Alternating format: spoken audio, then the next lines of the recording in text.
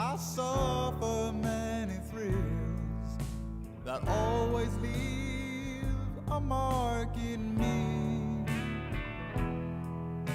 This highway's never ending, it brings you to your knees, but no one's love is like it is.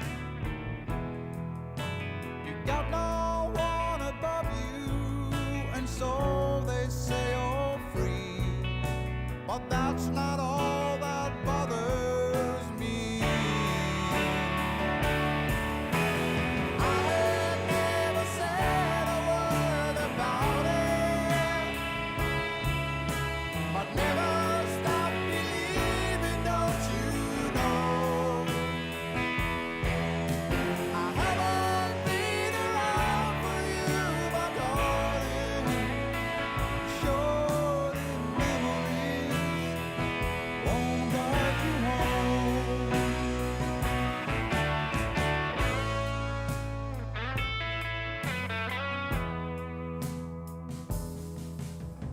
Somewhere in this desert I will find my peace. I don't know how long it will be. My shell just keeps on breaking. Inside I long to see the pearl that shows you what is real. Many people gathered from side to side, but that's not all that's on my mind. I have never said a word about it, but never stop believing, don't you know? I haven't been around for you, my darling, short in memories won't guide you home.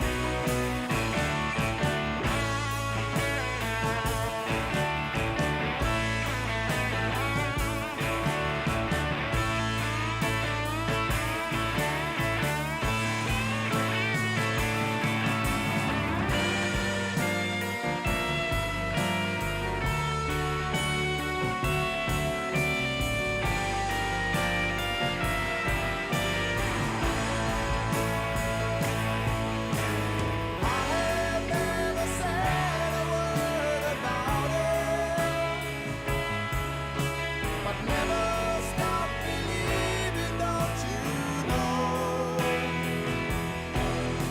I haven't been around for you, my darling, short in memories won't guide you home. I haven't been around for you, my darling, short in memories won't guide you home.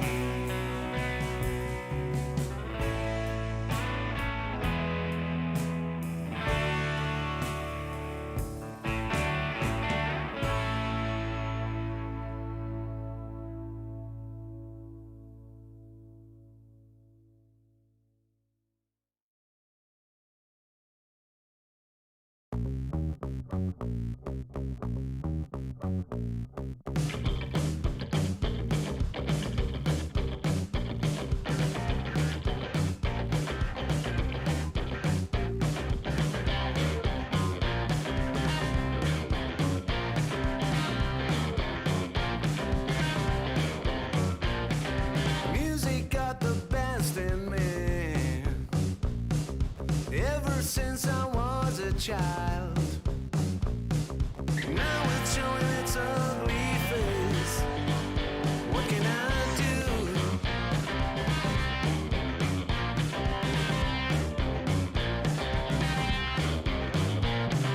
Music creeps into my dreams, wakes me into sweaty sheets, abandons me when nights died out. What can I do?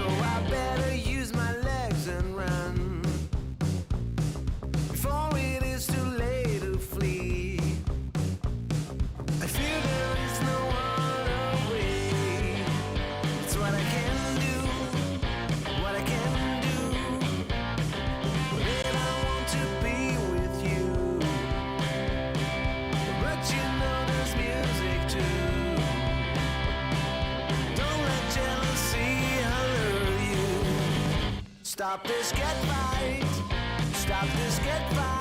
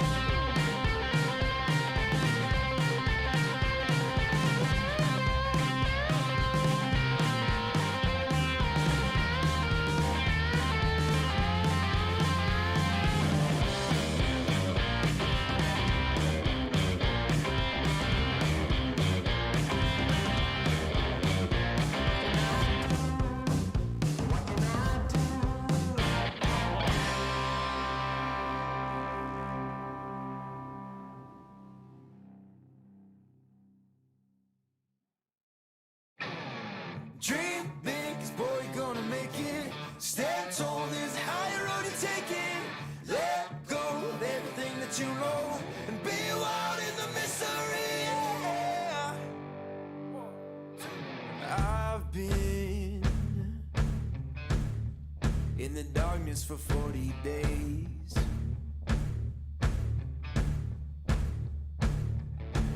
I've been searching for holy flames, a sign to light up the way. So can you help me out? Can you help me out?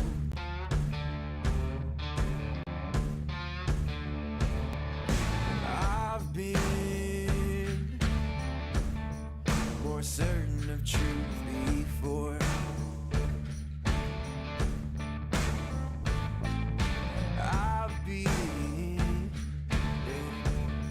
Called a righteous man before. Yeah, I've been closer to Jesus before. So can you help me out? Oh, can you help me out? Am I on my own? Am I on my own? But can you help me out? Am I on my own? Am I on my own? Or can you help me out? Can you help me out? I've been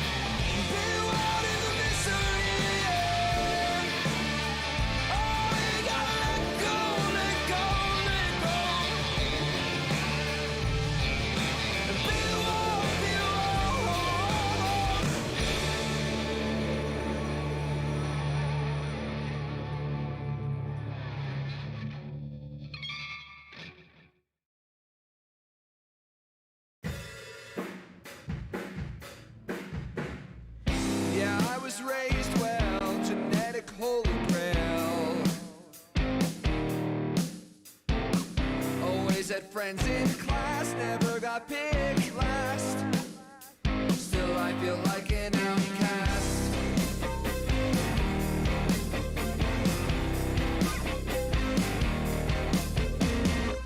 I traveled down south, the callers freaked me out. I learned a thing or two before I came unglued. Now my graphic days are gone too.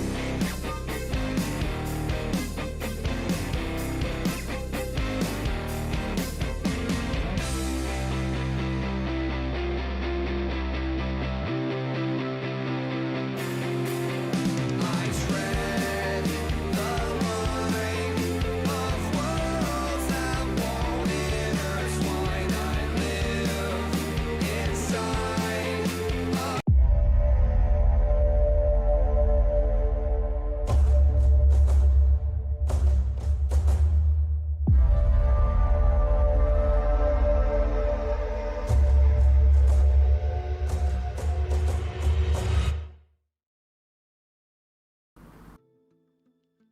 Hello ladies and gentlemen, and welcome back to Blast Rising. Today we're dealing with the Group F consolidation bracket, and today I am joined by the wonderful Neokai. A bit of a change of duo because unfortunately my regular co-caster of White has taken ill, so we wish him the best of luck and a speedy recovery. Otherwise, Neokai, welcome to the hot seat. It's an absolute pleasure to have you here.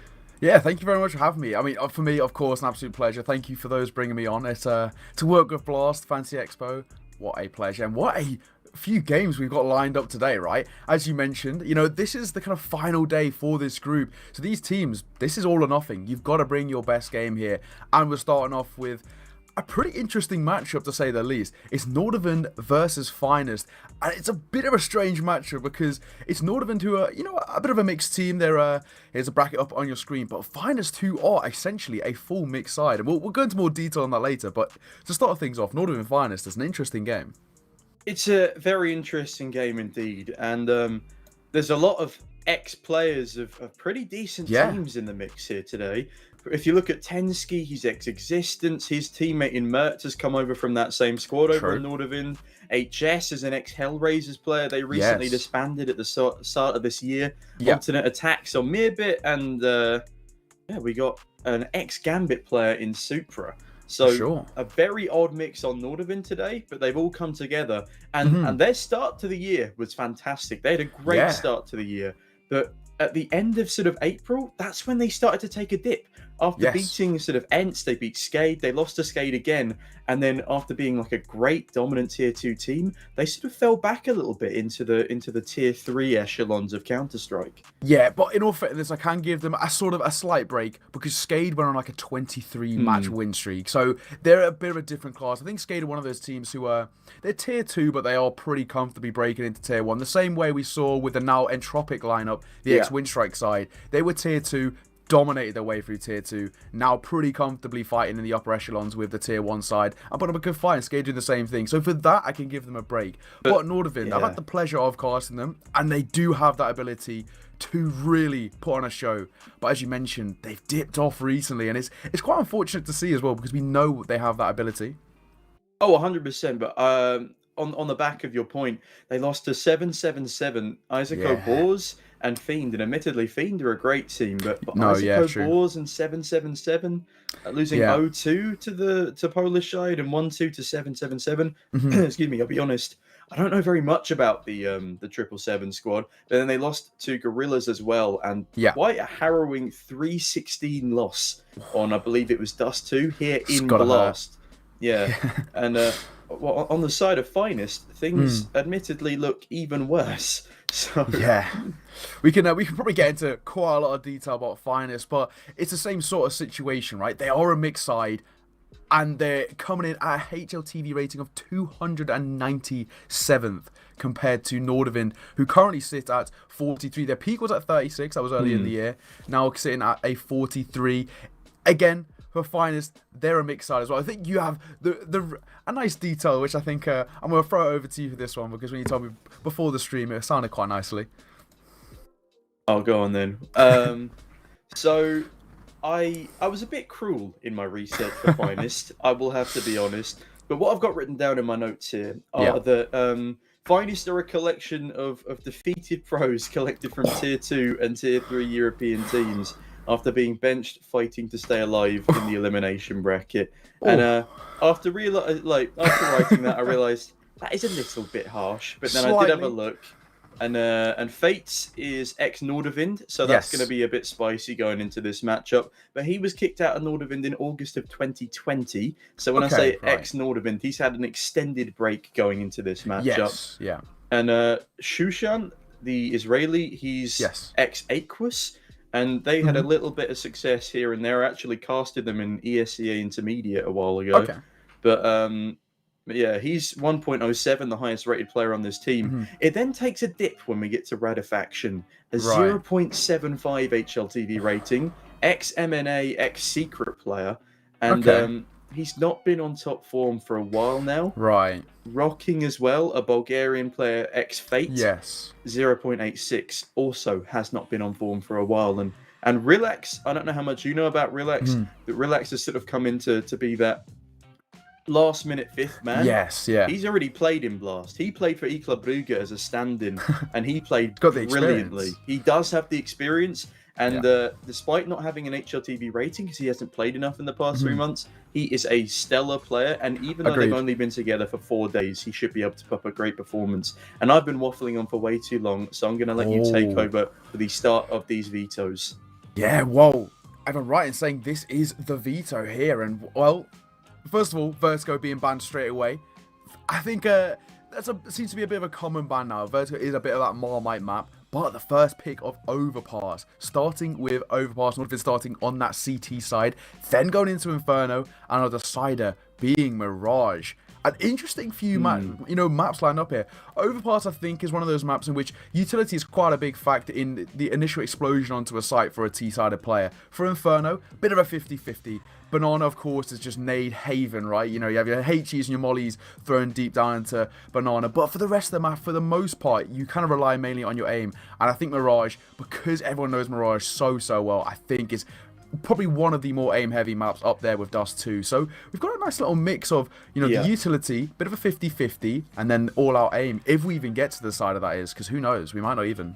Well, I've got you the full map statistics here for both squads. So Vertigo hasn't been played at all by Finest, and it's actually the best map of Nordavind. They've played it 8 times with a 75% win rate. Smart decision. On the flip side, has been one of the 2 maps played by this Finest squad. They have 2 maps in their history because they've completely changed out their core, so it all resets on HLTV. They have a 0% win rate across both of these 2 maps, and Nuke just happens to be one of them. But they made it slightly competitive against I believe it was Gorillaz yesterday, or not Gorillaz. Sorry, it was Young Ninjas. They made it sort of not a bad side either. It was an all right game, but they were seriously lacking in a lot of sort of defaults, a lot of firepower. Yes. But Overpass is the only other map the Finest have played, and they've also lost it because they lost 2-0 to Young Ninjas. Young Ninjas, yeah. But they clearly have a bit of experience on the side. On the flip side, Nordavind, a really strong Inferno, 20 maps played, 60% win rate. Train, that's a pretty standard ban. Dust 2, another pretty standard ban. And Mirage has actually played 16 times by Nordavind. It's their second best map with a 63% win rate. So I'm heavily favouring Nordavind in this matchup. Yeah, I was going to mention the last time I actually covered Nordavind, which is a couple of weeks ago now, they started on Mirage, and they are electric when they get onto Mirage. So if it gets to that decider map, they've got a tough task, Finest, trying to shut them down, because Mirage, it seems like a bit of a home ground for them.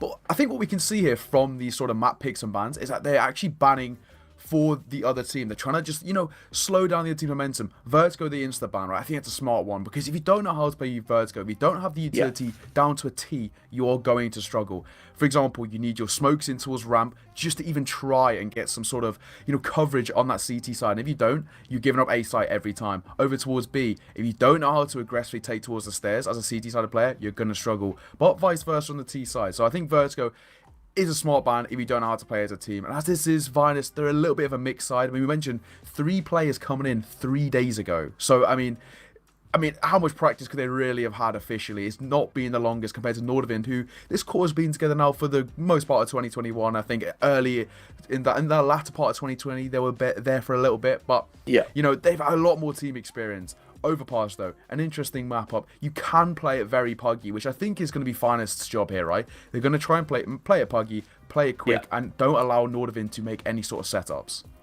No, I agree. And Overpass, it's a great map for a newer team. Yeah. It gets harder on the CT side, but if they have a sort of 50-50 divider between Puggy and Execute on your T side, I think you should be okay for Overpass, especially if you have a great AWPer. If you have a great AWPer, it makes that map a lot easier. And I mean, going up against one of these two teams will be going up against Gorillaz later today. Tough matchup. So that's a very tough matchup. And again, we have another ex-Nordavind player in that. True. Good on NATO Safix. Yeah. The man, the myth. That is, I've called them the legendary old guard lineup there, because you've got Sunny, you've got Flusher, and you know, shout out to White again. He was so desperate to cast this one because he's a huge Flusher fan.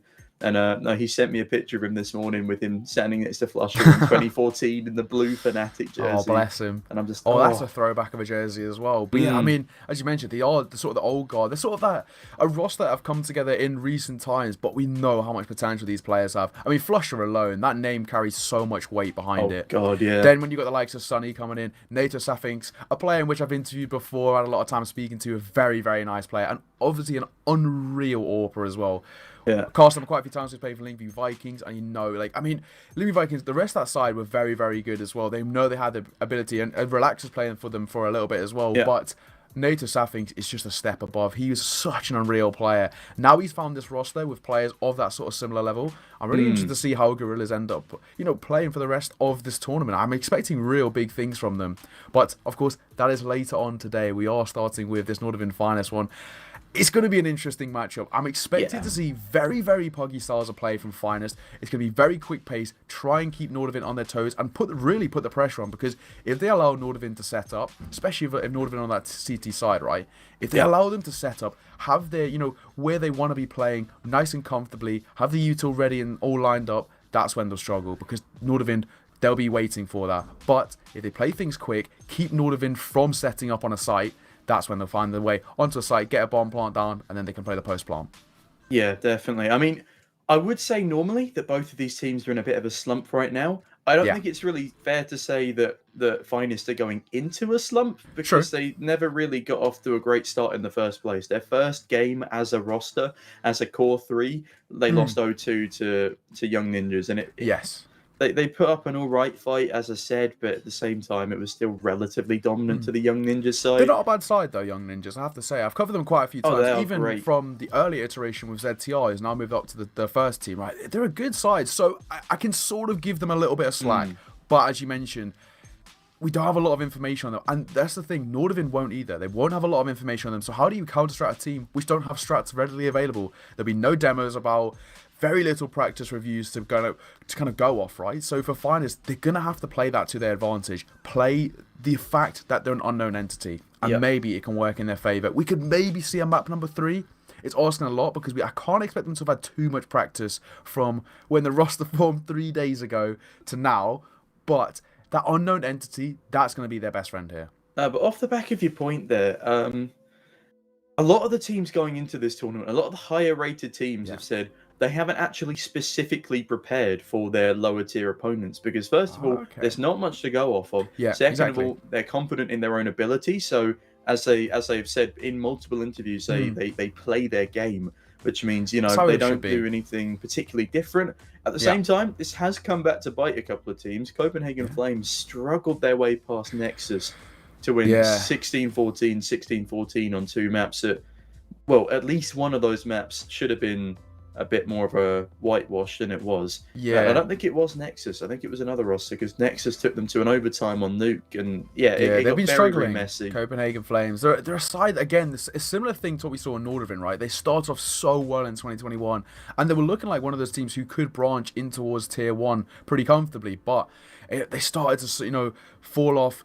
I know for a fact, Yabi and Nikodos, there's two players who their overall ratings have been so consistently high, but the rest of the team at times have been struggling. I know Silly on the IGL has now just dropped out of the roster as well. So, I mean, for team... First of all, I mean, IGLs are hard to come by. To find an IGL with that sort of experience that Cillian has, played at Tier 1 with Mad Lions, played for Copenhagen Flames all around the scene, he must be in hot contention to be picked up by, our new roster. So I'm interested to see where he goes next. But at the same time, I'm interested to see what Copenhagen Flames do. They're looking now for a new IGL themselves. Yeah. Danish speaking is probably going to be the choice because the rest of the team speak Danish anyway. So, it's a tough one. There's not a lot on the market here. So for them, I'm interested to see how the kind of roster plays out. They sort of struggled for this latter part of 2021 that we've had. And hopefully they can come back. It seems like sort of a triennial tradition that Copenhagen Flames completely restructures their entire organisation. Because the Danish scene right now is a very weird place. Astralis no longer the kings. Heroic instead have taken the top spot. You've got Blame F, who's playing not as well as he would normally would in complexity. And there's lots of sort of lower tier 2, tier 3 Danish teams hopping up and down right now. Oh yeah, 100%. I mean, I cast the one yesterday, Masonic. They're a decent side them. I think the average age of the roster is about 20 years old. They're young kids, but they were good players. A lot of potential there, but. I mean, as you mentioned, it's a bit of a mess, the Danish scene at the moment. So I'm interested to see sort of how it recuperates. I think when we go back to LAN, that's when the kind of real recuperation will come out. That's when teams, like Astralis, right? That's when I'm assuming we're going to see Astralis go back to the level that we know Astralis to play at. But online, they have struggled. I was actually one of those people, so when Device went over towards NIP, I mean, obviously, probably the most game-changing roster change ever, I'd have to say. I think that's probably the biggest break the internet in terms of CSGO ever. Yeah. Such a good job at hiding it as well, because that is such a huge roster change. But when that happened, I was pretty confident that Nikodos would be the one to take his place in Astralis. But either way, we're getting underway, finally. Map number 1, Overpass, about to be brought your way. And, oh, Tom, I'm looking forward to this one. I'm looking forward to this one as well. It's nice to finally be getting ourselves ready for the game. As you can see there, we got Mirbit, HS, Tensky, Mertz, and Supra on the side of Nordavind DNB. It's a pretty good roster. As we said, they've fallen off a little bit in literally recent weeks. Last month they had a banger of a month. They beat, as I said, Skade. They beat Ents. They beat them in 2-0 fashion as well. It sort of just flipped the other way round recently, losing to tier 3 opponents. But at the same time, Team Finest at the moment is a lesser tier 3 opponent than some of the players they've been up against. So we got, I believe it's pronounced Fates, Radafaction, Rocking, Shushan, and Nertz. And Nertz is being replaced by Relax, as far as I'm aware here. Yes, I think that is the kind of the main sub. And if I'm right in saying, I think Relax is actually coming in as more of a temporary sub, or maybe it's even a 6th-man roster. I mean, that's the thing with Team Finance. They're such an unknown entity that we don't really know too much information on the roster so far. But my understanding is that Relax is coming in as a more permanent change. No, it is Nertz. Okay, so no Relax. Relax has already played for E-Club Brugge in this tournament. So for purposes of fairness and for purposes of competitive integrity, I'm assuming Nertz is either standing in or continuing a tenure here.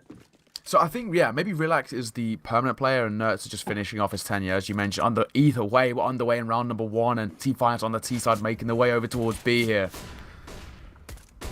And the onslaught begins towards this B-bomb site. Flashes raining down, and Team Finest looking to see what they can find, but it's Super at the entry. Nertz with a nice trade, and it's Havoc on this bomb site. HS with the Julie. He's going to find 2. It's marvelous. Rocking now really struggling as HS pulls out the first successful dual Berettas I've seen in this tournament. A beautiful 3K, and that puts Nordavind off to a fantastic start. And Neokai, it's not always we see the Julies, but when they come out like that, it is a joy to witness. Hey, as they say, 2 guns are better than 1. And he showed that perfectly there. Brilliant little triple spray down with the Julies. You love to see it.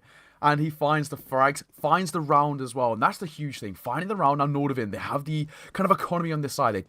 They stopped Team Finance getting that bomb down. So their economy is going to be broken. They know that. They're coming in with a maximum deagles here.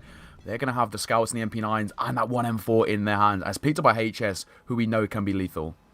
Yeah, he can indeed. And looking at the M4A4 on the scene here, that could definitely cause some havoc, especially with a smoke grenade to back it up. And he's in a great position for it. The Deagle's slowly marching towards his position in middle. He will fall off, though, and it's actually Tensky to receive some lead to the face. Nertz to open up this round. Now a 5 versus 4. And Radafaction does do a lot of tag damage to Meerbit. Will get traded. Nertz now in the connector.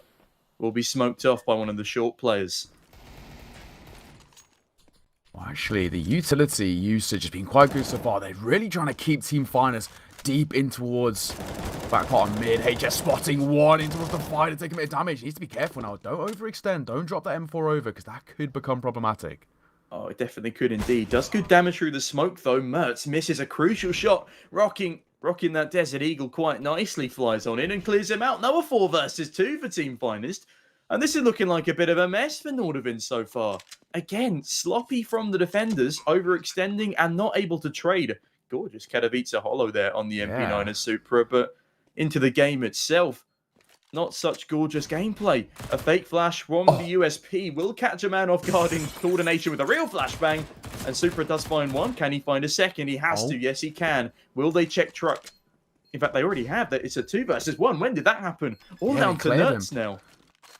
Hold on to Nertz, got a tough toss. Yeah, swinging and finding Super has done an excellent job there. A quad kill in the round to retake the site. Oh, that was sublime. He isolated the fight perfectly there. Wait, did they have enough time?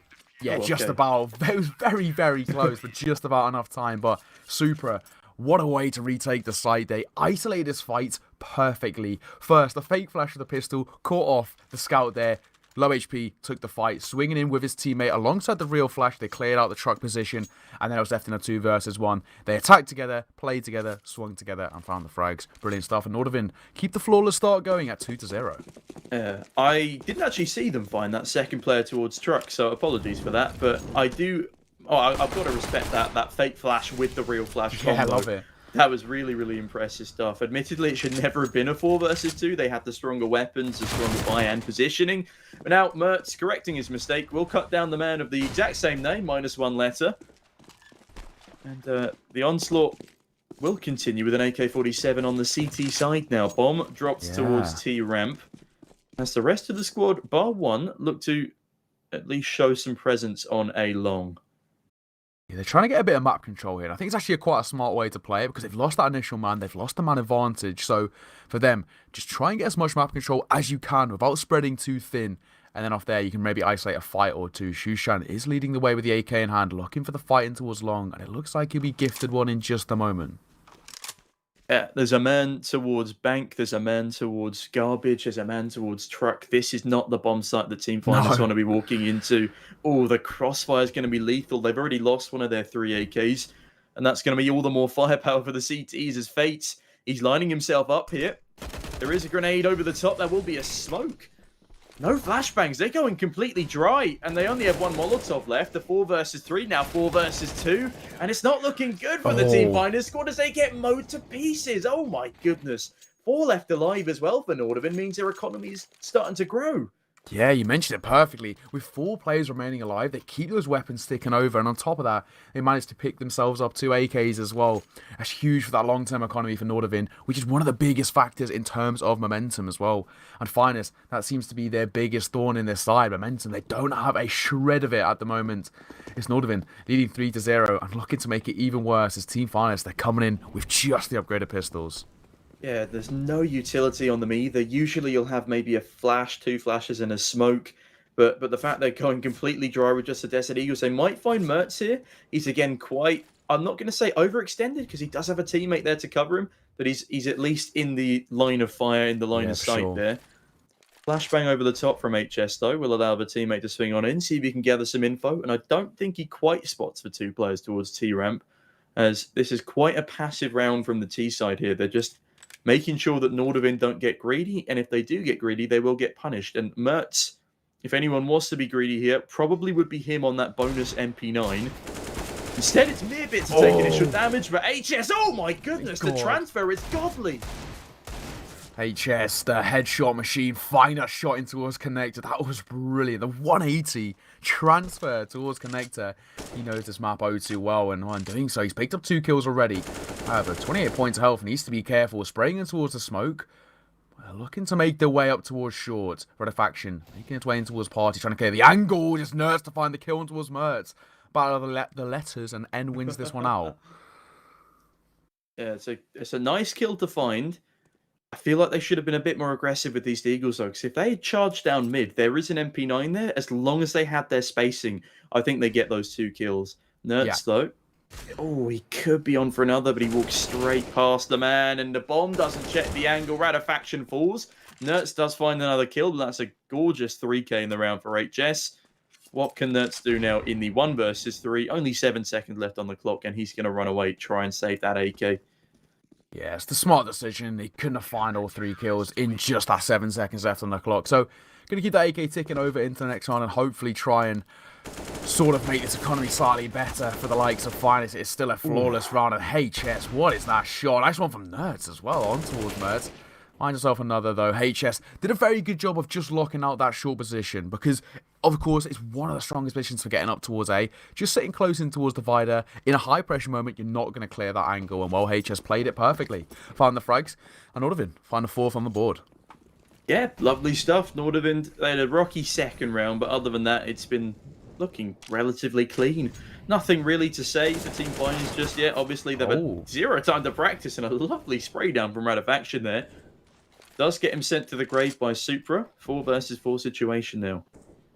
Yeah, he finds that initial frag. The control was quite nice as well into such a small angle. But now HS will be tested there, avoiding the flash. Mertz got aggressive into a short water. That could bite him because you don't want to overextend with the AWP in hand, especially not dropping it over towards the T side. But still, in a 5 versus 4, Nordavind still have complete control for the time being. HS has been Molotoved off in towards connector, so they will be aware of his position roughly. Yeah, and when you're that isolated, you do want to be careful. It's not going to matter, though. HS finds Rocking another kill to his tally. 4 versus 3 now. HS, he's got unchecked! How has this happened from Team Finest? That's a huge oversight. And now Meerbit swings on in, and it's a 4 left alive round for Nordavind as they decimate Team Finest. That is a huge oversight towards connector. And HS, he's just farming. He's being fed at this point. He got a kill early in the round in towards connector, and they weren't holding it. He's gifted 2 kills there, Fates and Nerds, not clearing the angle. Maybe you're thinking the Molotov had a little bit more time on the spread, but it didn't. HS punished it perfectly, and he has been a thorn in the side of Team Finest so far. Nordavind, they're 5-0 up. The dominance starting to very much go in their favour, and if things don't change, this could be a very quick map number 1, because coming to round number 6, the economy is pretty poor, and HS has found the first kill already. Yeah, he was ex-Hellraisers, but in this map, he's raising hell for poor Team Finest. Tensky puts a bullet through the face of Shushan, and now there'll be no shine in his smile as 5 versus 3 is where Team Finest are at. Supra, another nice spray down towards the monster, and the upgraded pistols really haven't been doing much for this squad. Nertz, as the stand-in, only man really doing anything for this roster. He's 4 in 4. Yeah. And I think 2 of those kills have been on the Desert Eagle, so I wouldn't put it past him to find another one here, especially with the low health of poor old HS. But no, it's Mertz to shut down Nertz and Fates. Oh, brilliant shot. It's a flawless round this time from Nordavind.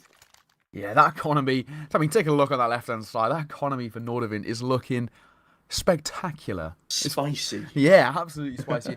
And the thing is, that's the thing. With that long-term economy built up, you always are going to have momentum just tucked in towards your back pocket. Because even if Team Finest manage to scrape past a round, right, they'll maybe lose a couple of players. With 2 remaining players, get a bomb down, get a round. Their economy still going to be on thin ice coming into next. But Nordavind's going to be perfect. And, well, they're 6-0 up. And a lot of them have 5 figures in the bank. If they lost that second round, imagine how much of a different world this could be. Exactly. Like, honestly, I don't think they would have propelled themselves to 6 just yet.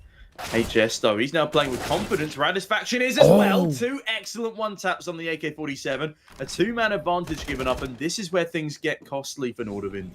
Yeah, that was a nice little play there from Radisfaction. Just about avoiding the flash there, and in doing so, managing to pick himself up 2 kills. Mertz now will be tested, but he finds the shot towards Rocking. Lovely little flick there, finding the head. Dropping the man, bringing it back to a 3 versus 4. And now Nordavind have potential. The problem is, on a map like Overpass, it is very easy to be spread thin. Mertz will be tested once again in towards Long. Spots Oh, and no. finds. No, they're walking into him. Super finds one of his own through Shushan, and Mertz could be tested once again. Avoids the flash. Looking for the frag. The jiggle peeking. Look at how good Mertz is! Ooh, hello! Just as I come straight back in, so does he. Good lord! He dodges 2 flashes with 180s while scoped in, which is impressive in itself.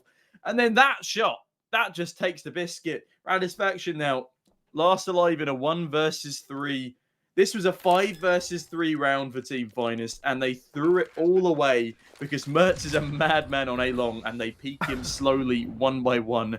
And well, Redifaction, he's completely surrounded, and it doesn't matter. Mertz bags himself a gorgeous 4K, and what a round, the guy! What a round!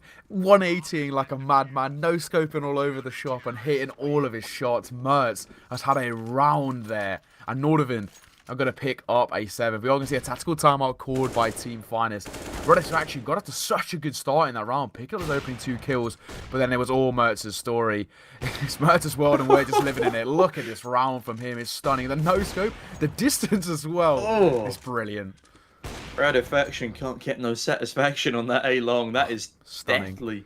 Deathly AWP plays there from the man of the hour, or the man of the round at least. And I think that was just about a quick scope. But either way, the stellar speed was just frightening. But ladies and gentlemen, if you want to get started in the world of cryptocurrency, then take control of your eco and tap into the world of crypto with Coinbase.com. Invest a little or a lot into any amount of cryptocurrency. And also, you can earn cryptocurrency just by learning from the experts. And I'll tell you what else you can do. I'll tell you what else you can learn from the experts. How to be a proper good Counter-Strike player, especially if you're watching the Nordavind side right now. Yeah, exactly, they're looking great. I mean, not even sponsored to say it, but I use Coinbase myself. A very nice app to use, so can vouch for it. Either way, we get underway in round number 8. It's Nordavind who leading 7-0. Team Finest, though, they will be able to muster up a pretty decent buy. We've seen the AKs come out, a good amount of utility, but even still, they need to find the frags because even though they have found the opening frag a couple of times, they're still struggling to find the round. Yeah, their second highest rated player in Fates is currently James Bonding. He's 007. And thank you to the man in chat who pointed that out to me. We do love a bit of chat interaction. That's brutal. But you hate to see it. You really do hate to see it. Yeah, no, it's just a nightmare. This entire map so far has been a nightmare for Team Finest. This is their map pick. Yeah, I know. That's what I was going to mention as well. This is a map in which they were coming in at their most confident point, and well, things aren't going so well so far on the C side. They're struggling to even get a bomb down, to be perfectly honest. They've only managed to get it down a few times. Now HS holding in towards long. Just Chiggle peeking the angles. We'll be tested in just a second as Rocking is being boosted up. Or Fates even. That's all right. Fates could be on for his first kill of the game, but he's already been spotted by Mertz. And grenades down to follow. And someone in chat also said that North dropped Mertz as their AWPer, which is probably another one of the reasons why that organization imploded. They had the worst management I've ever seen. But HS, he has a great spray control. Oh my goodness, HS! That's madness! What is that from HS? How has he managed to find 3 kills there? He should never, ever have been gifted those kills. The spray down for the 2. He was blind for the first 2. Whips out the USPS. Oh, let's take a look at this again. This is crazy. Full blind for the first. Barely recovering for the second. And then the third with the USPS. What a round from HS. The headshot machine lighting up the server. He's 14-4 currently. Jesus. That was unheard of. What a round. I think that was a team flashbang as well for Team Finest. Just to spice it up. Oh, God. Oh, dearie me. Team Finest apparently at 9 odds right now, and I can see why. Tensky, that grenade is brutal. Oh, and Tensky finds one on it. Bit Mertz chiming in, Rocking on the AK, picks up one, but another nade and another headshot from HS. Means Nordavind they are freestyling right now. Yeah, this has become essentially from, a nice execute style of play, lovely retakes to an all-out pugfest, and I'm all here for it. Brilliant stuff. Nordavind trust their aim, and it's showing. What a start so far. HS sitting on 16 frags, Mertz sitting on 11. What a round. I mean, even Tensky, he's 3-3 because they're just not going to the B site. It's not even that he's playing bad. He just hasn't seen anyone. Poor Tensky, man. He's just vibing. He's had nothing to do. He sits there. He occasionally gets traded, and Mertz does eat a bullet to start things off. That's the one of the best starts we've had to a team finest round in quite some time. But Neokai, I'm still not particularly hopeful. No, not at all. I mean, it was a 5 versus 3, and they still managed to throw that round. So I'm definitely not counting them out at any point here. Nordavind, they lead 9-0. They remain flawless so far as they're on the cups of double-digit deficit. Yeah, no, it's just so messy. Angles unchecked as Nertz jumps around the corner onto the staircase, and yeah, down he goes. Where's Fates? What's Fates doing? He's 009 right now, which is... You hate to see it. Oh, really do hate I to see love it. the AK, not the scoreline, is all I'm going to say on that front.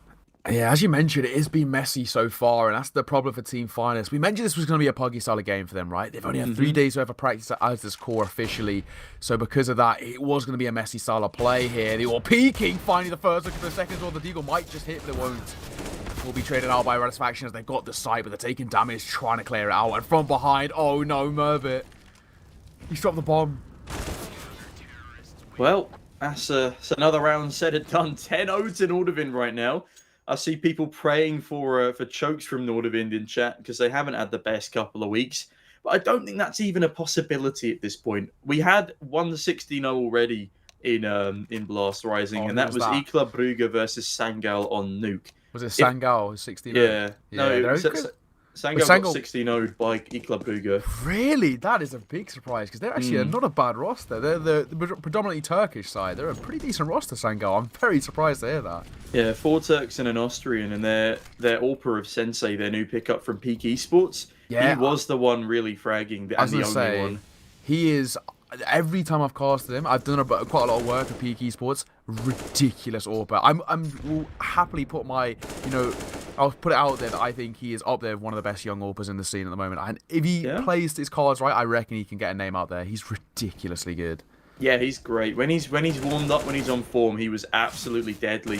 Tensky does fall though. Fate still get to put up a frag in round number 10, instead sporting a rather fancy 10 deaths. The only man not to have died every round for Team Finest is Nertz when he saved over an AK, but it didn't matter because he got hammered to pieces in the next round.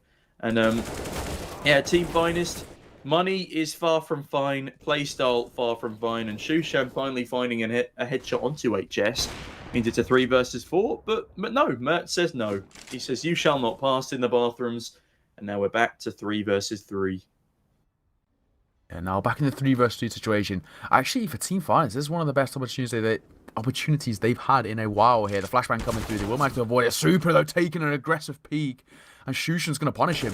Now in a 3 versus 2, this could actually be a round in favour of Team Finest. The retake coming through, but Merbit's low on HP. Yeah, Merbit very luckily dodges a grenade there, as the retake will continue to come in. They have so much money, they don't really care. Yeah. Mert's the only one really struggling here. And the retake is going to go ahead. Flashbang out. They may as well, right? I mean, exactly. They got so much money. A bit of team damage there. The spray had the right idea. I don't think the bomb time is going to be particularly forgiving. And the one thing they don't want to do here on Nordavind is give up that AWP. Yeah, for sure. Finding his first kill in the round, though. That's a promising sign. And Mertz will hold on to the big green. Can he take an AK away for good measure? Yeah, it will make things very, very expensive. Because this is what I mentioned earlier, right? For Nordavind, because they have such a strong long-term economy, losing a random round like this isn't too much of a burden for them. But for Team Finest, even the players that they lost, I mean, Rocket only has 3.5k. So their economy still remains on thin ice. And in doing so, well, for Team Finest, they're still not got the pressure off their shoulders just yet. But finally, a first round collected. So that's what we'll take here. I was going to say, I don't know what's going on with that light either. I didn't want to mention it. But, is it a Go TV? Cause not Go TV. Is it like an observer thing? Because I never see it when I play in game. I played Overpass last night. That is an exclusive to this one map, the entire tournament glitch. And I don't know if that's a rendering issue on our end or on Valve's end. Either way, Valve, please fix. And big also, 3 kicks, Philip. Shout out the man. Yeah, shout out to the guy himself. Team Finest. Also, please fix. Fates 1 and 10, Nertz 5 and 11, Radifaction 4 and 10, Rocking through. I don't really need to read out the rest of the stats. I think you guys get the idea. And to make matters worse, they've lost the man already. Mertz has found an opening shot with that AWP in towards mid. Nertz has gone down, and it's already a 5 versus 4. Like, what can you do at this point? Okay, you can do that. It's a nice kill from Shushan. His gun seems to have disappeared in the process. HS sees one jumping over the top. I think it's Mertz to find that kill, actually. And the Orput saves his teammate. Fates is like, oh god, not again. Oh, and my Mertz, God. he's so good. He's so good. And Team Finest are, rather unfortunately, so very bad. Yeah, it's not been the greatest performance. Our Faction and Fate already been spotted through Dice there. Swinging through there with a flash. They find the shot towards Mertz. Now it's made slightly better than early the double spray down by HS. Will clean things up as Nordavind retake the usual, let's say, as they pick up an 11th. A 10-round deficit once again ensued, and Team Finest, again, that economy not looking great. Mertz, this is how we open things up, and I shot through the smoke there on towards Nerds. You love to see it, but you hate to see it. You love to hate to see it, as they say. Exactly. But he's been fantastic, hasn't he, though? With that AWP in hand, Mertz, a joy to watch. Yeah, I mean, look at his KD. He's got a 4 KD on that AWP. He's putting up a Jame-like performance here for Nordavind. It's ridiculous. And I don't know who the IGL for this roster is. I would love to know if anyone in chat knows who the or you, Neokai, if you know who the Nordavind IGL is. But they're doing a stellar job. I definitely did know it off the top of my head. I can find out in just a second. I mean, lovely. I appreciate that. Thank you. No, I'm enjoying having you here, Neokai. You're a nice little analyst to have, and a great caster. I'm enjoying being back as well. So obviously some fantastic games to be showing you. So the in-game leader is Merbit as well. Okay. So you know, oh look at this angle, super on the vent, finds one, Fate's in there for the trade. Now in a 4 versus 4, they're taking dunkers straight to the toes. Drop to 65 and 70 HP. The Kobe's coming through doing the damage, and the AWP hitting the shot, of course. Mertz is a man possessed at the moment, lighting up the server, but finally shut down by Faction. Finally, indeed, and oh, hello. Me a bit. Look at this position. This is godly. He knows this one's short. He doesn't realise that Fates has already crept into water, though. He picks up his 4th kill of the game. Finally woken up a bit. But now on top of the boxes, Meerbit misses some crucial shots. We'll find the bomb carrier. That's a big frag. Now 1 versus 2 for the IGL. But Shushan shuts him down with a nice AWP shot there. And, well, yeah, the AWP on Team Finest, not quite matching the prowess of the AWP on Nordavind DNB, but if you want your inventories to match up with some of the greats in this matchup, then why not head on down to CS.money? You can upgrade your lower tier skins with something fancy, as you can see on the screen, a Desert Eagle Blaze, and if you can see on the back of Fates, that AK is godly, and you can find something similar for yourself over on CS.money today. Yeah, I mean, we saw that holo earlier, right? What a skin that was on the MP9 of all weapons. What a lovely Katowice holo there. Right, so it was a 2014? It was a Dignitas 2014 holo. Yeah, beautiful, beautiful sticker. Goes a fair penny that one sells for. About what, $14,000? Yeah, something along those lines. But head over to CS Money, maybe you can find one for yourself. If you have $14,000 to spare, then go ahead. Like, I wish I did. Meerbit though finds a frag, Fates goes down again, and it seems to be a never-ending cycle of oh, okay, Oh, no, hello. the cycle is completed, maybe. Yeah, Radisfaction, he's been doing a really good job as of the latter part of this half of opening up the site. Nice shot from Shushan. Shutting down HS. Missed shot from Mertz. Might be punished here. Radisfaction on low HP. Now waiting for the close range no scope. Will he connect with it? He won't. Radisfaction finds his 3rd frag as Shushan shuts things down. What a round. And I was mentioning earlier, I mean, Radisfaction, he's had a real resurgence because he started off very, very slowly. Now he's up to 10 kills alongside Shushan. Those two are the only two really putting the team on their back at the moment. Radisfaction finally is opening 2 kills in electric fashion. He really does, and this is more of the playstyle that we need. I believe that was, yeah, that's what set them up for an 11-3 scoreline. Can they bring it back to an 11-4, which is so often called the deceptive scoreline? Because admittedly, this has been a very one-sided game, but if there was a level of rounds to find the comeback on, it always is that pesky 11-4, and this is a great round to do it on, because there is not much in terms of anything on Nordavind right now. One player spotted towards the long position. He's trying to go for the peek, and he might actually be... Oh, no, he'll be punished straight away. Nerds finds the first frag on towards Mertz, opens things up. Now a 5 versus 4 in favour of Team Finest with the man advantage. This could be a way for them to pick up a 4th. And it's looking good, as you said. Mertz has been removed, and he has been a dominant fragger in forms with HS. And Radisfaction to pick up a 2nd now makes things quite deadly for Nordavind. Tenski needs to reposition and find himself a double, and HS cannot afford to lose his fight on long, and he's not going to. Tenski and Meerbit bring us back to a 3 versus 3 situation. Yeah, well, now in this situation, they have a slight opportunity because all three players on each side have the full weaponry. Rocky trying to make the first point of action, but it's Tensky to find the first shot. Traded quickly by Shushan.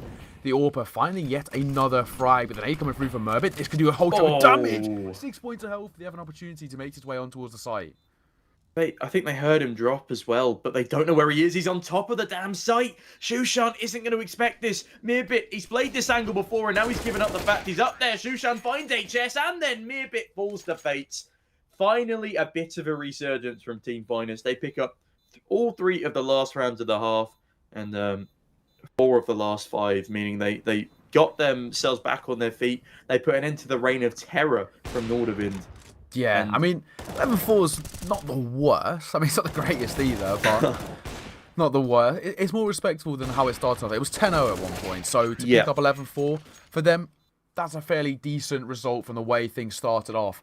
Either way, we have seen a nice resurgence from the man on your screen here, Redis Faction. Very good performance from him, and Shushan as well, the other one. Those two have been the main fraggers for the likes of Finest, and probably the real catalyst in how they picked up those 4 rounds in the last 5. Yeah, definitely. And as we head into the first round of the second half, there's still hope. There's still a bit of promise for Team Finest. They're just going to have to show up a lot more than they did to start off with. If Nordavind take this pistol, I have very little hope for Team Finest.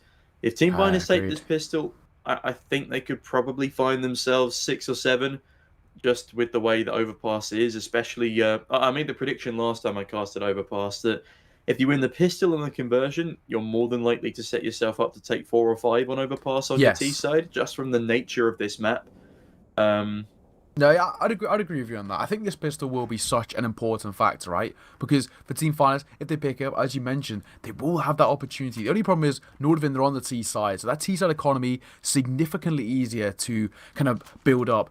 If they don't force into the second round after losing pistol, they can pretty easily pick up AKs, Gorillaz, a decent amount of utility alongside armor. So for Team Finest, it's a rough one. But on the other side, Team Finest, that CT side economy is significantly harder to build up. If they lose the pistol round, they're going to have to force into round number 2, or they're going to have no opportunity for 3 rounds to pick up anything. But just to quickly interlude once again, Red Magic. Ladies and gentlemen, with Red Magic, you can stay in the lead with 165 Hz refresh rate. The Red Magic 6 Series is the world's smoothest smartphone. And, well, if you're a mobile gamer, if you want to watch our streams in higher quality, then why not try it out for yourself today? And I'll tell you what else you could try out, or at least something that Nordavind could try out. They could try making this a flawless half and really destroy the morale of Team Finest. Yeah, I have to say that Red Magic phone. Love the look of that. Very fancy little phone. They've got a cooler case as well with like PC fans built into it. It's very edgy. Oh, we do love to see it. They know the market well, and well, yeah, you can pick yourself up one of those. 165 Hz rate as well. It's better than some people's monitors. That is better than my monitor, which hurts me inside. Oh wait, it's better than mine. I've got 144. Oh no. You've played us both here. I can't believe you've done this. I've only got 144. On the topic of doing things, Nordavind, they're pushing into a very poorly defended B bomb site here. Yeah, I know this could actually work in their favour for Nordavind. You mentioned how important this pistol round could be for Team Finest. They stacked their way over towards a Nerd to sit in this close angle here. He will hear the sound cue of Merbit jumping, but if Merbit doubles back, he'll be fine to stay alive here. There's 2 players looking at this crossfire, and Merbit could be walking straight into it. Yeah, he needs to be very careful here. Check his corners. Surely he sees the USP on the right-hand side. No, but I think he does now. He falls back off as a result. And onto the B-bomb site they attempt to go. Radifaction picks off the head of Mertz. And now the 5 versus 4. Oh my goodness, quick trade left and right now. The 4v4. And Super and HS, they're getting everything done. This is a decimation towards B Short. Can they continue the trend? Yes, they can. Super, you madman. And Tensky, out of nowhere, seals the deal 12-4 to Nordavind. And my hopes for Team Finest are very quickly fading away. Yeah, I mean, we mentioned that was it, right? Losing this pistol round on the CT side. I'm expecting Team Finest to go for a force buy into next. It won't be much of a force buy, just a couple of upgraded pistols, maybe some armor as well. It will not be the easiest buy at all, but it's about what they can muster up. And if they lose that, essentially this game is done and dusted. Yeah, I mean... yeah, done exactly that. So they're going for the upgraded pistols and the Scout. The force buy, as much of a force buy as you can call it, is asking a lot, and already Shushan taking a big chunk of damage. It's not looking promising, is it? I mean, HS, he's had a fiery game. 2.05 KD right now. Yeah, he was actually a player I was going to mention before the stream, saying he's one to watch out for. But Tensky picks up the first kill, traded quickly by Nerds, which means that could be an AK collected. And it will be an AK collected. Will they anticipate him being this close? They should have, but they don't. Super falls, but Mertz and HS dealing damage control. And wow, Mertz on the UMP denies anything from rocking. Now Radofaction, the last alive in this force buy in the 1 versus 3. He's been the sort of one of two standout players on Team Finest. Nertz had a good start to the first half and then fell off completely. Fates had one good round. Radofaction and Shushan are really the only names that we bring up regularly on this Team Finest side. So what can he get done? And they are the primary and secondary AWPers for this side as well. So maybe that says something. But either way, Radofaction, he's got to find something. Oh, timing gets the better of him. But I think he will have heard the sound cues of at least one jumping across in towards long, or maybe not. You know the sound cue? The flashbang, surely. I mean, a max 10 armor save is better than... yeah. I guess so, yeah. I was going to say, like, you can maybe make things a little bit more expensive for the T side, but they'd be able to buy into it anyway. It won't be the end of the world. Going for the long-distance shot. Yikes. Down to low HP, though. Make that no HP. HS finds the final frag. It's 13 on the board. That's a force buy. It didn't work in favour of Team Finest. And Nordavind looking very, very comfortable indeed. Yeah, I mean, this has been a breeze through their opponent's map pick. A map that Finest already lost to Young Ninjas in a relatively dominant fashion. It was their map pick as well. So I don't have much hope for the next game either. I'm going to be brutally honest with you, Neokai. This roster hasn't had enough time to practice together. Yeah. As Agreed. you said, it's been, I think, what, four days with 2 of them on the roster, and a substitute of goodness knows how long he's been here in the form of Nertz. I think, yeah, I mean, literally 3 days is the official announcement of this roster, so not a lot of time at all. Yeah, that's just... it's not great when you're playing a tournament of this caliber, especially as Mirbit rips through the face of rocking once again. 4v4, maybe something can come of this, but the smoke and the Mat 10, they are just going to be lethal as is Mertz. Already a nice shot there from Mertz, shotting down Nertz. That seems to be the battle that we keep seeing on our screens there. Mertz normally being the one to win it. Looking to double it up, and he will do exactly that. Finds Fates, and with the bomb just about to go off, surely it's going to be a very, very comfortable round for Nordavind. They're going to put 14 on the board, and once again, a 10-round deficit. Yikes. Well, yeah, a 10-round deficit again, as you mentioned. Mertz 22 in 8. Yeah, it's a... what a performance, that's all we can say. HS, every time I've watched him, he's always been lighting up the server. As you mentioned, the ex-Hellraisers player. They dropped that roster, picked up a Russian side, who I don't know if they're still with anymore. I know they weren't having the best performances. They didn't pick up a CIS region roster, but I know they were having very, very poor performances. I'm not too sure if they kept them going. Hellraisers disbanded completely at the start of this year. And HS was collateral damage, I suppose. But going into round number 19 here, it seems that Team Finest is all the collateral damage that is needed from Overpass. And here comes the B execute. Radofaction sprays down one. How much more can he get done? Not much, as the P90 will finish him off. But Nertz gonna find a double. Can Team Finest put a round on the board? Nertz putting up his best performance. But Tensky with a double trade back. 1 versus 2. 2 HP. Now Tensky's got a really tough job here. 3 points of health, or 2, may I say, and he's going to go down to Fates. It's going to be Team Finest picking up a 5th round on the board, and maybe the start of something. But either way, I mean, Nordavind, they're going to be able to buy pretty comfortably into this next round, so it's going to be fine.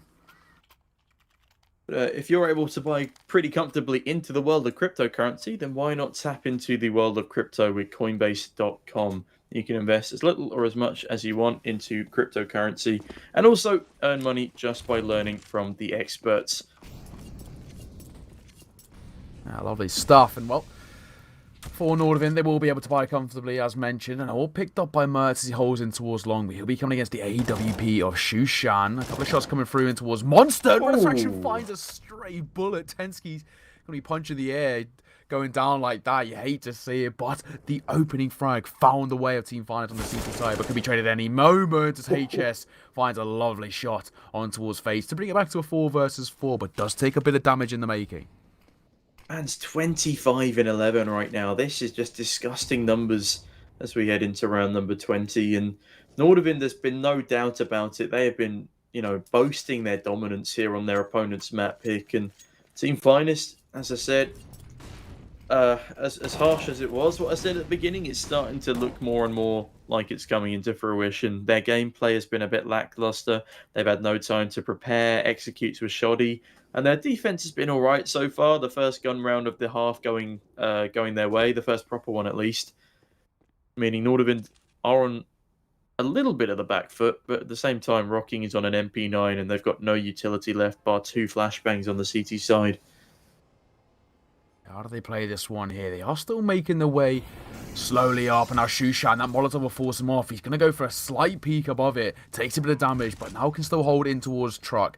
The bomb will go down. Now the post-plants are being set up. In the 4 versus 4, this retake has to be immaculate, but with so much utility already expended and a little bit left in the bank, with that one smoke in hands for the T side, how did Nordavind play this? Very, very deep, in fact, actually. Supra could be tested in towards top con. Rocking, he's holding this angle. He's anticipating something here. And I don't think they're going to push this site until Rocking finds a kill. Or I could be completely wrong, and they've already pushed the site, Radifaction to find one onto Mirbit, and now the full enclosure comes on in. Oh my goodness! There was a decimation. Wow. Do they have enough time on the bomb, though? It's going to be very, very close indeed. Oh, he's just going to make it. If I'm right in saying, was that 0.4 seconds left on the clock? Oh, Jesus. Fine margins, to say the least, for Team Finest, but they pick up a 6th round on the board in, I have to say, pretty emphatic fashion. What a retake from them. It actually looked like a calibrated team execute for the retake. You love to see it. Maybe you are seeing, signs of something to come from Team Finest. But either way, Nordavind still have such a large advantage in terms of round. But heading into round number 21, it will just be a bit of an eco for them. 1 Mac 10 picked up alongside upgraded pistols as they're going aggressive over towards B. They are struggling to close this one out, and it's not really a problem yet. They do have a huge buffer of rounds to play with, 8 in total. But if they... I'm assuming they're going to lose this one, which is always a possibility, unless HS does that, finds one. There's still a man in Toxic, and he's going to be defending this site down perfectly. Radifaction with a 3k does leave a lot of it down to his teammates, but they're going to deal with it absolutely fine. Radifaction's 3k, absolutely stunning, and Team Finest with their 7th on the board. Nordavind now have a buffer of 7. They still have twice as many rounds as Team Finest, but they do need to be careful here. Yeah, do you know what, though? They've done actually a good job of kind of turning things on. You got to remember, this is like 10-0 at one point. So, I have to say, for Team Finest, they've done a good job of waking up. They maybe it's one of those teams who are a bit of a slow start. That's another thing I was kind of going to mention on Nordavind, because the previous times I've cast them, they've been a slow starting team. They normally kind of wake up on their second half, but it's been the other way into this map number 1 so far, but they will be able to pick up full buy coming into round number 22, and Mert's looking for a slight gap in the smoke. He could be gifted it. Oh. Mertz? Oh, of course he hits that, of course. It's Mertz. He's a stunner. He's a stunner with that AWP, and he's back on it now. It's great to see. As soon as he picks up the big green, he finds another big frag. That's the way to be. He's been electric with that AWP in hand. They've picked up the man advantage, and Tensky boosted across. Sound cue made, though. So they will be aware he's at least one in towards short water. Fate. Please be careful not to be spammed through. It's actually very close. The Super will be tested as he finds the first frag on towards Rocking. Fate's one of his own, traded quickly. On the dink. Through the wall. The dink Radifaction down to 41. Yeah, I feel like Finest have been feeding in this round, and it's not looking great for them. Shushan in a dangerous position as HS continues towards the site. Radifaction has come to help on out, and both of these players are towards B, but it's the A execute coming in to draw up at least 2. Oh no, they've drawn them both away. The B bomb site completely clear, almost completely clear, as Shushan peeks right back on in. HS though, oh, he's the unexpected entity, finds a gorgeous headshot himself, and now Radifaction left alone in the bank is probably going to get picked up by Supra. No, okay, I tell a lie. Sure. But now he's going down back to the B bomb site, I think. Oh my goodness, it's a crazy round. Nordavind, though, they take it in style. 3 players left alive, and now 15-17, Neokai. Yeah, and HS finding 3 kills there again and putting it to a total of 29. I was going to say at the start, he's a player to watch out for because when he gets, the ball ticking, when he gets that snowballing effect, he's unreal and unstoppable, and he has been brilliant from start to finish for Nordavind. Their team finest, they've really, really been struggling to kind of, shut him down here. It's been a brilliant showing from HS. I think we are going to have a quick round reset, if I'm right in saying. Round number 23 will be backed up. There we go, yeah. So, quick tech pause here called by Nordavind, but either way, been a brilliant showing from them so far. They lead 15-7. They've got map point on Team Finest pick. This is the beginning of the end because the money for Team Finest, not the greatest. Yeah, I tell you what though, I think there might be something wrong with this iteration of Overpass because there was about 300 traffic cones up in heaven there, which is far more than I've ever seen in my life.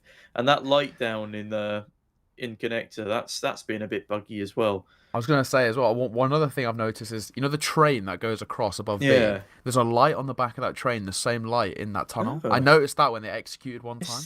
It's the haunting of Team Finest. What is going on here? Not too sure what they're about, but either way, I mean, the things that have been haunting Team Finest has been Nordavind so far. They've been brilliant. They're up to 15 on the scoreboard. 1 round is all they need, and we are just waiting for the player to jump back in the server. Yeah, in the words of Dua Lipa, 1 round is all it takes. Can't believe you quoted Dua Lipa. Good song, though, I have to say. No, song's a bit of a tune. My interludes are often filled with popular culture references. I think we had a Don't Stop Believing at one point, and with these streetlights glowing brightly. 1 kiss is all it takes. Falling in love with me. We're going to get DMCA'd. No, I'm singing so badly, they won't even be able to figure out what it is. 1 clip is all they need. Yeah, 1 round is all Nordavind need. They're up to 15. They're so close to picking up map number 1 away from Team Finest. Then heading on to map number 2. I mean, Team Finest, they've been absolutely shut out here on their own pick. Heading into Inferno. It's one of their better maps as well for Nordavind. This could be an absolute stomp heading onto Inferno because their aim has been, not only has their executes been significantly better, but just the raw angels. They're confident in taking them and they're confident in winning them. Just to point out, though, Radofaction 20-18 is actually doing not too badly. He's had a great end to the first half, start to the second. But that start to the second half might be very, very short-lived if Nordavind are able to bring their player back into the server. Who has it? Who is the one that's disconnected? We got Mirbit, we got Supra, we got Mertz. It's Tensky, right? Tensky, yeah. Tensky dropped out. The Danish player. Maybe... a little bit of internet issues. Never know. That's the kind of thing with online CSGO, right? There's always a slight issue that you can never really know too much about. And it's one of the things you got to accept. You don't really get it too often with LAN, unless everyone drops out the server. That's a different thing. We saw yesterday with NIP, there was the packet loss issues, things like that. It was so hard to watch. 40% packet loss. That can be... I've played on 10%, and that's like unplayable. So... Bless them. It's a testament to their strength, their mental strength and strength as players, because they put up a damn good fight, and you could see how just pissed off Device was afterwards, because that is obviously a hugely important map for them. Exactly. This is the major we're talking about here. I don't know if Flashpoint are doing single elimination or Swiss. I know CIS are doing Swiss, so there is still other opportunities, but that's not a map you want to be dropping against Anonymo. Like, Snacks hasn't beaten Device since, 2016? Yeah, let's just say, 2016, something like that. But at the same time, Anonymo, another side that I've covered quite a few times in recent times, and they are really starting to look very, very good. They've had a real resurgence. They made a few decent roster changes, and it worked in their favour. We saw Midio yesterday. He was electric all the way through. One of the newer pickups to this side as well, and he was brilliant against NIP. So... the roster changes do seem to be working in their favour, but hopefully we'll get Tensky back in the server in just a moment. Yeah, I just want to point out quickly, someone in chat said, why are you being so harsh on Team Finest? They came 7th in ESEA Advanced. That was a completely different roster. Only 2 of those players have survived over. And Team Finest not really looking like an ESEA Advanced team at the moment. They are getting just sort of pulled to pieces by good old Nordavind. I believe are Nordavind in ESEA Premier right now. I could be wrong. I think they are. If I want to say, I think they are. Yeah. They're definitely a team that could play up in ESA Prem. Hmm. Oh, 100%. Yeah. If they play like they did at the start of this year as well, especially, or like even the start of April, then they stand a pretty good chance of being very competitive, like hitting the prize money totals at the end of the season. And also, for the people asking who we are, well, I'm Sneaky Beaky, or my Twitch channel name has got. Yeah, there you go. Cheers, Neokai. Yeah, I was ready, but yeah, casters Sneaky Beaky and Neokai. I'm filling in today for white, but we're enjoying ourselves. It's been a quite electric game number 1 to get us started here. Yeah, it's been a nice start, and it's nice to have a fresh face on the desk with me, and that's not meant to be an insult to White, but obviously White needed a rest. Yeah. Got to get that voice looking back and tranquil. Been working very, very hard recently, so no, I'm absolutely happy to jump on today via Neokai and Sneaky Beaky TV. It's a casting duo the world hasn't seen since December 7th of 2020. Yeah, I was going to say, it's been a long time since we casted together, but always good to be back on the mic with you, brother. Yeah, lovely stuff. It's great to have you here, and thank you very much for stepping in so last minute. This was arranged last night at about 10 p.m. Yeah. No, absolutely happy to. Absolute pleasure. I think Tensky's just about to join in the server, and hopefully... There we go. There we go. Back underway in just a moment as round 23 is about to begin. Nordavind leading 15-7. So for Team Finest, with that economy looking paper thin at the moment, they are going to force Bientis, of course, and just try their best to survive to live another round. Can Fates make a difference with the AWP? Can Shushan pull up with the M4 Nerds as well? They've not had the best game. This is the time to make up for it. An 8-round deficit. Everything counts. Every small mistake will come back to bite you with incredible intensity. Exactly. I have to agree here. They've once again now played things a little bit slower. This is one of the things that Nordavind have been very good at. They're slowing down the tempo or increasing it when needed. That's one of the things that's been catching Team Finest off, and that's one of the things that comes with teamwork. Something in which, unfortunately, for Team Finest, they just don't have the time put in. I mean, this roster, as you mentioned, time and time again, 3 days ago it was created. Yeah, 3 days. It's not a long time in CS. I mean, it's a long time in the world of esports. Definitely not a long time as a roster. And agreed. So much utility already expended by this CT squad. There's they got 4 flashbangs and a smoke to deal with a full execute and onslaught by the Nordavind side. And this is potentially looking like a relatively convincing 16-7. Yeah, no, I have to agree here. I mean, the buy isn't the greatest for Team Finest, but a much slower round here from the T side. They're trying to just see where the opponents are playing things out. They're looking for the opening duels, seeing a bit of utility expended over towards long. They're trying to take the fight in here. If they can avoid AWP of Face, they'll be into good luck, and it's super to open things up on towards Nerds. Opening frag, going the way of Nordavind in a 5 versus 4 with 15 rounds on the board. This could be the beginning of the end. Oh, Super Trooper lights are going to blind me a bit like that light in the underpass. Yeah. But now 5 versus 4, as Meerbit does take AWP damage from Fate. Will they check Rarefaction? No, they won't, but it's for low HP player out first. More equipped to deal with this is HS, but Rarefaction will go down. Will HS check top con? It doesn't matter. Super at finding Fates, and Rocking denies the bomb plant. It's getting a bit sketchy on both sides here. Tensky finds the frag, and now 1 versus 3 for Shushan. And Team Finest win the round? Yeah, what a strange way to win the round. It essentially ran out on timing. Oh, God. It's the worst way for it to go down. Sorry, I missed that completely. But I'll tell you what, you shouldn't miss out on a 30% cash deposit bonus over on CS.money. If you want to upgrade your inventory, cash into some new skins, or cash out some old ones, then go to CS.money today. And apologies for interrupting you there, Neokai. Please. Oh, absolutely fine. But I mean, to run down on time is one of the most annoying ways. As casters, obviously we can see the game with X-ray and that kind of thing. It's the most annoying way to lose sort of a round like that. It's brutal to say the least. And not only that, it really starts to dampen that momentum. Nordavind, they'll be feeling slightly tentative coming into round number 24. But Team Finest, confident in them. They've allowed them to build up a slight economy as well. A much more decent fall by with the Tech 9 only in the hands of Meerbit. It could become problematic. Yeah, I think last round should have been the one to close it out, but the bomb just wasn't there in time, and wow, Mertz wasn't there in time either as the FAMAS takes out the AWP, and that's a problem to start things off. Bear in mind, Finest was struggling to pick off these entries. The fact that they're able to take down such a powerful player as Mertz to start things off, that's an issue.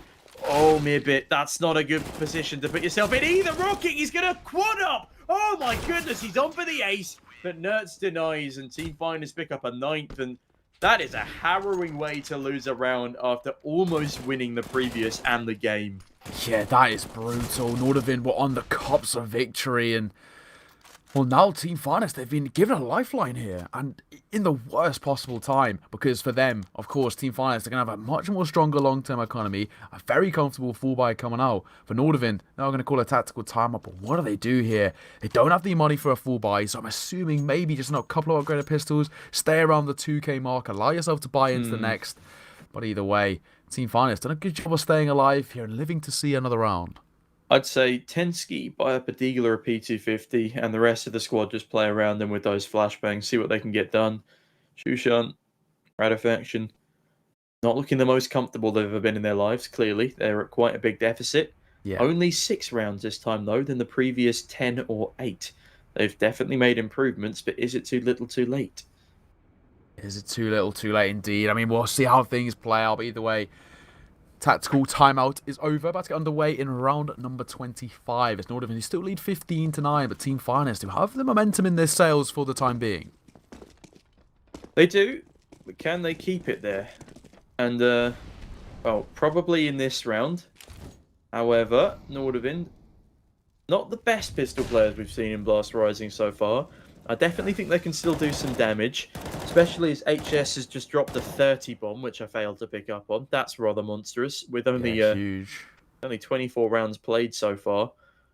Yeah, what a performance from him so far, right? He's been brilliant from start to finish. I'm right in saying, did he pick up 3 kills in the opening pistol round? Someone did. I can't remember who it was. Yeah, no, HS on the Jewel Berettas to start the a Jewel Berettas. Stellar run, yeah. Yeah, so three in the pistol round start things off, and then, like I mentioned, he's very much a momentum player. He can, if he gets the momentum going, he lights up the server. At the same time, if he struggles to get things started, he struggles to pick up the frags heavily. I think that's one of the reasons why a lot of these players haven't stuck to their former rosters. They're very inconsistent, and Nordavind are less inconsistent than Team Finest, but at the same time, they are still showing a lot of signs of struggle here when closing things out. Fakes has been trapped in a corner, but he picks up a 3k spray down. Oh. All down to the Glock, and yeah, nothing happens there. It's a flawless round for the CTs, and this is going to allow their bank balance to swell. Yeah, flawless round. Brilliant stuff from Team Finest, putting them up to 10 rounds on the board as well. So they've hit double digits, something we definitely didn't expect, especially when, if you cast your minds back to earlier in the first half, it was 10-0 at one point to Nordavind. So Team Finest did a very good job of recuperating. But now, heading into round number 26, will be Nordavind picking up a nice, comfortable 4-buy. Mertz as well, picking up the AWP. Now, Mertz needs to do a lot better on the AWP than he has done in this half. He's had a rocky couple of rounds here. Agreed. In the meantime, Rocking with the AUG, taking control of Connector. There will be Supra waiting for him in the back. Who hopefully won't be blinded by that rather off-putting light. But, oh, that is actually, if the players are seeing that light, that is a really heavy advantage to a CT peak. Yeah, I have a feeling they can't. Surely not. 'Cause I played this yesterday and it definitely wasn't there. I don't know if it's this server or just on the observer's end of things. Okay. I think it must. I don't know. Oh, that's a great flashbang though. Down he goes to Rocking on the swing. And I'd like to ask the players in the post-match interview if they were actually able to see that bug, just to see what they say. Rocking, though, he's peeking out a Connector, looking for something. They already have the man advantage on Team Finest, and this is when Nordavind should actually be very worried. Yeah, they should be slightly concerned here. Swinging through, and HS pick up the first kill onto his face. Is he where the player into his Connector? I think he may have just spotted Rocking, but it's Rocking to hit the headshot. Lovely shot from him indeed. And now it's a 4 versus 3. And, well, my producer has just said there is probably not a light on the actual server, as he's just checked the delayed GOTV. So thank you, Bigfoot. You're a legend. Man the myth. Man the myth, the legend indeed. And now, ooh. Shushan putting up the same sort of Title as he finds another frag there. Mertz and Tensky, they're just going to fall off. Tensky has not had a good game, and Mirbit as the IGL, he started strong, finished quite poorly. HS really the only man at the moment putting up the same type of performance as he did in the first half, which is a worrying thing to be saying. Yeah, no, exactly agreed here. And once again, Team Finest, they're winning a round on timing. I mean, Nordavind, they're leaving things very, very late. And I can understand it to a degree. It's a bit of a Navi-esque kind of play, right? You leave things to the last kind of 30 seconds, then go off and execute, try and catch the team off guard. The only problem is, in doing so, they give Team Finest a lot of map control. And the same thing you mentioned in the pre-game, they allow Team Finest to set up on their CT side. And even though they are a slightly more puggier side than Nordavind, allowing them to set up will give them a massive, massive advantage. Oh, but the quad boost, they're going for it, and it might actually work in their favour. Go on, someone peek Heaven. They've left Heaven. They've already left Heaven. They pushed Monster. They were too late on the boost. Oh, you hate to see it. I do love when it works in their favour, though. No, talking about things working in their favour, not much has in these past couple of rounds, and hopefully they're able to claw things back together. But Supra's still on that Desert Eagle as his Mirbit. It's not the most promising signs in the world. And I think it's safe to say we were both expecting a very quick game, but now 15-11, this looks like a deceptively closer scoreline than this game has endeavoured. Yeah, no, again, we throw it back to the 10-0, the way things started off, but Team Finest done a real good job of resurging here. Swinging through towards mid. Fatey to be careful because he could be in for a bit of a fight here. Doesn't want to overextend, especially against a fairly decent buy for Nordavind, 2 AKs and an AWP, supporting 2 Deagles. It's not the worst buy by any means. They're all peeking, but it's Mertz to find the opening frag. Shushan goes down as one of the important players out of this round for Team Finest. This could become detrimental now as the AWP goes for another peek himself.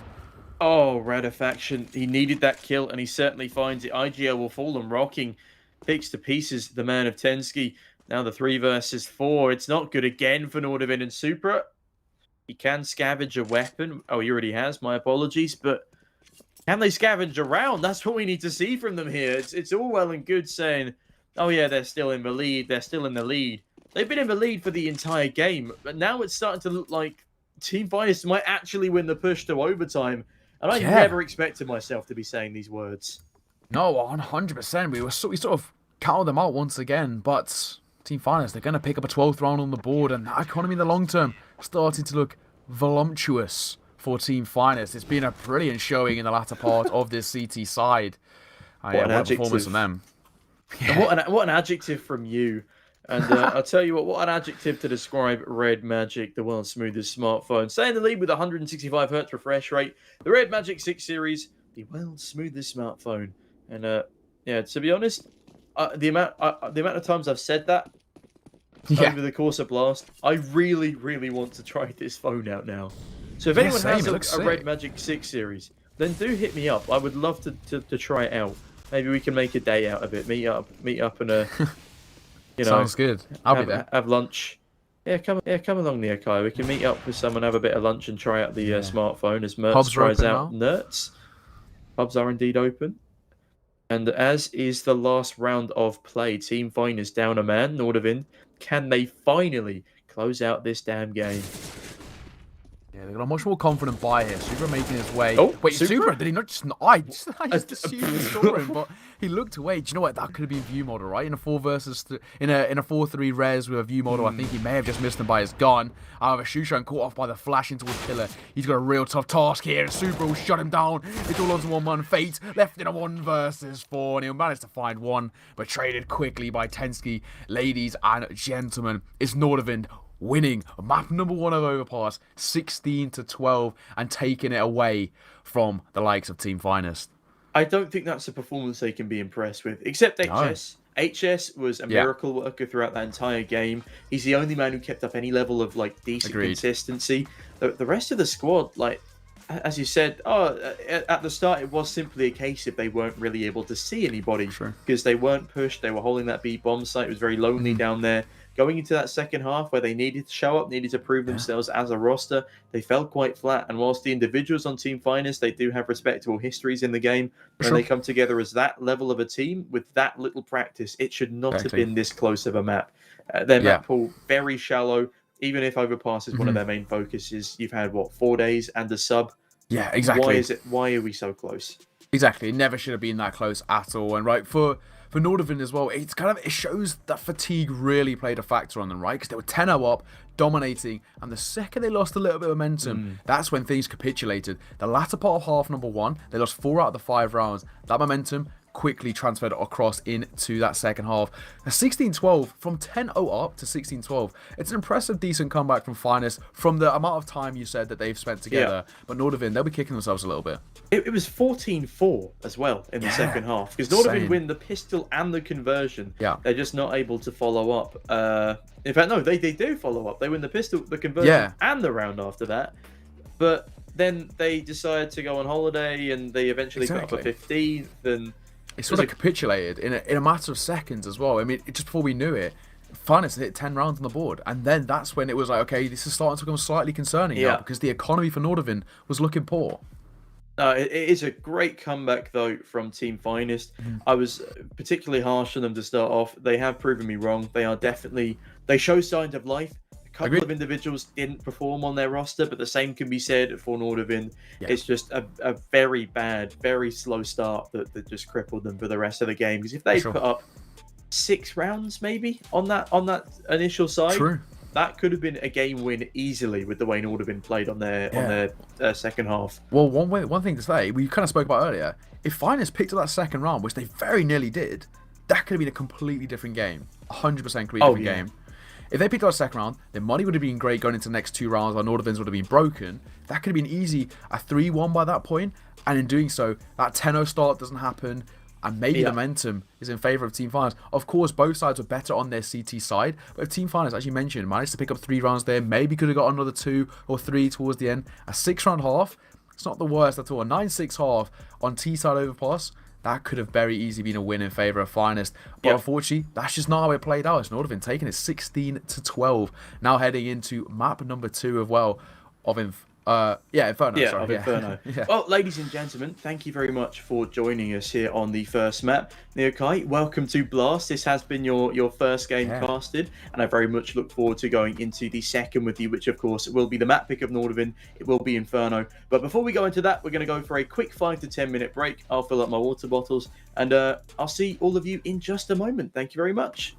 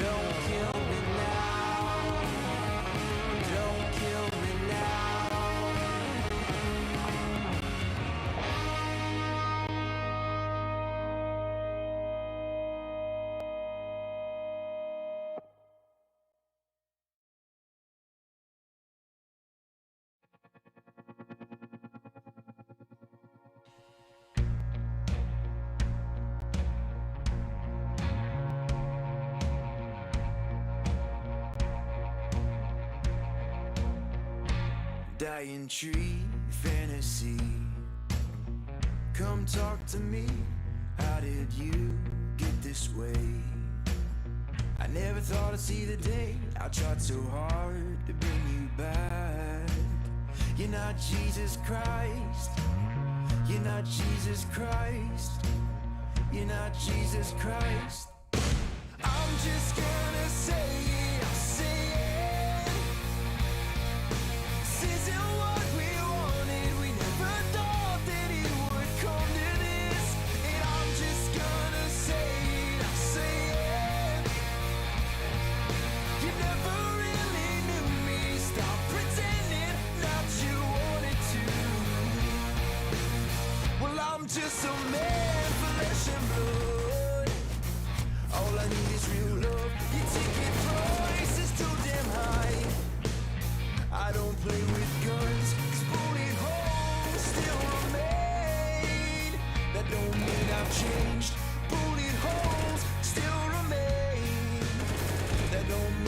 changed. That don't mean I've changed. That don't mean I've changed. I'm just gonna say it. This isn't what we wanted. We never thought that it would come to this. And I'm just gonna say it. You never really knew me. Stop pretending that you wanted to. You got your gold streets ahead of you. You got your gold streets ahead of you. But you can't keep my name furthest from your mouth. You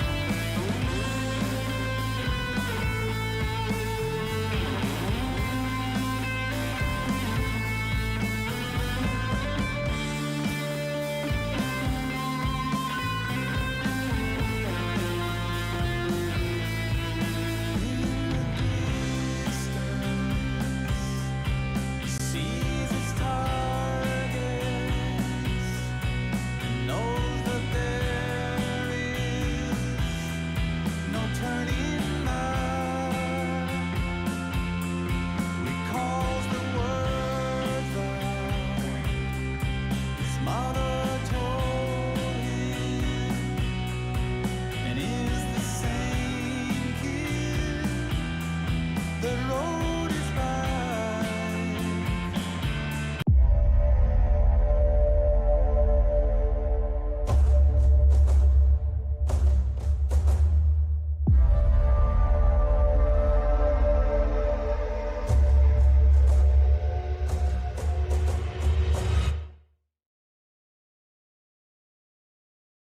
Hello, ladies and gentlemen, and welcome back to Blast Rising. Once again, I'm joined by the wonderful Neokai. I myself am Sneaky Beaky, and we're going to be going into the second map of Nordavind versus Finest. And it wasn't the finest performance from Team Finest. Nordavind, stellar first half, but they dropped off significantly as they went into the depths of their T side.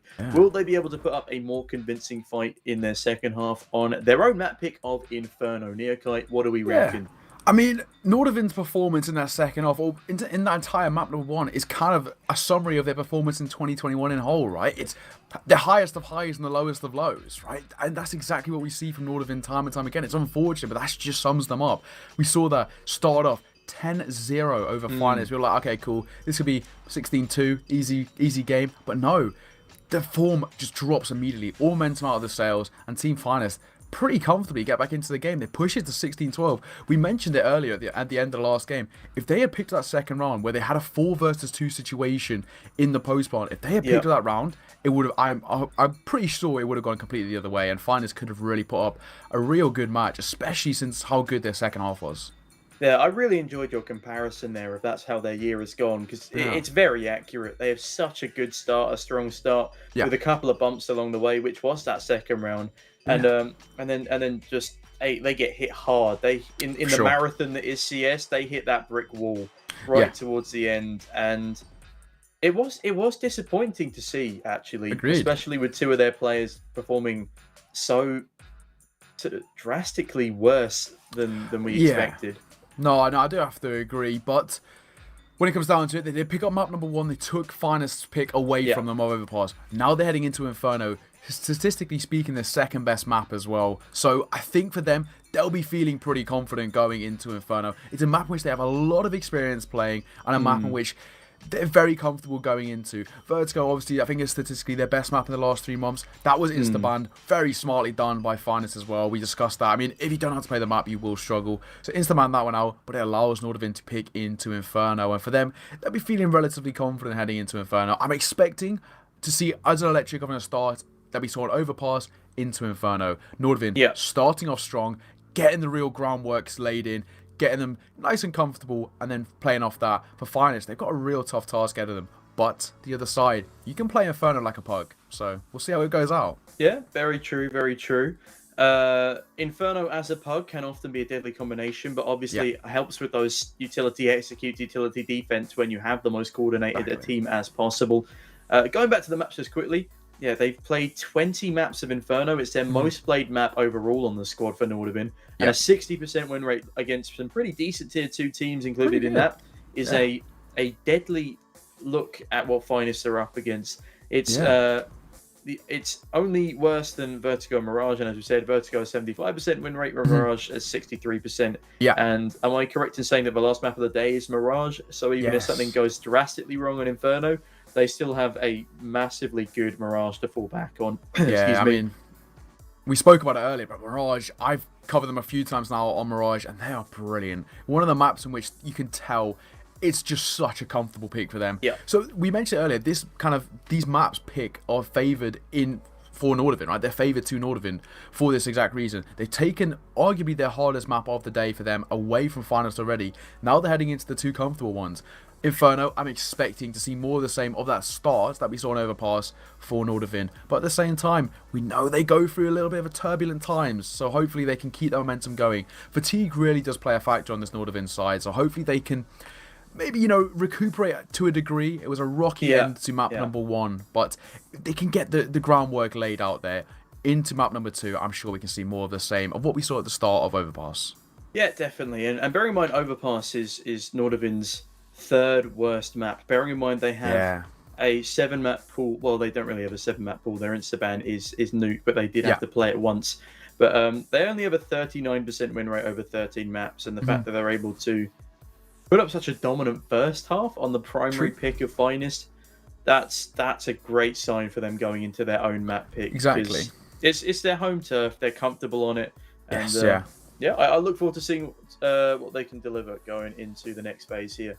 Yeah, no, I do have to agree with you here. The only problem that I do want to highlight to a slight degree is both of these teams, they do seem to slightly capitulate when they're on their T side. The CT side, pretty comfortable. They play things, both teams play things very nice and passive. We don't see a lot of CT side aggression, so they play things passive, wait for the team to run into them, and then take the aim duels. For Nordavind, they're very confident in their aim ability. So taking those aim duels, hit those 50-50s, they're going to back themselves, 9 times out of 10. The problem is, on their T side, despite Nordavind being, as well, a roster that's been together for quite a while now, the executes on the T side were slightly lackluster at times. Yeah. But, ladies and gentlemen, we're getting underway into map number 2 at Inferno to get us started. And it's Nordavind starting on the T side. Yeah, and it is their map pick, so hopefully they will have a better start on their T than they did in the previous game. Nert's already taking a lot of damage, will fall back after Tensky fights him in the apartment. I feel like a T side on Inferno is such a different game to a T side on Overpass, though. Agreed. Whilst utility plays such an important factor, it is a very different type of utility usage, if you understand where I'm coming from. And 100%, yeah. Yeah, No, I do have to agree. I mean, it's a completely different style of play because, as well, with the T side on Inferno, you can play it ridiculously quickly, which you can't really do to that much of a degree, especially when you think on Overpass. On CT side, you start in the A spawn, like you start on A bomb site, so you can set up pretty comfortably over there. Not quite the same when it comes to Inferno, but Radisfaction jiggling into was long will be tested as Mertz opens things up. The P250 doming Radisfaction out of the round. yeah, a lovely shot from him to start things off, and Nertz, his compatriot, already low. Oh, okay. Hello, Nertz the double. That was fantastic from him, and now the A bomb site is still in jeopardy, but they're going to walk past each other. Oh no. Nertz and Supra, they've blamed themselves. Oh no. How is this happening? It seems to happen all the time, but he seems to be aware. Nertz, I think he may have heard a step. He sees him above the Vespa, and now the retake will come in from Team Finest. This is such an important pistol round for them. It'll gain their momentum back. Bomb goes down, and now the post plant is going to be a very difficult one, but Fate has good utility. Yeah, good utility indeed, trying to make it work in their favour, but Nordavind in this post plant already looking relatively comfortable. A little bit of damage done to a Supra, but the initial fight, HS missed shots, and Nertz will punish. A bit pulls one back onto Rocking and another onto Nertz. His reign of terror has been finished, and Supra has a lot to do, but Mearbit and Supra. It's a gorgeous crossfire. 3 kills to the IGL, 1 to Supra, and Nertz. He came so far in that round, but not a single other one of his team members was able to put up a frag on the board in the pistol, which is always such a frustrating thing to see. Yeah, I mean, what a lovely little crossfire, as you mentioned. One in towards pit, one in towards short, shutting things down. Very nicely done from Nordavind, getting off to a similar start as to what they got off to in Overpass. But now, heading into round number 2 with the bomb down and all 5 frags found. A decent buy for the T side. Not quite the same story for the CT, just the one FAMAS and the Scout. Very, very fast round up banana, though, for Nordavind so far. HS with the smoke drops it down, and Fates will reply with a bit of util of his own. There's a Deagle in the middle of the bomb site on the back of Rocking, and he could be a problem, but now the stack drawn slightly in favour towards the A bomb site still. In just being execute could still be the way to go. Continued utility dropped onto this bomb site. The onslaught is gearing themselves up, and oh my goodness, poor CTs with just the pistols. What are they going to be able to do here realistically? Yeah, this is going to be tough here. They're trying to just hold down the fort as best as possible, but HS flashbang brilliant from Mertz. Fade's looking for one of his own, but won't quite connect. The 5-7. Often see that in play, but pushing through. What is that 180 from Mertz? Radisfaction's going to be dropped. Fade's trying to do what he can with a 5-7, but Mertz will shut things down, picking up yet another frag. Oh, it's all falling apart. Yeah, Mertz, the multi-kill wizard so far, gets, 3 in the pistol, 2 in the follow-up? Yeah, he's doing all right, isn't he? Yeah, but no, that's a complete lie. It was 1 in the pistol, 2 in the follow-up. But Nordavind, they just picked themselves up a flawless second round. And Team Finest, again, off to a very slow start. And Nordavind don't even come close to dropping that second round this time. Yeah, and now a rough economy. Exactly. A brilliant performance once again from Nordavind. This time, that second round you mentioned, slightly more comfortable than what it was into the first map. Now for Nordavind, they can carry on in pretty immaculate fashion. It will be a much stronger buy than what we see for Team Finest. Just the full USPs for them, a very small amount of utility. So they're going for the full expenditure. Oh, and look at them running down mid as well. They're going for the full fight here, and Merda could be caught out. Oh my, Mirbit with the 180 finds one. Mercer sealed the deal. Oh my goodness. USPs didn't go for the nade stack, which is sort of typical in round number 3 when you're just on the USPs there. And I feel like that could definitely have helped them. Because not only would it have tagged the IGL down to a low enough health for them to actually secure that kill without taking a casualty, also meant they could have potentially capitalized onto that ramp player on just about 10. Yeah. Either way, it's a crazy cleanup, and Mertz is having a great game, as is Mirbit. Yeah, starting off very, very strong. Nice sort of triple spray down there as well. But coming in to round number 4, it will essentially be a bonus round for Nordavind. They're bringing the weapons across from that last round. So for them here, it's about making this an expensive round for Team Finance. Of course, they're looking to take the round themselves, but as it is a bonus round, if they can just make things very expensive for the CT side and just try and capitulate that economy, that's a good round from them nonetheless. Already taking a bit of nade damage, however. Yeah, I think this is the bonus round for Nordavind, which could be risky. Look at this banana presence from Nordavind. Team Finest have not been able to secure more than like the very glimpses of top banana thus far this game, and it has been costly as a result. Oh, I have to agree. He's looking to hold the half wall, see if anyone boosts up above. That Molotov is great though and forces them back a little. Mert's taking some tick damage. I don't think they quite know the severity of how many players are at the bottom of banana right now. Ooh. Oh, that's a bad kill to be giving up. Yeah, it's an aggressive peek. He overextends slightly, and Rocky's going to pay the price for it. Flashbang coming through. He's going to catch Fade as well. We're sitting in front of that smoke. He could actually be good for a frag or two here. If they push through it, without the utility, it could work against them. But Supra's leading the charge up towards this A-bomb site. The smoke will be dropped towards Bracket, swinging through. Redisfaction, look at the double. He'll find two. Look at 3, and he finds all 3. Redisfaction, what a spray down. Shutting down Mertz with his last bullet and turning this round on its head. Redifaction, you beast! That was so perfectly played, and he was smoked off as well. He was trapped. He doesn't care. He's brought things to a 4 versus 2, now 3 versus 2, as eventually he is felled in the costly process. Nertz, though, hiding in this smoke. This is a beautiful round from the 2 individuals of Team Finest. Redifaction and sealing the deal there. Was that Fates or Nertz? I've completely forgotten already. But a great round from Team Finest, and Nordavind throw that one away a little. Yeah, that triple spray down was sublime. Look at this. The last bullets hitting on towards Mertz, finding the frags. Brilliant. Fates shutting things down. Pick up 2 to end things off, but it's that triple spray down that really turned this round on its head, and this could be a catalyst for Team Finest to start picking up a bit of momentum in their sales. Or the run boost. Missed run boost, however. That's unfortunate. I'll tell you what, though.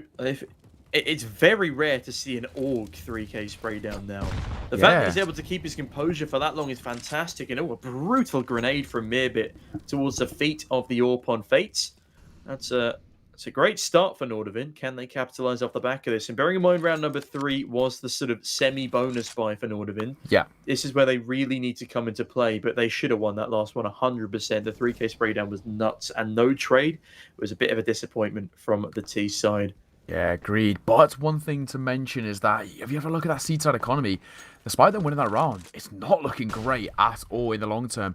If the T-side take this for Nordavind, they're going to be very much in the money to take a little momentum heading into the next few rounds. And while they're making their way aggressive already up towards top banana, Merbit, the IGL leading the charge here, the spearhead of this attack over towards B. However, as soon as you mention a B attack, yeah, exactly. They run straight back to the other site, and they're doing nearly identically what they did in the last round, except they don't have an entry frag to semi-seal the... What is that Molotov? I have never seen that Molotov before. Is that one of the invisible glitch ones where it sort of... Oh my goodness. Tensky finds it first, but look at the damage spread across these Nordavind players. Nertz and Shushan, they're having a field day, but Mertz and H are... I'm going to stumble over my words, but thankfully, Nertz and HS don't stumble over their kills. 2 excellent entry frags to the A-bomb site, meaning it's now all down to Rocking and Fates to retake, but I don't think they're going to want to. They have armor, they have defuse kits, an M4 and an AWP. This is going to be a save round from Team Finest. Yeah, surely is, right? We mentioned their economy was on thin ice already. Well, for them, just keeping that AWP and M4 ticking over into next one is the priority, but either way, lovely way to open things up for Nordavind. They're going to pick up a 4th on the board, retake that 3-round advantage. and in doing so, starting to look more in control of this game. Nice round for them to pick up 4, and for Team Finest, as you mentioned, it is just going to be a save. Yeah, and they're saving all the way over on that B-bomb site, so there's no real fear of them losing those weapons. They were hoping for an exit on Banana. No, there's no joy on that front either. Now a 4-1 advantage to Nordavind, and a nice little replay there on the entry frag for Tens. Nertz does try his best, but HS, he's just such a good player. He's so hot on that AK-47, and as his name suggests, his headshot rating this entire series so far has been absolutely stellar. And a nice little tattoo on the hand there as well. I don't know if you saw HS. So he used to have a different hairstyle. So obviously he's ginger, right? And had like a very spiked up hairstyle. Reminded me of the guy from The Incredibles. Yeah. But yeah, brilliant player HS. That was a few years ago. That was like his first ever HLTV photo. But he's a changed man now. Got a long luscious hair now. Bit of a surfer hairstyle. No, I've been lucky enough to choose my own high quality photo. It took me 100 attempts out in the back garden. I brought my green screen down there. But, no, I was quite happy with the result. Got my nice Blast hoodie on as well, repping the merch, the production team, repping the merch. And I must say, Blast has some very spicy merchandise. Oh yeah, lovely stuff on their website. Yeah, so this is free promo from us, by the way. We've not been asked to say this. But Blast merch is spicy. I would recommend highly. Yeah, no, agreed. It's good stuff, and you can get a whole variety of stuff as well on the website. Yeah, it's not even just the t-shirts and jumpers. You can get like loads of other stuff. I think you can get caps as well. Indeed. Cheeky old lanyards, some stickers, some playing cards, whatever you fancy. Yeah, the whole lot. So, pretty good stuff. One thing I do want to mention, though, obviously, this attack is just about to end, but did you see the nade damage in the previous round on towards Nordavind? I'm not so too sure who threw that. I just rewatched it on the stream, but I couldn't actually see who threw it. But that was a good, 150 util damage there in just that one round? Oh, it was a gorgeous grenade, yeah. He takes everyone down with it. And as you said, I'm not sure who threw it, but it was a brilliant nade. It's a shame they weren't able to capitalise the round off the back of it. Yeah. If HS doesn't find that shot onto the man hiding in mini pit, 100% that's a team finest round, because he was in such a annoying position to deal with. However, the A gamble stack with a huge crossfire and brackets, it's going to go one of two ways here. Shushan is the man looking behind with the Desert Eagle, not the best weapon for the job. He's either going to get completely overrun and the entire round falls to pieces, and that's exactly what's going to happen, as there is one trade from Red Faction. The Super, Meerbit, and HS are more than well equipped to deal with all this, and the Orpa, alone on the B-bomb site, is now wondering, oh dear, what in the hell has just happened to all my teammates?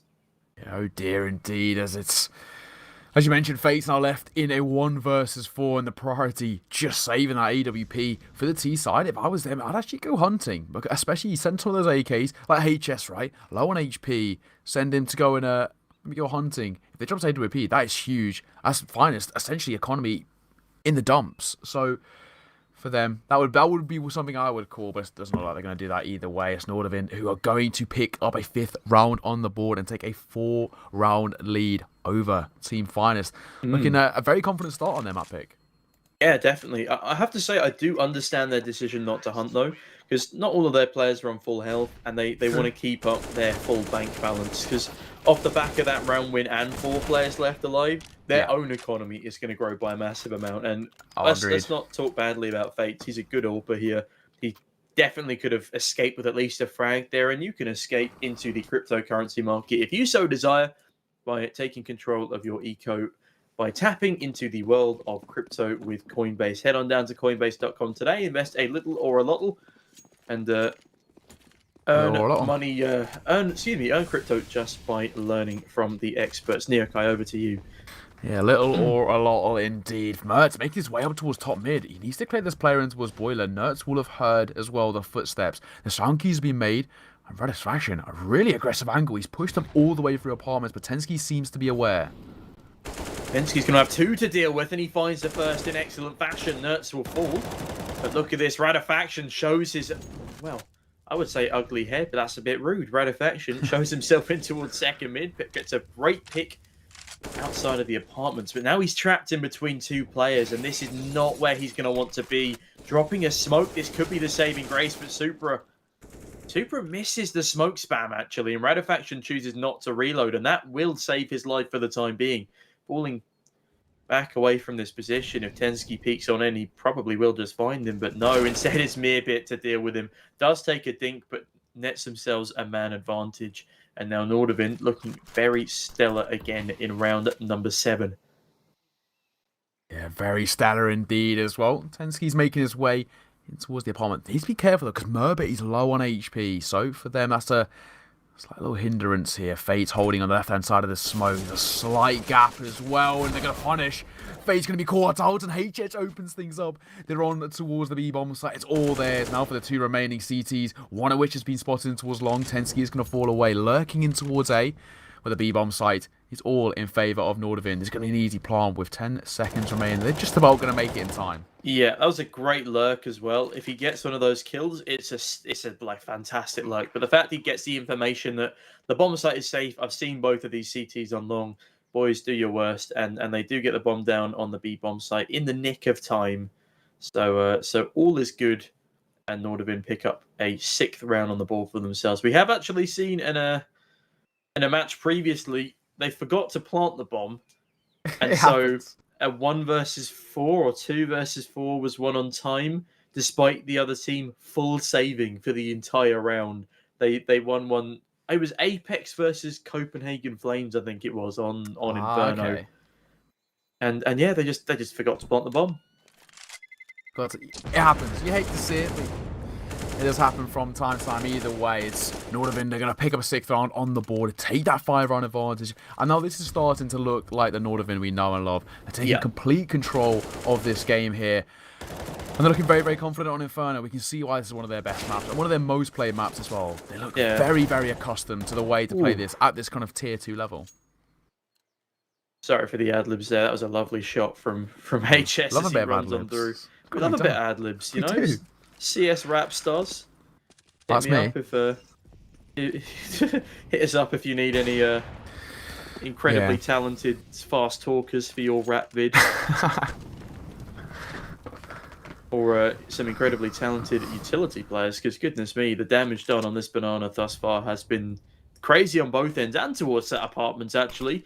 I'm not going to forget that grenade, Neokai. It was stellar. Oh, huge, I know. 150 I'd be interested tag. to see the util damage at the end of this game so far, but Satisfaction and Nerd, he's playing in the close call 0 angle. He might be able to get 1. He'll get the first and the second as well.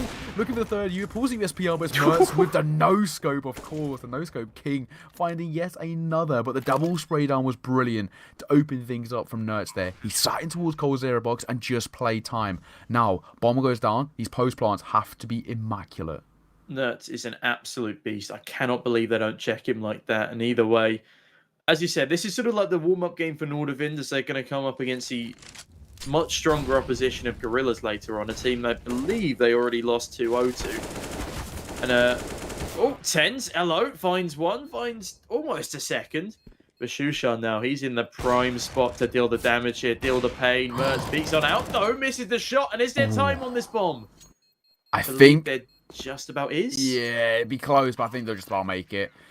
Brilliant stuff. That was slightly choppy towards the end of that round. A missed shot as well, nearly punished Shushan there, but fortunately he had his teammate in to support, and it will be Team Finest putting a 2nd round on the board. Now, the economy for the CT side starting to slightly build up, but it still remains not the greatest for the time being. So Team Finest, they still need to play things just a little bit passively. Yeah, definitely. By doing so in that last round, admittedly, that last round was one off an individual play, because otherwise the bomb site would have been locked down very, very early and a retake near impossible. But the fact that he doesn't swing, he plays it a bit more passively, it means they do win the round, and I have to agree with your statement there, Neokai. Either way, 6-2 to Nordavind. They are still in the lead. They're still doing a lot better than Team Finest have been looking, at least in the start of this game. Will they be able to continue the streak? Yeah, it's obviously up to them. They're looking good to do so far, but we saw what happened in the last game. Yeah, no, agreed here. And well, smoking towards long, Shushan holding in towards short with the AWP, but Mertz is holding, waiting for an overextension. Yeah, and that's the left angle shoulder peak as well, so it will be the advantage to Mertz in that situation. Ratifaction, though, oh, he's going to be a nuisance. But the Molotov flushes him out of position perfectly. Forced off the angle, does go back in for another peek, but there's no AWP barrel sticking out there. Instead, it's going to be Supra sticking out, and he goes down to Radofaction. This is the Radofaction spot now. This is where he got his 3k spray down earlier, and now another to Vitaly. Can he find Mearbit? Not quite, but he comes close. Mertz the trade, and now the 4 versus 4. But are they giving up the bomb site here? What's happening? Oh, the bomb isn't actually towards A at all, and so it's a gamble stat towards B, leaving only Nertz over towards A. And oh, Team Finest, they've read this perfectly. Yeah, they've read this actually brilliantly. They're making their way over towards this B-bomb site. They're all playing anti-flash, waiting for the peaks, and they're going to find them. Reddit's actually opening things up with a shot on towards Merbit, but it's Tensky in for the trade before Fates gets one of his own on towards HS. Swinging into first orange is Tensky to find the frag onto Fate, and the bomb will go down with 7 seconds left on the clock. Oh, they get so close with these timings in Radofaction. Close doesn't even come close to describe how incredible he's been already in this game for Team Finest. And how greatly his shots have been hitting. And he's been so impactful. All of his kills, high impact frags. Tensky in the meantime, though, left in another clutch situation. 1 versus 2 this time. He does so much damage to Nerds, but Radofaction again to seal the deal with a 4k in round number 8. This is monstrous from him. Team Finest, they have a hero they can rely on as Nordavind are stunned in round number 9. What a way to do it as well. Brilliant, brilliant stuff. They retake it perfectly. They pick up a 3rd round, and now we are starting to see Team Finest wake up on Inferno. That's the thing we mentioned. With Inferno, you can play this map in a very, very puggy style. And something which can catch off Nordavind to a degree. If they play aggressive on that CT side, don't allow Nordavind to set up for their execute, they can catch them off guard. But still, Nordavind, they lead by 3, so still a decent buffer as we head into round number 10. And as we head into round number 10, it is rocking to take a little bit of preliminary damage, but nothing particularly significant. But what could be significant is Nertz as he takes the head straight off of Supra. And Shushan to find headshot, or to find HS, sorry. Meaning the 2-man advantage is netted very early. And as soon as Team Finest are able to sort of put a couple of rounds together, that's when Nordavind fall flat. It's like their mentality is, oh yeah, we're the best. And as soon as someone wins an argument against them, they're like, oh, but I was the right one all along. And then they just sort of fall to pieces as their argument has no more validity. And it's just sort of same with their strats here. Yeah, no, to a degree, but I've slowed down the tempo just ever so slightly. I think Nertz may have spotted a leg there, but he's going to spam it towards the smoke. Not going to find anything for the time being.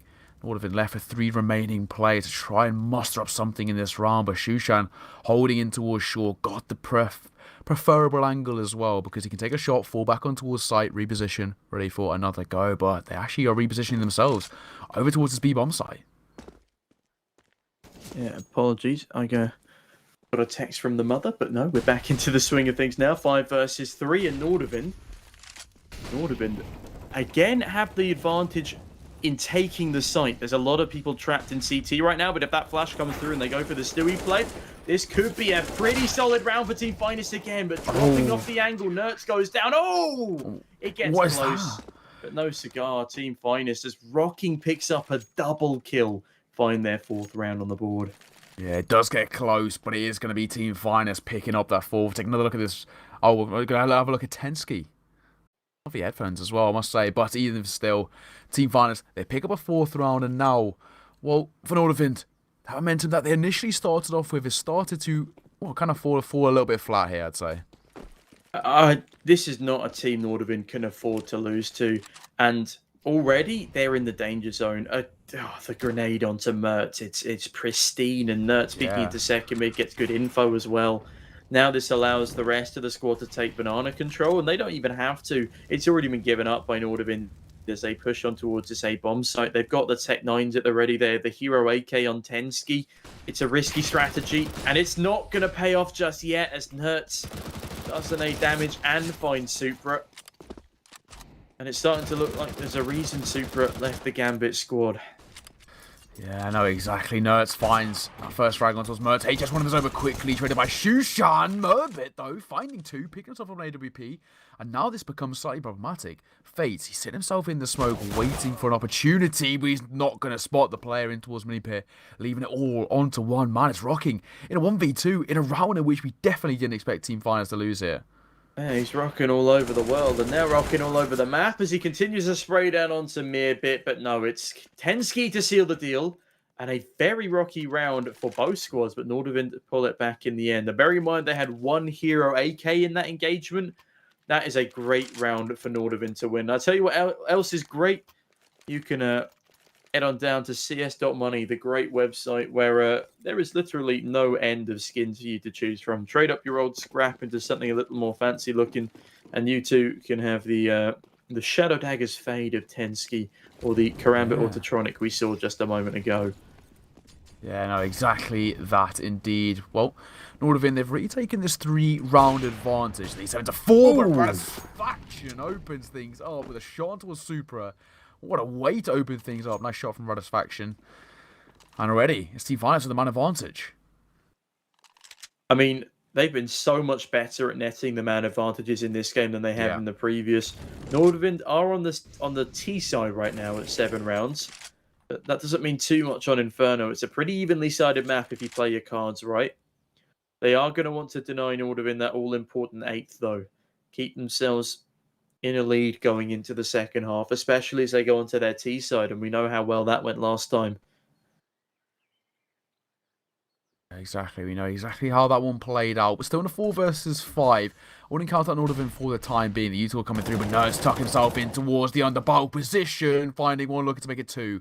As Merbit repositions himself around the brackets in towards mid, and the M4 will just about fall down. Merbit low on HP though. Well, oh no. Well, no HP now. It's a 2 versus 4 situation. I can't even remember what I was trying to say before that. Not that it matters anymore. The execute towards B will be coming in. But Shushan, you're a beast. And Mertz, I don't even know why he attempts a fake plant there. It was never going to happen.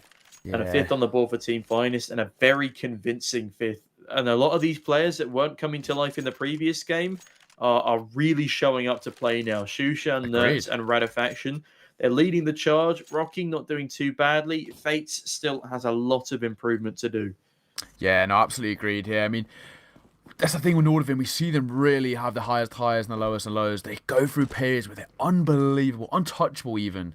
And then they sort of at times capitulate. Now 7-5. It's Team Finance doing a good job of just keeping an arm's length away and just about keeping up to Nordavind for the time being. Nerds can be in for a couple of frags here. Spotting one and finding the shot on towards Tenski. Is this a trend that can continue? Team Finest looking more than well equipped to pick up a 6th on the board here, which is already a stellar improvement from their previous tie raids. With Tenski down, one of the higher performers in this map, it will be down to Mertz, Meerbit, and HS Supra. Yet to really prove himself in game number 2. And they do have good utility, very good utility for just the pistols. Yeah, it's true. At the same time, it is just pistols. We got to keep ourselves in check here as Team Finest hopefully keep Nordavind in check. They did lose to a hero AK pistol play previously. True. Will they lose to just the 4 pistols this time around? They've got a great brackets crossfire, so that could well end very badly for these pistol players. And already Fates finds 1, finds 2 heads. Oh, good lord, HS! Oh my goodness, Super as well! There's no way. How? How has that even worked in their favour? Now they've got a real opportunity because, I mean, they'll figure out now, but this site is completely clear. The bomb will go down and the post plant begins to set up. Mertz with an AWP in hand as well. A worrisome sight to say the least. Shushan and Rocking making their way forward. Rocking going in towards the Palmers. They need to be wary of him flanking them. But Nordavind did a fantastic job to get onto this A-bomb site. And now maybe set up and oh, what a shot though. The smallest, finest of margins. Shushan picks off Mertz, leaving it in a 1 versus 2. HSW's playing this so well thus far. And he's going to catch off the apartments player. Tapping the bomb is Shushan. And he knows he's not sticking it because, he pushes towards him. And ladies and gentlemen, HS is a saviour for the Nordavind squad. He opens up that round with a stellar double headshot on his pistol. And finishes it with a stellar 2K on the AK he picks up. Nordavind had no business winning that round. But look at this play. Oh my goodness from HS. Yeah, this is HS's world and we're just living in it. What a man possessed in that round, picking up a ridiculous quad, and it's Nordavind to put 8 on the board. HS is my hero. What a round from him. Individual brilliance is sometimes all that's needed to push yourself across the line, and HS is showing that entirely. Satisfaction, missing a couple of shots in towards second mid and just about remaining alive, the Nordavind player. But for Team Finest, it's going to be a pretty harsh eco here. It's crazy to see that HS's quads are stronger than mine after lockdown number 3, but that's a bit of a messy one on the banana. It does come out in the favour of Nordavind, though. It is the pistols this time for Team Finest, after they threw away all of their chances in that previous. And this should be a 9-6 to Nordavind as they head into the latter stages of the game. And, Supra, he's done him dirty there. Nertz will fall me a bit as well with the spray, followed up by Supra again. Means Nordavind only lose a single player as we go into the final round of the first half, and it could be double digits still for Nordavind. Exactly, you still can't count them out for the time being. But as you mentioned, heading into the final round of this half, Nordavind been looking very, very confident indeed for what we've seen so far in this latter part of the first half. They went through a little bit of a rocky patch in the middle part, but we're okay now. Could be picking up a 10-5 half, which I think for them will be quite comfortable. Even 9-6, right? Heading onto the CT side, which is the more favoured side for the most part on Inferno. Yeah, I think they'll be relatively happy with that. It's Mertz to pick up the first kill. Full blind, he drops rocking and open things up as Nordavind with a man advantage. And that's a huge man advantage to be netting already. The economy is dire for this Team Finest squad. Armor has been just left out. And Mertz, wow, how does he even find Radifaction's head there? He is a monster on the server right now. He's awoken. He didn't have the best start to this game, and now HS sees one through the box. Nertz goes down, fates to trade double. And that is a huge double for him to find, making this a winnable situation. But there's no utility left, no head armor, barely anything going into this round for the pair of Team Finest members.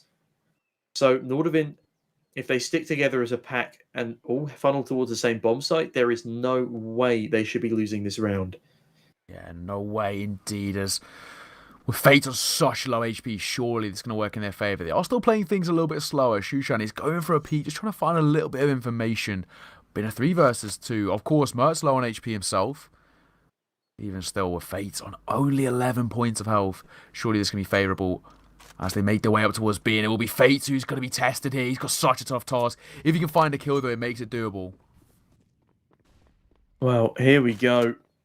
As you said, if Fates can find a kill, this becomes doable. But Shushan, he needs to go and support his teammate. Last round of the half and the onslaught begins. He should know from the time left on the clock that this is the site they're heading for. The CT man of Shushan does pick off the head of Mertz. Also, almost denies the bomb carrier midair through the smoke. This is where things get a bit more deadly. If Fate swings into this... Oh, no. He can't swing into the Molotov. His health is too low. Tensky finding Shushan, the only full HP player, means Fate's in the 1 versus 2.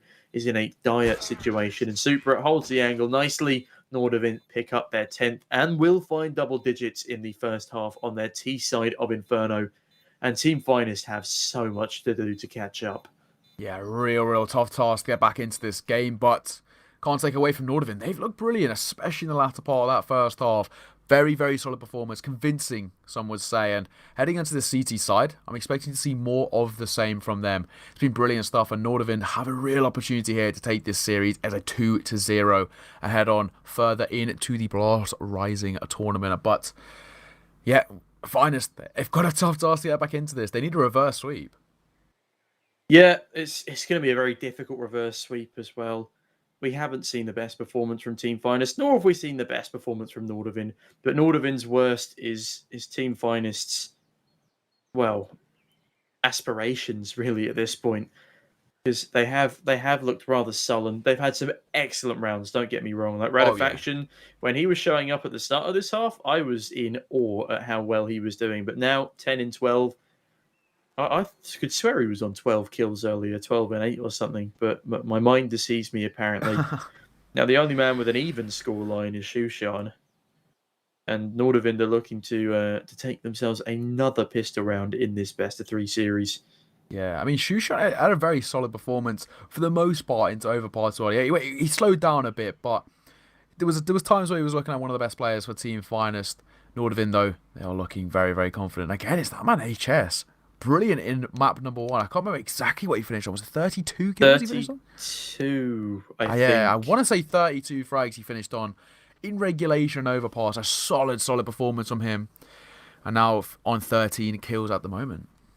And I'll tell you what, ladies and gentlemen, you know what time it is. It's time for the Red Magic 6 Series smartphone. You can stay in the lead with 165 Hz refresh rate. The Red Magic 6 Series smartphone is the world's smoothest smartphone.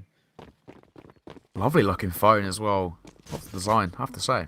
Well, sleek, as we say in these ends. It is true. That is very true. Now it's Nordavind on the CT side with a 5-round advantage, looking to make it even worse. If they pick up this pistol round, this could be the beginning of the end for Team Finest. I think it already is the beginning of the end, to be honest with you. And hopefully not for the roster in general, but certainly for their run in Blast Rising. If they lose this one, they are 100% eliminated from the tournament. Nordavind, if they lose against Gorillaz, that means they will be going to the third place decider match at the end of today. But however, they still have to get there first. We can't rule out Team Finest just yet. They have imploded a little bit. But this isn't the end of map 2. We are still only getting into the start of the second half. And Team Finest are getting into the top of Banana. And now the execute comes on in. But look at this triple stack towards B. Yeah, they're looking to make something out of it. Red Faction leading the way forward. HS spotting one. Another jumping into the Molotov. And Shujan needs to be careful, but it's actually Shujan to pick up the first frag alongside Fate. Merbit on his own in the tray, but Fate picks up a double. Leaving it now in a pretty tough situation for the CT side, as Super is looking to make his way towards Banana, but Nertz is holding and waiting. My goodness, what a collection of entry frags there. And Nertz to deal the killing blow to Super. I mean, it's Mertz in a 1 versus 4, and I do not see this coming into fruition at all. He's just going to want to hold on to this armor at this point. That's a $650 investment. He can maybe buy a helmet off the back of this save, especially if he doesn't take any damage. Has been spotted by Faction though. It is the double swing, but it's not going to matter as Faction does it all himself, and Team Finest pick up their 6th. An 11-5 scoreline is a lot more harrowing than 10-6, so this is a very promising sign for Team Finest. Yeah, no, I have to agree here. Now for Team Finance as well. I mean, both teams are going to have to force buy into this round. It's just the meta within the kind of a changed economy now is that you force buy into a second round, regardless kind of the result. So we're seeing exactly that for Team Finest. Of course, it'll be nice and comfortable. They picked up all 5 kills. They obviously got the bomb down as well, so all adding to that total of economy. For Nordavind, though, not quite the same. They managed to pick up a couple of kills, but no defuse. It will just be, at most, MP9s and that 1 UMP.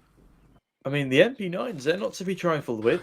Agreed, yeah. I mean, I think I'll argue one of the best weapons in the game at the moment. The fire rate of an MP9 is insane. It really is disgusting, especially when you get yourself positioned for a good spray down, or a cheeky Stewie 2K play, perhaps. Utility, though, does raid down towards top of Banana. HS only taking a singular point of damage. Won't be too hard done by. Dropping a smoke as well. Is he going for a flashy play here?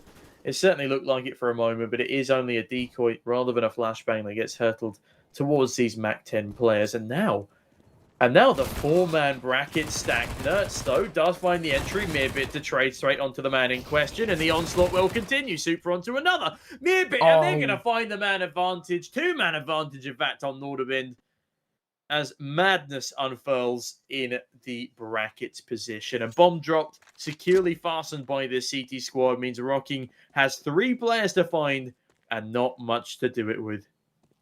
Yeah, not much to do with at all. A Mac 10 in hand and 1 smoke. Rocking has got a real tough task, and I think the sound cue may have been heard by Merbe. He will be expecting this. Of course, the bomb dropped in front of him. He's waiting, tantalizing Rocky, trying to find something. The MP9 only does a little bit of damage, drops into 56, but an AK will be collected. Now this becomes slightly more problematic with HS and Super both on about half HP. I think he's going for the B plant, but he doesn't have enough time, and surely he realizes it at this point. Either way, he bags himself an AK, and just as he's running up Banana, I think he realizes not necessarily his mistake. That was a pretty unwinnable situation. Oh, did you see what HS just picked up there? He just found himself an AK-47 as a bit of a prize. That's a big win for Nordavind in round number 2 of the second half. Also pick up the round itself, right? I mean, they turn momentum heavily on their head, and now for Team Finest, as they did force buy into that previous round, their economy is broken. Losing that one, Rocking can't even drop anything over because he's saved, meaning no economy coming into next. He only has that AK-47. Going to be supported by a few deagles and a slither of utility. By no means going to be an easy round, but Super going aggressive once again. Oh, and this could become very, very dire in case as Radisfaction pushes. The deagle spam doesn't quite find, and Merz opens things up. Rocking doing his best with the AK-47 and Super running out of ammunition will seal the deal for him on that one, but Fates is taking a lot of damage. Tensky out of nowhere coming in to support HS as HS is in a bit of a rocky spot, but Tensky doesn't care. He's going to keep his teammate alive for as long as he possibly can, and Shushan sprayed down. It's a massacre, an absolute massacre, and this is a forced buy investment from Team Finest. Nordavind are stealing the show. Brilliant from Nordavind. They played that to perfection. One person went aggressive, went for the information play, knew there was at least a few in towards ramp, aware of one in towards second mid. The second mid player goes down to the second player coming to support, and then from there on, it all falls in line for Nordavind. They're playing chess while Finest are playing checkers, and it's working in their favour. They've got a 6-round advantage as they lead 12-6. Well, Counter-Strike has often been referred to as a massive game of 4D chess in the past, and admittedly you don't need as stellar aim as you do in chess, as you do in CS. That's not a problem for Nordavind right now. Tensky picks up another early on into the round, and just the singular upgraded pistol and a flashbang is something Nordavind were almost able to make work themselves. They did have an AK in one of them. Oh my god, Mearbit, he's just gone and done exactly what was done to him in the previous by Radifaction, admittedly against the pistols this time. But Nordavind should be looking for a flawless round at number 13 on the board, and they will. And they save so much utility over into the next that their economy is now booming. This is like, I don't know, pre-1927 American economy right now. Pre-1920, yeah, pre the crash. Looking very, very good indeed. Nordavind, I mean, they're feeling so confident. You can tell by the way they're taking their aim duels. It's working in their favour. They back themselves time and time again when it comes to taking on a 50-50 duel. And Nordavind, it's working perfectly. They lead 13-6. But Team Finest will be able to muster up a full buy coming into round number 20. So we're seeing AK collected, but nade damage onto Rocking. He's dropped already to 19 points of health. And he hasn't even seen anyone. Oh, dearie me. And Super is still rocking that MP9. He's just hungry for frags. I am still in awe at the dazzling nature of that weapon. And also I'm in awe of the dazzling nature of that tap towards Radifaction. He's going to pull off a cheeky dink, I believe that was, through the edge of the floor. So Radifaction will escape with half HP, but I don't know if Team Finest will be escaping with this round, though. Their utility rather lackluster. 4 smokes, meaning the best site for them to go to would be B, especially since there's a 4-man stack towards A, and the utility bait coming in now will keep a couple of men there, but the rotation from Tensky could seal the deal here. Yeah, no, agreed. Merz going to drop a smoke in towards the front part, and now things become very tough for Finest. They don't really have the flash to pop themselves through. They have a couple of smokes which they can set up, but even still, they're all kind of being forced back. They're being pincered now in towards Banana, and they're really running out of time. Under 40 seconds left. Yeah, and that's a nice spray down from Shushan, and they will find the man advantage off the back of this. They are continuing towards that B site, and that's a 3-man stack for Nordavind. The execute is so late, and oh, hello. Nertz finds one, but Nertz and Fate. Oh my goodness gracious me! Tensky, you madman! All down to Shushan in the 1 versus 2. 15 seconds left on the clock. He has no idea where Tensky is. And that is an abomination. That is just a massacre. The meat grinder opens up and headshot. HS finishes the deal with a headshot of his own. And Nordavind find themselves a stunning 14th off the back of Tensky. God, what is that from Tensky, the Danish destroyer, massacring from boost spot? It is sublime, to say the least. I mean, Nerds and Fake picked up those first kills, but Tensky, that spray control and transfer is absolutely immaculate. And he just makes it look so easy. It's sublime play from Nordavind and individually from Tensky in that round, pushing him up to a total of 16 kills in this game. It's been so good to watch Nordavind light up this server, and old Team Finest, things are starting to look very, very worrisome indeed. Nordavind, they hit 14. Someone give Tensky a medal after that one. It was a pleasure to watch. It was so pleasing. The spray transfer, godly. And, well, Nordavind looking pretty damn stellar right now. Shushan, that's a godly headshot though. Falls off, finds him above half wall through a smoke. Yeah, we'll take those occasionally. Yeah. Nordavind though, probably not too pleased about giving that one up. And bear in mind, Team Finest brought it back to 12 from a 14-6 deficit last time. Can they do it again? Tensky says no, but Fate says other ideas. Oh no, Tensky, there's no way. Not again, Neo. Not like this, surely not. Tensky picks that first kill. Gonna reposition now into towards second oranges. A little bit of a harder angle to clear as well because you can't really see them from short water. So, or barbecue, however you want to call it. Everyone calls it different things. I call it water. Some people call it barbecue because there used to be a barbecue there in the older iterations. Lovely, lovely. That's fair enough.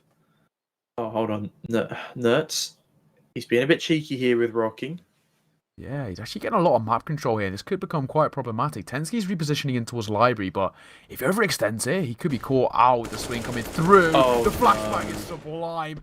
Oh, Supra, you genius. What a time to pop the flash. Tensky gifted 2 free frags. Like it's Christmas Day as Supra finishes things off. And Nordavind hit 15. Oh, Sneaky. What a individual round. Brilliant stuff. Tensky has just put up 2 of the best multi-frags we've seen in terms of just pure spray control, finesse, prowess. But ladies and gentlemen, very quick word from our sponsors. If you want to tap into the world of crypto, then do it with Coinbase. That's coinbase.com.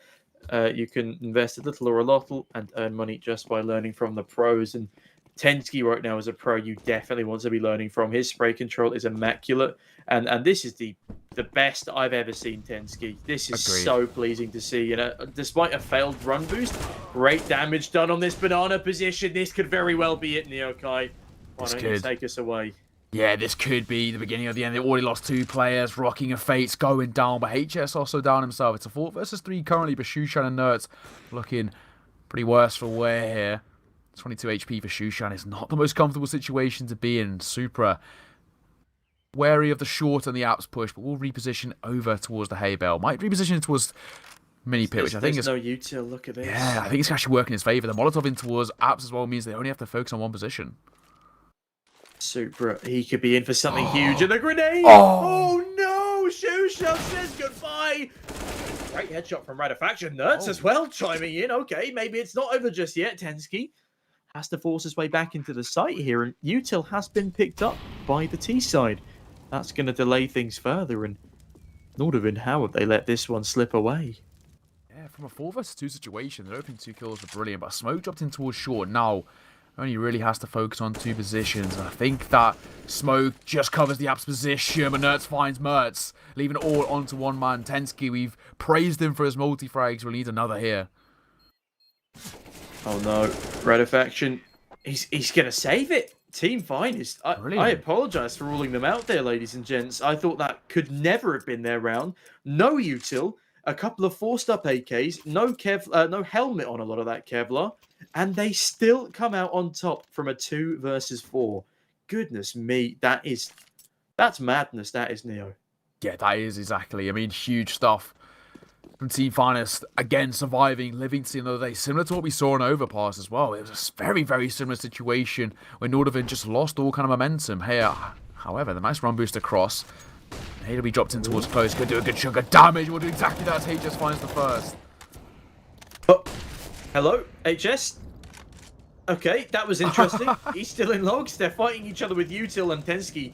Eventually the man to seal the deal. Now a 5 versus 3. I can't really rule Team Finest out after what we just saw in the previous round, but HS is continuing his nonsense on Banana. Does escape as well, meaning Radifaction needs to do so much here, and the bomb needs to hurry its way towards A. The execute needs to come in now, and look at this 2-man pit stack. 1 mini, 1 main. It's such a strong setup, and I don't have high hopes for Team Finest in this one either. Hopefully they can prove me wrong. They played so well in the second half of Overpass, but the second half of Inferno has been a whitewash. Absolutely agreed here. And while the flashbang coming over, Nert's going for the peak. Will clear in Cole's there a box, but doesn't clear super in towards the bow. Tensky picks up one of his own, traded out quickly by Satisfaction, but Murbit will shut down him. The trade comes through, and ladies and gentlemen, it's Nordavind taking it 16-7, a 2-0 series, and Sneaky. What a bit more of a convincing performance from them in map number 2. Yeah, definitely. And I think we will be having a post-match interview here. So it's going to be interesting to see their mentality going into Agreed. that second map, because obviously it got a bit rocky at the end of Overpass. I think they're still going to be happy they took their opponent's map pick, but Inferno is just a nice icing on the cake kind of affair there. They do fantastically, a great game to them, and unfortunately that is going to be Team Finest eliminated from Last Rising. I can't say I'm entirely surprised, but obviously a huge congratulations to Nordavind, especially on that second map. And my God, Tensky, you are a beast. And oh, that's going to be an absolute treat. We're going to be interviewing HS in about 2 minutes, and Neo. Funnily enough, after the performance on that first map. I was going to say, funnily enough, I was about to say, Tensky, a brilliant performance in that, but overall, my MVP for that map or for that series was going to be HS. Consistent fragging all the way through, and you need that sort of player. You need a player when everyone else has sort of slowed down mentally and a little bit of fatigue starting to kick in, just firing on all the cylinders. And HS, I mean, he was going to be my MVP anyway, but it makes it even better that we get the chance to interview him. What a performance from him, and I'm looking forward to it. Yeah, and it's nice to see a resurgence from him as well. Because obviously the Hellraisers project has been a little bit of a failure since, I'm going to say 2019. Was 2019 where they made the major run? They beat Fnatic in the lower bracket, best of 3 in Swiss. They made it through to the next round, and then they didn't make it any further. That was the last time we really saw a solid Hellraisers. And HS, it's great to see him. He played in Penta as well. He's no stranger to the limelight. It's great to see him performing again in a team like Nordavind, and hopefully Nordavind do manage to find the consistency that I'd say they deserve. They're a great roster. They've got good foundations. And 100%. Another thing we can ask them is what are their goals for this year? And I think top 30 is a reasonable goal.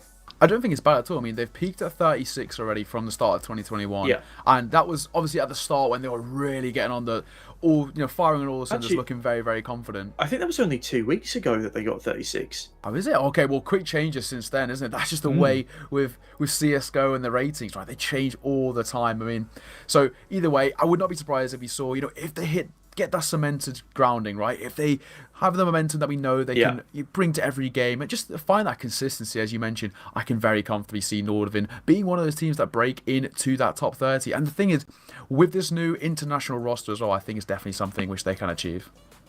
Yeah, and I'll tell you what, Neokai, we have just been joined by HS, and I'm going to let you start off this interview. But HS, welcome aboard and congratulations on a fantastic win just there. Hey guys, thank you. Yeah, brilliant stuff. I mean, as much as we know, map number 1, you were firing on all cylinders. What a performance. First of all, just to get things started, one thing that we sort of want to know, so Finest, right? A team that there's not a lot of information on them. They're a bit of a new side. The new roster was officially announced 3 days ago. So what was your preparation coming into this game? To be honest, we didn't prepare for them. We just focused only on our own stuff that we had and what we practiced and our own things. That's all. Okay, so you're more focused on your own game plan rather than trying to counter-strat them. Yeah. I mean, I think that's pretty reasonable, all things considered. They are completely out of nowhere as a roster. But what was your mentality on Overpass when things started to get a little bit difficult going into the middle and start of the second half? How did your mentality change, or were you always confident that you could take their map pick? I think we were confident from the start. It was just a matter of time. We tried many different things. At one point, we talked about that we're trying to end the game too fast, so we slowed it down a bit. And then maybe made some calls. We tried some different things, and eventually we broke through. But yeah, we were confident the entire way through. Yeah, and a great individual performance from you, as we already mentioned. So again, massively well played, and it was really a joy to watch you on Overpass. Yeah, sure. You made it look very, very easy for yourself. Constantly taking those aim duels. It worked, man. You finished with a plus 30. Brilliant stuff. One thing that we were kind of talking about just on the stream earlier, but for your roster, I mean, obviously you've had a few iterations, a few changes since the end of 2020 and start of 2021. What is the kind of goal for Nordavind? A bit of a new roster, an international roster now as well. So what is your goal heading in for the rest of 2021? Well, the goal is, of course, to reach new heights and to break the top 30 as soon as possible. And then from there on, I feel like it's easier to grow as a team because you know that you achieved something. So first, we just need to achieve something, win something, and then we're going to be confident in ourselves and trusting the process and believing in the project. Oh, one step closer by taking down Finest today, 2-0, taking their map pick away with relative ease, and then on your own map pick, looking very, very comfortable indeed, 16-7. Yep. Yeah, and going into Inferno, I'm assuming you were a lot more confident since it was your own map pick, and you clearly showed it. You had a fantastic game on the majority of Inferno. There were a couple of hiccups. For example, the 3K spray down from Redafaction. I'm sure that probably came to as much of a shock as you guys as it did to us in the casting seat. But going into your next matchup, I feel like your next matchup is going to be a lot more challenging. And what preparations have you been doing for the Gorillaz squad? I mean, it's a similar situation. You don't have much to look at, and when it's like that, you don't really focus on the opponents. You maybe think what kind of players they are, but for us right now, it's just about confidence and believing in ourselves. It's like lately we didn't have such good results, and we have been struggling to find our own way of playing, and like struggling with teamwork and stuff like that. So today we went into the game with confidence and trying to have fun, and just we're gonna try to continue like that and just believe that we can win and do better. That's great. And who are you most worried about on this Gorillaz squad?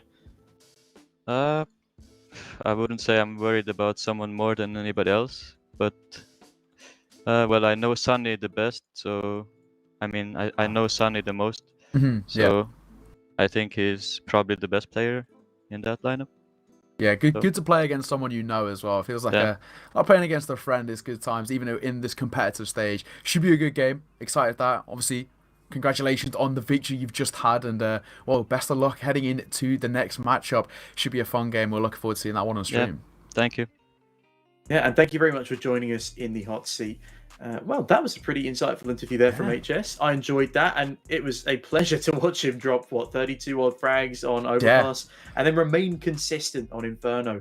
He wasn't like the one-map star. We saw a Cillian actually on Nuke up against, forgive me, I forgot. No, it was Apex.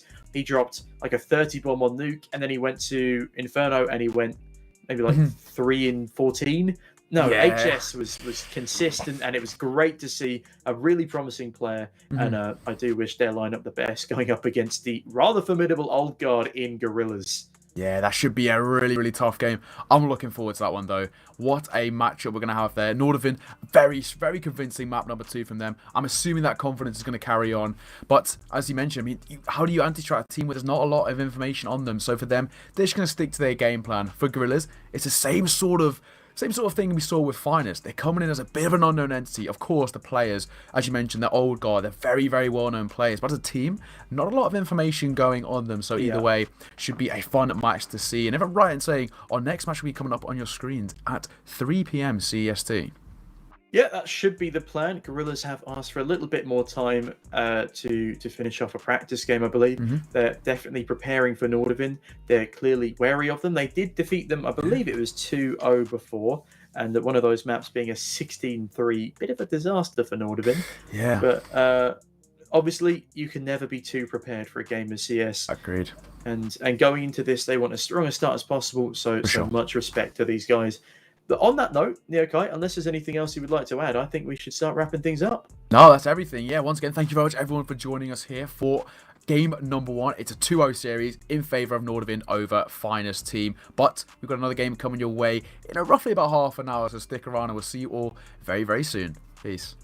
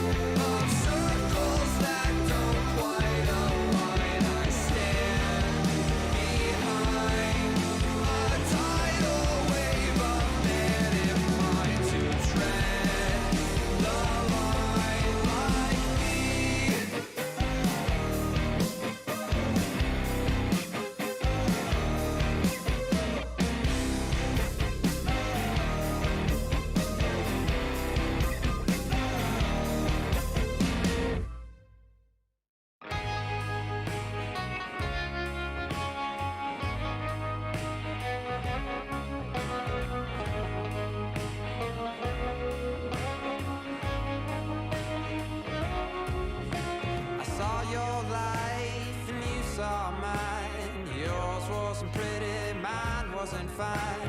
But when I raised and lift our eyes over the hill, I passed you by.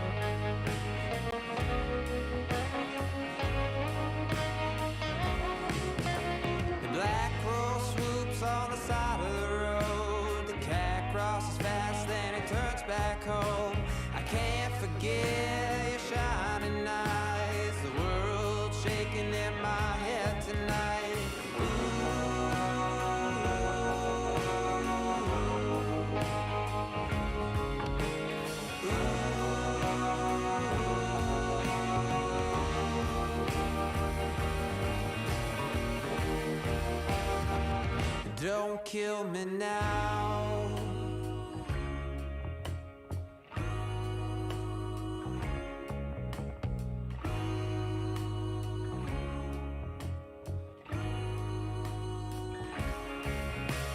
Lower the hill, lower the hill, lower the hill, lower the hill.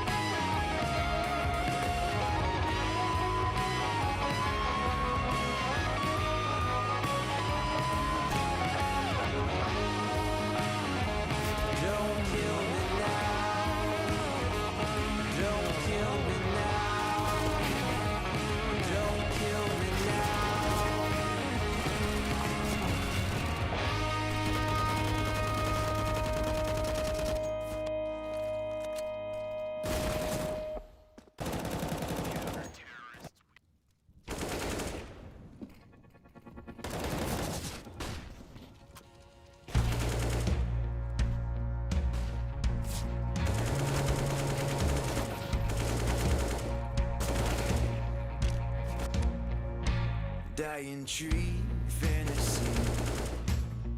Come talk to me. How did you get this way? I never thought I'd see the day. I tried so hard to bring you back. You're not Jesus Christ. You're not Jesus Christ. You're not Jesus Christ.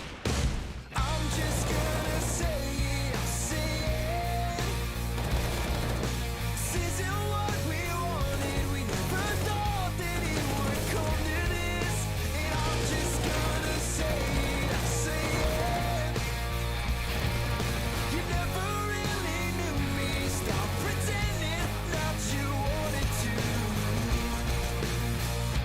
Just a man, flesh and blood. All I need is real love. Your ticket price is too damn high. I don't play with guns. Bullet holes still remain. That don't mean I've changed. Bullet holes still remain. That don't mean I've changed. That don't mean I've changed. That don't mean I've changed. I'm just gonna say it. This isn't what we wanted. We never thought that it would come to this. And I'm just gonna say it. You never really knew me. Stop pretending that you wanted to. You got your goals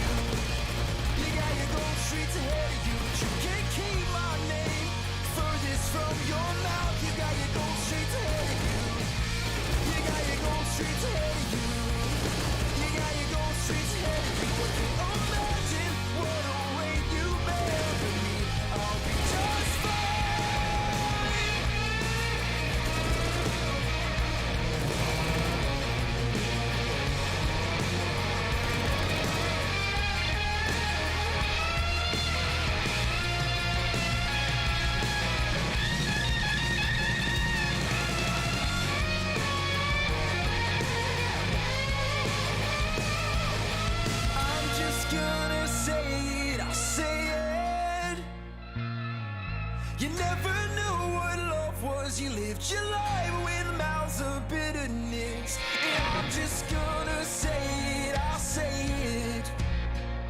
I used to think that you were right in this, but maybe you were wrong.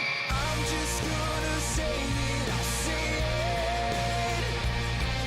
This isn't what we wanted, we never thought that it would come to this.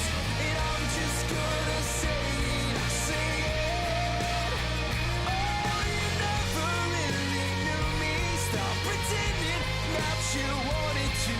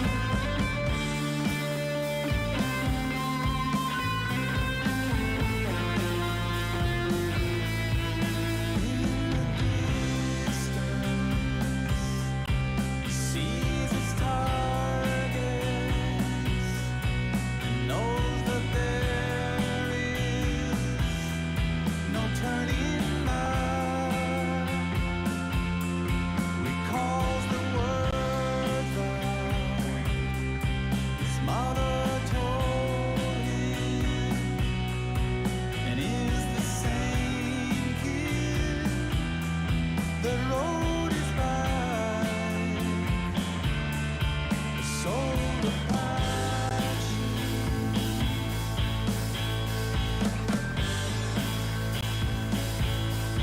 A soul of passion.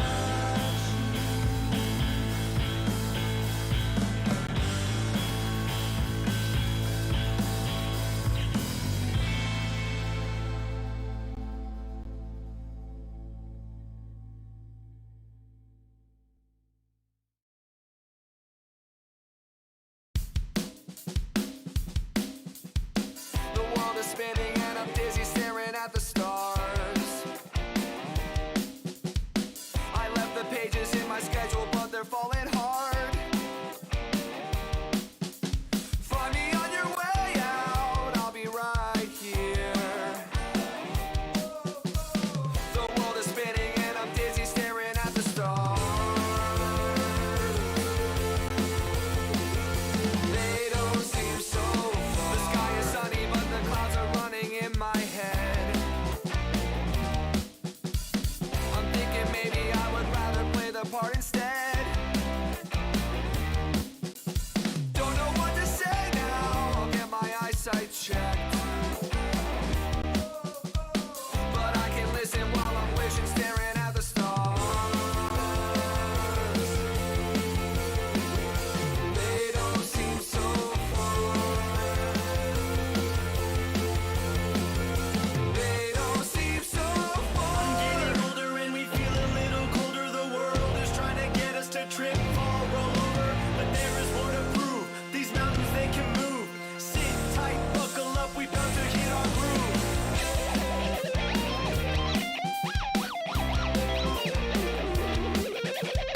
I'm closing chapters, looking backwards, and I'm making sense. I'm interested in all that flourishes from ignorance. Nothing in my way now, except for my own years. The world is spinning and I'm dizzy staring at the stars. They don't seem so far. They don't seem so far. I'm getting older and we feel a little colder. The world is trying to get us to trip, fall, roll over. But there is more to prove. These mountains, they can move. Sit tight, buckle up, we bound to hit our groove. I'm getting older and we feel a little colder. The world is trying to get us to trip, fall, roll over. But there is more to prove. These mountains, they can move. Sit tight, buckle up, we bound to hit our groove. It's hard to know what is real, gotta follow what you feel. Run it and go, but have a pocket full of zeal. We keep the motor humming, doesn't matter what you steal. Just a couple music chefs trying to cook our next meal. Playing all these bars, little stranger than Mars, and accumulating scars, driving hours in the car. The future is ours, I can tell by the stars. They don't seem so. It's hard to know what is real, gotta follow what you feel. Run it and go, but have a pocket full of zeal. We keep the motor humming, doesn't matter what you steal. Just a couple music chefs trying to cook our next meal. Playing all these bars, little stranger than Mars, and accumulating scars, driving hours in the car. The future is ours, I can tell by the stars. They don't seem so. It's hard to know what is real, gotta follow what you feel. Run it and go, but have a pocket full of zeal. We keep the motor humming, doesn't matter what you steal. Just a couple music chefs trying to cook our next meal. Playing all these bars, little stranger than Mars, and accumulating scars, driving hours in the car. The future is ours, I can tell by the stars. They don't seem so. It's hard to know what is real, gotta follow what you feel. Run it and go, but have a pocket full of zeal. We keep the motor humming, doesn't matter what you steal. Just a couple music chefs trying to cook our next meal. Playing all these bars, little stranger than Mars, and accumulating scars, driving hours in the car. The future is ours, I can tell by the stars. They don't seem so.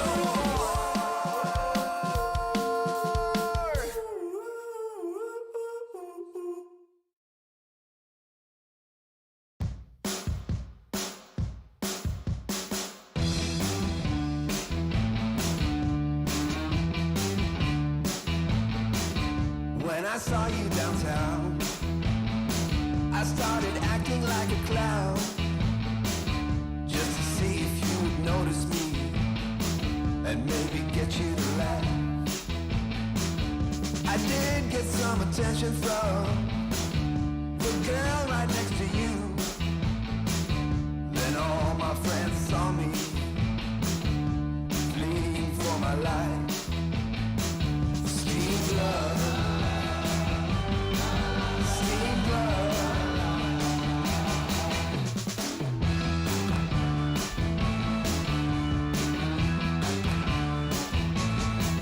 I gotta run, run, run. I gotta run,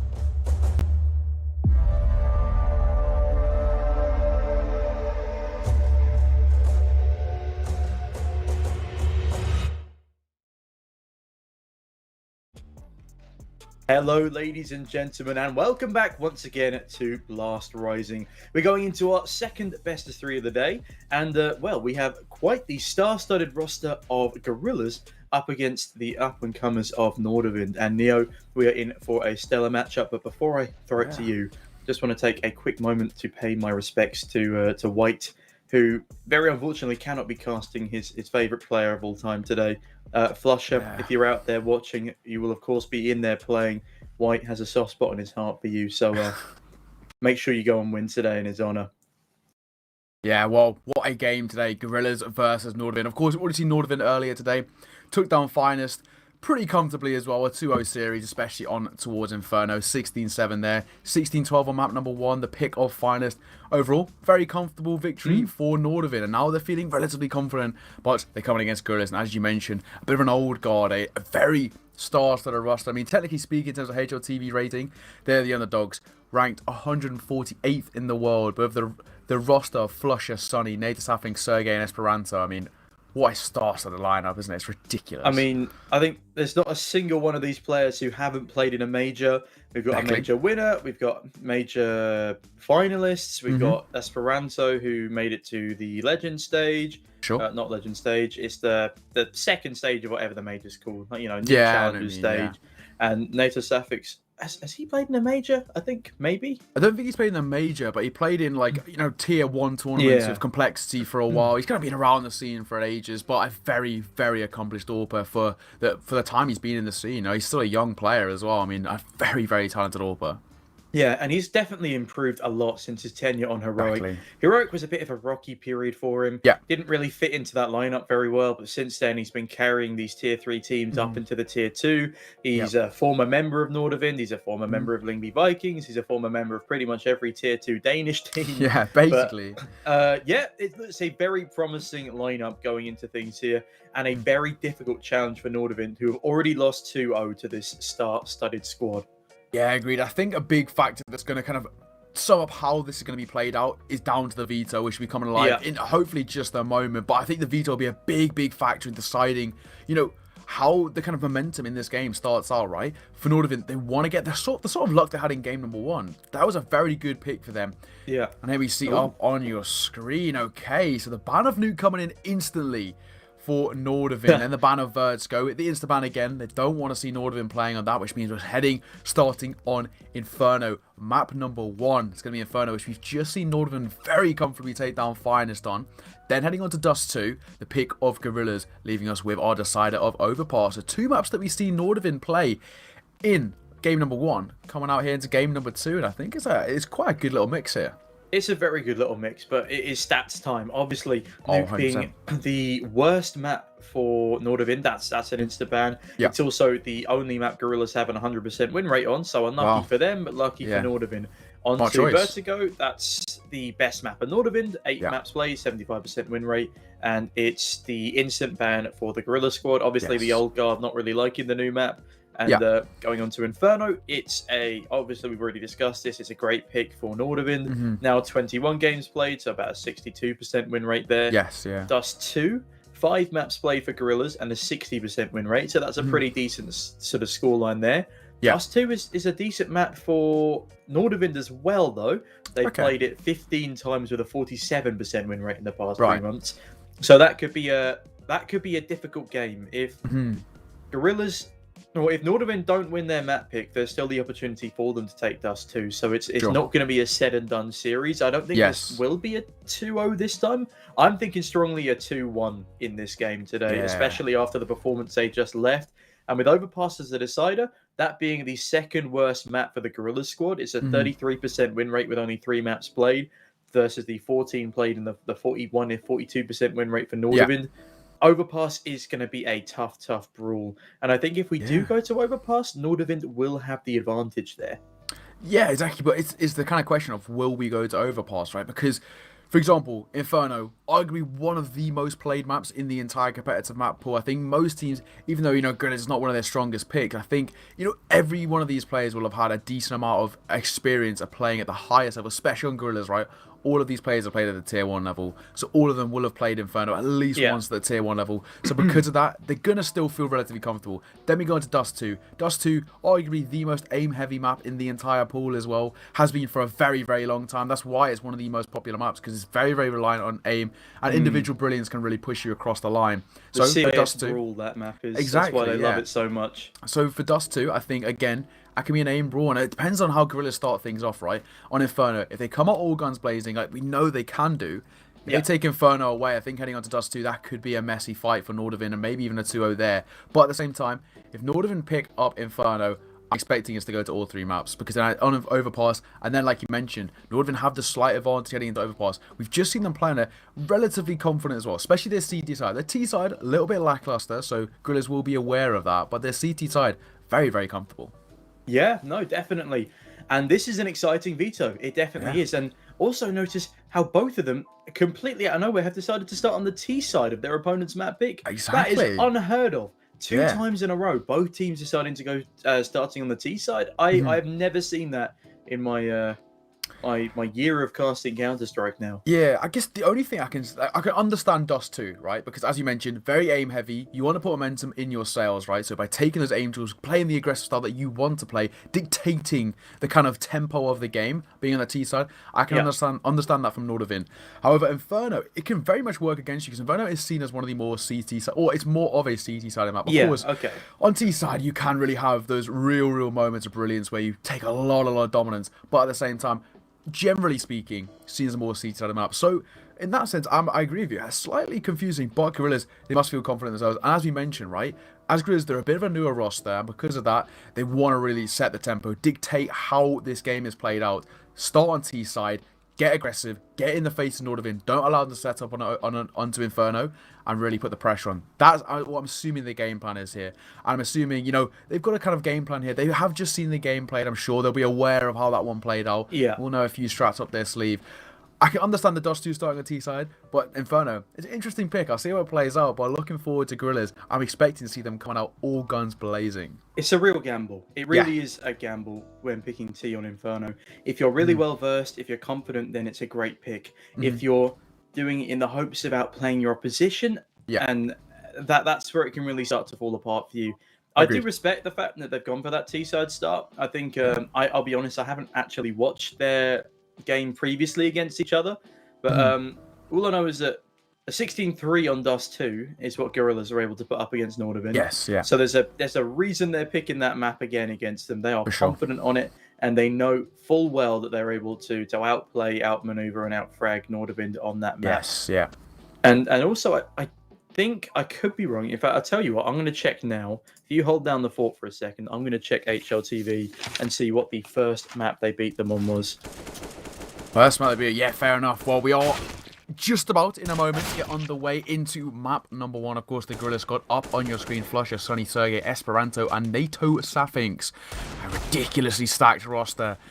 Just started as well, has a lot of potential. Technically coming in at a HLTV ranking of 148th. So, if we want to speak in technicalities, they are the underdogs coming into this game, as Nordavind come in at a world ranking of 43rd according to HLTV. But with players like Flusher and Sunny, Sergey, you've played at that top level. Esperanto and NATO Safinx as well have had a lot of tier 1 experience. It should be, well, should be a pretty interesting game to say the least. And I have come back with the stats, and it was actually Mirage that was the second map in the previous series. Inferno was the third map against these two, but they didn't make it to.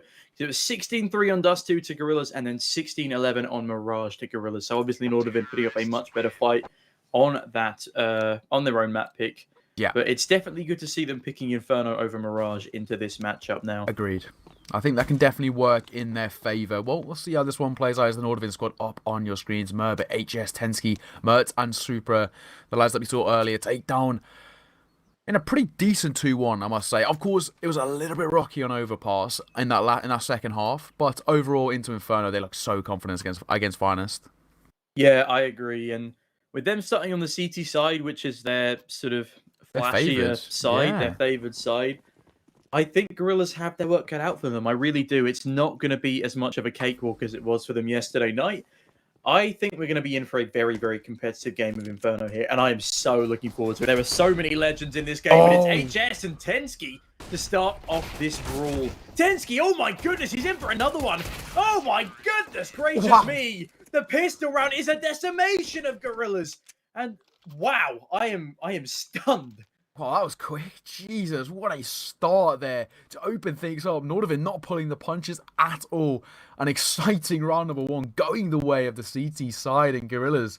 Well, that game plan already put in its place. What a start from Nordavind. They pick up a lightning quick pistol round to put first on the board. And already now, Economy starting to look relatively confident. We can see the MP9s and the FAMASs come out. Just have a look at this, though. It's NATO Safix in the old Nordavind jersey as his profile picture here, just to reinforce the stakes of this matchup. Nordavind eager to, no doubt, put their old player in his place. I believe he left them stating that they weren't a good enough team for them, so yikes. HS, though, gets one in. NATO Safix a trade on the Tech 9, and now the onslaught begins towards this A bomb site. Short is heavily contested, and Mertz finds Sergey. Meerbit able to deal with Sunny as well, and oh my goodness me, it's a messy one on the bomb site, but now down to Esperanto in the 1 versus 2. We've seen his deagle skills, but we also see him getting blown up by an HE grenade, and now 4 kills on the board already to HS as him and Tensky come out absolutely swinging. Yeah, similar to what we saw in game number 1, HS. Brilliant electric start from him. The man that we interviewed, the MVP of the last game. Might I remind you as well, he got a 1.48 HLTV rating in that entire series. Not even just a game, the series. 1.48 rating, a plus 18 KD, and 93 ADR across the entire series. What a performance from him against Finest. He's looking to do more of the same here against Gorillaz. And I honestly hope he can. As much as it's great for everyone to reminisce about the old times, sometimes it is good for... And to be honest, HS has been in the scene for a long time. I believe he played in Krakow or Atlanta, one of those 2 majors. Yeah, so I mean, he's been pro since he was quite young, if I'm right in saying. Yeah, definitely. It's been a long tenure for him, and a far more successful career than a lot of people at his age. So my respect goes out to him. Now it's time for him to prove himself again against this old guard. But Sunny starts things off with a stunning 1D to Mertz. Yeah, what a way to get things started as well. Now in a 5 versus 4, Gorillaz with a significantly worse buy, looking a little bit more confident. The MP9 swinging through, looking for the fight, will take it, but Sunny will punish. Esperanto gets one of his own into a super, and just like that, they explode on towards A. Esperanto is one of those explosive deagle players who you can never ever rule out of a round.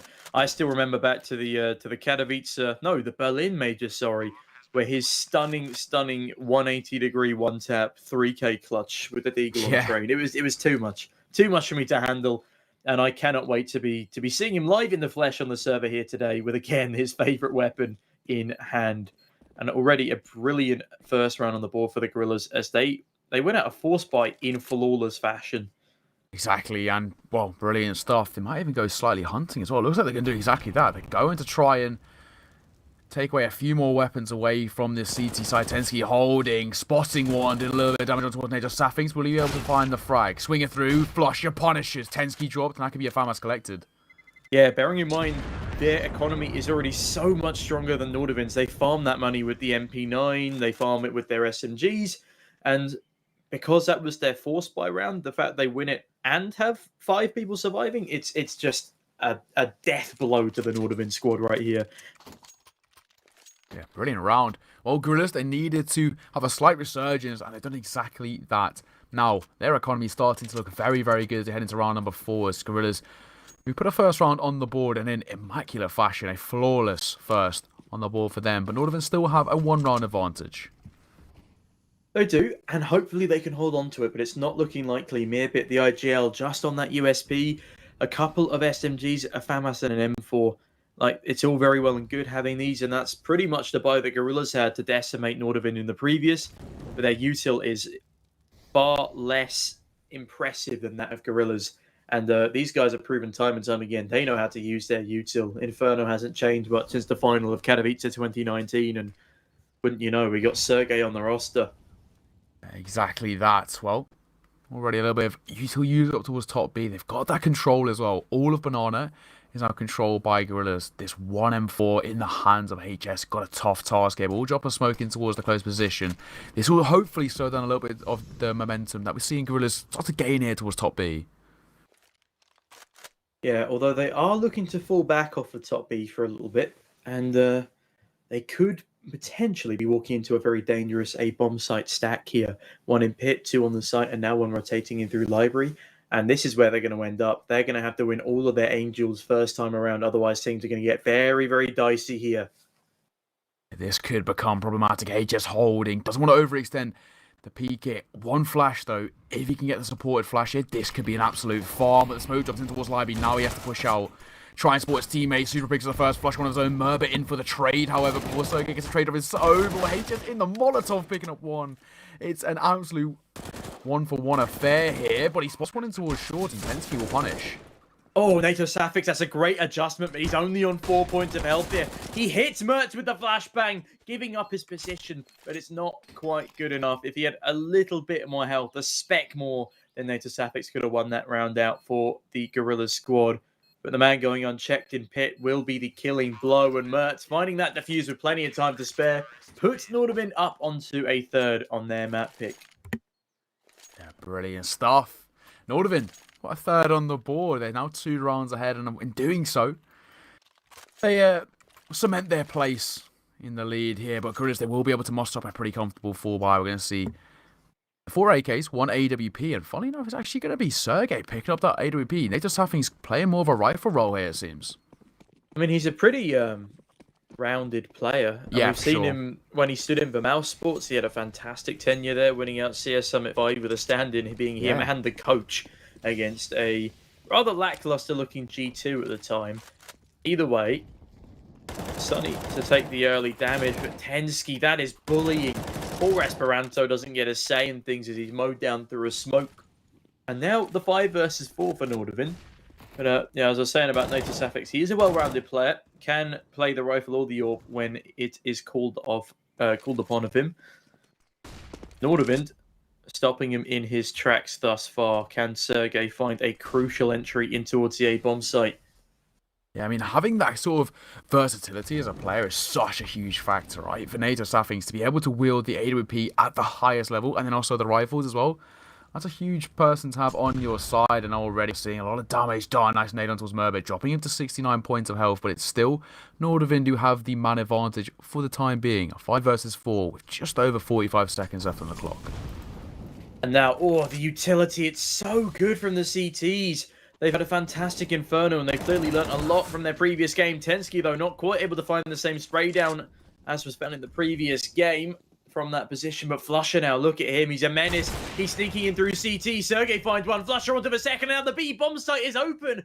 25 seconds left on the clock, and the Gorillaz, they can just walk up to B. Yeah, they can do exactly that. And, well, it was all started to fall apart for Nordavind. The opening frags, they were brilliant. The wrap round as well, in towards CT. The AWP picking up the first kill, and then Flusher getting one of his own as well to shut things down. A brilliant, brilliant round. With Sonny and Sergey low on HP, they'll play things nice and passively, but Merbet and Supra, all they can really muster up is just to save these MP9s into that next round. It's going to be Gorillaz putting a second round on the board and staying just an arm's length away from Nordavind, trying to really put the pressure on this CT side. Yeah, Tensky, if he finds a single kill there, my assumption is that that would have been a Nordavind round. But he fluffs a spray, aims dead down the middle of 2 players, and Sonny, what are you doing?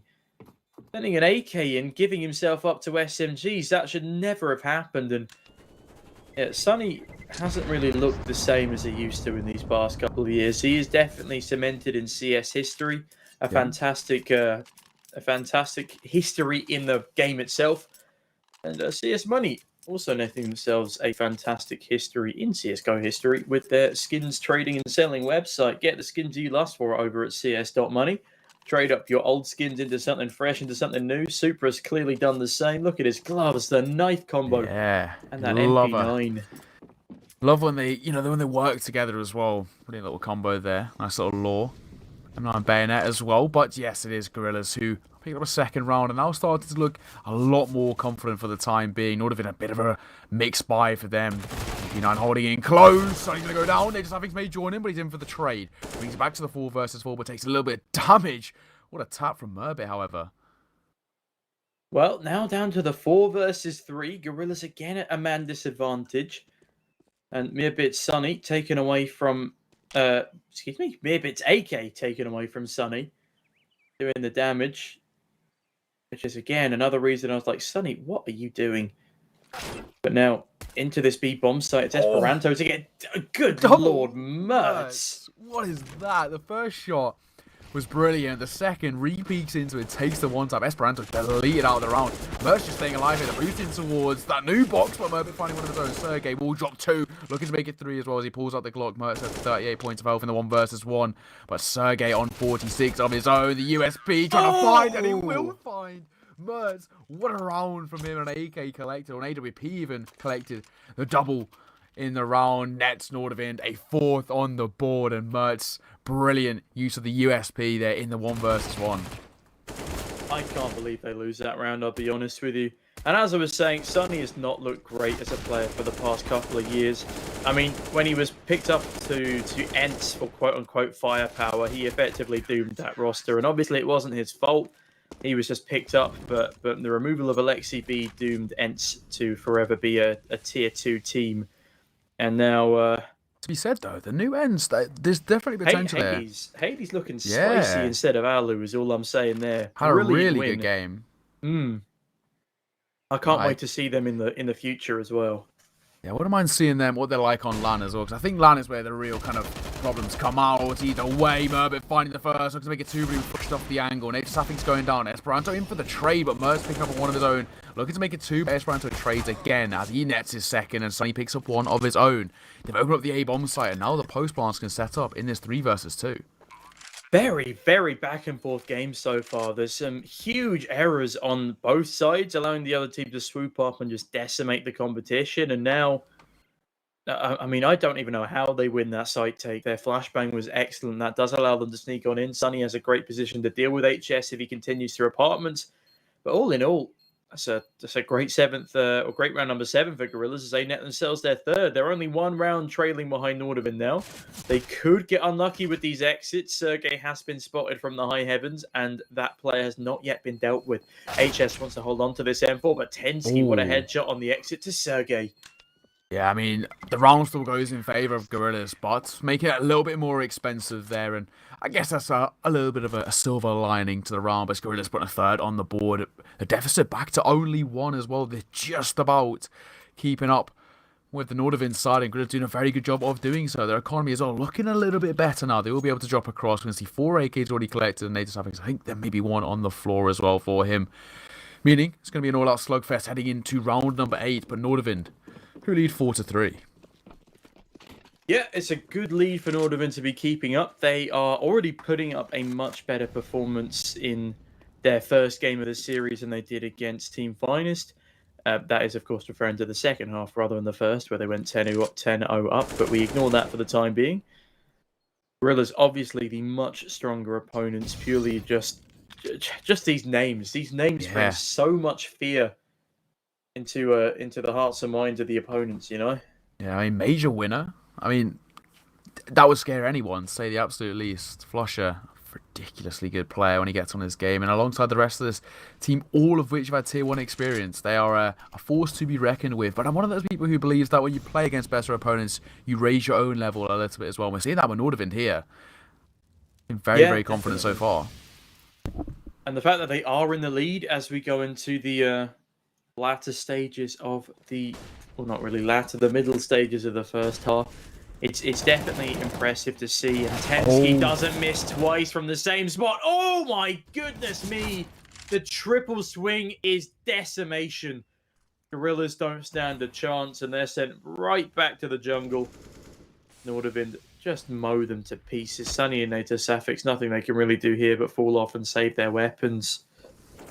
Yeah, nothing they can really do. Just keep hold of the weapons here. That's going to be a brilliant round for Nordavind. Fantastic use of utility once again as well.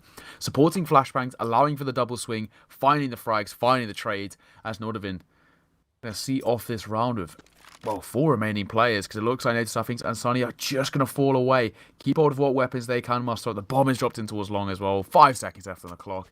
It's going to be a 5th on the board. And Nordavind taking a 2-round lead once again, and in immaculate fashion, has to be said. Yeah, again, 4 players left alive. The economy will be thanking them for it. Tensky, the only one to really have to massively reinvest.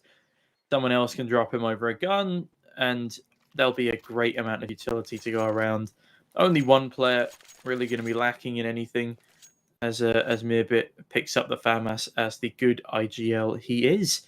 Nordavind will have to sit through a Gorillaz tactical timeout here as they discuss their course of action. It won't be a buy just yet. Sergey onto the Deagle.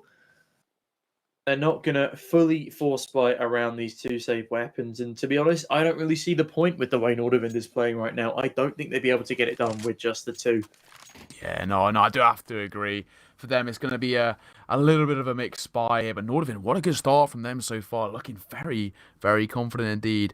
Of course, this is their map pick of Inferno, but a very good start. They've been gifted their more favourable side as well. So let's see if this works in their favour. Either way, Nordavind looking confident. They lead 5-3. That's round number 9 just about to begin. Gorillaz, they're going to come into this round with, of course, the AK and AUG saved across from the previous round, and just a couple of upgraded pistols to support. But a decent amount of utility, so we can't count them out, to say the least. Yeah, definitely. And as the old guard often do, they surprise at the most shocking moments, especially with those Tessa Eagles and, throwback to Esperanto once again. Obviously, I can't linger on the past for too much, and neither can these professionals, which is why they're trying to continue their legacies. And the fact that their legacy continuation begins in Blast Rising is not necessarily a troubling factor for them, but it's a long road back to Tier 1. HS, oh my goodness, finds a quad kill. A quad kill as Mertz finds his single. And Nordavind now pick it up 6-3 as the investment from Gorillaz falls completely flat. What a way to do it. And Nordavind, they are looking very, very confident, has to be said. I mean, I'm assuming that momentum that came from game number 1 is coming pretty comfortably into game number 2. Gorillaz, who were, I must say, in terms of just the general players, I'd say were the slight favourites, of course, with a lot of Tier 1 experience in this side. But Nordavind, brilliant start from them so far. Has to be said that, of course, this is their preferred side on Inferno, so we'll see how it plays out. But then they drop into a second mid. Brilliant use of utility by Mirbit, the IGL, dunking down there to Safing and Esperanto to about 3/4 health. But this HS, oh my god, he's pushed through. Found the first kill one towards Esperanto as well. Look at double up as well. There's one into a second mid. They swing through and he spray controls it perfectly. HS, the control is immaculate. And what a player, putting it up to a total of 12 already in only 10 rounds played.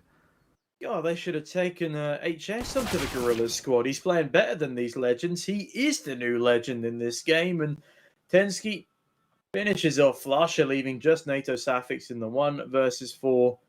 A Glock, a hope, a dream, and most likely some lead in his stomach.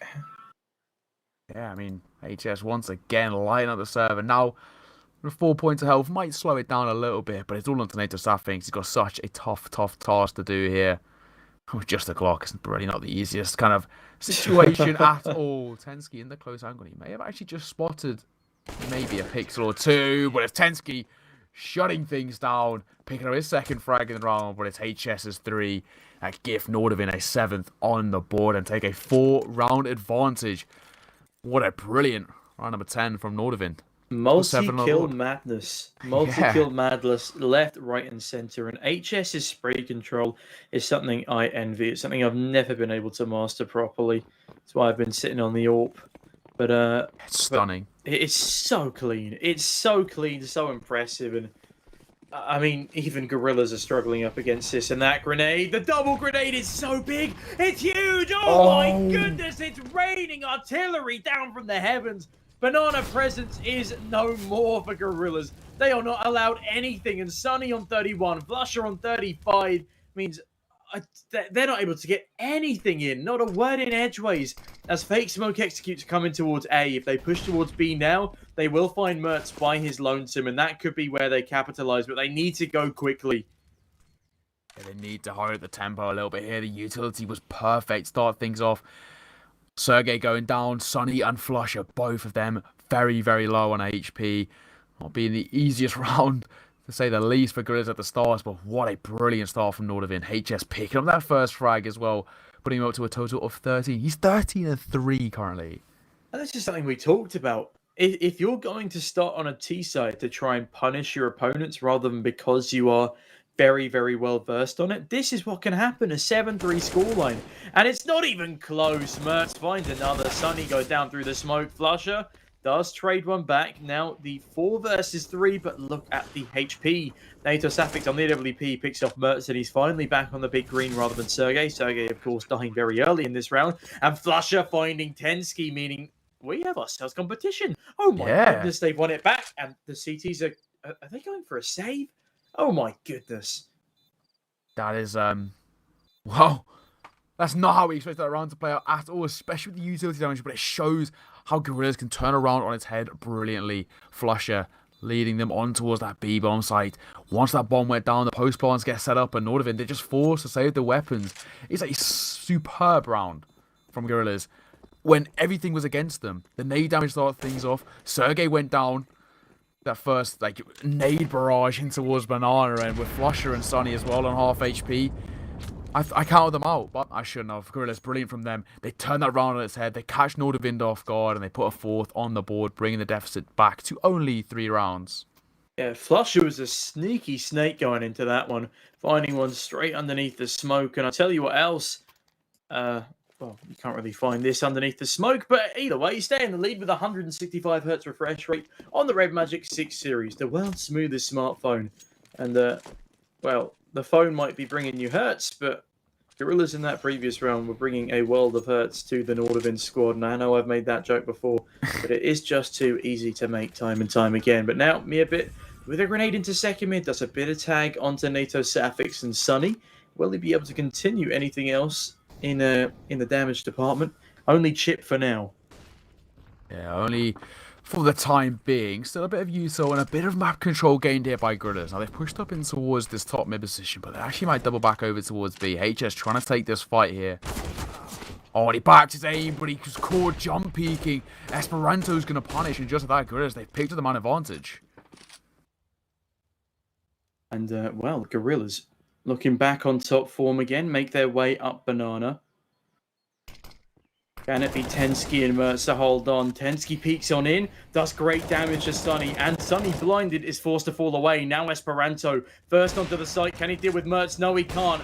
The Orpa stands firm. Molotov over the top now, though, and the site has been taken control of by the T side. Can they keep it in the post-plant situation? And, oh, the nade to Tensky is beautiful.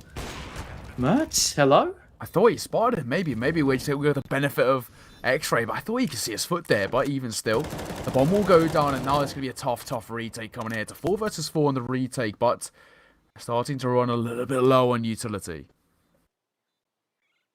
And, well, they may be low on utility. Both sides are, in fact, but I think the CTs have been locked out of this one. Sunny's positioning on Banana is great, and despite the stack up towards Church, they are going to be forced to fall off. There's not enough time left on the bomb, and that's the 5th round on the board for Gorillaz here. Oh, Sunny. Meerbit picking up 1. Flusher does get a quick trade there on towards Mertz. He will manage to stay alive as well. And, oh, there's a good chunk of damage. I think he will be able to just about survive out the round. Doesn't matter. It's Gorillaz picking up a 5th round on the board, and they're making this deficit come all the way back down. Well, 7-5 to Nordavind. As you said, not as convincing of a scoreline as it was just a few rounds ago. Mertz, though, he's absolutely woken up, as has HS. Well, HS has always been awake. HS has never been asleep, and he's just an absolute pleasure to watch, really. On the flip side, everyone on Gorillaz, except Sunny, has put up a lot more fragging, a lot more impact, and Sergey back on the big green, entries onto Supra, proving that it's not just NATO who can perform here. Mertz, though, an AWP of his own, holding down a tight angle, and NATO Safix could be walking straight into it, but Mertz falls off just a second too soon. Can he do? Oh my goodness, the timing. The game of timings in this one especially has been rough, but he peeks straight back in, and a lovely little adjustment will remove the Dane from play. A ridiculously quick scope there. Flusher tagged down as well. 20 points of health. Will drop a Molotov and fall back on towards the site, and there'll be the HE of Mertz that finishes off the low HP flusher. Brilliant flick there to find the damage for the second. Tensky, one of his own, catching Sonny on the rotation, spots the arm of Sergey. Well, needs to be careful, the AWP player, but does leg Tensky down to 3 points of health. And it seems to be stunning rounds from Gorillaz, followed by a weird mess of they might get a kill, they probably won't. And Mertz seals the deal. Nordavind win out the half and find their 8th round. And this is a very similar scoreline to what we saw with Team Finest. And obviously, Gorillaz, they are, well, I would, under normal circumstances, I'd say they are a much better squad than Team Finest, but their stat lines aren't really reflecting that. For example, Radofaction, he had I think 11 and 10 going into the end of the first half. And not a single player on the Gorillaz squad yet to hit double digits in terms of the fragging department. And obviously, there's still time to make up for this.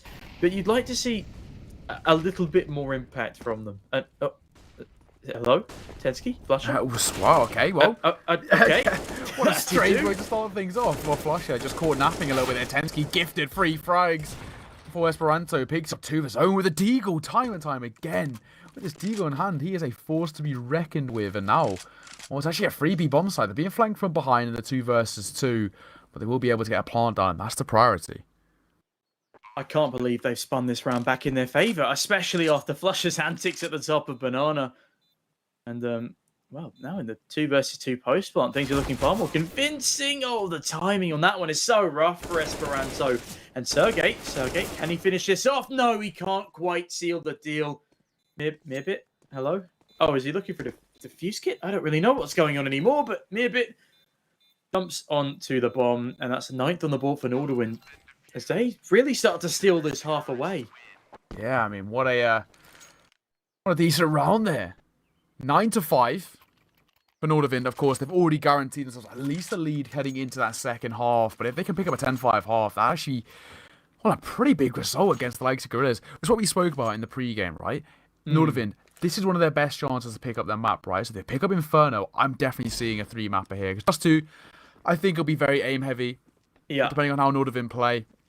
If it goes to Overpass, though, they have a chance of really picking up a 2-1 here. And Mertz opens things up with what a sublime shot on towards Sergey. Already picking up the first kill. And Nordavind taking the man advantage in immaculate fashion. And now that things are looking a little quieter for a moment as Utility rains down on Banana. I have been called out on chat for saying that Sonny has not looked his best in the past 2 years. And I would like to say that I'm sticking to my guns on that one. As you can see, he's having a rough game here as well. And he has had his moments to shine. He has played well on and off. He had a great stand-in for Fun Plus Phoenix before coming to this Gorillaz squad. But no, he's just not been playing like the Sonny we used to know. And someone else actually pointed out that Gorillaz, they're a bunch of fantastic individuals, but they're not necessarily meshing together as a squad. Very different nationalities here. We got the Lithuanian in Esperanto, Nato Safix from Denmark, and admittedly the rest are Scandinavian. But oh, hello, Esperanto, finding Tensky. HS quick to trade. And now Nato Safix finds one straight on back. Gorillaz could definitely use a 6th round here. And now is ample opportunity to do it. The 3 versus 1 on the B bomb site as the rotations are coming in late. Mirbit, the IGL, has a lot of weight on his shoulders here, Neo. This is going to be a tough one here, but it's Mirbit to find the first. Flushes low on HP, tucks it towards first orange. Oh, the dunker, the Kobe. He can find the frag here. And the one towards Nato Safix. Mirbit, you genius. Playtime, isolated his fight expertly. And he finds all 3. Nordavind put 10 on the board, and Mirbit does it in immaculate fashion. Isolating the fights. What a way to do it. I mean, Flusher may have his major winning pin equipped on his profile, but he's definitely not playing a scratch on how he did back then in this one. Look at how happy HS is. I'm already a big fan of HS. He was so polite in the interview and even stayed afterwards to say goodbye. And now he's putting up the most monstrous numbers on the server, some of the highest performing stats we've seen throughout the entirety of Blast Rising. And the fact he's got a smile on his face whilst doing it, it just, it makes me happy as well. Yeah, makes me happy. Warms your heart. Absolutely. Nordavind 10-5 though. Sneaky. This is getting slightly concerning for Gorillaz. If Nordavind pick up this pistol round, this could be a rough second half. Nordavind clearly a little more prepared against the Gorillaz squad than they were in the previous 2-0 matchup. And that shows with the way they've picked their vetoes. The fact they don't go for Mirage. They pick into their now stronger map of Inferno. And they are really serving them quite a difficult task here. I still think there's the opportunity for a comeback. I think CT is going to be a little bit easier for this old guard squad. But, I mean, Nordavind, this is just very impressive stuff. And I'm not going to say I thought it would be a 2-0. I thought it would be a 2-1 to Gorillaz. But if they're able to keep this performance up, perhaps not on Dust 2, but onto Overpass again, this is worrying territory. Imagine the upset as well. I mean, the thing is, we can't even count them out on Dust 2. I mean, obviously, it's not one of their strongest maps, but like I mentioned, Dust 2 is one of those very, very momentum maps, right? It's very, very aim-heavy. And the way we're seeing it so far, Nordavind are the ones who, when it comes to Angels, they're winning them out, especially the likes of HS. But just quickly, another word from our sponsors over at Coinbase. If you want to take control of your economy, then tap into the world of crypto with Coinbase.com. You can invest a little or a lot into cryptocurrency and earn cryptocurrency just by learning from the experts. And, well, Nordavind showing that they are the experts in the server here today on the map of Inferno, putting up some very impressive numbers. And hopefully they'll be able to continue this streak. This is definitely one of the boosts to at least individual confidence that they need. How often is it that you can say, yeah, I beat a major player in Plus Rising, a major winner, in fact. And there's a lot of people on this Nordavind squad who haven't had the opportunity to play at such a high level consistent years in a row. And they're looking to change that pretty quickly. As you said, their aspirations are to get into the top 30 in Esperanto. Needs to hit some of those pistol headshots. Otherwise, Nordavind could be well on their way. Oh, 100% agreed here already. A little bit of damage done towards Merz, dropped to 76. Now he's just slowed down the tempo a little bit. Not making a decision of how they want to play the Super. He's just going for the peek in towards short and long. Kind of tough to hold two angles at once. Timing gets the better of Sergey there. He went for the peek and spotted no one there, so he might be slightly falling asleep at the wheel as Super moves in towards apartments. And now they're closing in on this A-bomb site. Sergey, though, gets a dink through the wall, doesn't quite capitalize onto the kill, and Tensky pushes on in. Oh my goodness. Hater Safix pulls one back. We're in a 3 versus 3 situation. Sunny from Coffins. Oh my goodness, Sunny.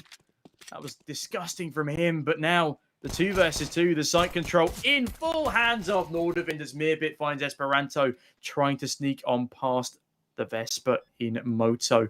Lusher now knows there's one on default plant, doesn't know where Mirbit is, strikes down onto the IGL. Now the 1 versus 1 situation. He's running low on ammo, switches pistol, but hello there, HS! Oh, HS!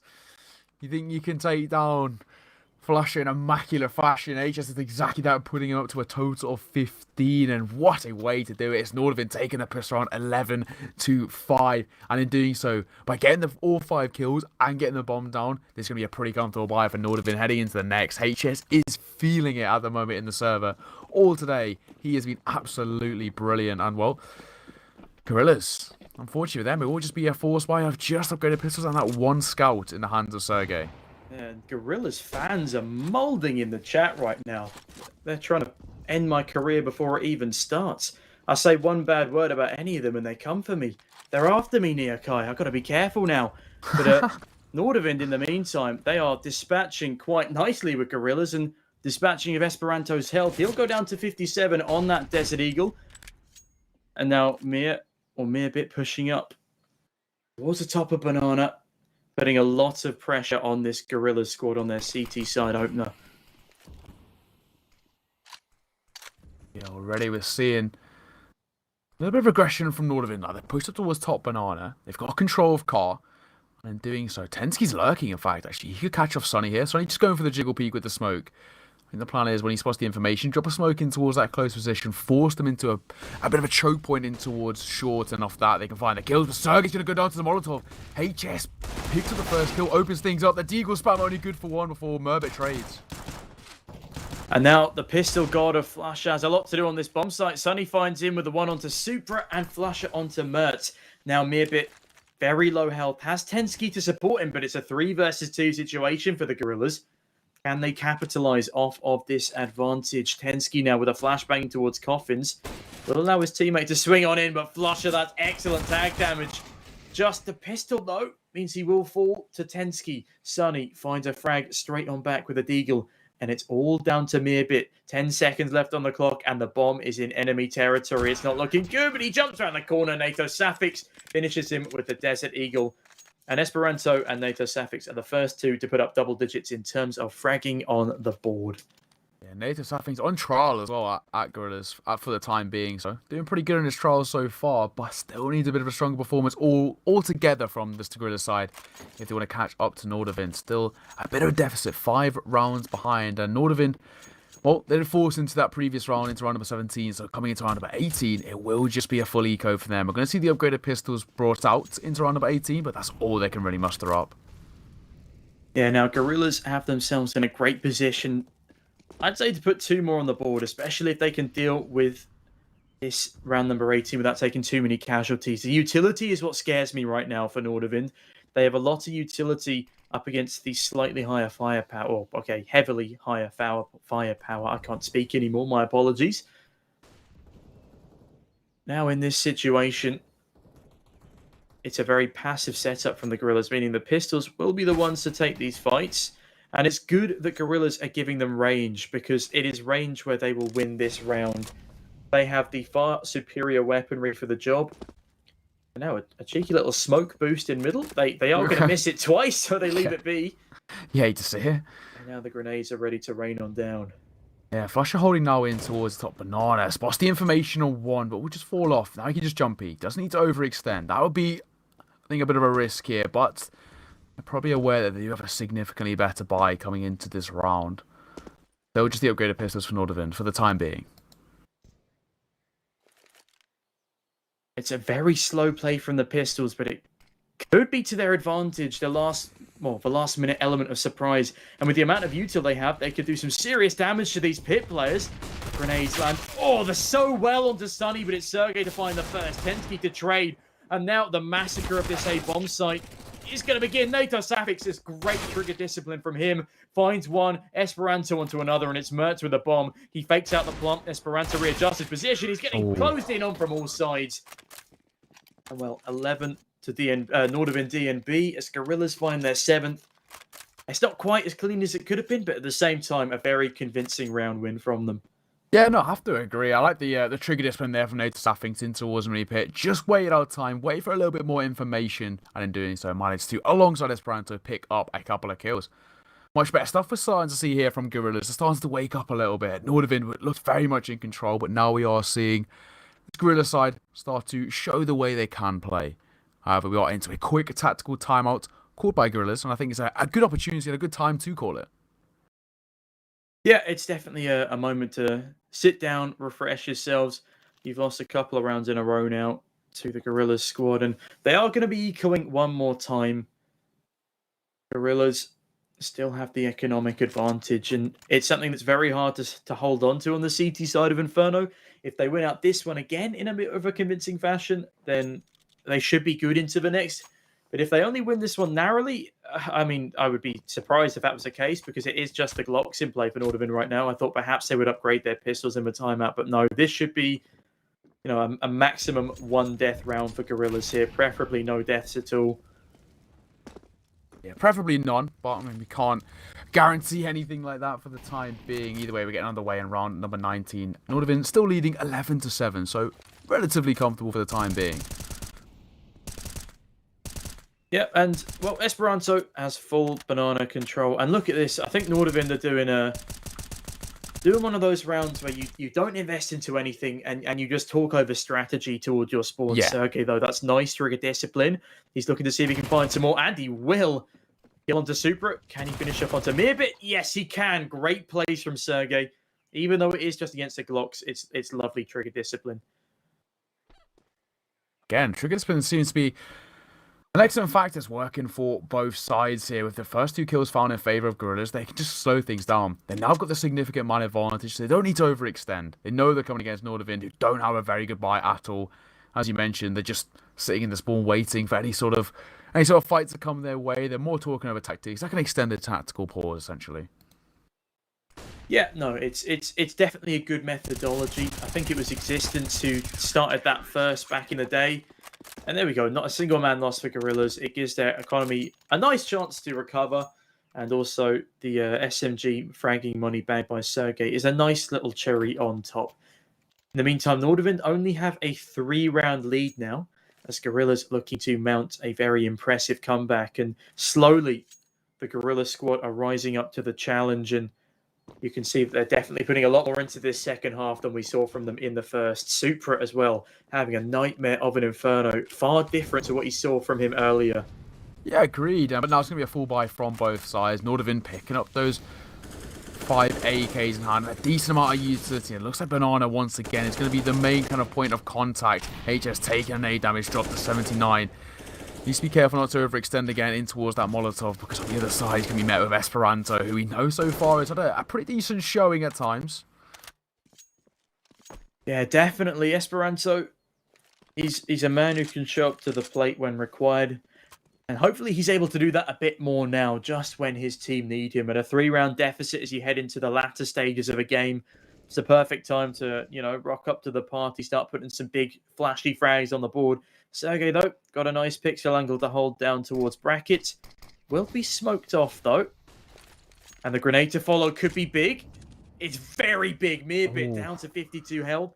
And that's going to do a lot of good for these two defenders towards short. There's still 45 seconds left on the clock. Bomb can be picked up by these Ts and head towards either side. They just need to make their minds up quickly. Yeah, they need to make a decision here. They've gone up towards this top mid position. Sergey will be in for a fight, but he drops a smoke at the perfect time. This now gives them two decisions. They push through the smoke, which of course is always going to be our big deficit, or they're forced into a choke point into a short.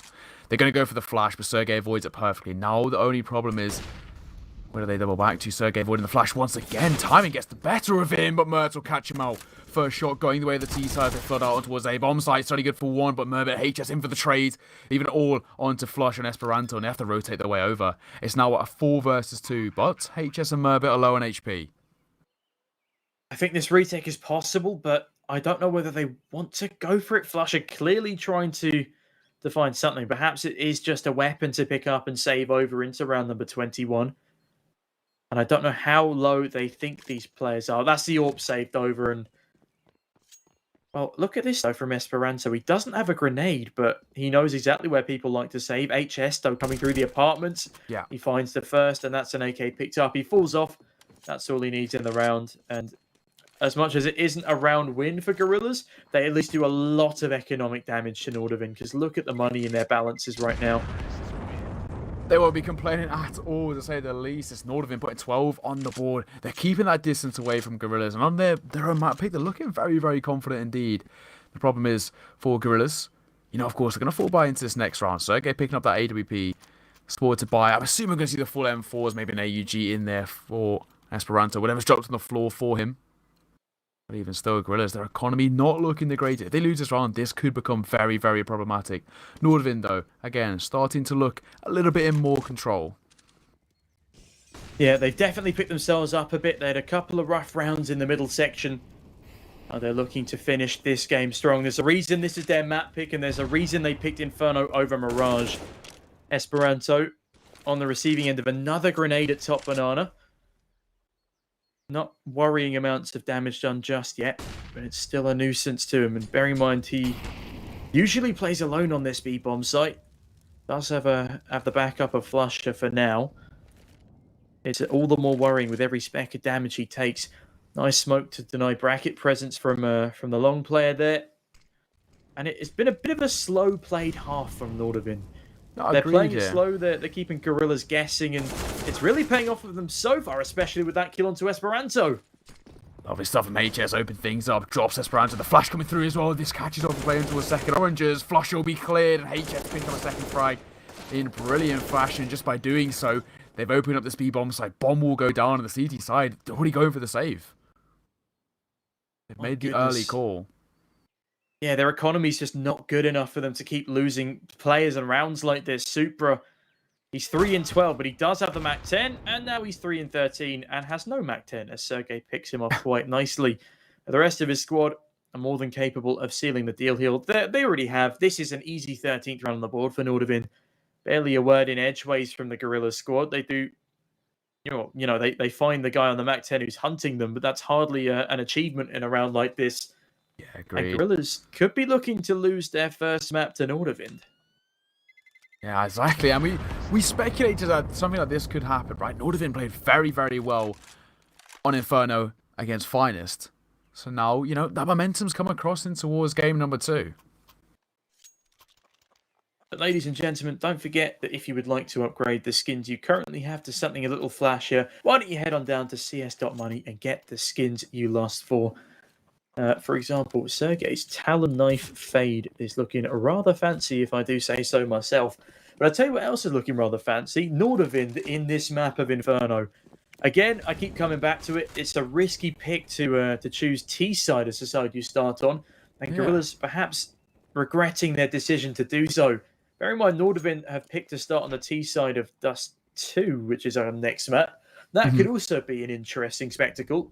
But I'm hoping we have ourselves another pretty close game there. Yeah, we'll see how that one plays out. One thing I do want to speculate against, I sort of mentioned it earlier, but I'm still kind of surprised I'm not seeing Nato Sappings pick up that AWP. Of course, Sergey can wield the big green himself, but Nato Sappings is such a versatile AWPer, and I would like to see him pick up that AWP because it's something which he's known for. He's known as mainly a primary AWPer who obviously can rifle very, very well, but I think that could be the change that's needed. It could be a map-by-map thing. It could just be the preference of the team as a whole. Bear in mind, he's the tryout. I think I read on Twitter that he was playing positions he's not used to playing, and he's trying to fit into roles in this team that he would not normally go for. Esperanto, though, finds 2 headshots. Mearbit Nate chest falling flat to the A1S spray. And Sunny, all the way over on that A-bomb site, finds ahead of Tensky. Now it's all down to Super and Mertz, and Super's had a terrible game so far. That's a great kill to get his confidence back up as they take this site. Mertz takes a lot of damage, and Flusher playing around these smokes. He's gonna, oh my goodness, not find another one as Mertz is on the ball. 3 versus 2, but the rotate has to come in from A, and it needs to come in quickly. Yeah, it needs to come in right now. Sergey making his way through, spotting the player in towards top dark boxes. Tries to the fake, doesn't quite connect. Oh, and he hits the tag. Super jump to 19 points of health. We'll get the bomb down there, that's the priority. But Sunny in there for the double. Then Aid finding one. M4A1S finding the other. That's going to be Gorillaz putting a 9th on the board. And even still, remaining at that arm's length. Nordavind still got, of course, the lead. But Gorillaz just keep it intact so far. Well, I'll tell you now, putting the 9th on the board there, that had to be what they did. If they didn't put their 9th on the board there, I feel like Nordavind run away with this game and probably finish up 16-9, 16-10. Gorillaz have given themselves a fighting chance to keep in this game, and if they can convert the next round off the back of it, there is still a strong chance they can come back on a map like Inferno. Inferno is a map historically famous for its comebacks. Yes, true. And, well, I'm hoping to see some more action. Oh, but Mertz, the blinded kill to Sunny, that's a saucy start to the round, and now 5 versus 4 situation, the man advantage for Nordavind. Will they be able to convert off the back of it, or will Gorillaz be able to pick themselves up from where they've fallen down? Yeah, full blind, picking up that first frag, taking the man advantage in favour of Nordavind, and now for this international roster, they're not complaining for the time being. Now Sergey's going to reposition in towards around the bulk, Flusher holding back, the double setup coming out as well into round number 23, and this could be the catalyst to finding a round for Gorillaz. It could be, but it's going to be a long road back to redemption in round number 23. Decent banana control. Taking Nato Sapphics, that's a key frag to find. The trade coming in, and it's not quite too little too late. But look at this, Flusher on the AWP. I've been wanting to say that for a while. In the 1 versus 4, though, on the B-bomb site, the Molotov in hand, and his teammates are coming in to help. He needs to time this Molotov perfectly. In Esperanto, tiny bit of chip damage, nothing too significant. The Molotov and the grenade combo are big, but it doesn't deny the bomb plant. Doesn't deny the bomb will go down, and now they're setting up the post-bomb positions. It's the 4 versus 4 on the retake, but the utility has been expended, Mertz. Sergey walks into those crosshairs and Mertz finds the first frag, looking to make it 2 as well as he repositions now on towards the other side of the new box. Still holding, waiting and finding as Esperanto goes down. They're falling like dominoes and Nordavind looking like they're going to pick up a 14th on the board any second. But saying that, NATO Saffing to the AWP picks up one towards HS and Flusher one of his own. Now in a 2 versus 2. I think the bomb is so far ticked, they're just trying to stop them escaping, which they will manage to do for the most part. Super will go down, but maybe go down to the bomb. Yeah. So 1 player remaining, being down on NATO Saffing to the AWP in hand, but it's Nordavind to pick up the 14th. Again, why is NATO Saffix not on the AWP? Because he picks up a 3k there, and Sergey couldn't even find one. Yeah, NATO is a ridiculously good AWP. Every single time I've casted him, he has been so good with that AWP in hand. I'm surprised he's not the primary AWP. I know he's on trial at this team, and as you mentioned, he's playing, positions which aren't as normal, but he's so good with an AWP. I feel it's a waste to have a player like him who's so prolific with an AWP and not using it. Yeah, because Sergey was I'm going to say support player on ENCE, so like, he was good with the rifle and the utility. So I'm not entirely sure why he wouldn't be fulfilling that role. Obviously, this is a brand new team as well. They still got a bit of an interesting composition. All of these guys are fresh out of the Tier 1 scene. And Sergey, that's a nice headshot to start things off. But HS, the man himself, trading on back with the MAC-10, goes down to the Deagle, mere bit to trade. And now we're back to the 3 versus 3. A full retake from this Gorillaz squad. And it needs to be successful. Otherwise, match point will be found by the Nordavind squad. Yeah, so they might try and test the waters here. Try and see if they can find an early frag, take him an advantage on the retakes. If not, I don't think they want to risk that AWP being lost early doors. NATO Saffing is really extending so far. He's not really trying to go aggressive with the AWP. Just the supporting utility, trying to find an easy frag. In a 3 versus 2, makes things significantly easier. Flusher leading the way, however, but it'll be Merbit to find the first. Looking for the second as well, but he's traded out by Esperanto. Brings it back to the 2 versus 2. Mertz holding in the smoke, waiting, timing. Gonna find at least one. Looking for 2, weren't quite connected. NATO Saffing's on the trade. Will he spot the last? He won't. Tensky above the smoke. He's saying Nordavind are going to find 15. And ladies and gentlemen, it's Nordavind who find map point on their map pick, 15-9. I can't quite believe it myself, but this has been a very dominant game from Nordavind. And I tell you what, you can also be dominant in your mobile gaming if you pick up the Red Magic 6 series, the world's smoothest smartphone with 165 Hz refresh rate. That is better than both of our monitors. And, well, Gorillaz, hopefully they're moving a little bit closer to their monitors in this one, as they haven't quite been hitting the necessary shots or fulfilling the executes. Or retakes for that matter. They just haven't had the best game here so far. Flusher, not even onto double digits in the fragging department yet. And Esperanto, NATO Sappic's leading the charge after picking up the AWP. But again, it's too little too late for this Gorillaz squad. And I don't know about you, Neo, but it's looking a bit too far-fetched for a comeback right now. No, I have to agree, especially when you take a look at that Gorillaz economy, right? They're coming into this round with the most they can muster up, which is just upgraded pistols and utility. And NATO Saffing's down to low HP. Tensky finds the first into a Sergey. It's starting to capitulate. They're falling apart, but Flusher picks up 2. Flusher, has he done enough to keep them alive in this one? Running down to grab an AK as well. Full banana control regained, and that Molotov, actually catches off the bomb carrier, but Supra shows up exactly when his team need him. Tensky still trapped behind the Molotov. Will now be making his way up ramp, but no, Sunny denies. 2 versus 1. Supra trapped in the middle of them. He's sandwiched. Can he find his way out of it?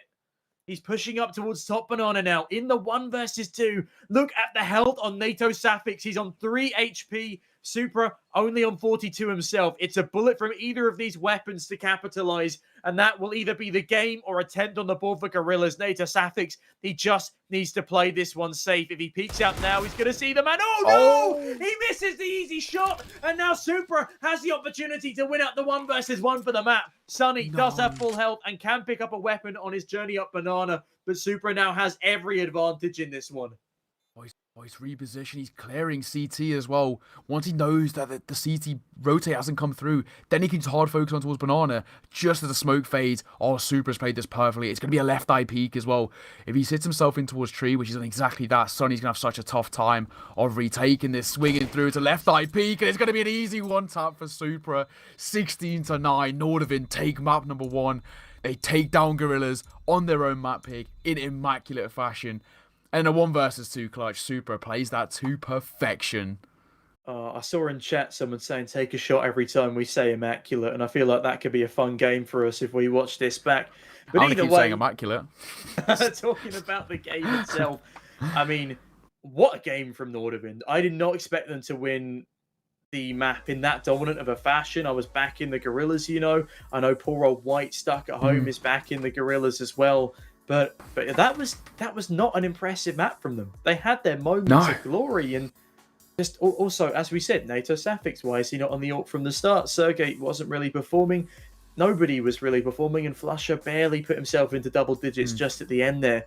So, but obviously, massive congratulations to Nordavind. They play a fantastic game, and for them to come back from a harrowing loss against Gorillaz in their previous best of 3 series, it's great to see them on this type of form, especially HS continuing that run from our first series of the day. Yeah, of course, there's a few talking points here, really. The main one, for me personally, NATO Safing should be primary AWPing. He is, without a doubt, the best AWPer on that side. No offense to Sergey, but NATO Safing is a different breed when it comes to AWPer. We've seen it, just look at his statistics over the last few years, right? Ridiculous when he's on the AWP. And in a side like this, if you have him primary AWPing, playing Sergey as a support role, then that's when the frags will come, because NATO Safing will find those jewels. But the fact that he was secondary, even something third AWPing, because it'd be Flusher and Sergey, it doesn't make sense to me. This is, of course, a very good rifle in his own regards, but AWPing is where he made his name for himself. So that's the first one. Second one, we spoke about at the start. Starting on T side, a risky play, and it worked against them. They controlled 0 of the tempo, struggled to get map control, got dominated by utility from the CT side. All we can say is, Gorillaz sort of shot themselves in the foot with how they played it, but Nordavind, they made the most of it. Fantastic play from them, deserved to take map number 1, and now heading into map number 2 at Dust 2, they really have an opportunity here. And Gorillaz need to avoid becoming the sort of the sentimental team, the reminiscent team, because they've got the potential to have a fantastic lineup. Yeah. They just need to find the pieces that slot together. And agreed. As I said, some of these guys haven't been playing their top game recently. I think that's going to come with practice as a squad. They're very new together, and Nordavind, I think they've been together for a bit longer now. Yeah, they've been together for a couple of months, this iteration. Yeah, about of 4 or Nordavind. 5 months, I'll say, roughly. Like end of 2020. So yeah, they've had the time to put the practice in. Definitely, and that's where I feel like this squad are falling flat. 'Cause on Inferno, their smokes, or it's not their smokes, their utility in general, as you already mentioned, didn't look as strong. Neither did their fragging, and I think they need a positional switch up. I think Flusher's the IGL, which is all well and good. Yeah. But there's a lot of work that needs to be done when it comes down to just the roles of the individuals in this Gorillaz squad. Yeah, and I'll have to agree. However, we are going to head to a quick break now before we get underway into map number 2, Dust 2. The pick of Gorillaz will be coming up on your screens in just a moment. So we'll see you all in just a moment. Peace.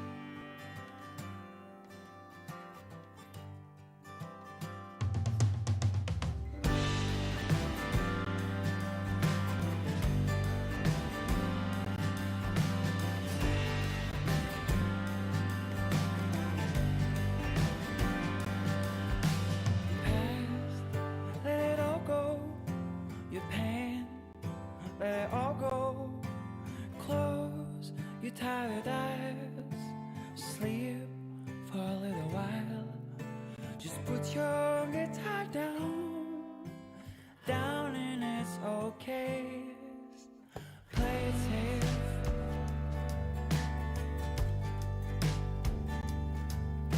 Your mistakes, let them all go. Your broken dreams, your high hopes, love so delicate. Life is sometimes strange. Sometimes it takes a big rain.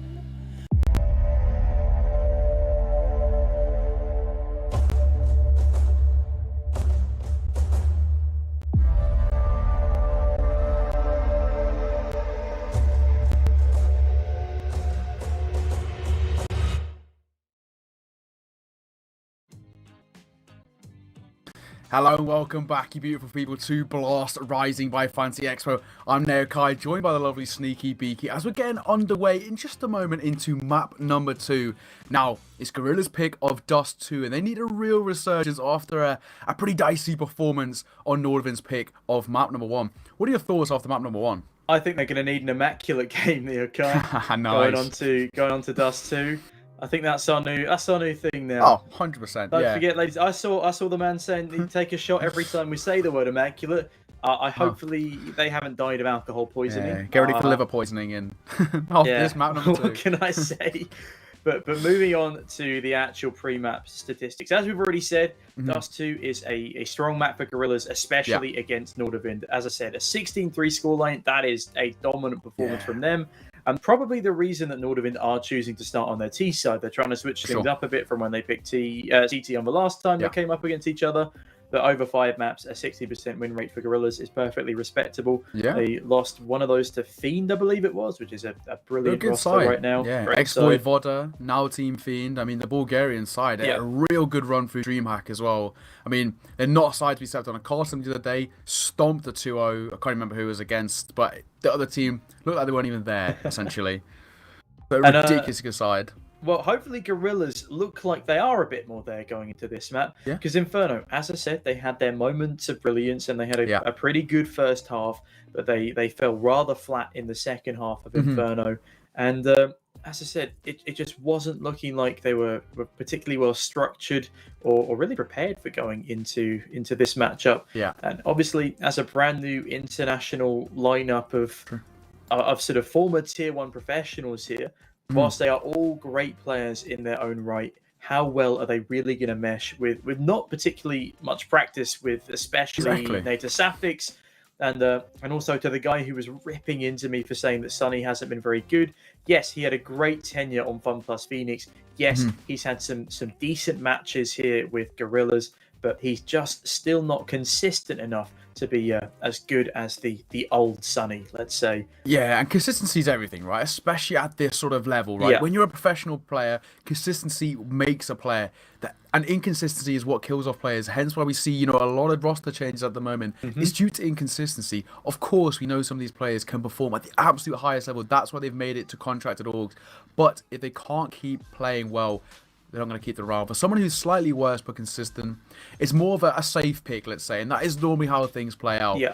There's a few changes. We spoke about at the end of the last game, but coming to this game, we will reiterate them again. First of all, Native Safix needs to be primary orbing. He is ridiculous for an orb. When he wielded the big green in that game, they won those rounds because he was picking up 3 kills, taking the duels 1-on-1, and trusting his aim every time. He needs to be wielding the orb. Not any disrespect to Sergey at all, but in fairness, that jumping one tap on the True. AK. That was a ridiculous shot. Well, that's a 1 in a million shot. I mean, me and you could get into a server, have a bot standing there, and do that jump. I reckon we get 1 in 100 maybe. Probably, 1 in 100 is generous because exactly. That was actually ridiculous, and respect to the casters at the time, and if you've seen it as well, the Finnish casters, lost their minds. I mean, I would too. I wouldn't even know what to say. How do you analyze that? you just sort of scream, really. I feel like that's the default response. Yeah. When something of that caliber happens in front of your own very eyes, and already going straight into the piss around here. The production group clearly bored of our rambling. But it will be Gorillaz starting on the CT side of their map pick, and Nordavind have a bit of heavier B presence to start off with, but they play a default for now, and the bomb has been dropped outside of tunnels, which I'm assuming will be picked up by a rotating player. Yeah, exactly. Well, for Nordavind looking for an aggressive start. Oh, this HG could do a whole chunk of damage here. The first shot coming through with a nade. Big chunk of damage on towards Supra. And Supra, he desperately needs to show up in a lot higher capacity than he did in that previous game. It's all well and good winning a great 1 versus 2 clutch, but going like, what, 3-12, 3-14? Yeah, it wasn't great. He had a really poor game, and as someone pointed out, he had a great tenure with Gambit before he eventually left the lineup. Well. It was a really cool roster. It was Gambit youngsters back in 2020, right? Yeah, so they're called Gambit youngsters, but I mean Hobbit was still there, and essentially they just renamed Gambit youngsters to Gambit, pretty much. Yeah, they promoted them back up to the main roster because they realized that they may still have Dosia contracted, but it's not much use having him on the bench. And look at the team now, right? I mean, really easily dominating their way through. Number 1 team in the world currently in HLTV. and already Mertz picking up 2 kills to open things up.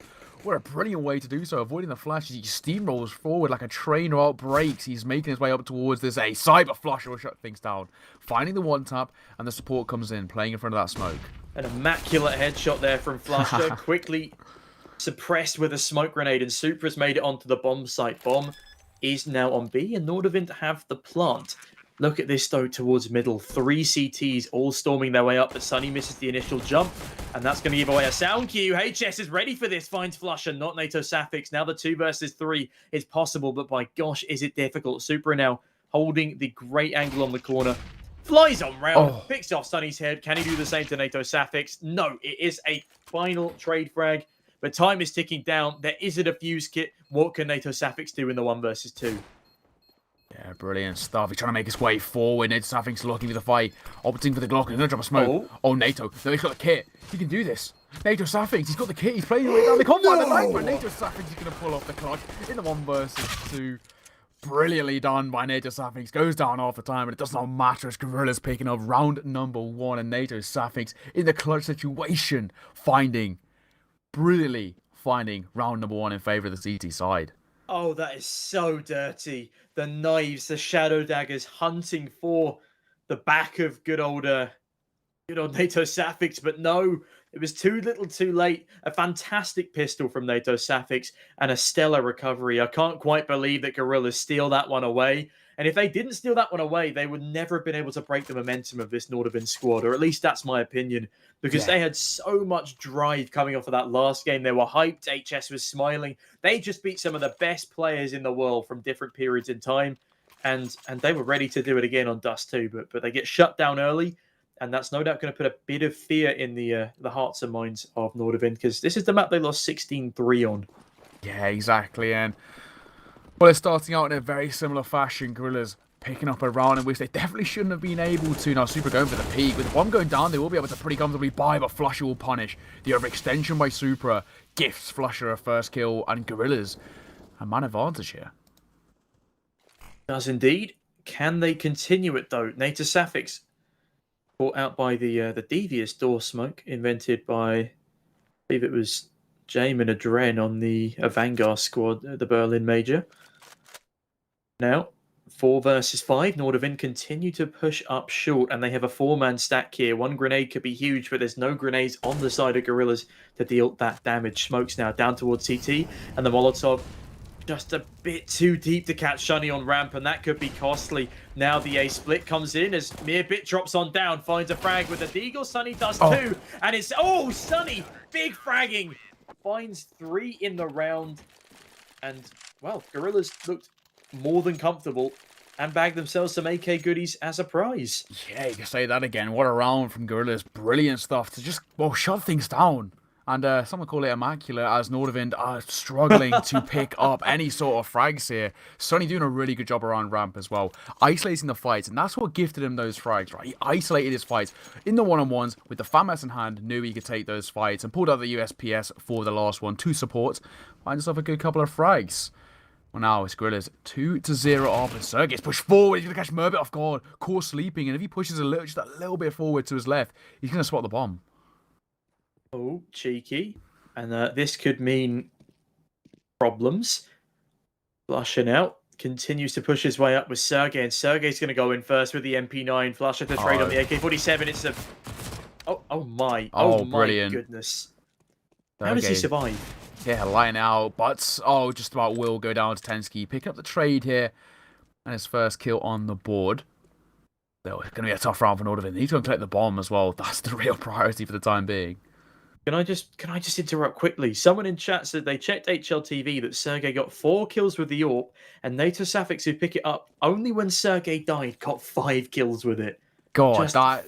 Oh dear. See, this is what we were saying, right? Of course, we know Sergey, to a degree, kind of use an AWP, but NATO Safix is an AWPer. He needs to be using the AWP. He's unbelievable with an AWP in hand. I'm sure 9 out of 10 people would fully agree with that statement because that's what he's known for. He's known for 9 out of 10 doctors agree. Exactly. 9 out of 10 dentists agree this is good for your teeth. And 9 out of 10 CSGO players agree that NATO Safix is a better AWPer. The spray coming through and NATO Safix with the AK. Or the M4A1S, may I say, shutting things down. I think he technically stole his kills there from Sonny. But yeah, Sonny just whipped the whole mag. Either way, I mean, NATO Safix want to say no to the kills. No, I'd love a couple of eco frags as well. Bumps up the stats, make people think you're better than you are, which is something I definitely need because I suck right now. I went from Face It level 7 or 1 game away, all the way down to Face It level 5, 1 game away from level 4, and eco frags, they're the only thing keeping me going. I played my first game of CSGO in about a month and a half yesterday. Nice. How'd that go? Yeah, nice one. I mean, I got hard carried on my friends, but we won. That's the main thing. I've been playing a bit of Ancient. I haven't really touched CS other than just to play Ancient recently. We played Ancient. That was a tough one. I got carried by White. I'll be honest with you. He played great. And when I picked up the AWP, I was okay, but my spray control is non-existent. It happens. It makes you really appreciate as well pros at this level how they have that spray control locked down to a T, to an absolute millimeter as well at any range. It's why I'm so hyped when I see a 3K spray down with especially the AK because it's so hard to do. Nice run boost. We've seen a couple of dodgy run boosts today, I'll be honest. And at this level of CS, you don't really expect to see. I think it was 6 failed run boosts at the top of mid on Inferno. Yeah. Look at this now, right? So Flush is going to go and play on the front side of this smoke. By playing so far forward as well, first he can spot them coming out the smoke before they spot him. On the other side, he avoids the flashbang as well. Flushavak, question mark. Yeah. As he swings on in, misses the initial, the grenade to follow up, though that could be a big one. But no, only 13 damage is the maximum. He saw the fake with the sound cue. He tried to sell the fake by jumping on the ledge, and it actually worked for a second because they were setting up nades, but he spotted the information. That's what really matters. They both double post up and towards ramp. Oh, Sergey, that's a shot he did need to hit, though. Could go down to the flames if he's not careful, but keeps himself alive for the time being. Mutt on the other AWP trades it back, and Supra showing up when needed here on Dust 2, and finding Sonny. That's a big round from the man. A 3K in total, leaving everything down to Esperanto in the 1 versus 4, and yeah, he's got the right idea here. Get the heck away from the action.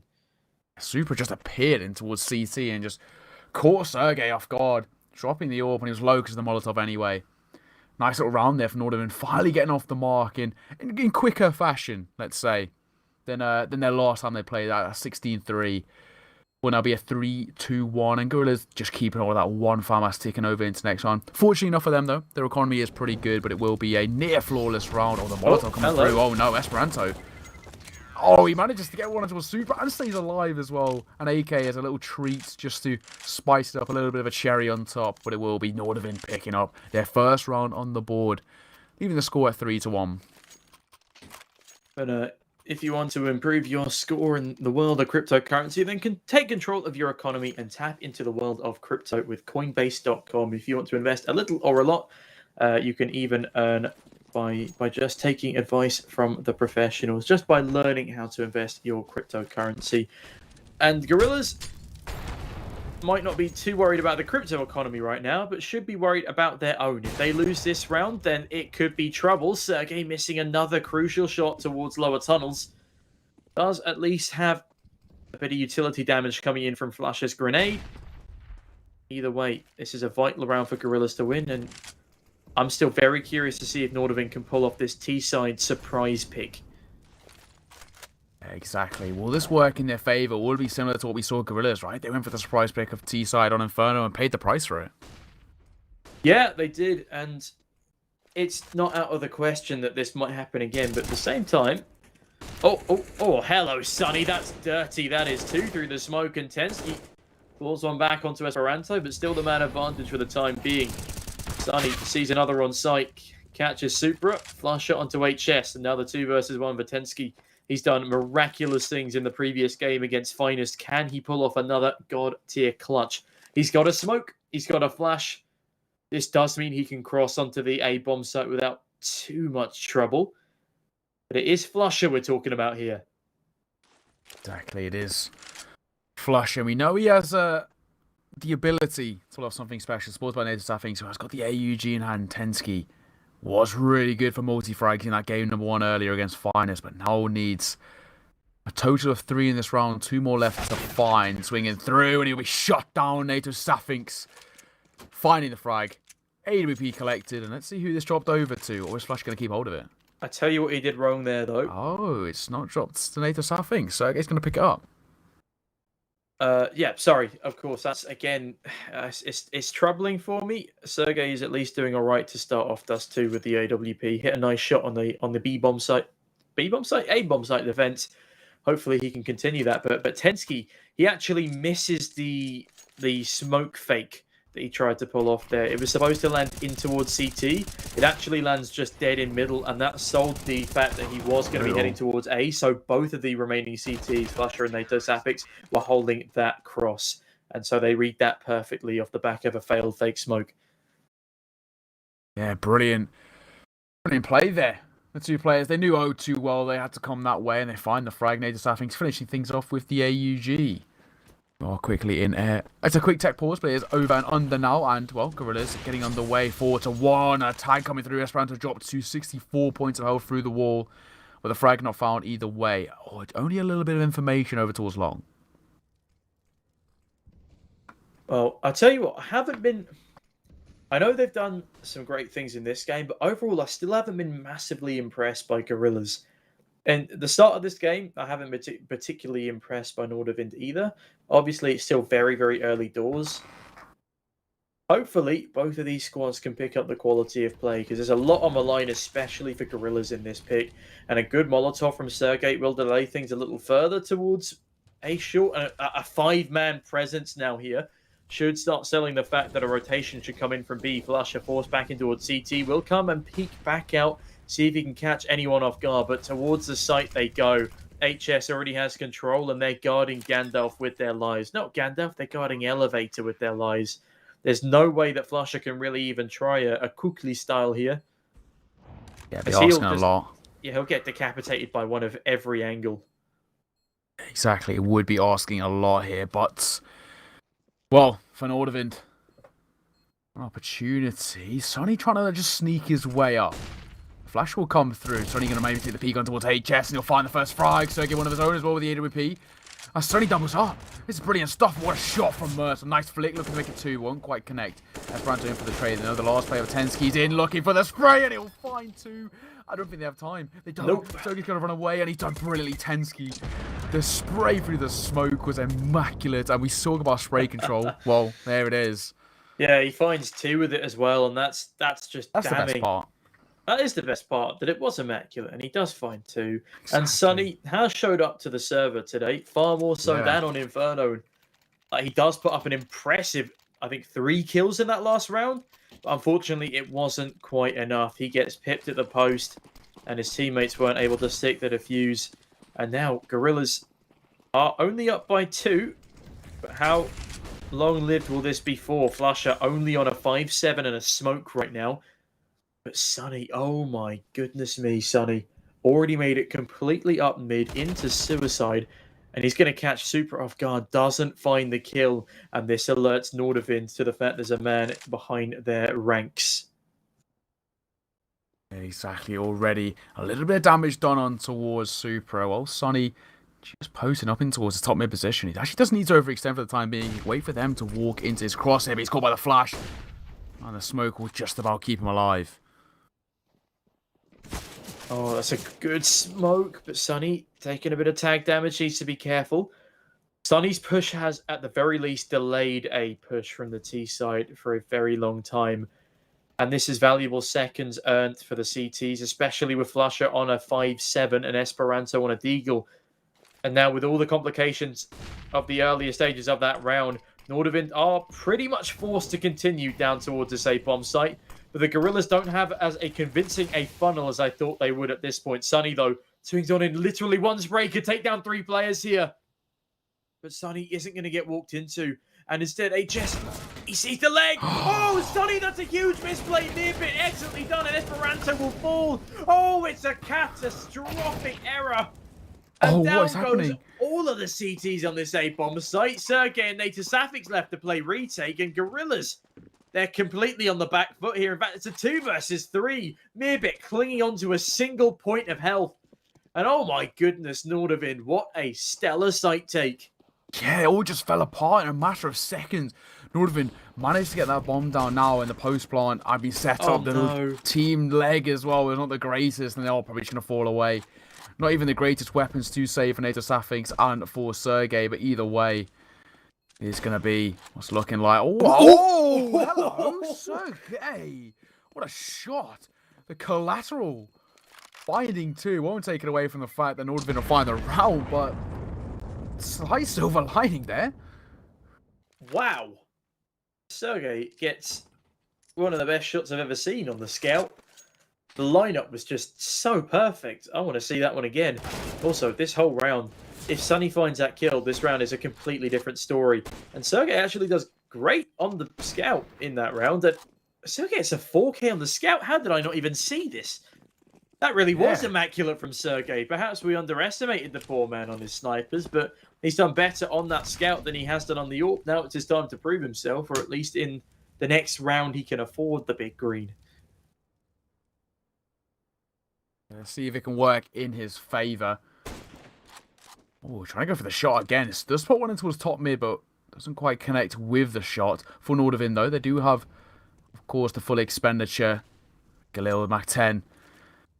Not the best, but still doable, to say the least. Especially when you're coming against a Scout, someone good at pistols, a FAMAS, and M4A1S for Gorillaz. Bit of a mixed buy with a slower take here from Nordavind. They have slowed down the tempo. Flash coming over. Flasher will be tested. He's in towards Big Pit, looking to make a nuisance of himself. Caught by a flash himself, and he actually might go for the peak, but Tensky will punish. Flasher not having the start he no doubt hoped for. Looking about as deflated as the Cloud9 that replaced him. Yeah, they've been a bit deflated recently, haven't they? Well, they don't exist anymore. They've given up on CS after their last adventures. Don't know why they didn't just buy it Crystal. Either way, NA organizations just confuse me. Sergey unable to quite find the connection he was hoping for, but another smoke is dropped. Molotov to follow, and Mearbit continues to crouch on in. Sergey shoots a wall with his USP rather than the opposition, and now he's burning in the fire and flames. Mearbit makes it up the ramp. What can he do on the site? He finds Esperanto, who misses some crucial shots, and Supra is here to continue to capitalize. Can Sergey hit a nutty jump shot? The answer appears to be no. Yeah, no, indeed. Just trying to find something with the Scout. Oh, he's actually getting really close here. Well, let's watch the toes, and the toes have been spotted of him. He's got 13 points of health now. Seems like maybe just a matter of time, trying to make a nuisance of himself, trying to make it expensive and Nordavind, but he was shut down by Tensky, and Nordavind are going to tie things up 4 rounds apiece. Already doing better than the last time these two sides played. Yeah, and this isn't the final opportunity for both teams to make the playoffs, but it will save them having to play another game later today in the 3rd place matchup. It's not somewhere... I don't think that's a place either of these teams want to be, because they're like, oh, well done, you made it to the playoffs. But through the 3rd place matchup against, admittedly, a strong-looking Budapest 5. But yeah, good roster them, to be fair. Oh, the nade coming through words. Down to 6 points of... Oh, no, 9 points of health, may I say. Tony holding it close. Could be good for a double here. The Deagle spam sometimes works, but Super will punish. Finds that opening frag, and just like that, it's Nordavind finding the man advantage.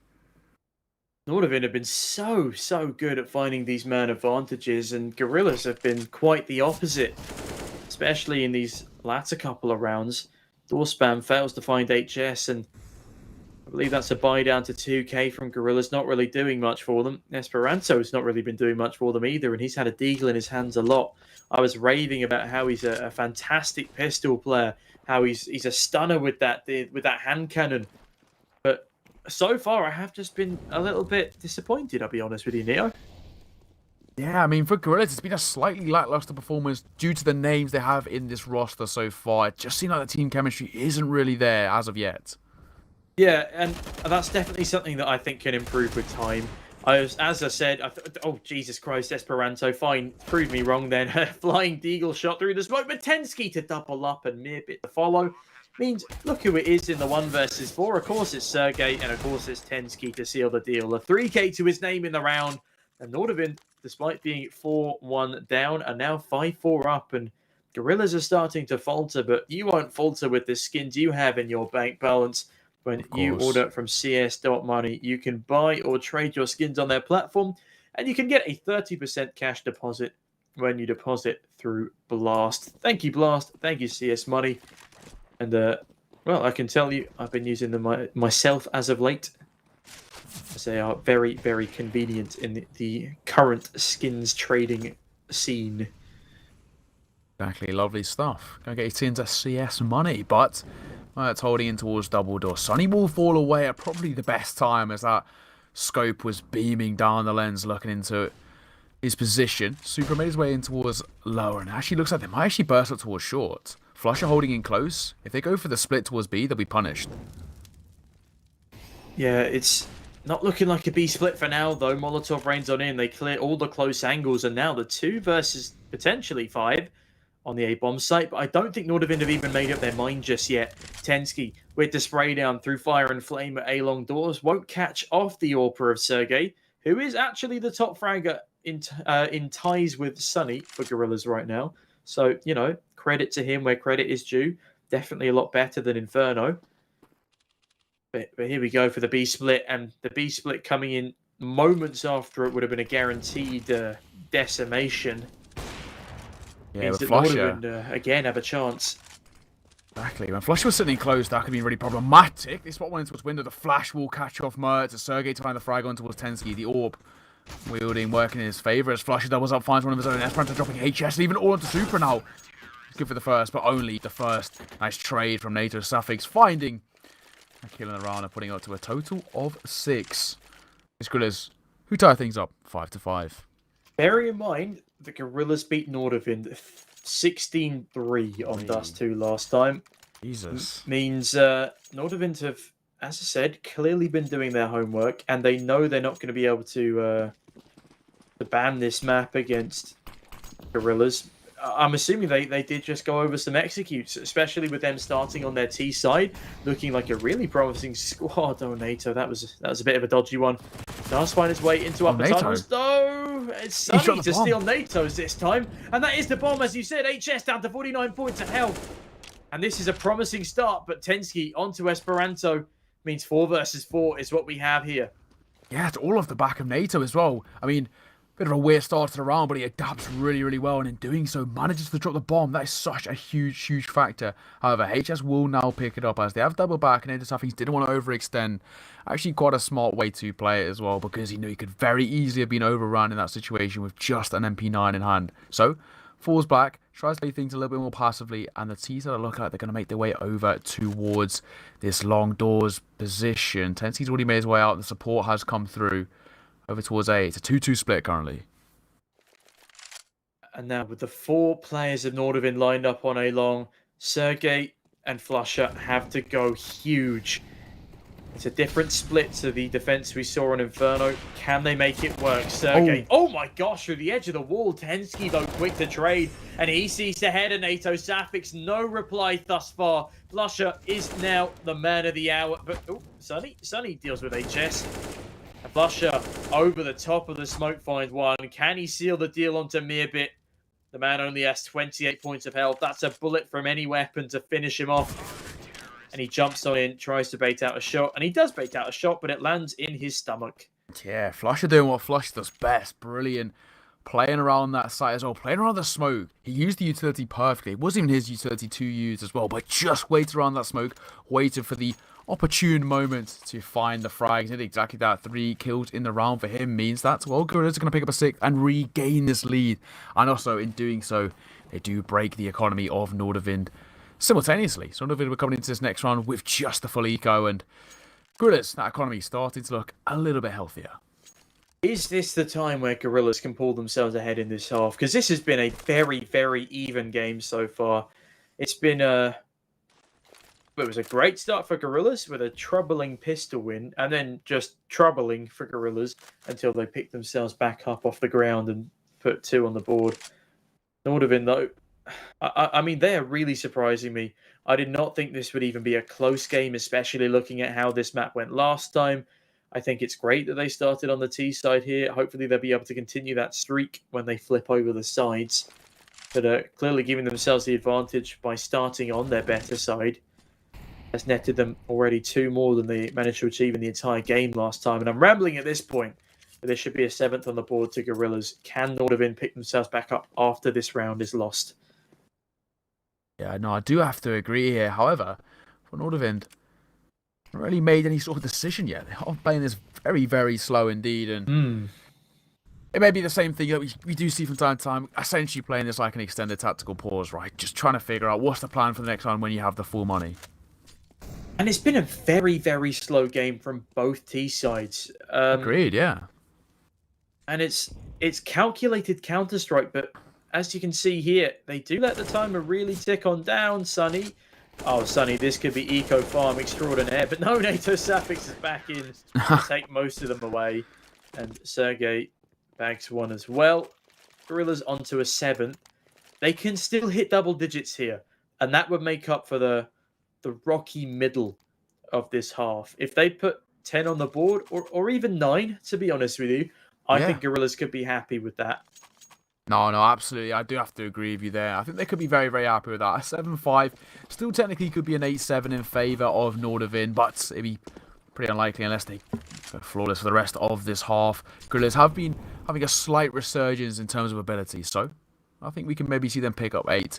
Full buy for Nordavind, however, has their potential to pick up something. However, if they lose this full buy, they're going to be forced into an eco again, so it could be a rough finish.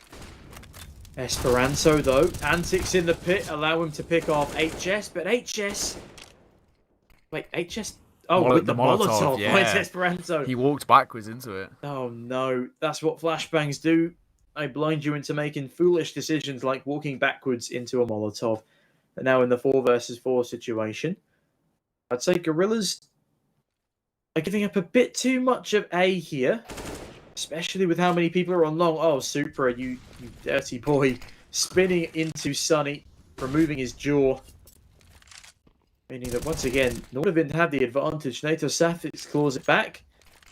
But what could be a 3 versus 1 on A, it's not going to come into fruition as the bomb and Tensky make their way through T-spawn to what looks like is going to be a B finish. Yeah, no, exactly. This actually could be slightly problematic. Still making their way forward, but okay, trying to hold from the short position. Merbit just waiting. Spots running towards CT, but doesn't want to overextend. Take the fight as of yet. Wary of a player being in close. That Molotov will force him back as well. We'll have to reposition towards Ram. 25 seconds. Look at this. This could be problematic. Merbit's selling this huge fake, and they're only going to realize now. That's an immaculate bomb plant there from Nordavind. Exactly, and look at Tensky's position. Walk onto a free site, and oh, Meerbit's done so much damage. There's 2 flashbangs for this retake, and Mertz has to smoke. Yeah, as you said, Tensky. Oh, they don't check him. Oh, brilliant. No. That's how you play it. Sell the fake. Merbit did such a good job of just playing that lurk role. He lurked over. That one smoke as well. They should have maybe been aware. When there's only one smoke dropped across, which obviously was going to have a gap in it because you need the double smoke to really be able to cross safely. When there's only one smoke across, maybe they should have started asking questions about where the second was.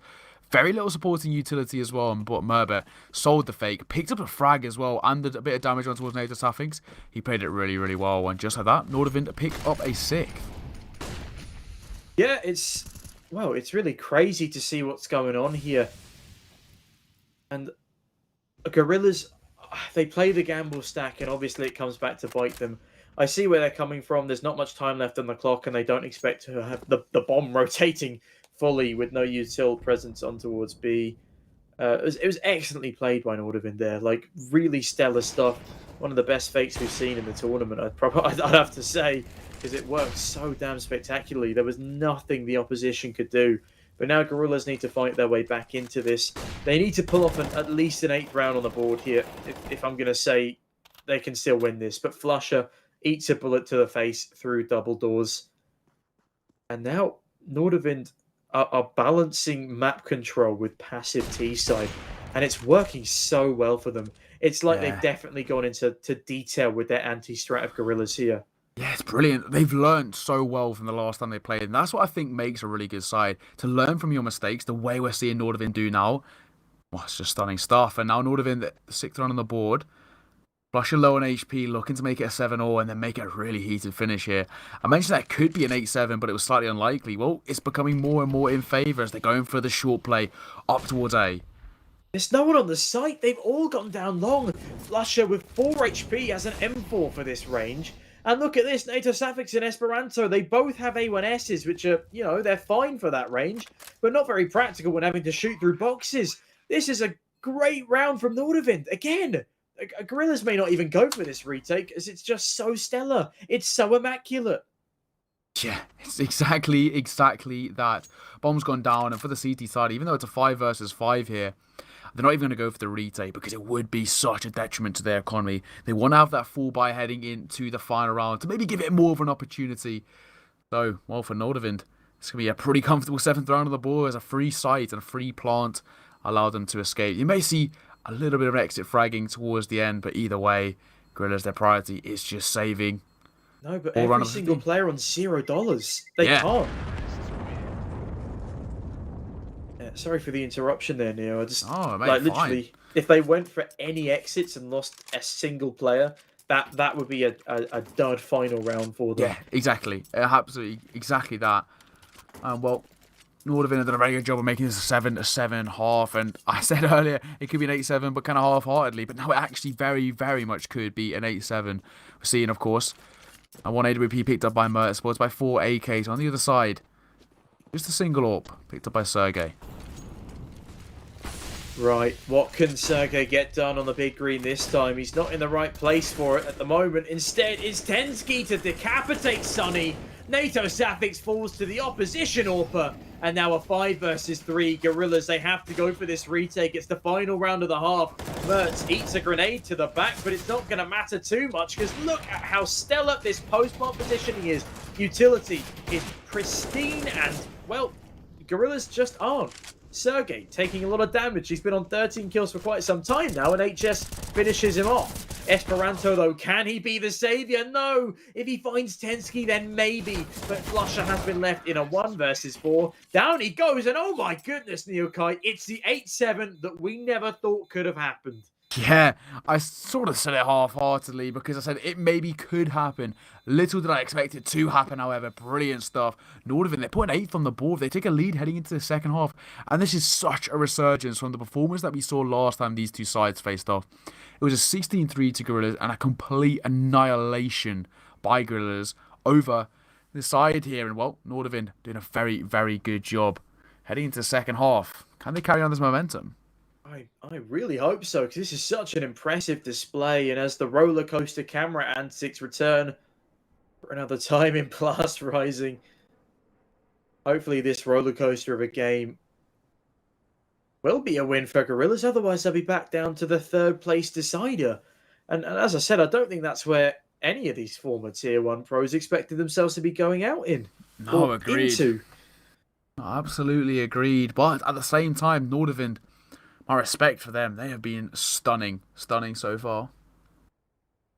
I think we might have to start phasing out Immaculate now for fear that it's going to completely overtake my entire vocabulary.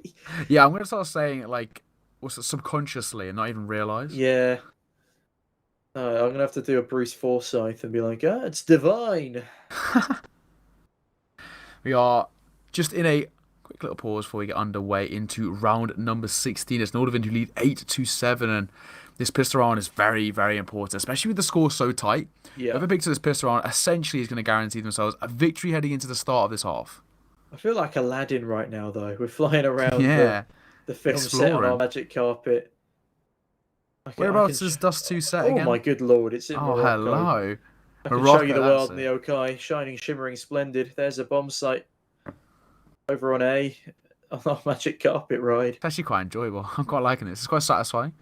Yeah, we said we wanted to build. Well, I said I wanted to build a VR roller coaster with this as the graphics in the VR headsets. Oh, look at that!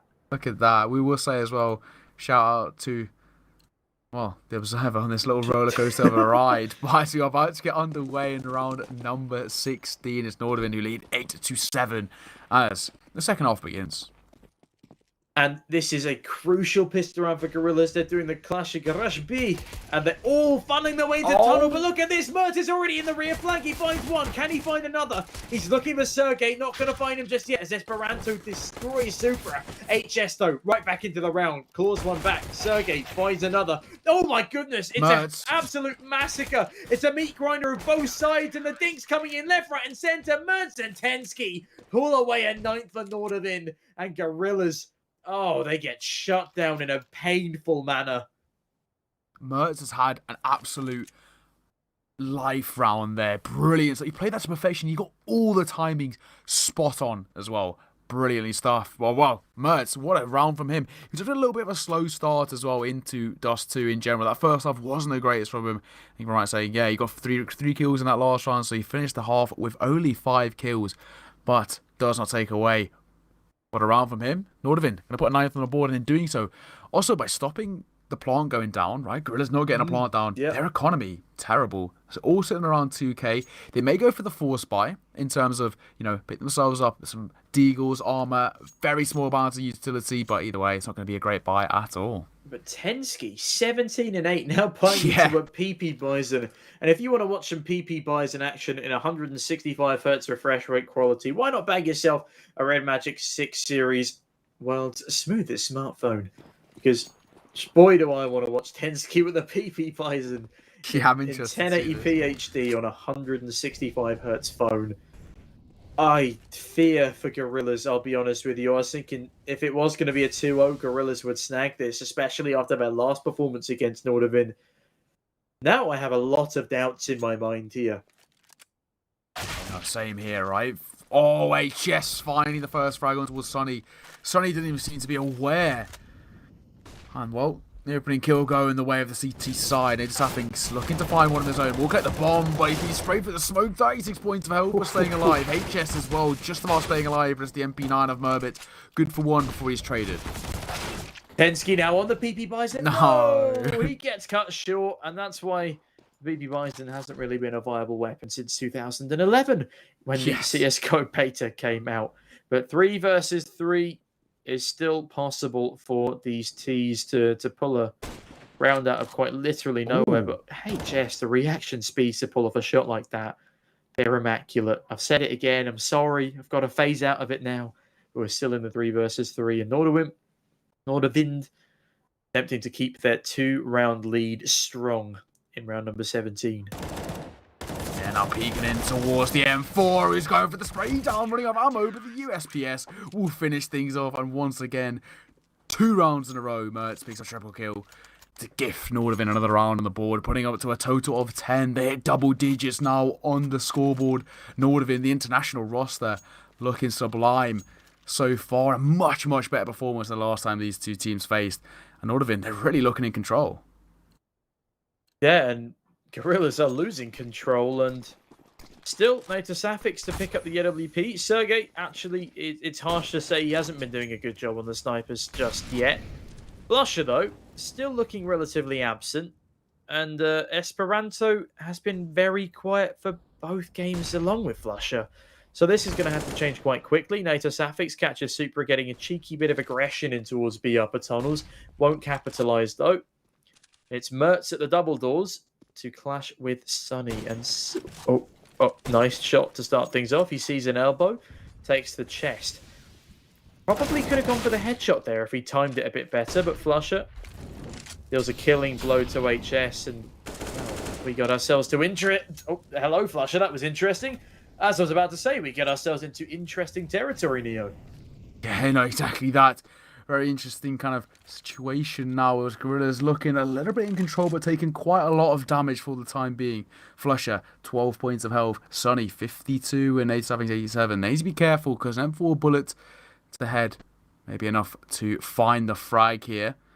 Not slowing anything down. Super has tucked himself in close with the MP9. And at close range, we know how lethal this weapon can be. Are we going to see another B execute here from Gorillaz? And are we going to see a Stewie 2KS play from Supra?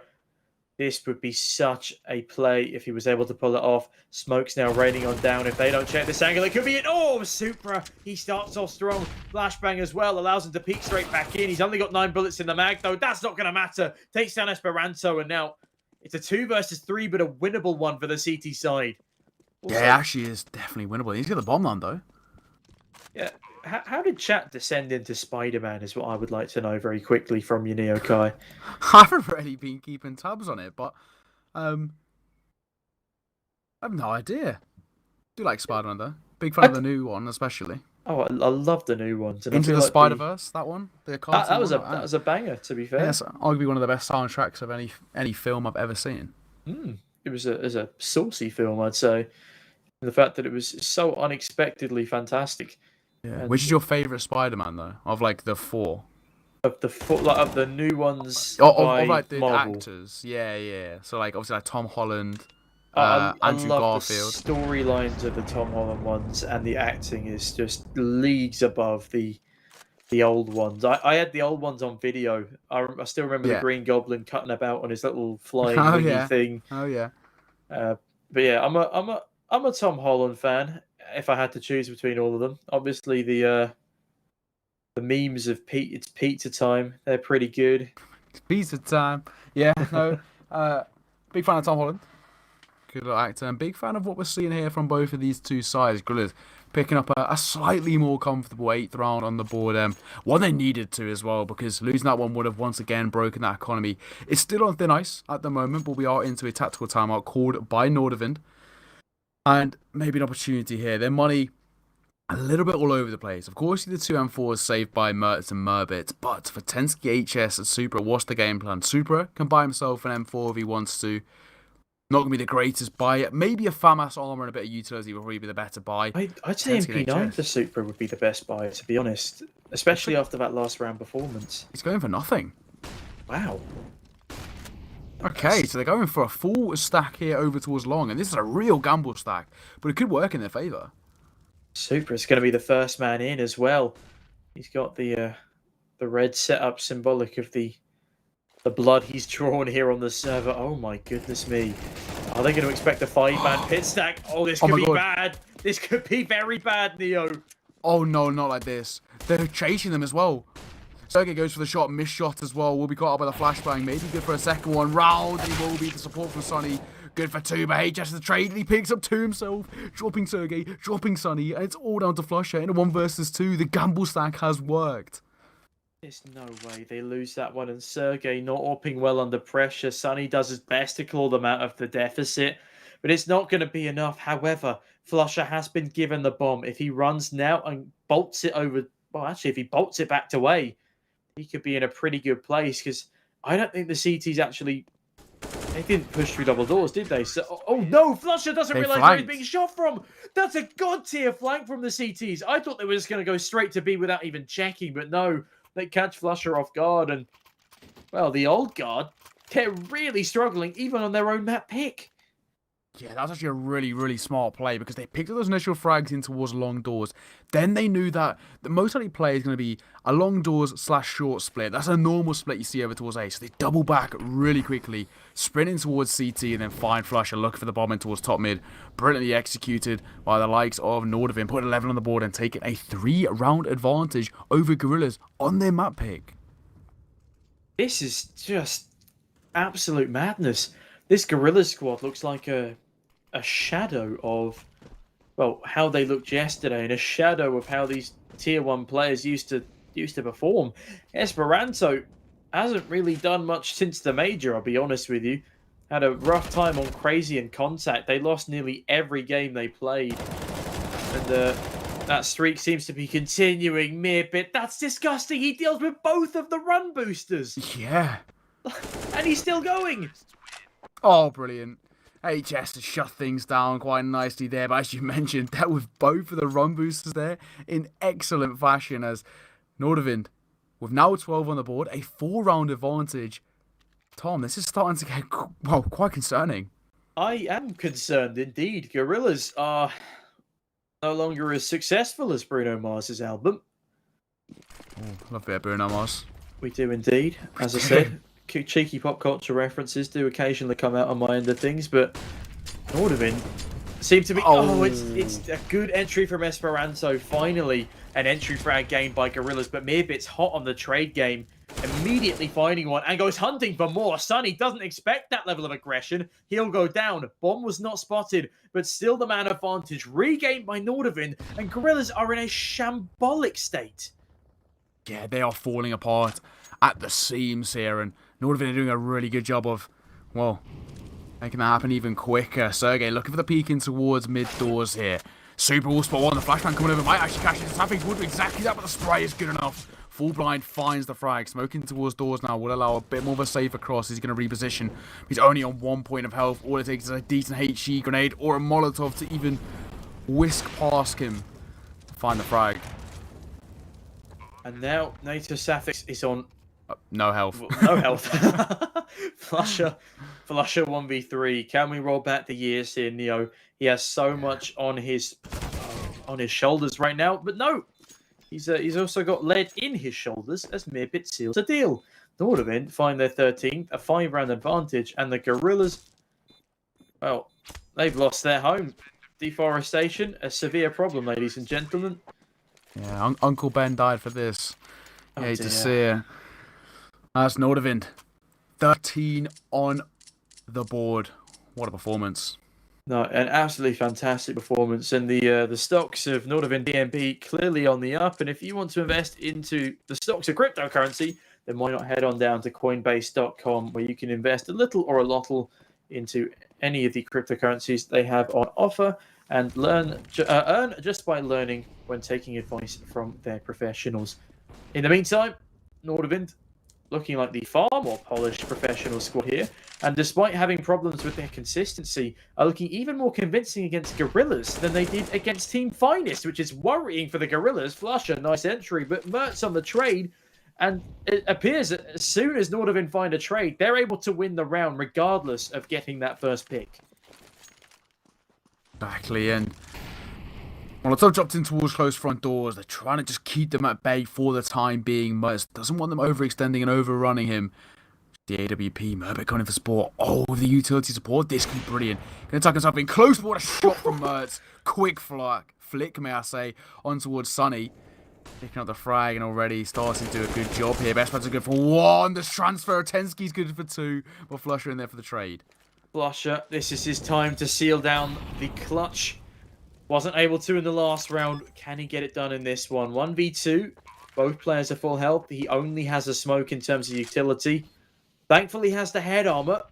But if they peek him both at the same time, that could be problematic. Smoke's been dropped towards CT, so they won't know where his positioning is. But the fact they're playing together means, oh, Flusher will struggle to isolate the fights, but he does anyway. Now, all down to Mertz. 1 versus 1. Flusher's going wide, and he's going to win out the 1 versus 2 clutch. If he loses that one, in fact, the 1 versus 3 clutch. Yeah. And if he loses that one, that would have been game over for Gorillaz. He keeps them narrowly in this game. But bear in mind, a 16-3 is what they dealt to Nordavind last time.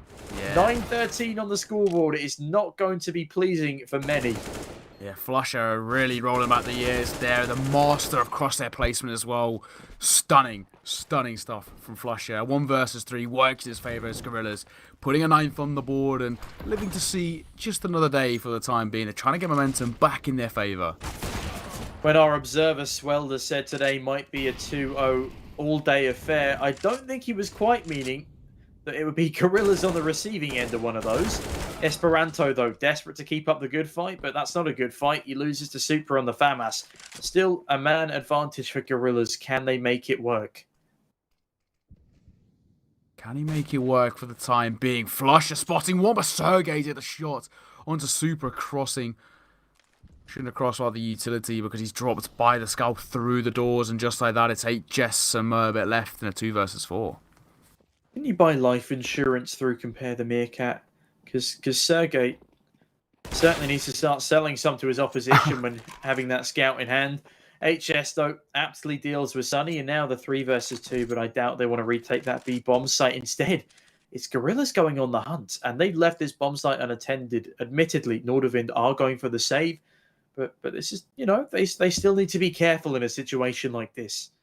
Oh, yeah, 100%. They still need to be careful here. Merbet and HS will go for the save. Merbet just keeping that AWP ticking over into the next round. It will be Gorillaz putting a 10th round on the board, hitting that double-digit mark. And now, that's a bit of a better performance in the way this half started out, right? Because there was a good chunk of time where I was really concerned whether Gorillaz would even hit double digits. But they will manage to do so. 10th put on the board.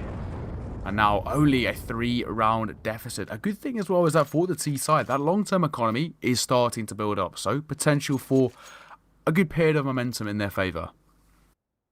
I mean, let's hope so. For everyone backing the Gorillaz today, this is no doubt a bit of a shocker. And I've seen these guys play once. I will confess I haven't really been following them. They are a relatively new roster, and they haven't been playing in the level of events that the players on this squad are used to playing in. I expected so much more from them today. As I said, they were my 2-1 prediction. Nordavind are still looking pretty comfortable to take this 2-0. I mean, going into round number 24, I think Gorillaz stand a pretty good chance of taking this one. They have a heavy advantage with their weaponry and utility here. But I'm going to have to back the Nordavind 2-0 at this point, Neo. Yeah, do you know what? I'm a big fan of the Nordavind organisation as well. They've done a very good job of kind of recuperating and finding this international roster. Good few changes as well has kind of worked in their favour. And I can see, I mean, we were speaking to HS earlier, right? He said the goal is to try and break into that top 30. The way they're playing now, that's not even an unobtainable goal, to say the absolute least. Yeah, definitely not. And they've got I'm pretty sure they've got a good couple of events coming up now. In fact, pretty much every team in the Tier 2 scene right now has a good couple of events coming up. They're not going to be in Flashpoint, so they're not in the sort of heavy-hitting leagues where all the juicy points are at. But at the same time, they are going to have the Snow Sweet Snow. They're going to have, or Spring Sweet Spring, various other sort of middling Tier 2 tournaments coming up. And Blast Rising is, of course, a place where they can prove themselves. It is called Rising for a reason. It raises the profiles of all of the teams playing in it, and you're probably going to get some decent invites if you make it into the latter stages of the playoffs. Yeah, 100%, right? It's sort of, getting to the latter part of Blast Rising is a good way of putting your name forward to start making those steps towards the higher tiers. We say these players are roughly by the Tier 2 level. If you want to push them towards Tier 3, getting your name out here and do a really good performance in Blast Rising is a good way to do so. They're exploding out towards B, super good for the first, but flush it in there for the trade. The P2K trying to find something, won't manage to. The AUG as well, missed shots, and Sergey punishes. That's not a good spot to be playing the AUG from on a B-bomb site defense. Right there, you want either an SMG or an M4, because the AUG's rate of fire is just not strong enough. You want to keep it as range as possible when fighting with that. And now Mirbit doesn't want to go down with his unused utility, so he falls off with just a pistol, hoping to perhaps pick up a weapon on his journeys, but it's very unlikely. His Gorillaz will find their 11th. And they're at least giving us a bit more of a competitive game than we saw last time. Yeah, exactly, right? It's slightly more competitive than that 16-3. And actually, well, more exciting, right? I mean, it's a much better performance from Nordavind. They've obviously put a lot of time and practice into Dust 2. As I mentioned earlier, I like it when a team, they know they have a weakness, so they really work on it. And we're seeing it here. They've also definitely put their time and research into Gorillaz themselves, because they are spotting out the weaknesses here. And they're exploiting them very well. And they've done excellently so far in what you've just got. I can't speak. I'm sorry. They've done excellently so far in what you've just covered. And as much as it is getting an increasingly close game, I don't think everyone on the Gorillaz squad is performing well enough to make this happen. Natosafix 12-15, Esperanto 12-18, and he's had a shoddy double mapper. Flusher has returned to some level of form, especially after his 1 versus 2 clutch. But I don't know if that's going to be enough, as HS is still such a powerful player. How the hell has he made it there uncontested? Mivit, though, is the man to find the entry. Sunny finds another. Tensky to trade, now the 3 versus 3. And Tensky is a beast! Another double kill. Multi-kill after multi-kill. 23 and 14 is his score for this game. He's taken over the leadership spot from HS in terms of the fragging department. And now a 3 versus 2 for Flusher and Sergey to wriggle their way out of. There's no AWP on Sergey despite the economy. And Flusher, he has the utility. Does he have the ability? Does he have the ability indeed? Mertz holding in towards short. The Molotov will force him either forward or back. He's going to fall off towards the side. But Supra picks up the kill towards Flusher. And now, well, it's in a 3 versus 1, may I say. As Sergey's got a real tough task here. Trying to push his way forward. And, oh, it's asking a lot to say the least. And, well, timing. I think he gets this frag here onto Tensky. Yeah, Mertz. You can imagine the panic in Mertz there. It's not as he pushes out a CT, kills the player rotating away from long, and Mertz is the 180 as quick as possible. But he did it in a really good way. Finds the 180 and finds the frag. If you want to find yourself an AWP like Mertz, then why not head on down to CS.money, where you can either buy or trade up your old skins to get something as nice as that AWP Neo-Noir, I believe, that was just dropped over. Heading back into the latter stages of this game, Nordavind, they're just putting on some show-stopping performances, show-stopping kills, and Sergey very unlucky not to find the headshot through double doors on that one. Will mean no damage done thus far in round number 26. And the fact that we're in round number 26 and Nordavind are ahead by 3 does not give me massive amounts of hope still for this Gorillaz squad, as they weren't able to pull the last one together. And there's very little coordination with this team. Very little coordination indeed, and well, already a little bit of damage done on towards Esperanto, down to 79. Tensky holding in towards mid. He's got his teammate holding in towards upper tunnels, but the triple stack over towards short. This could actually net them a few frags here. Yeah, I mean, HS. HS is a beast once again. He had a bit of a quiet game, but already he's right back on into it. Flusher, he can't do nothing. Absolutely nothing as Mertz. From short, he's going to clean up NATO Safix, and now the 5 versus 2. Oh, what is that? Mertz, hello? Mertz is a joy to watch with the AWP in hand. That's how you're meant to play as an AWPer. Such a stunning, stunning player, time and time again, finding the most immaculate frags and flicks. And well, brilliant stuff. Yeah. Oh, God, I forgot I even said it again. Look, subconscious. I didn't even realise. But Nordavind, yeah, 15 on the board, a 4-run advantage to take one more round to take this map. A 2-0 in the series. I mean, we sort of mentioned about a 2-0, but not many people would have expected it to be Nordavind. But look at them now. Stunning, stunning showing so far. I'm enjoying reading the professional CS casters in chat's opinions on this one. Apparently, we're not believers, but I don't really want to be a believer when Mertz is playing as strongly as that. Nordavind, they are poised. They are poised to take the 2-0. They just cannot fall to the pistols here. NATO Safix being an absolute nuisance as Sergey picks up one as well. Supra needs to rotate to this B bomb site with incredible speed. Otherwise, these pistols will overrun him. NATO Safix actually on the M4 deals with Supra. And now Esperanto in middle. Are they going to check him? No. HS walks straight on past. It's only a half check. And now Meerbit goes straight on down to the Desert Eagle. HS left in the 1 versus 3. Find one. Cannot convert the round. And Gorillaz keep up the good fight with nothing more than the pistols. Will we be seeing an overtime here off the back of that round? They live to see another day, but the question is now for Nordavind, that economy not looking the greatest, so I'm expecting to see just maybe a couple of upgraded pistols coming in to round number 28, but for Nordavind, not going to be the strongest buy at all, and a chance for Gorillaz to put 13 on the board and really start to mount the pressure on towards Nordavind. As you mentioned, we could even maybe see an overtime here on the cards into map number 2. I mean, I know that Gorillaz are definitely going to be fighting for this. I'm just making so many different noises now because I can barely comprehend the words to say. This game keeps on driving down. Sergey still on that scout. He's been rather unlucky with his bias this game. Is about to be overrun by 4 pistols. Poor guy is decimated. Oh, no, he's not decimated. He actually picks up a Glock headshot before going down to Mertz. And now it's a 4 versus 1 situation. This was obviously going to be a Gorillaz round, as it's just the very lightly upgraded pistols. But it's now a question of whether or not Meerbit can maybe find Sunny here, who's dropped off considerably in the rest of this game, but not dropped off enough to not find that frag. Yeah, not going to find that one. And Gorillaz hit 13 on the board. They're really starting to make things very, very close here. We're heading into round number 29. This could be, in fact, maybe... Well, we could be pushing on to overtime. Who knows? But Nordavind, they will finally be able to muster up a full buy. And in doing so, well, Nordavind, an opportunity to finally finish things off. It could be a 16-13 here. Losing this, though, will break that economy. And Nordavind, oh, most likely will be heading over to overtime. Natus, I think he's making his way up towards short. Merbit's tucking himself in towards CT. A smoke trying to block his vision. But the flash coming through, and looks like short will be actually the place they're going to attack towards. Flash coming in. HX from ramp. Got a tough task here of locking things out. He's going to drop a Molotov as well, and that could force them back. Stir down momentum. Nade coming in to support as well, and HS trying to do what he can here. Excellent utility usage there.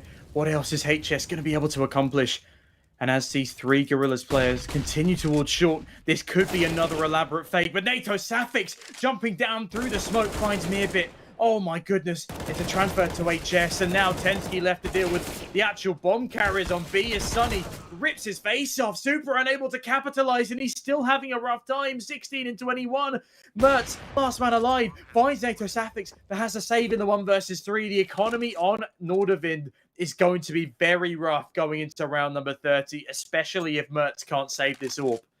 Yeah, exactly. If Mertz can't save this orb, this becomes, well, detrimental to Nordavind, because they're going to be heading into that final round with quite literally nothing. Mertz and an orb, there's an opportunity, but Nordavind with no money and no orb, then that becomes very worrying indeed. We've already seen the players starting to circle like sharks as well. They're making their way up towards short, trying to maybe just cause an issue. Oh no, this is going to be such a tough task of holding on to his AWP. He's really got to isolate the fight here, but I think he might just, in terms of timing...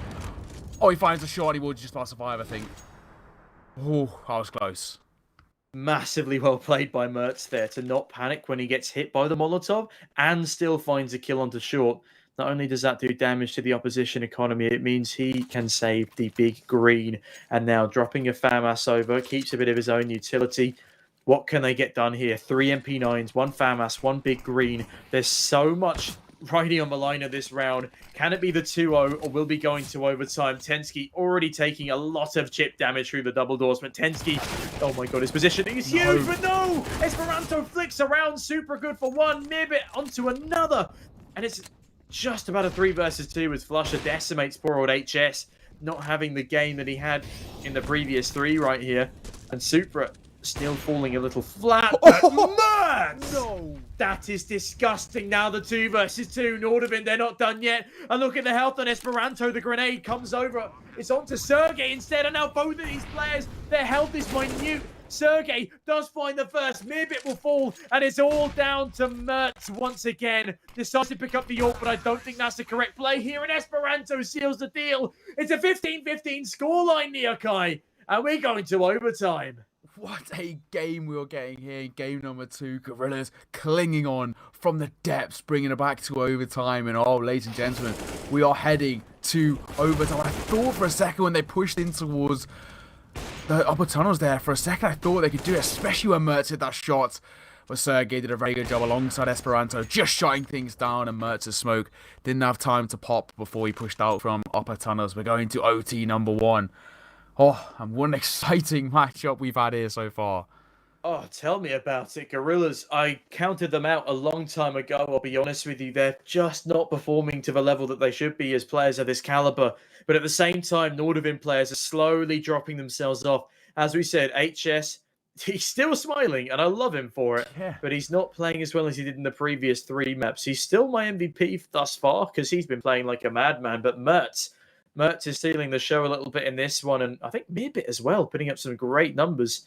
Yeah, Mearbit, Mertz, and Tensky. Tensky's had a great sort of under-the-radar set of frags. Yeah, because Tensky's he's doing the sort of like the, yeah, as you mentioned, kind of off-the-radar sort of, the dirty work. Essentially, like, if we're going to do this in a football sense, you know, like a CDM, just doing like the stuff that you don't get all the flashy plays, but he's picking up the frags here and there. Very, very consistent throughout this series so far. From the 30 rounds played, you know, very consistent fragger, supporting really, really well with the side of the Danish Destroyer.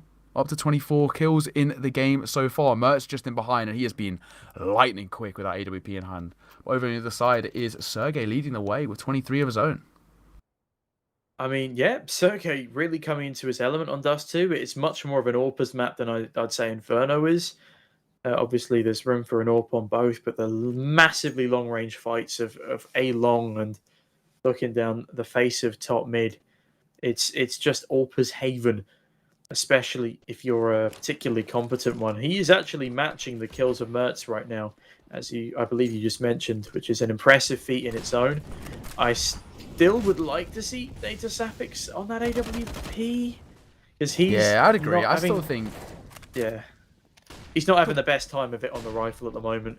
Yeah, it's a tough role to switch from a primary AWPer to a sort of secondary AWPer, main rifle. It becomes very tough, a lot of different positions to learn. Suddenly getting the dink through onto his HS. Now he needs to be careful not to overextend, but he will be dropped by the likes of Merbit. And now in the 5 versus 4, the CTs of Nordavind again net themselves the advantage. Will they be able to deal with this aggression in middle? Flusher goes undetected thus far, as does Sergey on the bomb. Will they be caught out by these CT rotators? Not just yet, it seems.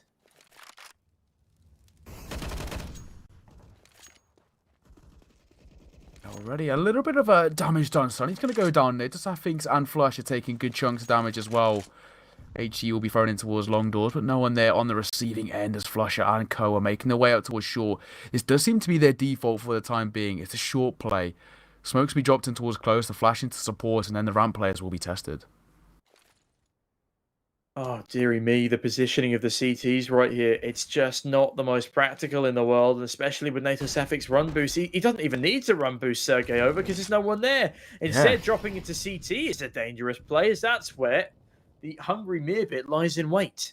However, all 4 players descend on the A-bomb site.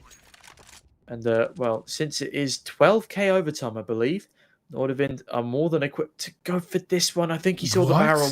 He must have seen the barrel. Yes, he does. Takes the head straight off. Sees Esperanto. Takes him clean out of the server. Now a 5 versus 2. Flusher claws one back. Tensky finds the head. Sergey last alive.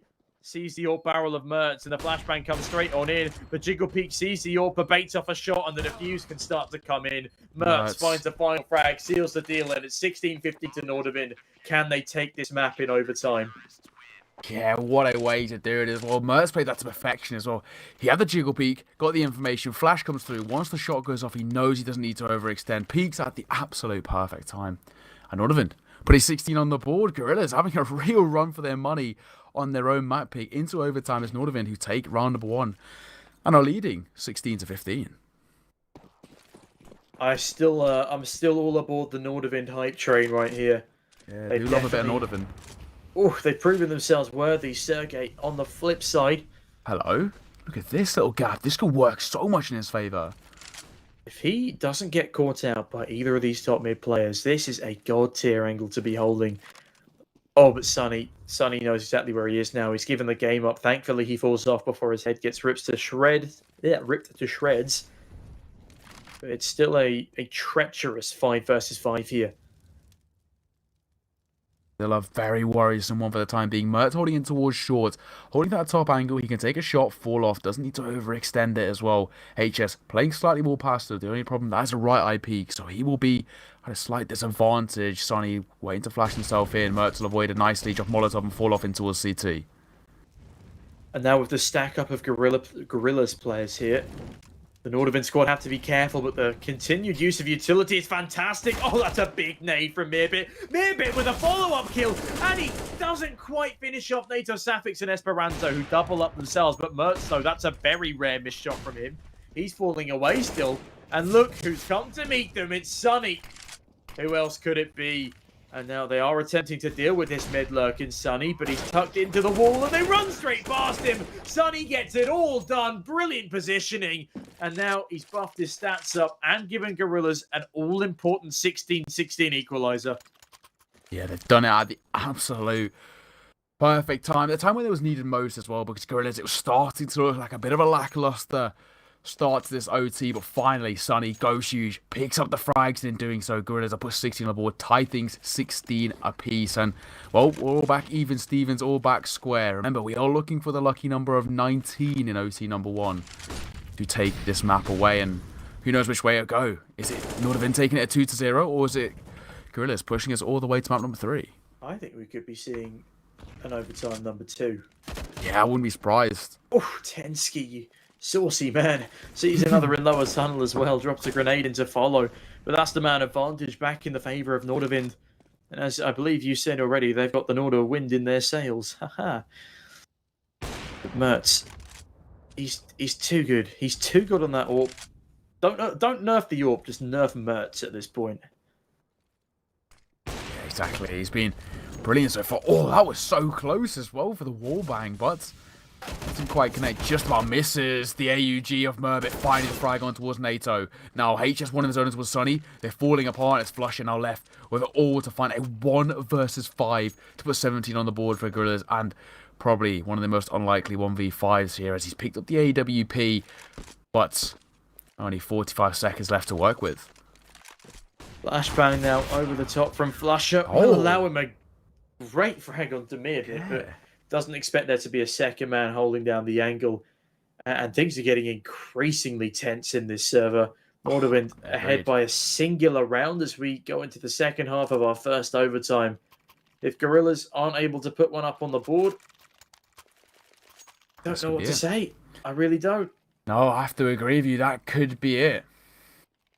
But ladies and gentlemen, as always, don't forget to check out the Red Magic 6 Series phone. Stay in the lead with 165 Hz refresh rate. And don't forget, it's the world's smoothest smartphone, so you too could try out the gorgeous texture of a 165 Hz screen today. Exactly that. Lovely looking phone and lovely looking plays so far from Nordavind. Look at Merbit. He's steaming his way. He's going to find the first kill towards Flusher. Deleting him out of the round. The flash will catch Sergey off. Forced to take a pop shot and fall back into a CT. Well, 5. Oh, wow, Mertz. Oh, Mertz, stop! It's bullying! Mertz, what a shot. First tag to the legs. On the reaping, NATO's domed through the door. What a way to do it. Now Sonny's got a tough task here. There's one player in behind lurking, which Sergey is slightly aware of. A Supra. Just stay alive, and he's a nuisance here. Mertz has not taken his good luck, have fun pledge. I tell you that for free, because he is just cyberbullying the players of Gorillaz right here. It is a 4 versus 2. The bomb has gone down, and Supra, I did not expect him to pop up there. The lurker himself deals quite nicely with the AWP, and Sunny pulls one back, but it's not going to matter. He's forced to run away from this. Grabs an AWP for good measure. There's no chance he's retaking the site. There is now 0 room for error on the side of Gorillaz. Ella, Under my umbrella. See, we told you we got those pop culture references ready on deck at any moment. It's going to be 18 on the board for Nordavind. 1 round is all they need to take the series 2-0. This could be it. This could be the beginning of the end. Sunny spawning 1 and taking the frag, taking down Mertz, who went for the jiggle peak. They're actually going aggressive, trying to drop the AWP out of Sunny's hands, but it won't really make too much of a difference as Nordavind have hit map and series points. Sneaky, this could be the end. Oh, ladies and gentlemen, drum roll, please. Nordavind, off the back of a rough patch in them last 2 months, could be putting up a stellar and needed victory on the board. Not only will this bag them a spot in the playoffs, but they'll also be able to boast the fact that they have beat major winners, major finalists, and an across the board star-studded former tier 1 roster. Meerbit though straight into the pit, sprays the smoke not to the right of it, and that will result in his untimely demise. Flusher though, he's looking inconsistent but good in the later stages of this game. As HS claws his way back to another, finds ahead of Flusher. 4 versus 4. Can Nordavind close this out here and now in the 5th round of our first overtime? Neo, it really is swinging back and forth. Exactly, and I mean, the fortunate thing for Nordavind is they have 2 opportunities now to find OT number 1. The Molotov going through. Sergey caught off guard. He needs to find the frag. Good for the first. Will he reposition in time for the second? He does. Flashbang off. And he's going to be caught out as Sergey is trying to pick up 2 kills of his own. But HS and Teskey reply in brilliant fashion. Now the bomb will go down. Planted safe for the front of those boxes. The only problem is that HS and Tensky both are low on HP. Now it's planted for long, where one player from the CT side is making their way there quickly. He's going to catch out HS. It's all on to Tensky. It's not an immaculate round, but Tensky still has the chance to pull his team through. 1 versus 2, and his health is going to really be the detrimental factor in this one. As a Gorilla squad look for some upgraded weaponry, and now stick the defuse. Well, Nordavind. Yeah. 1 chance left to close out this game, this series in overtime on the second map. Otherwise, we will be going to our second overtime, and I feel like then Gorillaz will have the momentum advantage. Yeah, no, I do actually have to agree with you there, because if Gorillaz manage to once again clutch this back, there's going to become a point essentially where Nordavind, fatigue of just not clutching it out, really starts to play just on their mind and on their tempo quite a bit. This is the final round of OT number 1, so we're either having Nordavind take this series 19-17 OT1, or we're going to OT2. Nibbit, again, he's out first. He's an entering IGL, which is not something you see every day, but Sapphics deals with his aggression. They're walking past each other in the smoke. Esperanto literally walks into Super, and he's going to find the frag. Now a 2 versus 4 situation for Nordavind, and I think we might have just locked ourselves into a second overtime. Tensky, he's an unexpected man. Will he check his left-hand side? He doesn't spot the man in double doors. Will he spot Sonny? I don't think he's going to. The AWP is now too much of a distraction, and Sergey decapitates a man with a 50 cal round. HS in a 1 versus 4, and this looks like an impossible situation. This would be a clutch to go down in history if he makes it work. The 1 versus 4 against such an opposition, but no, Sergey will deny, and we're going to our second overtime, ladies and gentlemen. Second OT here, and wow, what a performance from both these guys. But it has to be said again, Gorillaz, such a good job of just keeping going, staying alive. And well, on to OT number 2. It's so hard to call between these two sides. On the spot now, I honestly couldn't say who's taking this, because the Gorillaz, if they get that slight bit of momentum from the latter part of OT number 1, transferred across into OT number 2, I think they can take this. But Nordavind, we know they have the ability as well. Oh, they certainly have the ability, but are they... Oh, Jesus Christ. Again, It's Mertz. It's always Mertz. He's so good. I don't understand how he sees the pixels through the top of the door there. But enough about Mertz for just a moment. He doesn't net them the man advantage, and that's what would have been crucial from that opening engagement. Damage is good, but you need the frag. Sonny, though, peeks without a weapon in his hands. And, well, now a 5 versus 3 for Nordavind. On their T side as Tensky whacks ahead straight off a flusher, bringing us to a rather peculiar situation. Yeah, bit of a peculiar situation. Super finding Sapphics, but it's Sergey in for the trade quickly. Now in the 1 versus 4, it's going to be a tough retake for him. As the bomb goes down, Sergey with 31 points of health, looking to make things, well, I guess slightly more expensive. It doesn't really matter in OT. Guess the priority is just staying alive here, keeping the AWP ticking across. They'll, of course, be able to afford another one, but there's no point just throwing it away for no reason. It's going to be Nordavind again pick up the first round of this OT and starting to mount the pressure on Gorillaz. I mean, there's been so much pressure on the Gorillaz this entire map, I'll be honest with you, Neo. It's their pick. They beat them 16-3 only yesterday, and now we're in a double overtime on the very same map as the bomb ticks away for Nordavind, and they're the first to 19, but unfortunately they weren't able to manage that feat in the first OT, meaning it's the first to 22 now. Yeah, first to 22. That's the magic number we're looking for, but well, for the time being, we can't really count out anything at the moment. Nordavind put 19 on the board once again, take a 1-round advantage heading into the first round of this OT, but can they keep it going? That's the real question here. Gorillaz, who have a lot to prove. I mean, they should have already proved it by now is the problem.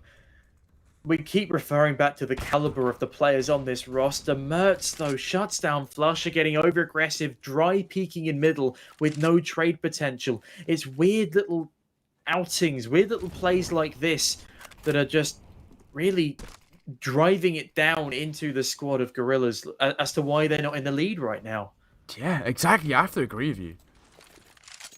Like, honestly, a mere bit Mertz, in the matter of milliseconds, whilst we're trying to assess the situation, are going to double entry, and now Sunny and NATO Safix in a 2 versus 5. They're going to be forced to fall away to the B bomb site as Nordavind find their 20th. This is a flawless round from Nordavind here, and it looks to stay that way as well, with 5 players surviving. Immaculate, some might say. Some might actually say immaculate. That would be a good verb to use for this current situation, but well, Nordavind, it's going to be 20 on the board. We mentioned it again. They're looking for that magic number of 22, and international roster looking very, very comfortable indeed. They're actually going hunting. I mean, of course, they have the sort of money to do so with the way the OTs are set up. The utility being expended through Super, looking to find something on the swing through.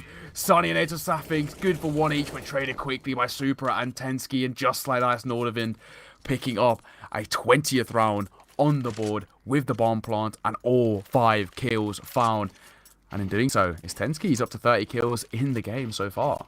The leader so far. Sunny just in behind with 29.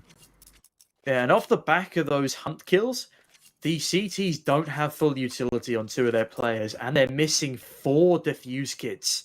Yeah. Like that is a hugely rewarding hunt. Maybe though? Maybe? Hello? Hey. Oh, he's back. It's okay. He's back in the game. We're doing all right. And now Nordavind are a man down, as it's again, unfortunately, Supra to fall first. Not had the best couple of series today. Hopefully, he will be a difference maker as we head into the 4th round of OT number 2. In the meantime, HS dropping the smoke in middle, eats a frag grenade from Flusher, and that's going to be a painful start to round number, what is this now? 34? 33. Something along those No, lines. that doesn't make Oh, no, it would be sense. 33 because we're in OT number 2. So it'd be like 39. Yeah, 39. Oh my goodness me. It's like a whole different game.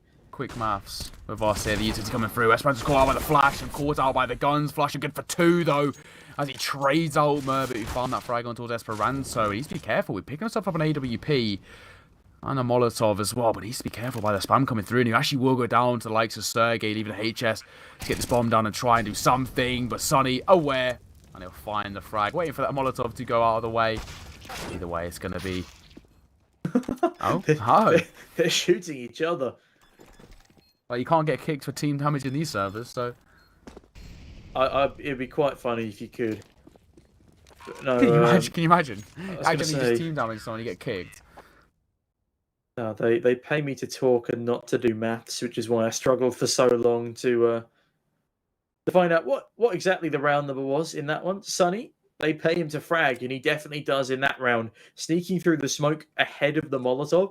The tick damage tricked Nordavind into thinking he'd fallen back into CT with that Molotov. But no, he just pushes straight on through, finds the frag before the Molotov of Gorillaz can come in for the retake. And yeah, sneaky old Sunny. That's great in that round. Nordavind now. They need 2 rounds again for the win. And will they be able to find it? Sergey almost finding a frag in middle, but no.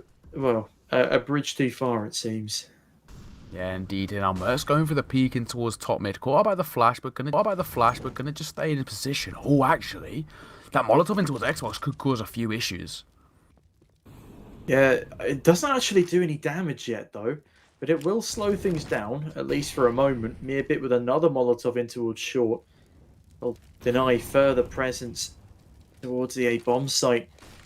Gorillaz need to win every round here if they want to take this OT. HS, though, looking to deny. Swings on it to short. It's a triple. A huge flashbang from Mertz will allow Pandemonium to unfurl in middle. And it's all down to NATO Safix in the 1 versus 4. Nordavind, they're hungry for a 21st round here. And NATO Safix is all that stands in their way. And as much as he's a talented player, a 1v4 is a big ask. Yeah, I love my boy NATO, but this is a real tough tasking. With the first, however, looking to make it 2, but taking a bit of damage through the smoke. It's a good flash off the pole, but everyone falls back as a result. The bomb trapped in short. And there's a crossfire here. A man to swing on stairs and another holding underpass. Admittedly, Meerbit is a bit too far back for my liking here. But Nato Safix, with only 20 seconds left on the clock, sort of has to go for this A site now. He's committed to it. He knows he has the money to reinvest into the next round, so he's not too fussed if he goes down, but obviously it would be a historic clutch. Pensky to deny, but his first in the round off the back of HS's gorgeous 3K. And now Nordavind, again, 1 round away from sealing the deal. 1 round is all they need, but we've seen them in a similar situation before in the previous OT and even in regulation. And unfortunately, it didn't work in their favour. Gorillaz just seem to be the experts of holding on for dear life. Either way, round number 5 of OT number 2 gets underway. Nordavind leading 21-19, needing 1 round to find it. Flusher, smoke here coming through. Flusher No way, of course.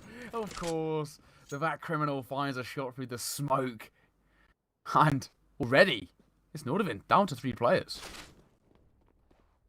Well, that was quite the turn of events there in round number 40 something now. I believe round number 40 flat.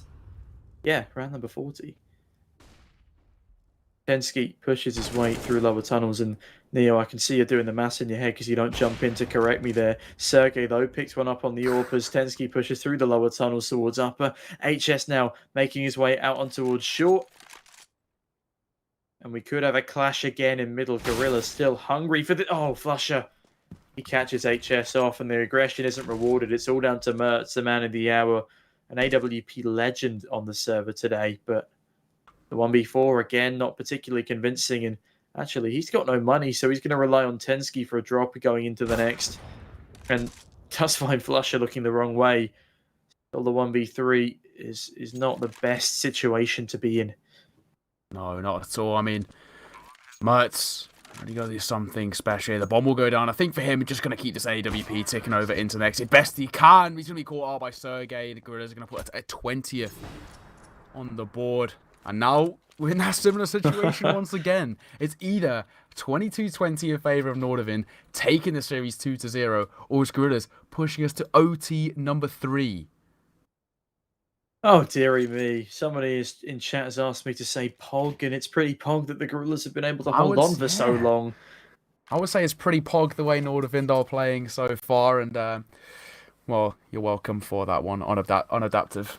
They really don't like closing out these games, though, do they? They struggled on the initial overpass. And that's now... not very Pog. That's not Poggers, guys.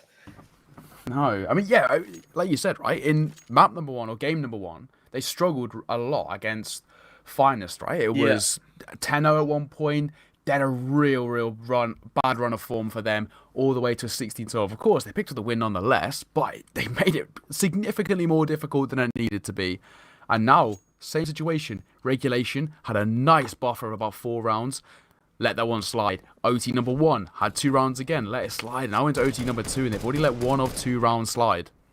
I really want to have another interview with HS at this point. I want to see where it all changed. Sonny misses every single shot, and instead it's HS to find Esperanto early on. This could still be the last round of play. Excuse me, Nordavind. They need to pick up 22 rounds on the board up against the formidable opponents of Gorillaz. Do they have it in them? Do they have the mental fortitude to see this through? They have the man advantage. Gorillaz are on the back foot. Nerves are no doubt really on the rougher edge.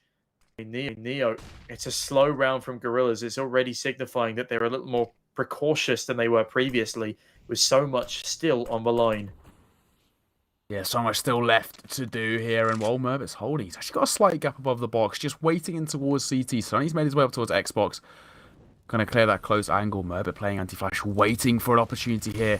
And he plays time. He actually could be gifted a free frag. The rotation coming through over towards B, but they actually are going for the B split. Merbit, this could be farming here. Oh, he's good for the first and for the second. Tensky in for support, but Super finishes things off. And ladies and gentlemen, we have finally done it. Nordavind take the map 22-20, and it's Nordavind who take the series 2-0. What a performance from the international roster in Gorillaz, who were, technically speaking, most people saw as the favourites coming into this game. But it's Nordavind who showed them their rightful place. And whoa, what a performance from Nordavind indeed. Ladies and gentlemen, it's been a slugfest of a second map.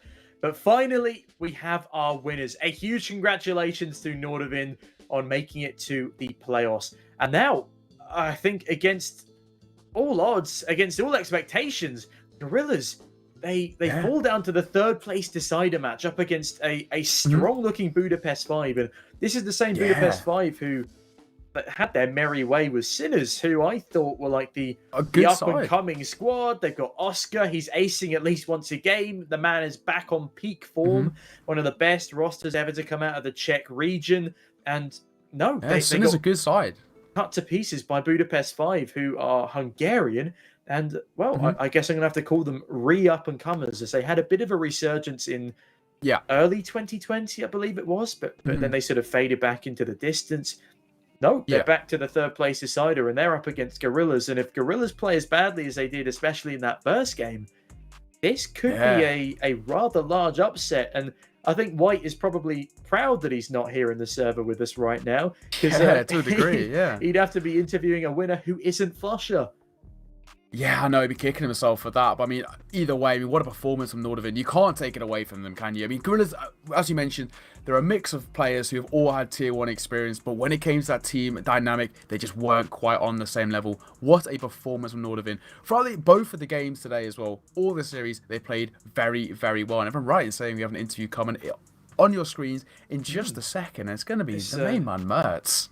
Oh, I cannot wait. I love a good order. I mean, what a performance.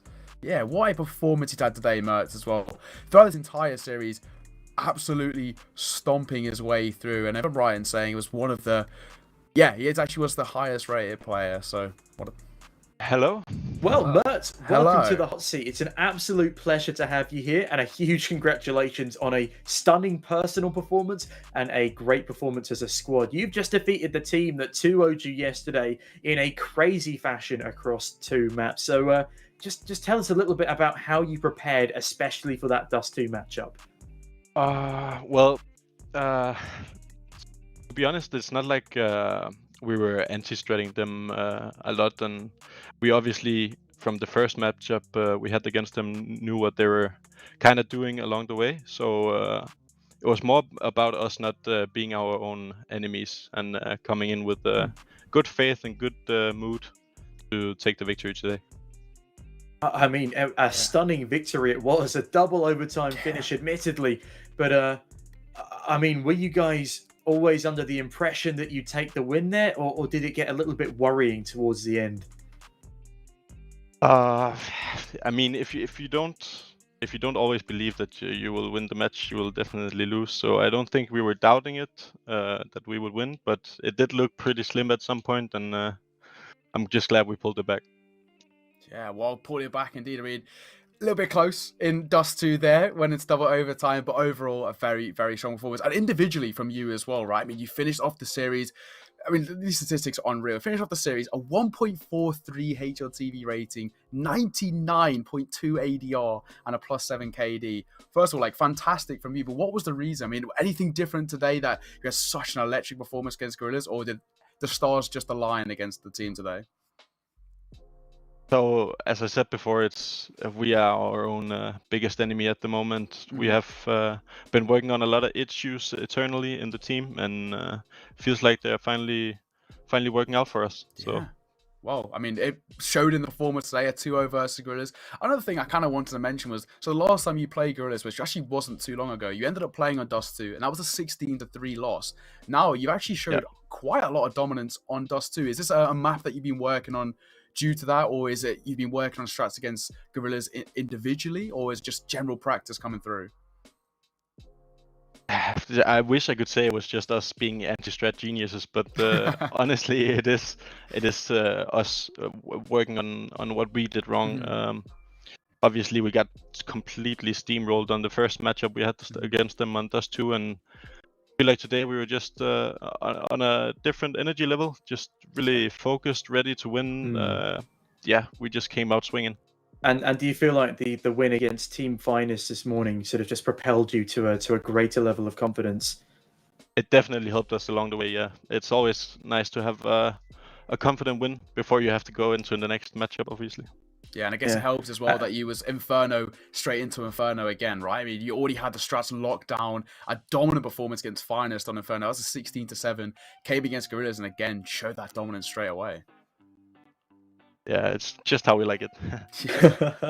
And I'm assuming that you picked Inferno over Mirage on purpose going into this one. Was that something you decided today after having a dominant win against Team Finest, or was that something you decided after you lost on Mirage yesterday? Yeah, I think it's something that we kind of decided yesterday when we lost on Mirage, but it was a decision that was finalized today, obviously. But Yeah. we knew it coming into the match before we won against Finest, that if we were going to the decider match, we would pick Inferno. Well, we've already asked you what your plans for the future as a team are. You obviously want to become a consistent team in that top 30, but do you have any personal goals that you would like to share with the world? Oh, that's a tough one. I mean, for a long, I just want to get back on top with my team. I think we have a very skilled individuals, and if we could just reach the potential I know we have, I would be more than pleased. Yeah, well, Perfect. fantastic Neokai. job.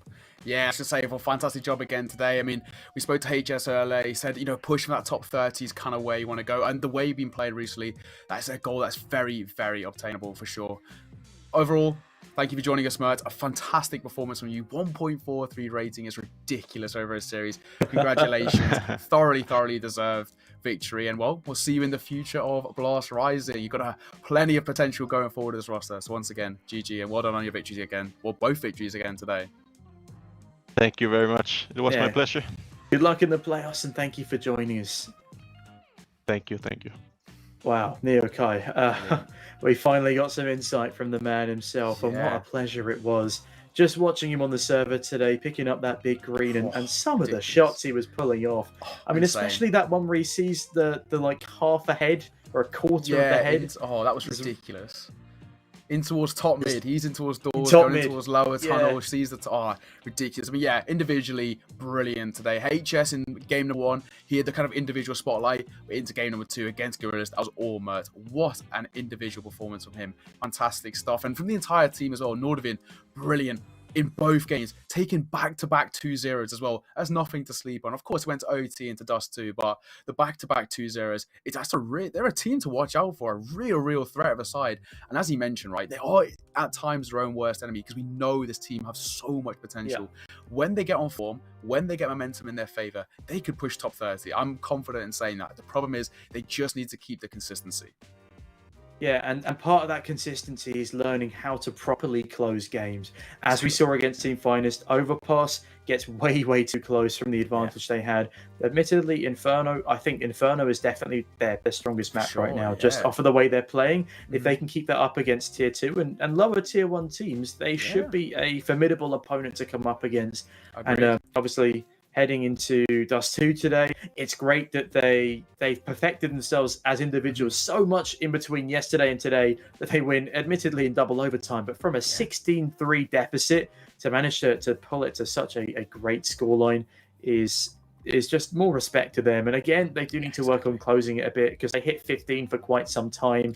Gorillaz, obviously, great comeback, but no, I look forward to the future of this Nordavind squad. And also, shout out to Nordavind GG for hopping in the Twitch chat and keeping us all entertained during the match. Brilliant stuff. Yeah, well, ladies and gentlemen, thank you very much for joining us here into game number 2 of the day. But, of course, we're not finished. We've got plenty more to come your way. Got one more game coming up in just a second. If I'm right in saying that's Gorillaz versus Budapest 5. So, should be a heater of a matchup, that one. So, stick around. We're going to a quick break before we head into game number 3 of the day. Stick around and we'll see you all in just a moment. You want an honest man, but you don't understand. I won't be here when you wake up again. You want an honest man, but you don't understand. I won't be here when you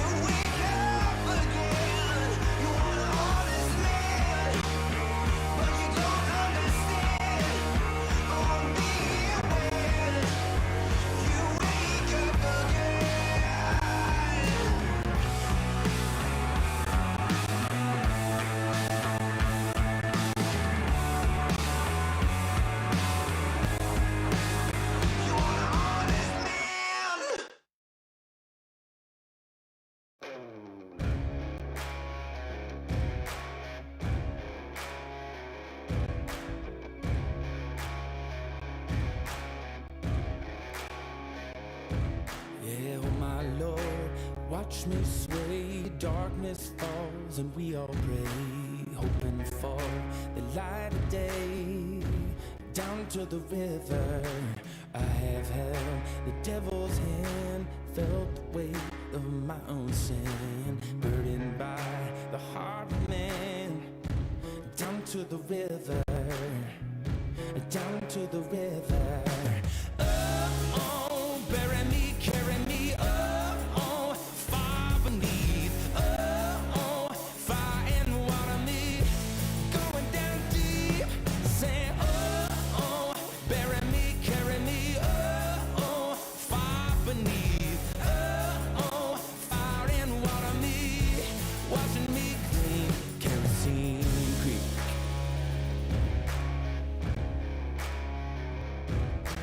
Mama taught me how to live, Daddy taught me how to give. Both of them had their own sins. Down to the river, every man has felt the shame. All our blood, it runs the same. Father, hear us as we pray. Down to the river, down to the river, sing, oh, bury me, carry me, oh, far beneath, oh, fire and water me, going down deep, singing, oh, bury me, carry me, oh, far beneath, oh, fire and water me, washing me clean, kerosene creek.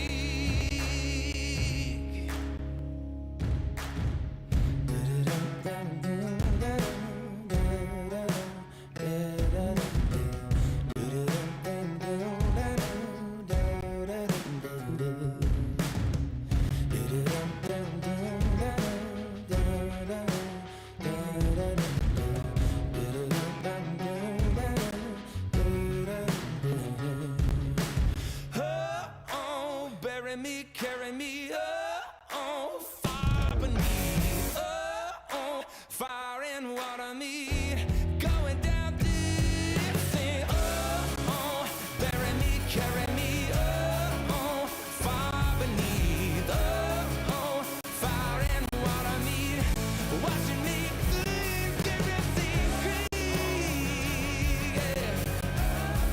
Oh, kerosene creek, down to the river, yeah.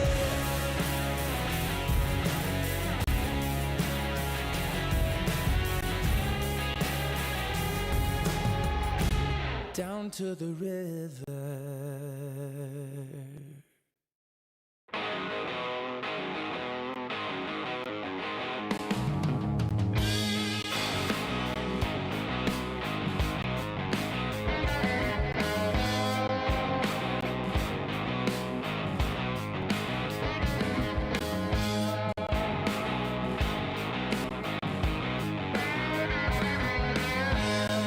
Thought you'd leave me, but you never tried.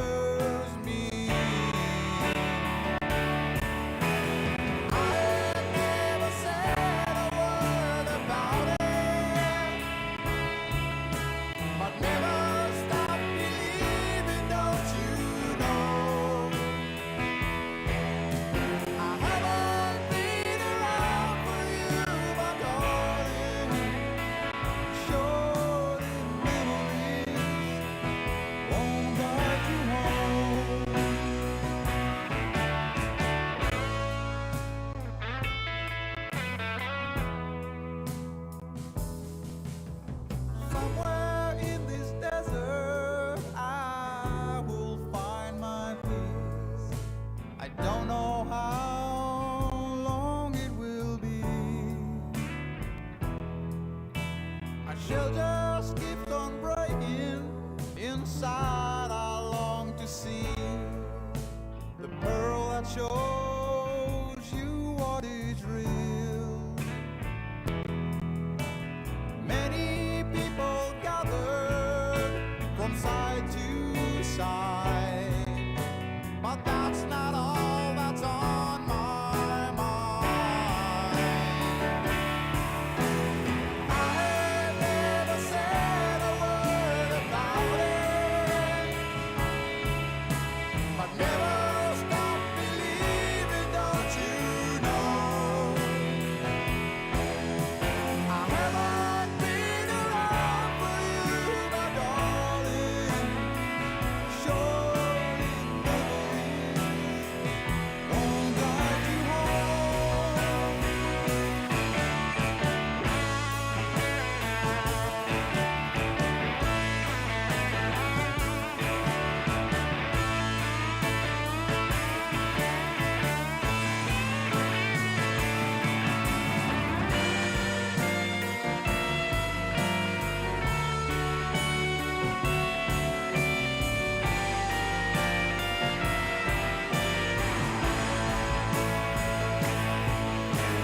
I have never said a word about it, but never stop believing, don't you know? I haven't been around for you, my darling. Surely memories won't guide you home. I haven't been around for you, my darling. Surely memories won't guide you home.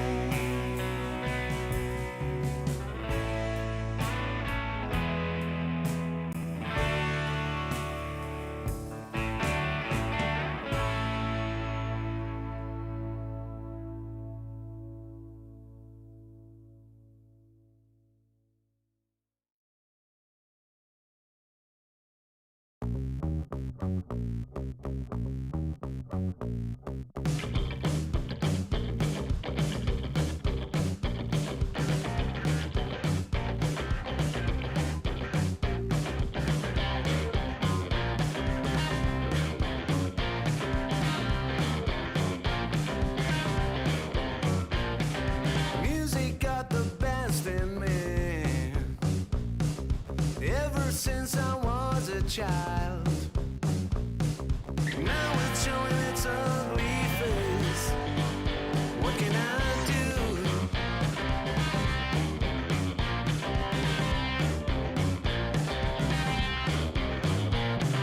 Music creeps into my dreams, wakes me into sweaty sheets, abandons me when nights died out.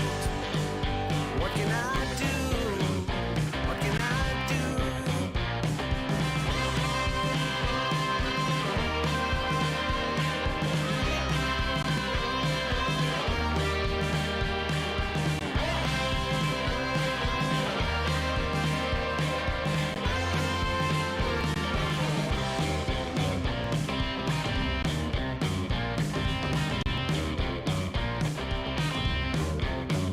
So I better use my legs and run before it is too late to flee.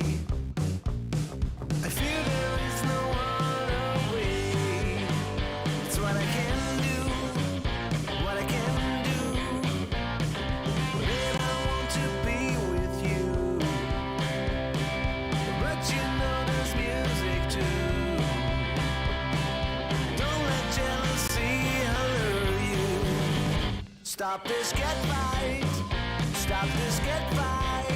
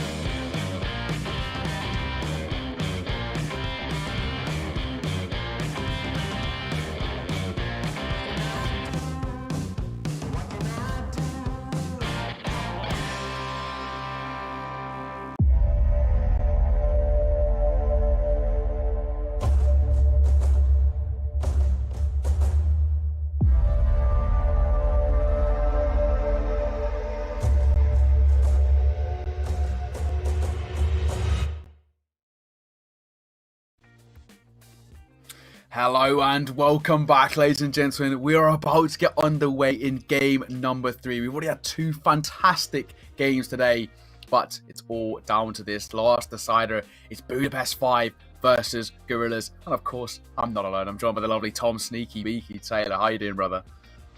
I'm doing fantastic, thank you, Mr. Neoniakai K. But going into this last matchup of the day, this is the last possible spot in the playoffs for Blast Rising. So this is a very, very important matchup. It's a third place decider, and we of course are going to be witnessing a matchup between Gorillaz, who just got defeated 2-0 by Nordavind, including a spectacular comeback on their own map pick, versus Budapest 5, who are a little bit of a surprise here, to be honest, because they defeated Sinners 2-1 against all odds, and a lot of people had Sinners as a team to be placing sort of top 4, top 8 in this competition. I'd agree with the fact them they lost out to the Hungarian side, who are a good squad, but by no means have they been, really sort of putting their name out there recently. Yeah, I mean, we sort of had this conversation off stream, right? I mean, Sinners are one of those sides that you just expect them to win at this sort of level. They're a very, very good roster, especially with the likes of Oscar wielding the big orb, right? Of course, a player with such a lot of experience in Tier 1 with the likes of Sports, a very, very good player. You expect him and expect that team to, at this sort of level, be very, very dominant. But Budapest 5, stellar performance from them. I'm looking for more of the same here. I mean, in all fairness to Budapest 5, they are a decently rated side. I mean, they're coming into this one a world ranking of 79th in the world compared to Gorillaz, who only actually have 148th. So they're technically speaking, in HLTV ranking side, the favourites. But of course, that isn't always the case, is it? However, I mean, Gorillaz, they're coming off the back of a pretty harsh 2-0 defeat. So how do you play this? I mean, is it going to be redemption time for Gorillaz, or are Budapest 5, who are, statistically the higher ranking team, but I'd say that's helped by the fact that they're not a brand new squad. These guys have been going since mid-2020 now, I think it is.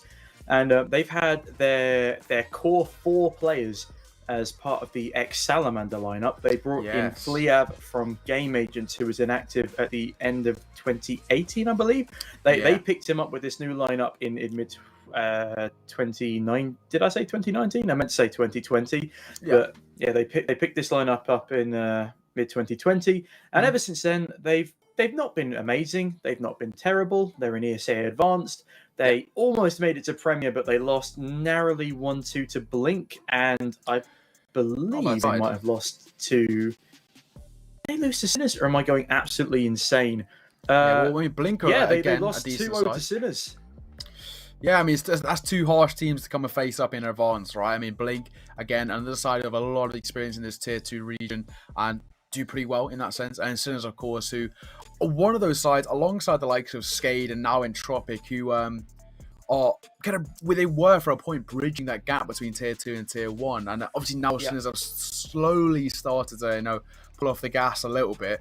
But, I mean, either way, a very good side when they want to be. It's just like whether they can do it on the day. But that's not who we're talking about today. It's Budapest 5 and Gorillaz. Again, Gorillaz, a team with so much potential, but just didn't quite perform against Nordavind. Nothing to take away from Nordavind, though. Ridiculously good performance from them. 2-0 in both of the games today. Yeah, no, Nordavind, they stunned me. I thought they would take the 2-0 against Team Finest, but against an organisation, not really an organisation, but a team like Gorillaz, I was thinking, okay, it's going to be a close game, but I think Gorillaz take this 2-1. I was blown away on Dust 2. When Gorillaz don't take Dust 2, I was blown away. So all the more props to the Nordavind boys. And obviously they're through now, and this is the absolute last chance for any team to pull it off. So Budapest 5 versus Gorillaz. Will we have the sort of... Well, I mean, both of them are surprises. Gorillaz were supposed to go through, and Budapest 5 was supposed to lose to Sinners. But, I mean, here we are, sitting in the lowest of the lower bracket. But letting these two teams, who really shouldn't be here, fight it out to prove who is the best. Yeah, I think it's one of those things, right? It also shows that how being a team that's been together for so long, the way Nordavind have, right? It shows that teamwork is such a big factor over just raw aim ability. But as you can see up on your screens, the veto is out. And, well, here it is. You've got Gorillaz who banned Vertigo first. And the ban of Inferno means that Gorillaz gets to pick into Nuke, one of their preferred maps. And a map in which, personally, one of my one true loves. So I'm very excited to see Nuke be played here. Arguably, I think it's probably my favorite map of all time. So I'm very happy to see Nuke here. Then going into Mirage for Budapest 5. That means Gorillaz will start on that CT side, leaving our decider at Overpass. So technically, Overpass has been picked in every veto today. It has, which is very unusual. Yeah. Overpass tends to be on the back burners. Obviously, it has been a bit of a recycling of the same teams today, but the fact that it was in the first matchup as well with Team Finest, that did surprise me that it carried on over to here.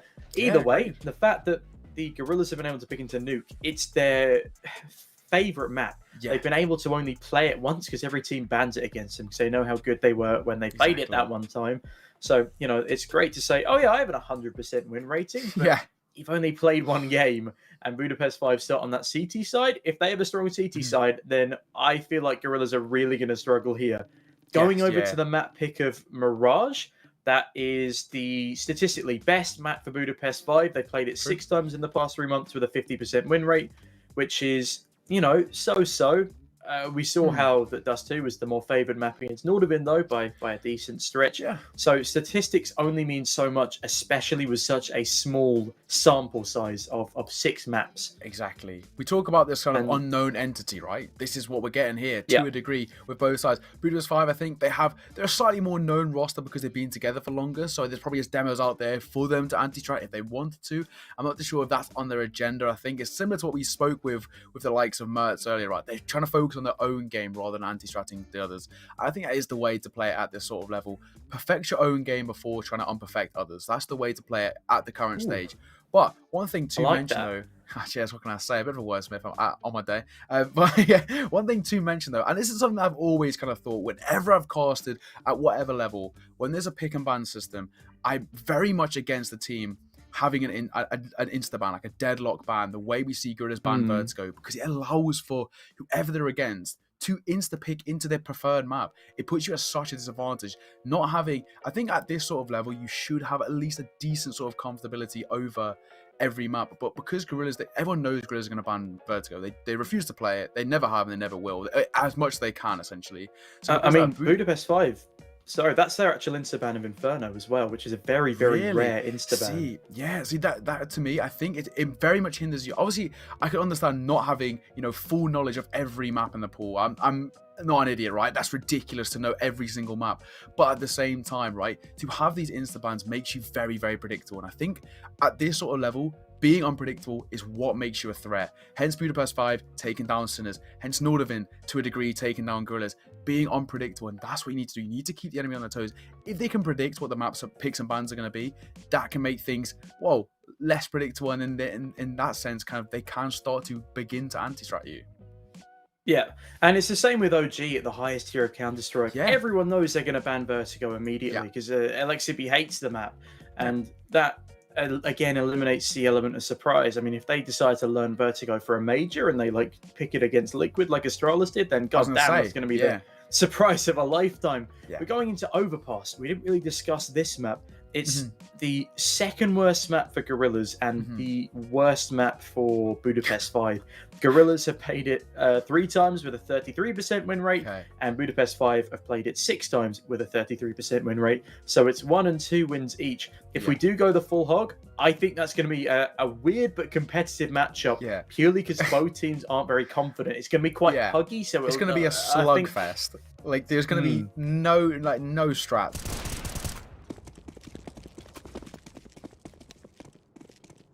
Yeah, that's what can really keep you on your toes. We have the Budapest 5 lineup up on your screens. It's Coolio, Corey, Torji, Fliav, and Camion. The Hungarian roster. Yeah, what can I say? What can I say? Hungarian roster coming in, as I mentioned earlier, the world ranking on HRTV of 79th in the world. So, respectable, to be honest. Top 80. Yeah, I mean, anything in the top 100 is already a massive achievement. Because if you think about it, how many teams are there in CS? You get 200, 300 teams in ESEA Open every year. You get 200 in Inters, 100 in Main. There are thousands of top tier CS teams. And when I'm talking about those stats, I'm just talking about Europe, the biggest region for CS. You've got NA, you've got South America, you've even got South Africa now. They've got an up and coming scene. Australia. That's my boys. South Africa. That's where I'm from. Oh, really? Terrible Counter-Strike. Yeah, little did you know. I'm born and raised there. But You've live in got England. Sonic and JT, don't you? You got a decent Yeah, couple of lads from down. To be fair, there's actually a decent amount of South African players kicking about. I mean, who knows what's going to happen now with kind of all the rosters being everywhere and all over the place. But yeah, it's a bit of an upcoming scene to a degree. I mean, I'm not too sure we'll see it ever really light up on the big stage. I mean, it'll be the same They thing. don't have any servers, do they? Yeah, it'll be 80k, similar thing of 80k playing in NA, that kind of thing. That'll be more common, but even still, not a bad roster at all. But as you mentioned, I mean, there's a lot of more up-and-coming regions as well. Even to a degree, like we're seeing in terms of Argentina, right, with 9Z, they're coming through. That South American sort of region. Of course, Brazil's always been there, but it's very, very rare that we've seen other rosters really show a bit of dominance. But either way, we're getting on the way. Map number 1 of Budapest 5 and Gorillaz. And it's Budapest 5 take up the CT side. And it's Coolio to take the first engagement of the map towards Ramp. He does wisely fall off into the B site. And if they head down towards his positioning, it could be quite the cluster. Finds the first, finds the second. Can he find another? He's working towards it, but runs out of ammo on the USP. And the Gorillaz take far too long to dispatch of him in this one. Fliab now has to deal with 2 pushing him down through the window position. Jumps out of the crosshairs of NATO Safix, but he's going to get pursued. Torzi with a nice double, leaving them in a 2 versus 1 on the side of Budapest 5. NATO Safix, what can he get done here in the control room of the B-bomb site? Yeah, a lot to do in NATO Safix. Top player, but this is asking a lot of him. Swinging in, trying to get the first right-hand side position. Will he be aware of the one to the left? He's jumping through, manages to tuck himself in towards Cubby. This makes him slightly easier as he can maybe isolate a fight or two, but he's going to be pushed at any moment. Does he hear the sound cues as Torzi's right in his face, and Torzi will shut things down as Budapest 5 to pick up the pistol round, pick up round number 1, and in doing so, deny a bomb plant for Gorillaz, which means that their economy is going to look nice and fruitful.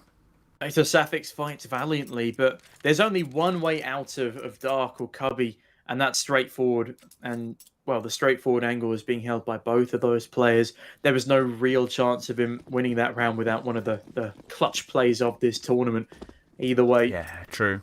Budapest 5 with the first on the board are definitely going to be happy with that, because it's when the T side pick up those early rounds on Nuke that it's so hard to stop them with a broken CT economy. Instead, the Gorillaz aren't going to be forcing into the second off the back of the lack of bomb plant, as you mentioned. Instead, playing with full Glocks. And Torzi, it's just another day at the ranges for him until Sunny decides to dispatch of him with that said Glock. That is the only rifle on the CT side, and he's just lost that to a pistol. There's no way. There's no way the Gorillaz are going to pick up a Glock round versus an AUG and 4 SMGs. Surely not, right? Surely not. Don't mean to jinx this, but surely not. I'm getting nervous. Corey. I'm Corey's sitting in the upright in my house. chair now. Yeah, Corey he sees the shadow, but he knows they've jumped round the corner. They try for the run boost. There's at least one up towards top, and he will drop him and drops the bomb as well. Oh, that's huge. They've turned this round right on his head there. The bomb is on the roof as well. There's no chance of salvation for it. Unless they win on kills, but NATO Safix doesn't do too hot against Camion there. Oh my god, Esperanto onto Corey. Now a 2 versus 2. This never should have been so close. Camion, though. Camion and Coolio are good for the final players. And a nice 2K from the man in outside. 2-0 to Budapest 5, but they lose their AUG investment. And they almost lose the round to a Glock buy. That is a very impressive feat from Gorillaz. And there's a reason they like the map of Nuke. Yeah, it was made very, very expensive by Gorillaz there. And that's the way to do it, especially coming in with just Glocks, right? Brilliant stuff from them, to say the least. And, well, it's going to be still a 2-0 start for Budapest 5, but it's Gorillaz coming into round number 3 with the AKs in hand and a good chunk of utility there. Now, this should be an exciting round here. Camion needs to be careful as the Molotov is dropped into his close hut. Sergey swinging, and Camion, his over-aggression was punished. And now, Coolio, in the line of fire, falls back wisely, but Corey decapitates Sergey with his MP9. And Corey now bags himself an AK-47, and that makes the round a bit more spicy for the CT squad.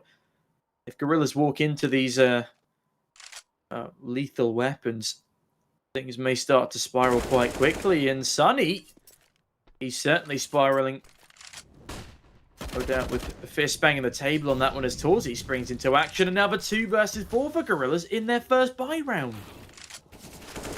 Oh my goodness. Corey out of nowhere. Flusher. No, Flusher, not like this. He picks up 3, looking to make it 4 as well. And he's only got Fliev to find. Flashman goes in towards Ven, and now he's going to try and get this bomb down. Oh, he's selling the fake. He spotted him, and Flusher has played that to perfection. In essentially a 1 versus 4, he isolated every single fight and picks up a quad kill. Flusher, that is immaculate. We have to say it again because it needs to be said at least once a stream, but Flusher has played that brilliantly. Bro, Flusher back right there. That was absolutely stellar performance from the man himself. Yeah. And he criminal. really rolled. Yeah, he rolled back the ears with that one. The Vac man himself. He can't get past Flusher on a good day. Oh, exactly. When he's on form as well, he was an unstoppable force. We see exactly that there. Stunning stuff. And Sonny might have actually spotted the gun barrel there. Oh, dearie me. Flusher back to his antics as Sonny cleans up Camion in the rafters. Look at this man now, 6-2 as we head into round number 4. He's looking for more. Fliev is spotted. The scout's been dropped, and now Coolio and Torzi are going to be the reliant forces. Fliev on 1 HP. Ain't looking too hot right now, but Torzi certainly is. Nato Safix will go down, but Coolio 1v4. I mean, Flusher did it, but he had an AK and a rather superior position. Coolio's going to hear the man behind him. Sonny, head ripped clean off. Nicely done there by Coolio, and an M4 nabbed from the ground. What can he get done here? Not much, as he swings into 3 angry Gorillaz. Swings in, and what pays the price? And going to be Gorillaz tying things up 2 rounds apiece. And now, while we're seeing why this is one of their favoured maps here, right? They're very, very confident on Nuke. Why most teams try and ban it against them because of how good they can play on Nuke. I'm excited to see them play it to the highest of levels. But now coming into round number 5, Budapest 5, they're only going to be picking up the USPs. It's not going to be the greatest sort of buy for them. Just a full eco, maybe a full stack to try and make something happen. I mean, never underestimate a P2000. However, Fliev is 0-4. Hopefully, he will be able to train his aim up a little better than he has been, but Camion is instead the man to find Sonny. That's a map 10 netted at the very least, and a cheeky vent drop as Flusher will of course find Fliev, and the poor man gets nothing done in yet another round. He's not had the best of luck with these fights thus far, and well, Gorillaz are ensuring that their luck stays as terrible as possible, especially Flusher, who's 9-2. And the Flush has already been absolutely farming so far, and he makes it even better as he picks up a 10th by deleting Corey out of this round. See you in the next round, Corey, as the bomb will go down and the retake going to attempt to happen here in the 4 versus 2 situation, but they maybe just might try and keep this Mac 10 ticking across into the next. Yeah, Corey is no longer in the house. He's instead 6 feet under, and well, this 4 versus 2 ain't looking too hot for the CT squad. Camion, if he could find Flusher, I would be deathly surprised, but Flusher is already expecting this type of push. Look at him. He's just watching the top of the stairs. And now he's off. He realizes he's done enough. Down goes Camion. Coolio. What are you doing, Coolio? You're about to go down to the bomb. Well, he just lost his Kevlar, his Mac 10, and his utility. Why? And his life, as Gorillaz pick up a 3rd on the board, and now we'll take the lead away from Budapest 5. They got off to a pretty decent start by picking up those first 2 rounds, but Gorillaz, they're now in complete control, and they're looking very much in control, as Sergey will wield the AWP here, supported by 4 AKs. Budapest 5 are going to come in with a slightly more mixed buy. We see the M4A1Ss, 1 M4, a FAMAS, and an AUG, and a decent amount of utility. I think there's definitely something that could be done here by Budapest 5, but I'm still sort of confused by how that last round ended. Why walk up to the bomb? And you know, it was basically just a human sacrifice to the gods of Nuke. Like, please bless me with frags in rounds to come. Torzi, though, he doesn't need no human sacrifice. He's the man who entries onto Esperanto. Molotov now dropped down to deny Flusher the refrag, and that's very intelligently played by him. Falling off, doesn't want to give up that trade frag, and Flusher now taking damage from elsewhere as Sonny falls to the FAMAS of Camion. Yeah, now this actually becomes a bit of an issue to say the least, right? We've already lost 2 players. The Gorillaz, 3 versus 2. Budapest 5 did a really good job of making this very expensive as they start to slightly space out. What a HE coming through. Coolio looking to farm a couple of frags here. Going to drop a smoke in towards front radio as he repositions in towards radio itself, and Sergey will move over towards deconstruction, or decontamination, may I say. I mean, Honey, who killed the radio star, that frag grenade certainly is the answer. Coolio, in the meantime, does a bit more chipping onto Sergey. Utility expended from single door, but now look at this. The CDs are closing in. And Coolio only takes 1 bullet, and down goes Flusher, the man of the match so far. But Nato Safix out of nowhere picks up the head of Coolio, and Corey has a lot of responsibility as he waits for Camion to flank to single door. If they can deny this bomb plant, it would be huge, but Camion, his position has already been dealt with by a Molotov. The bomb plant cannot be denied. However, Camion finds a great frag onto Nato Safix, and Sergey towards the door goes down to the flashbang. Excellent kill from Camion. Budapest 5, that's a stellar retake from them. Yeah, it has to be said. They played that actually to perfection because, again, it's that similar thing, right? They isolate those fights, and in doing so, they pretty easily managed to pick themselves up a defuse. Tied things up 3 rounds apiece, and not letting Gorillaz get away with too much so far. And as a result, their economy has started to strengthen. And if you want to take control of your economy, tap into the world of crypto with Coinbase. Coinbase.com invest a little or a lot into the cryptocurrency market and earn money just by learning from guides written by the professionals. Lovely stuff. Worthwhile investment. Maybe. Who knows? Go and check it out. Coinbase. And heading back into the matchup of Nuke. We are at a 3-3 scoreline. So if you've invested into any betting on this matchup, you know, now biting your nails at this point. There's definitely no clear winner to start off with, but I mean, Flusher, 11-3 as we head into round number 7 is always a pleasant sight to see. He is determined not to let this team fall out in the opening stages of Blast Rising. But Fliav, on the flip side, trying to get rid of Esperanto, a man who's an interesting pickup for this roster and hasn't been very good today. Yeah, no, I have to agree, to say the least. We'll see how this one plays out. Already a lot of damage done, and Nate's having to open things up. Corey drop a Camion in for the quick trade on towards NATO, bringing it back now to 4 versus 3 in favour of Budapest 5 on the CT side. But look at this, 12, 16, 17 and the HP on 3 of these players, and Flusher capitalizes on his Galil, spamming away. Now it's Gorillaz with a pretty severe advantage if you look at it in terms of the HP. Budapest 5, their positioning is quite spread out. However, 2 on B means A is ripe for the taking, and I think that's exactly what Gorillaz are planning. Camion, he is undetected thus far, but there's only so much he'll be able to do to deny a bomb plant on 12 health from that position, and Flusher doesn't care. He's hungry for blood, hungry for frags. He might just find Torzi before they can even attempt this retake. He might just give it a go here. He's trying to make his way forward, and well, Camion with low HP leading the charge, supported by another low HP player, Torzi. It's going to be a tough one to retake, but Torzi finds the first fragment towards Sunny.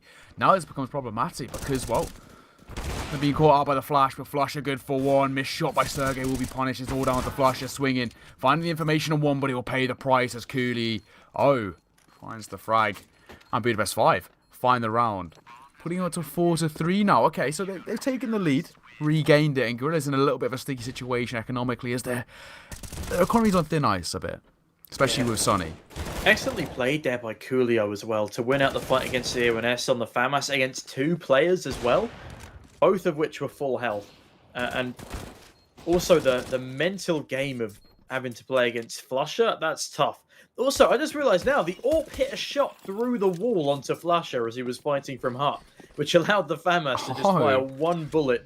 And wow, this is why I love the replays. The replays reveal so much that us as casters aren't able to pick up on when we're tunnel visioning. Yeah. Or if the camera angle is just a little bit wrong for the point we need to make. But I can't believe the AWP lands that shot. Either way, it's a fast execute from Gorillaz onto this A bomb site, and already like cut down in its tracks. Esperanto eats Molotov damage, as does Sunny. Nades fly on in. Coolio in a bit of a tough spot, but he himself drops a Molotov, and that already prevents 3 of these 4 players from pushing him. Gorillaz should be letting Budapest 5 away with their 5th, and Camion now is just farming money. Yeah, absolutely farming now. And that's the way to do it, especially with these SMGs, looking to make it even worse. There's 2 players tucked in towards ramp, and would he be able to find and maybe a couple more? Oh, I think he's just waiting for them to overextend in towards his left eye peak, so he will be spotted, but he's only good for 1. Flushing in for the trade, but Corey will shut things down in lightning quick fashion as Budapest 5 put 5 on the board. What a way to do so. Now for Gorillaz, of course, their economy you mentioned was a little bit rough. It's sort of recovered now. So for Gorillaz, you know, of course, they're going to come in with the AKs themselves. But for them, on this T-side of Nuke, normally when I cast a team, I have a golden number of 6 on T-side Nuke. If you can pick up 6 rounds on your T-side, I think you set yourself up pretty comfortably heading over to the CT side. So that's what I'm looking for from Gorillaz here. Any more is a bonus. Any less might be a hindrance. Thing is, at this professional level of Counter-Strike, I honestly think Nuke is becoming increasingly more T-sided, because these teams have such incredible executes, incredible strategy. True. And Gorillaz, this is where they're going to fall flat, because they haven't been together for long enough to pull together a unique strategy that their team plays on their T side. So I think that, yes, 6 would be good for them, but Budapest 5 are no doubt going to be able to really ram it home on their own T side, especially if they've been practicing this map. And I think Gorillaz should probably be aiming for 7 or 8 here with the new sort of T-side advantage meta that is popping up in the pro scene in Nuke. Yeah, mate, it might actually work in their favour already, though. A little bit of damage extended on towards Sunny and Flusher, but for the most part, they're okay. Coolio done 73 himself, but no frag found for the time being, and 50 seconds left on the clock.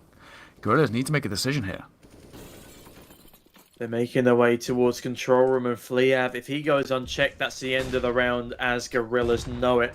And already they're surrounded. Fleav, he has backup. He's okay. Fleav doesn't react, is completely blinded in fairness to him. But Coolio, he's the next in line, gives up his positioning with a grenade. But Torsi, he removes Flusher, and now 4 versus 4 for the retake. Sergey desperate for a frag. Coolio keeps just ducking out of sight, out of mind. Camion to trade, and another one on the board for Torsi. Means 2 versus 3. Esperanto, he's hidden in dark. Will they check his position? They have to check his position, otherwise there's not a chance in hell they win this one. And oh, Camion, surely Esperanto sees this, and he drops down without checking his rear angle. Now the 2 versus 2, Neokai and Sunny and Esperanto. They've done enough. Whoa. They finally somehow managed to pull that one off. It was looking increasingly like it wasn't going to happen, but they've done it. Gorillaz, they put a 4th on the board, and Budapest 5, they were just caught off guard completely. Brilliant play from Gorillaz, to say the least, though. I think that's the most impactful round Esperanto has had in all 3 maps he's been in so far. Yeah, he really shut things down. Did a good job at isolating the fights there as well, and in doing so. Managed to put a 4th on the board. There's Coolio, chilling. Torsi as well. Coolio, who ironically nice bed sheets. Monkeys in the background whilst playing against Gorillaz. Is this a sign? He knew. He knew ahead of time. He was anticipating this epic standoff from the very beginning. Yeah, been waiting for this day. Like, many years ago, it was prophesized. Master Shifu. Master Shifu. Yeah. My time has come, you know. Enough of our Kung Fu Panda meme references. We're into round number 10, Neokai. And despite the best efforts of Budapest 5 in the previous, Gorillaz snatch away around on the efforts of Sunny and Esperanto. Going into the next, they've won a similar buy round before, but Gorillaz do have the firm advantage with utility and the 4 AKs. I mean, what are your thoughts on this one? Yeah, it's a slightly mixed buy, of course, for Budapest 5. They're going to try and make the best of what they've got. Fleav's tucked himself in towards his top box position, holding down ramp. Torsi will find the first kill, but Fleav play trigger discipline. He can find multiple frags. He doesn't. Takes the first kill, however, looking to make it 2, will be traded out by Sunny. Flusher finds one of his own. It's all down to 2. Camion and Torsi have got a tough task here. Yeah, in the 2 versus 3 with only one flashbang to retake, it's going to be difficult. And I say retake because Gorillaz have a 3A bomb site, and it looks like that's exactly where they're going for, especially now that Torsi's Molotov that event. He's forced off the angle, and now it's Camion to either deny the plant or lose the round. And I think this is going to be a lost round. But Sergey goes to check the outside. No way. Another 1 versus 2 for Flusher. Oh, the timing on that is impeccable. Flusher's been spotted being chased down by Camion. He adjusts the angle, finds the head, but it's Torsi to pick up the round. And, well, Budapest 5 pull ahead by 2 against all odds in those circumstances. Yeah, I don't even know how they managed to make that work in their favour. I mean, Flusher went chasing down Ven, and he actually paid the price for it because then they knew of his position. Once they cleared the other 2 areas, he had to be over towards Ven, and well, they played it perfectly. Budapest 5 are going to put 6 rounds on the board, once again take a 2-round advantage over Gorillaz.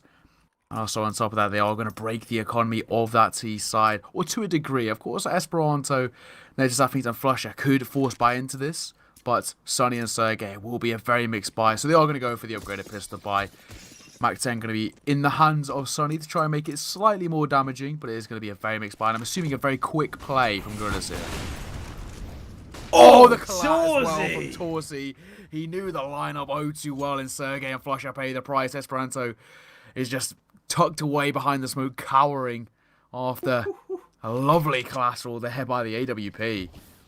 I mean, talking about Budapest 5 having an advantage in this one, that just takes the cake. Coolio now only has 3 rather than 5 to deal with as they rush down towards him on ramp again. Molotov to deny again, and Torsi, can he find another godly shot? Not just yet, as they opt against heading in his direction. Coolio has a lot of spam weapons to deal with, and he's good for 1. But Sonny and Nordavind will have a weapon each to play with here. Camion, he's spamming away at the double doors player. I don't know why Sonny just doesn't go through them. He does actually find the headshot on the USB. Nordavind, though, in the 1 versus 2, goes down to the grenade of Fliav. It was looking hopeful. The man found a 3K with just a Tech 9 in that round. But Budapest 5, they deal the damage control, and it's a 7th on the board for them. And what a stunning looking Dragon Lore on Torsi.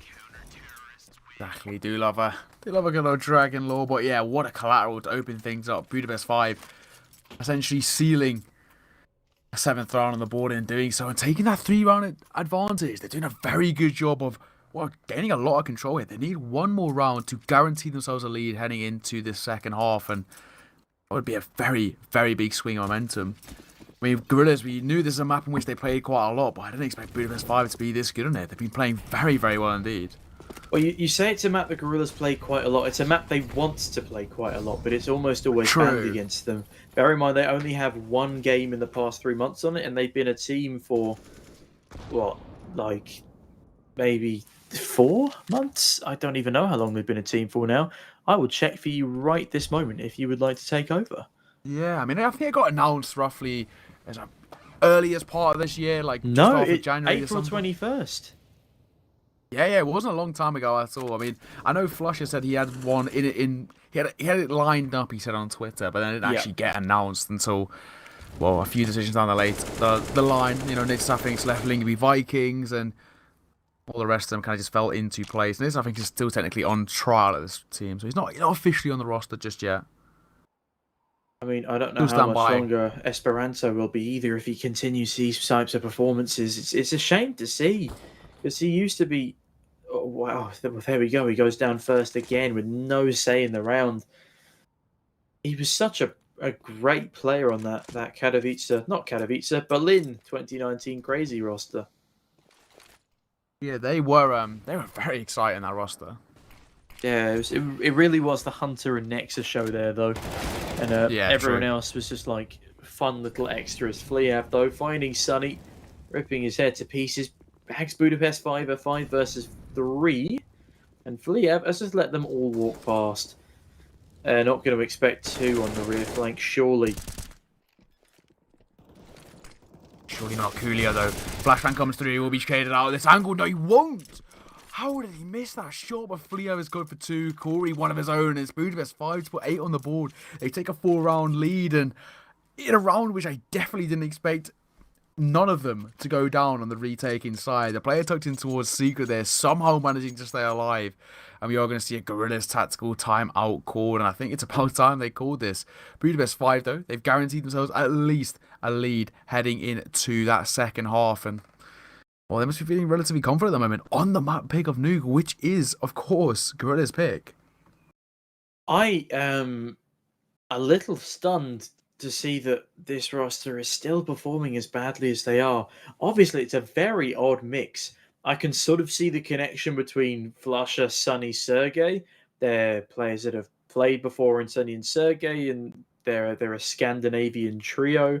Then you take a look back and you see the Lithuanian in Esperanto. He's never played with these guys before. He's barely played against them either. And he had an awful time in contact and post. Hunter and Nex are crazy. They were such a disappointing squad. And then you see NATO Safix, which is, he's from Denmark. They're close enough to Sweden, as Device pointed out. Corey, that's a cheeky spray down. Takes a dink himself. But the grenade onto NATO Safix is lethal, as is Fliav's headshots onto the rest of this squad.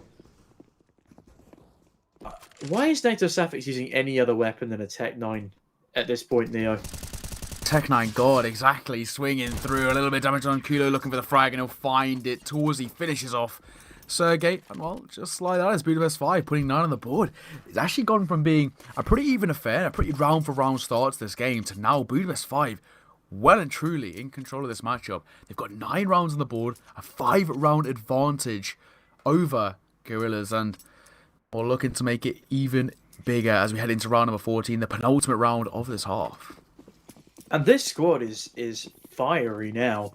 They are competing against teams like Double Pony. They're competing against teams like Navi Junior, and they lost quite badly to Double Pony, as was to be expected. They put up an alright fight against Navi Junior, but beating Sinners, this was the level of performance they brought when they beat Sinners. And it's great to see it coming back out again up against such a big names squad like Gorillaz. And I'll have to agree with you here. They're jumping across, going aggressive. NATO Safix leading the way, entering over towards that outside position, trying to get up towards heaven, and in doing so, being a nuisance to the CT side. Gorillaz, well, trying to get as much map control as they possibly can. They're doing a good job of it so far. I think 6 was your golden number, wasn't it? Yeah, well, I mean, they've got to be flawless the rest of this round. Flusher good for the first, and towards Torzy, NATO Safix, dropping Corey, and now, well, Budapest 5 starting to capitulate here. Well, I think they have at least gotten 5-6 of the way to your magic number off the back of that one. Coolio already looking to save towards CT spawn, and his compadre of Camion looking to do the opposite. And he will get away after removing Flusher from play. Can he hold on to the Prince stream? It is, well, it's all down to the bomb timer at this point. Gorillaz finally find the 5th. Can they deny Budapest 5 a double-digit scoreline? Yeah, he's going to keep hold of the Prince stream. Gotta say, I'm a big fan of that skin. Like the glowiness of it, but Jimmy Gorillaz to put a 5th on the board. I said the magic number of 6, and well, heading into round number 15, the final round of this half, they can maybe hit that magic number. And talking of magic numbers, Torzy is on 18 kills and Flush is on 17. And if you want to, pick up that Prince stream we were just talking about, then why not head on down to CS.money, where you can either trade up your worst skins or buy with a 30% deposit bonus with real cash, thanks to our friends at CS Money and Blast. At CS.money, you want to find yourself an upgrade to your skins inventory. In the meantime, Gorillaz will be looking for an upgraded scoreline, but Flush is just going to rip the face off of Fliav. They're on point to do it so far. Can they win out the 5 versus 4 though? Exactly, they've picked up that first kill now, Gorillaz. They don't need to really overextend. Torzy taking a big chunk of damage, looking for maybe a frag or two, but it'll be NATO Safix to shut him down, and Gorillaz really starting to gain control into this round. Now, Camion, he's going for the aggressive pushing towards lobby, and he actually could catch off Sunny here. Talking about timing, but Sunny was away. Turned at the perfect time. Opportune moment to find a second as well. Leaving it all on to one-man Coolio, who was good for the first, but he'll be shut down by Esperanto as Gorillaz pick up the magic number of 6. Well, I mean, Neokai, are you a wizard? Have you read the future here? Is this going to be a Gorillaz comeback story on the CT side? I can't give you that information, but I can tell you the lottery numbers.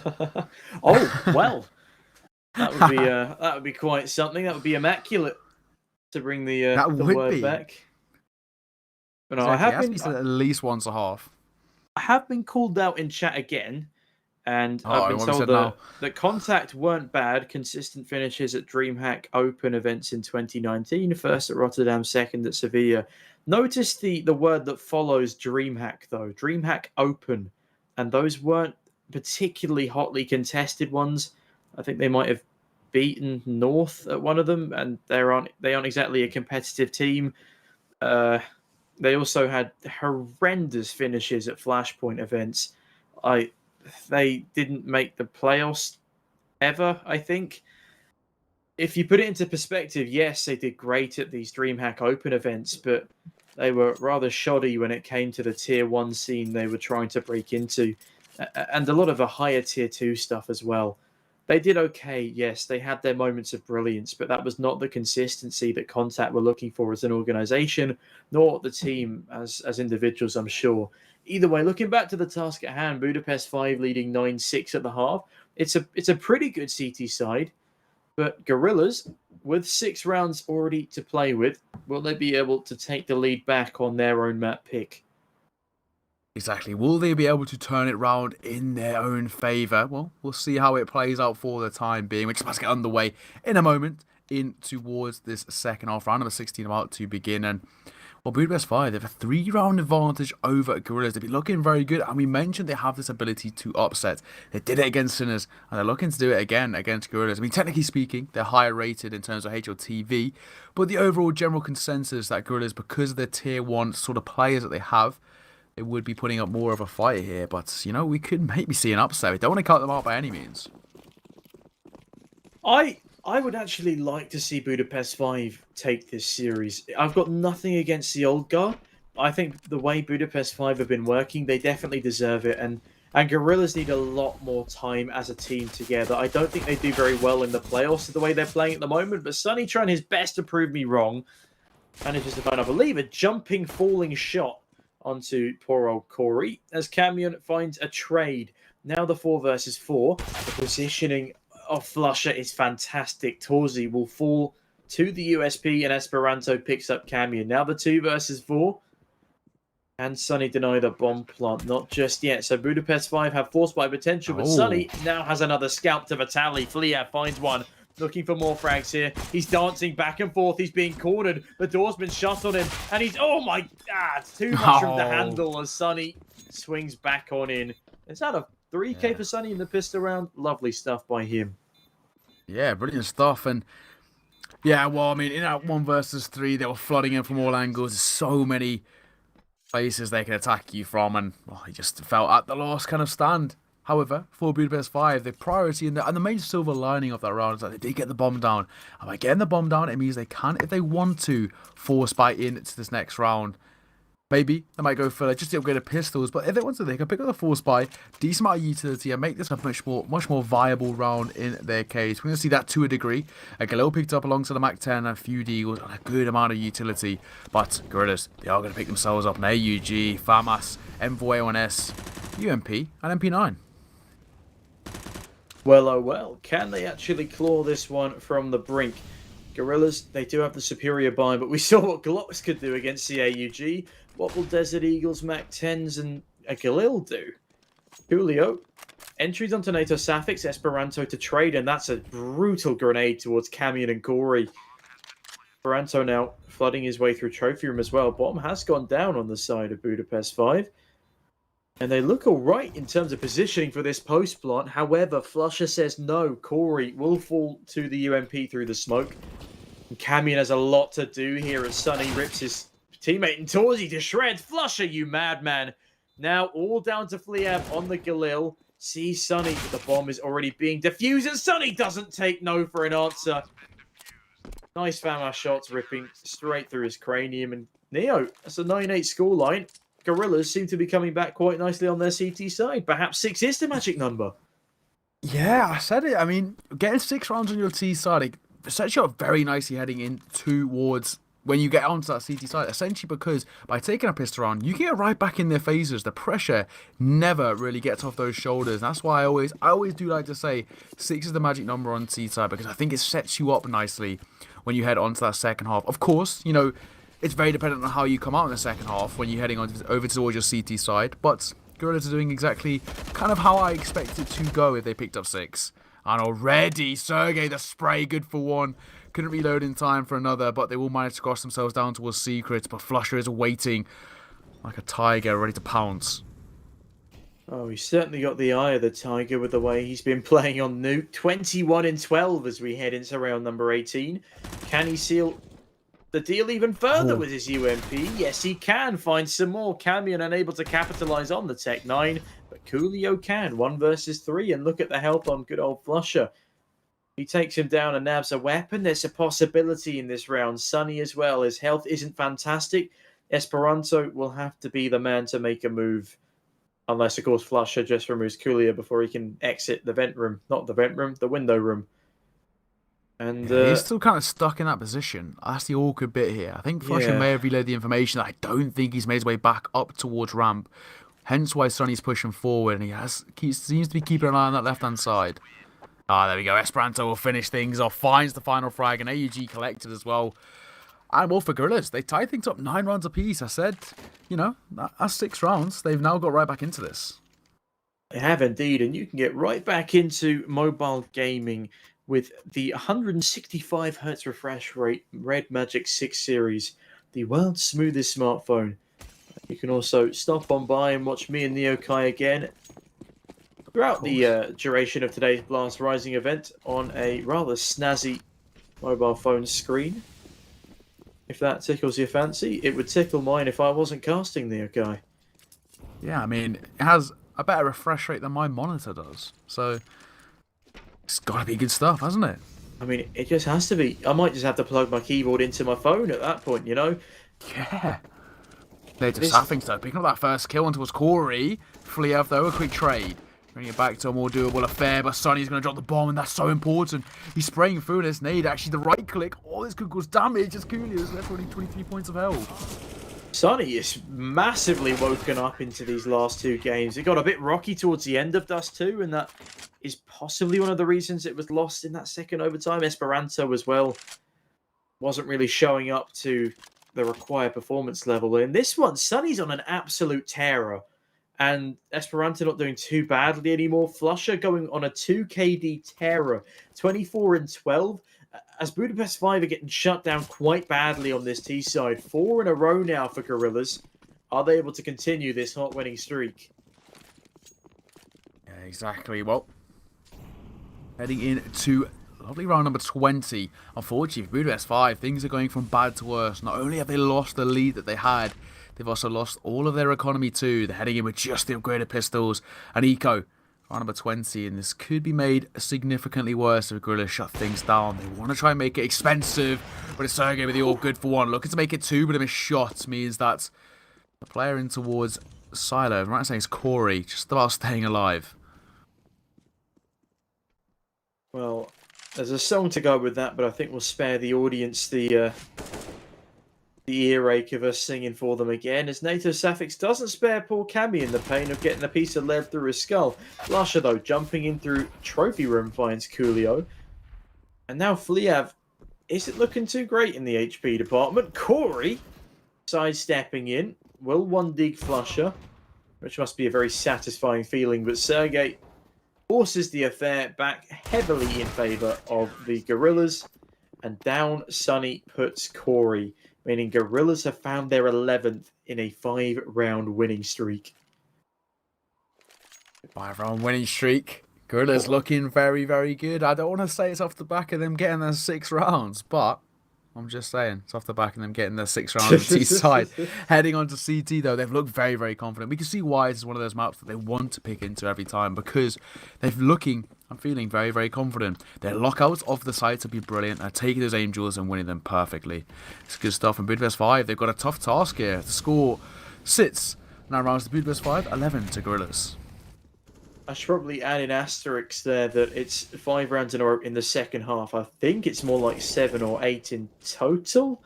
I could be wrong on that front, but they did have a great resurgence. And Sergey finds a collateral, doesn't finish off Camion, meaning Camion is good for the trade. 4 versus 4, and the health is pretty similar. Budapest 5 are in far more desperate need of a round here, though. Yeah, agreed. Esperanto good for one as was Camion, but we need to find a little bit more of a comfortable position because Flush is low on HP. They still have the advantage. And oh, Fleav jumping through fire and flame there, gets forced out of the angle on Squeaky. The 4 versus 3 still in full effect. Esperanto has a great position to stop them pushing out of Squeaky. Coolio appears to be the first man to want to cause an issue.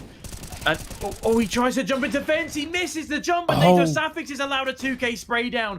Torzi, good for only 1 back, now dropping down fence himself. I think he has a clear B bomb site. No, they've already made it down ramp. He has to hit a stunner of a shot here, sees the shoulder, knows he doesn't have much time, so opts for the plant instead, and that grenade puts him on 14 health. I don't see this ending well for Torzi, especially as they wrap in on him from all sides on this bomb site. There we go, Flusher. This is the Flusher we love to see, a 2KD Flusher up against the Tier 2-3 team of Budapest 5. Yeah, Flusher is really on form at the moment, sitting on 26 frags so far. He's been lighting up the server, and there's Gorillaz who are up to 12. They are really pushing for a comfortable victory on map number 1. Their pick of Nuke, and trying to, push that momentum heading into map number 2 of Mirage. We know how well Budapest 5, may I say, play on Mirage. I mean, yeah, Budapest 5 putting up an absolute stunner on Mirage against Sinners. Will they be able to do it again against Gorillaz, though, is another question. And, well, Neokai, that is yet to be answered. Will Gorillaz, first of all, take their own map pick? Yeah, exactly. They've got to start with step number 1 first. And then we'll talk about Mirage when that comes round to it. There's a slight gap in that door, and Sonny's looking for any sort of a pixel to fire at through that small gap. But Torsi's going to make the smart decision to fall away. They start regrouping towards outside. Now they're setting up the smokes, and it looks like they're going to go for an outside take here. The stars don't need to align for Sunny, but the clouds. And, well, that will all depend on how he shows up on any given day. Esperanto now. This is such a devious position. Sergey already drawing the fire away from Esperanto as he finds 1, finds 2. Torzi up on the box, unable to readjust in time. And this is a far better performance from the Lithuanian. Coolio eating damage from utility, and Sergey saves his teammate's life. Still a flawless round thus far. If Coolio goes down to the Molotov, how does it spread? How? That is so unfortunate, the spread. I mean, that's one of the things on Molotovs, right? You really just can't predict them, but that spread is so unfortunate. Coolio is kicking himself to go down like that as Gorillaz. Well, they're going to put a 13th on the board. They're looking very, very good now. They're 4 rounds ahead of Budapest 5 and really in control. To make matters even worse for the Budapest 5, they're coming into round number 23 with just the upgraded pistols. Their economy, once again, shattered. Flusher chose Monkey, and it seems to be paying off dividends for him. How often can you say in post-2017 that Flusher's on a 2KD cameo? Drive-by, 1 tap on the Tech 9. Esperanto can kiss this round goodbye. And Camion takes a lot of Molotov damage there. Sunny looking to flash his way out. Oh, the grenade. That could be a big one. Camion again to take damage from it. Poor guy's not had a break from utility here. Sunny continues to lock down this B bomb site. I feel like with the Tech 9, so at this point you just need to push for it. Doesn't really matter if you try and, delay, try and use a bit of trickery. Don't shift walk with the Tech 9. But that boost up could do something. Coolio needs to make it snappy, and he needs to make it accurate, and he doesn't really do either of those. Instead, he shoots his teammate in the back. That is a rather catastrophic turn of events. And off the back of this, Gorillaz have been able to rotate into the site, and I don't see a single way back into this for Budapest 5. No, they've got such a tough task here. I mean, maybe if they have a little bit of individual brilliance to take this round away, try and bring down this economy, the spam coming through, Sonny just about staying alive. And if Sonny stays alive, this should still be their round, but Coolio bagged himself an AK. One bullet through the floor will do everything as Sonny gets shot in the rear end. As Corey and Flea have rear end flusher and NATO Safix. Oh my goodness. Just the Pistols are now a 5 versus 1 against Sergey, who does admittedly have 12.6k in the bank balance, so could go for this, but doesn't want to give up that AWP to the opposition. If it was any other weapon, he might consider it. No, he wisely falls away, and, well, that's quite the round to be losing for Gorillaz. I think that's a smart way to play it, I guess, for Gorillaz in terms of just saving that AWP. So again, maybe could have gone aggressive earlier on in the round when it was obviously had the support of his teammates. But again, Budapest 5, they make it work when they definitely shouldn't have made it work, let's say. They put a 10th on the board, double digits finally on the scoreboard for them. That seems to have been their biggest issue. You've got to remember as well, they came to this round with significantly less firepower, but they made it work and they put a 10th on the board. Yeah, that drive-by headshot to start things off was absolutely stellar. And if you want to start off your cryptocurrency career, perhaps you can become the next cryptillionaire, then why not head on down to Coinbase.com and start your cryptocurrency investment journey today. Exactly, there we go. Well, round 24, it's Budapest 5 who off the back of a full eco managed to pick up a 10th round in their favour flawlessly as well. The aggressive play, the aggressive style worked, and they punished Gorillaz for not being able to set up in time. Now, I think round number 24, of course Gorillaz, they have that long-term economy, so they will be able to buy fully into it. To smoke a Molotov drop close, Sonny just trying to clear that angle as he repositions in front of the vent, and they're trying to set up. Now, with Budapest 5 playing things slower, Gorillaz have been allowed to set up. And when Gorillaz are dug in, it's very, very difficult to unentrench them. Flusher in the meantime, that grenade could be a big one, and it's gonna do damage to 4 of the 5. Allows him to continue this raid down with the AUG and pick off 2. Oh, and Sergey, right position, right timing, finds Coolio. And now Torzi and Fleab 2 versus 4. I don't know about you, but this is looking like a 14th for Gorillaz here off the back of some very impressive Flusher plays. The man now 28-15 as we head into the end of round number 24. I do have to agree with you there. I mean, Sergey's picked up that kill in towards Fleab. Torzi's now left with it all to find. Round number 24 and a dream, and Sonny will shut that down. It's 14th on the board for Gorillaz. 2 rounds is all they need to take map number 1, their own pick of nuke, heading into Mirage. But, you know, we can't cut out Budapest 5 for the time being. They put up a pretty good fight so far. We've still got a couple more rounds to play, but it's Gorillaz who lead 14-10. Gorillaz are 2 rounds from closing out their map pick. And Budapest 5, despite a promising CT start, have only picked up a single round in their second half. This is going to have to change rather drastically. Otherwise, this first map is out of the question. And we're on to their map pick in the second. I think this might be a bridge too far for the Budapest 5 squad. They just haven't been impressive enough Maybe on their T side. But having said that, Fleav and Camion, 2 headshots, 1 per piece, bring us to a very advantageous position. And Sergey lands a shot, isn't able to capitalize. And again, it's him in the 1v5 on an AWP. I don't know how this has happened. I don't know why this has happened. But a flawless round from Budapest 5 keeps them well and truly in the game. Do you know, one of the things that this is showing is that when Budapest 5 really put the pressure on, they start very, very quickly, hold W from the get-go. Gorillaz really struggle. They're not good when they're put under a lot of pressure early on to a round. They need to be set up on the site before they're able to lock it out. And something which Budapest 5 might want to keep on their mind here, essentially, because every time they go quick, every time they hold W and really get in the faces of Gorillaz, they win the round.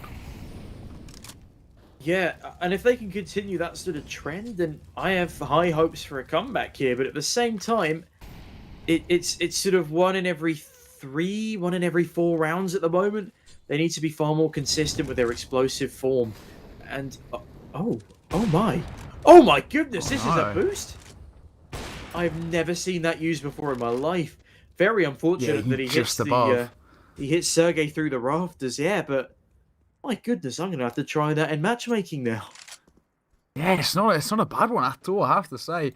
It's quite common that you see boosts from that, like, just outside of, I don't know even what you call it, but outside of silo, top main area, and you try and kill a player in towards heaven. Yeah. Esperanto drop a nade here and he gets a lot of damage done. Oh, this could cause a huge amount, but it's actually only Corey is affected by it, even though there was a few stacked up towards outside red crate. It bounced really badly, and it only did damage to the one guy. And now Esperanto could have quite the onslaught to pick up from here. They continue towards Secret. Esperanto is not at the best day. This would be his time to prove himself. Yeah, this will be his time indeed, but still they are holding into that close position. Esperanto now spotting the head, had his gun out the worst, or gun away at the worst time. Opens the door, trying to sell the fake. It's worked his favour. He's good for 3. Brilliant before Torzi in for the trade. Looking to make it 2, and he will do exactly that. Torzi lighting up with the AWP, bringing it back to a 3 versus 2, and Sergey's low on HP. Torzi has been such a standout performer for this Budapest 5 squad, and also Gorillaz go to the wrong bomb site. This gives Torzi the chance to readjust his positioning. And now, playing close ramp with the AWP is very unexpected. If he peeks around the corner here, that could be huge. But no, it's a game of timing. He looks left just a moment too soon. And Sonny will take all he can. Fliab, it's a messy spray. It means he goes down to 28. And there's no utility bar, 1 flashbang on each side. So there's no offensive grenades. It's not going to matter. NATO Safix does all the damage necessary under Flia, but it's a very, very close timer. On the bomb defuse, it will come through for Gorillaz. And it's close for Budapest 5, but no cigar. As Torzi tries his very hardest and then gets absolutely CSGO timinged.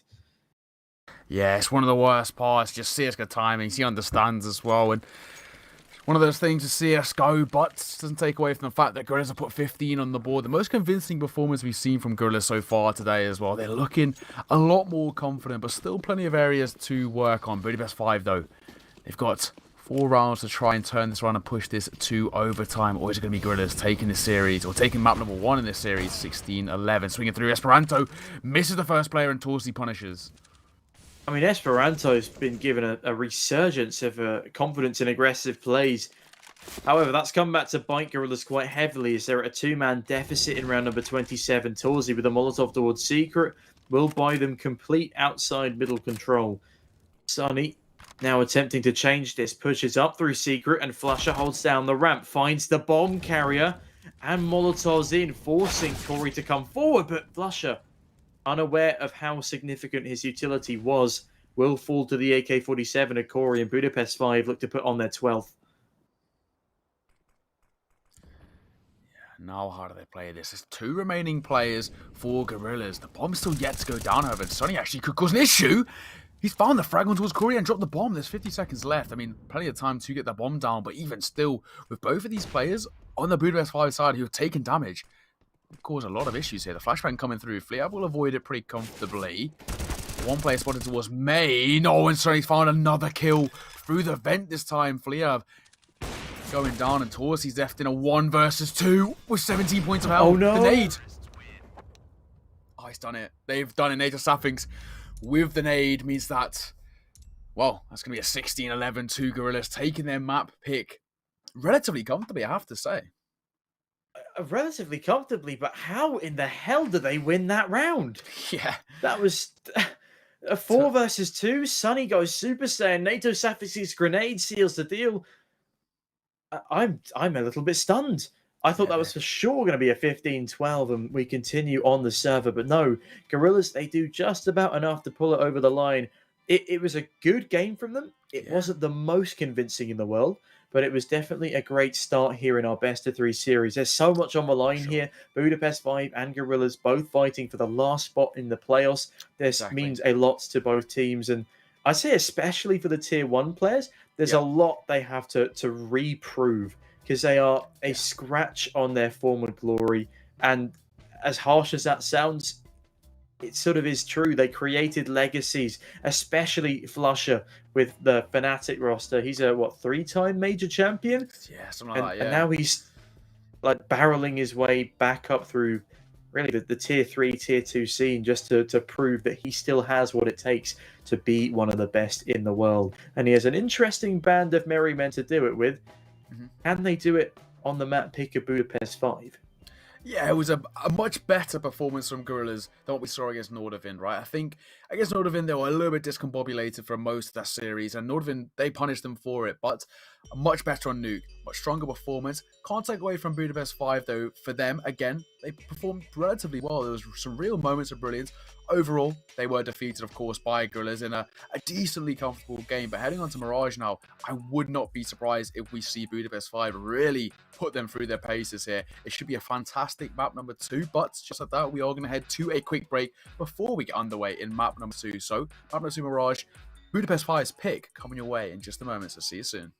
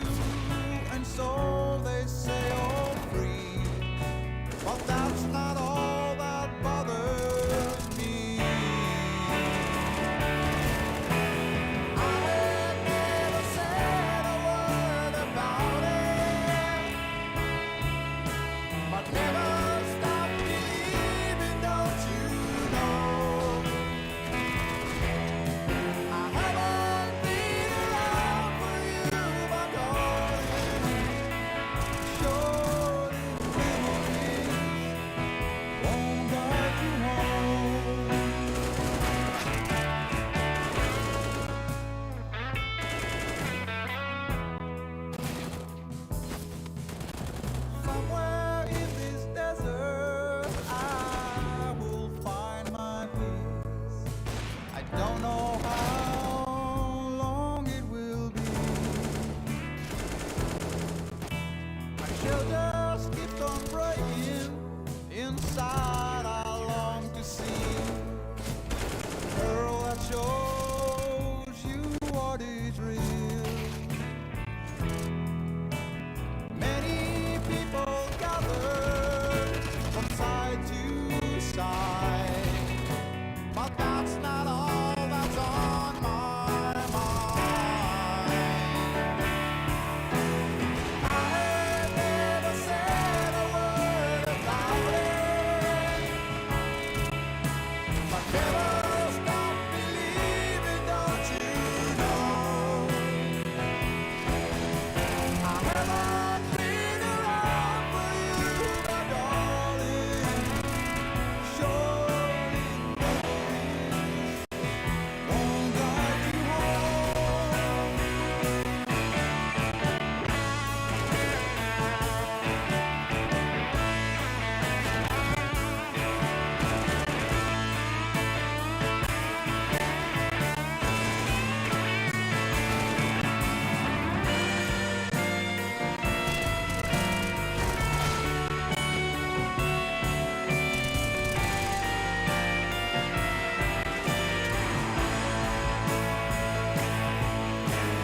I have never said a word about it,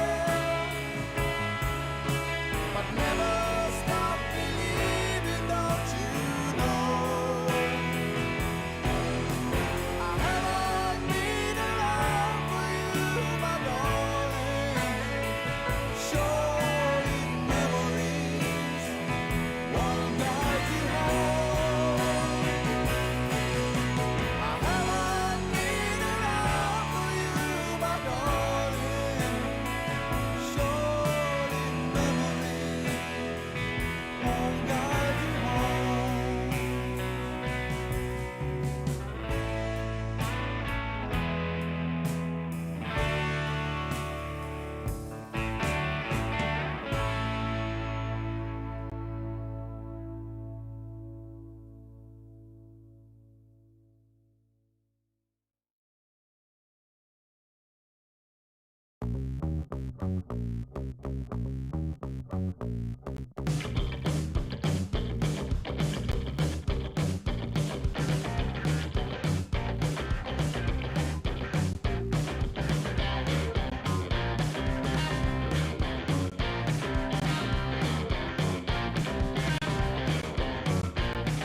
Music got the best in me ever since I was a child. Now it's showing its ugly face. What can I do?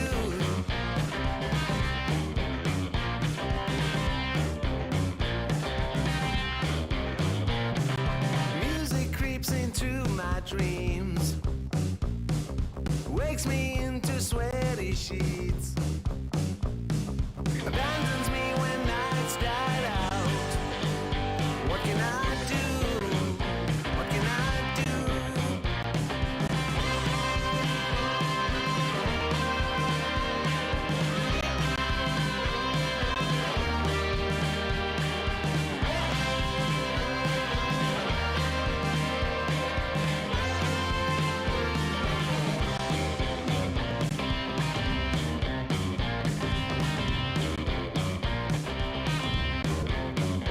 So I better use my legs and run before it is too late to flee. I feel there is no other way. It's what I can do, what I can do. Then I want to be with you, but you know there's music too. Don't let jealousy alert you. Stop this, get right. Stop this, get right.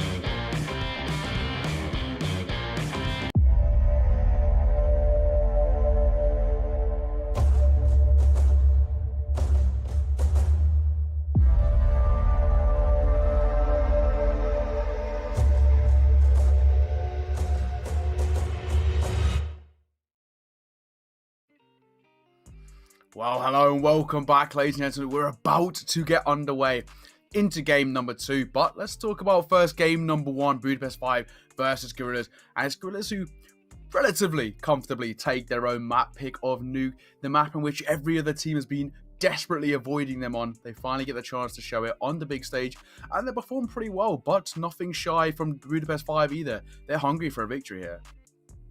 I mean, this goes back to what you said about having a 6-map pool. The fact that, the fact that the instant ban for Budapest 5 is Inferno. It's a very weird map to have as an instant ban, I must say, especially in the current competitive meta. But this does allow Nuke to slip through the cracks, and Gorillaz finally get to play a map they're very, very comfortable on. And unlike a lot of the up-and-coming teams right now, they have a far stronger CT side, as they were able to prove here today. And, I must say, they really impressed, especially Sunny. Esperanto finally showed signs of life, and Flusher, what a god. Did he 30 bomb in the end? He must have got very damn close. Yeah, I mean, he had a fantastic performance, and consistently, right, all the way through. He ended on 29 kills, so just under that 30 bomb, but it doesn't take away from the fact 100 ADR across that entire series, 29 and 18. To be fair, though, Sunny, 102 ADR for him, 21 and 16 himself. A very good performance from those two, really, really pulling their weight. On the other side, though, can't shy away from Torzi, finished with 24 and 18, 98.1 ADR, so again a decent performance, but a 16-11 in favor of Gorillaz. Budapest 5 slightly outmatched there, especially as we mentioned when the Gorillaz side got onto their CT side. I think I'm going to keep going back to it. Went off the back of getting that golden number of 6, because then they felt comfortable heading into that CT side, and I think it did work exactly that way. They had 6 rounds in the bank from T side, then picked up the pistol round, and then it was 3 rounds in a row with the pistol round.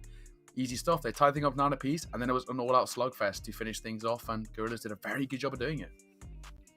Yeah, no, they certainly did. And going into Mirage now, I am a little bit hesitant to say it's going to be as easy of a ride for Gorillaz, especially with the way that Budapest 5 were playing great CS on Nuke. Like, they fell off admittedly quite badly at the start of the second half, but they had some really impressive rounds in there, and Torzi especially.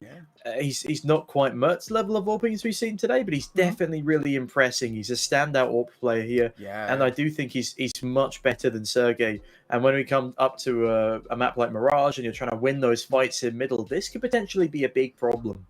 Yeah, it comes back to that same thing, right? I want to see NATO staffing to AWPing. I know maybe he's come into this team and they said, okay, you're not going to be the AWPer, it is going to be Sergey AWPing. But when you have a player with that sort of ability, he should not be wasted.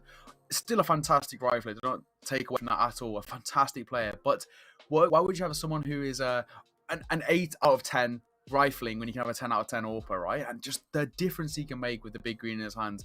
I think it's a waste not to have him AWPing, but that's apparently not the game plan they want to go for. I think most people would agree that they'd love to see NATO AWPing. Yeah. Sergey playing that support role the way he did in ENCE, the way he did in every other team he's played since then. He plays that support role. That's what he's known for. I know he's trying to make this transition across, but it doesn't seem to be working as of yet.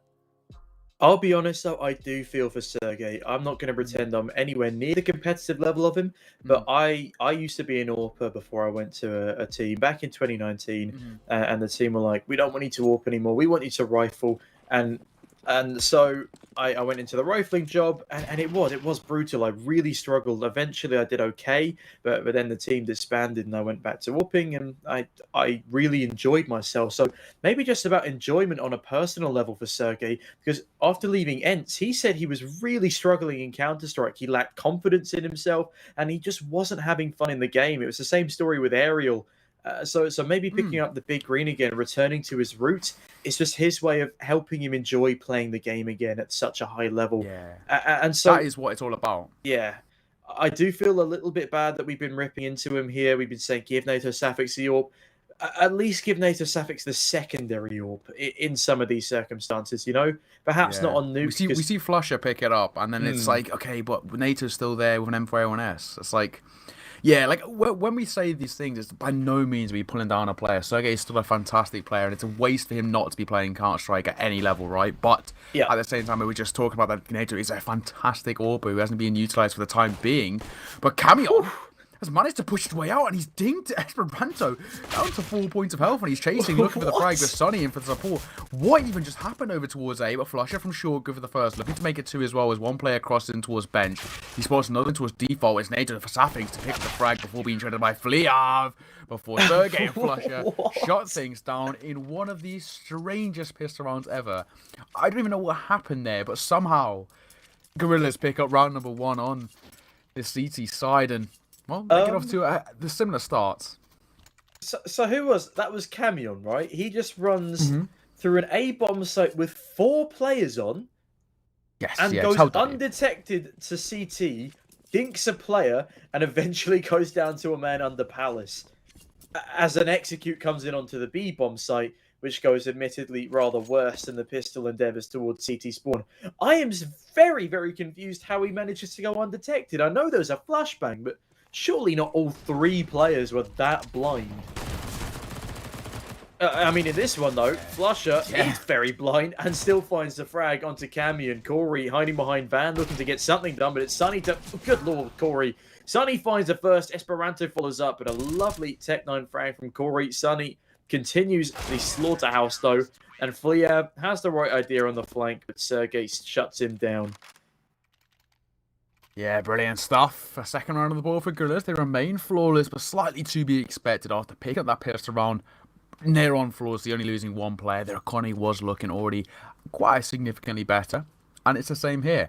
Economy starting to look pretty good, but not the same situation for Budapest 5. They'll be heading into round number 3 with just the full eco in the hand. They might even, a couple of greater pistols, not the best. Staying around that 2k mark so they can fall by into the next, but this could be a third on the board for Gorillaz here. Oh, the one tap comes off, but that was actually Esperanto, but Sergey found it. Nato with the Tech 9 getting one as well. That is just obscene how good he is with that pistol. He is the Olaf of 2021. And yeah, do you remember the old Tech 9? That thing was brutal. Oh my god, the jumping Tech 9 on Nuke. And we've got one of the Fnatic roster from that era with us today. If only we had... imagine if Olaf Meister got picked up for this roster, because he's streaming for FaZe right now. But he could easily have been the 5th man, especially with the way he left FaZe. He stood in for them for that tournament, and he top-fragged every game. Like, it was the best we've seen Olaf since 2016, and it was so much fun to watch. I want to see that Olaf joining this Gorillaz roster. Yeah, no, I would definitely be up for that. Imagine being able to cast Flusher on Olaf. Oh, of course he's good for 1, but Sergey, quick on the trade there to shut things down with the AUG, finding Coolio in towards Palace, and it is going to be 3 remaining players for Gorillaz as they pick up a 3rd round in a row. Stuff for the CT side, but now Budapest 5, they're coming in with a full by their own. Now here's the real test. Is Torzi going to go glass cannon here? Is I think the question they're looking into. If he doesn't go glass cannon, there we go. And it's not actually glass cannon. He opts for Kevlar over utility, and that's a reasonable against M4s. Yeah, it's a reasonable decision, but obviously it comes with risk. It's high risk, high reward, and Flusher. Oh my goodness, shuts down Camion above the smoke. I do need to stop saying oh my goodness, because some of these plays are just Flusher on the daily. Corey trades one back, and Coolio in the underpass catches Sunny off guard. 4 versus 3 situation here. And, the AWPer actually yet to strike. Yet to spot anything. It's going to be flashed off the angle, but still top mid, not quite yet compromised. Corey in with the support as well. I think they may be aware there's one of it towards this.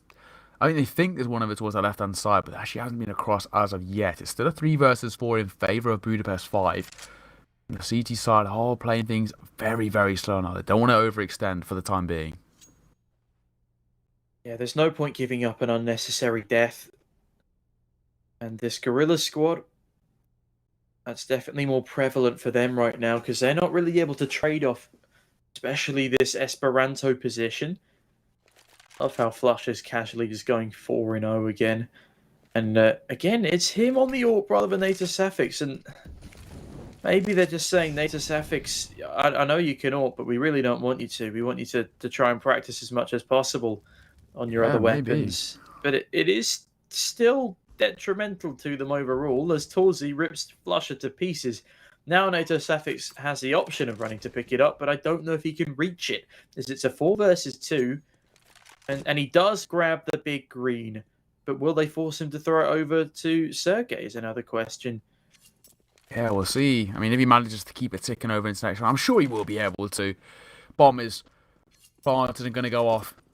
Well, very, very soon. It's going to be a first one on the board for Budapest 5. Gorillaz slightly outplayed there, to be perfectly honest. The opening duels went the way of the T side, and Budapest 5 did a very good job of opening up the site, and then it was the rotation into a completely free A-bomb site.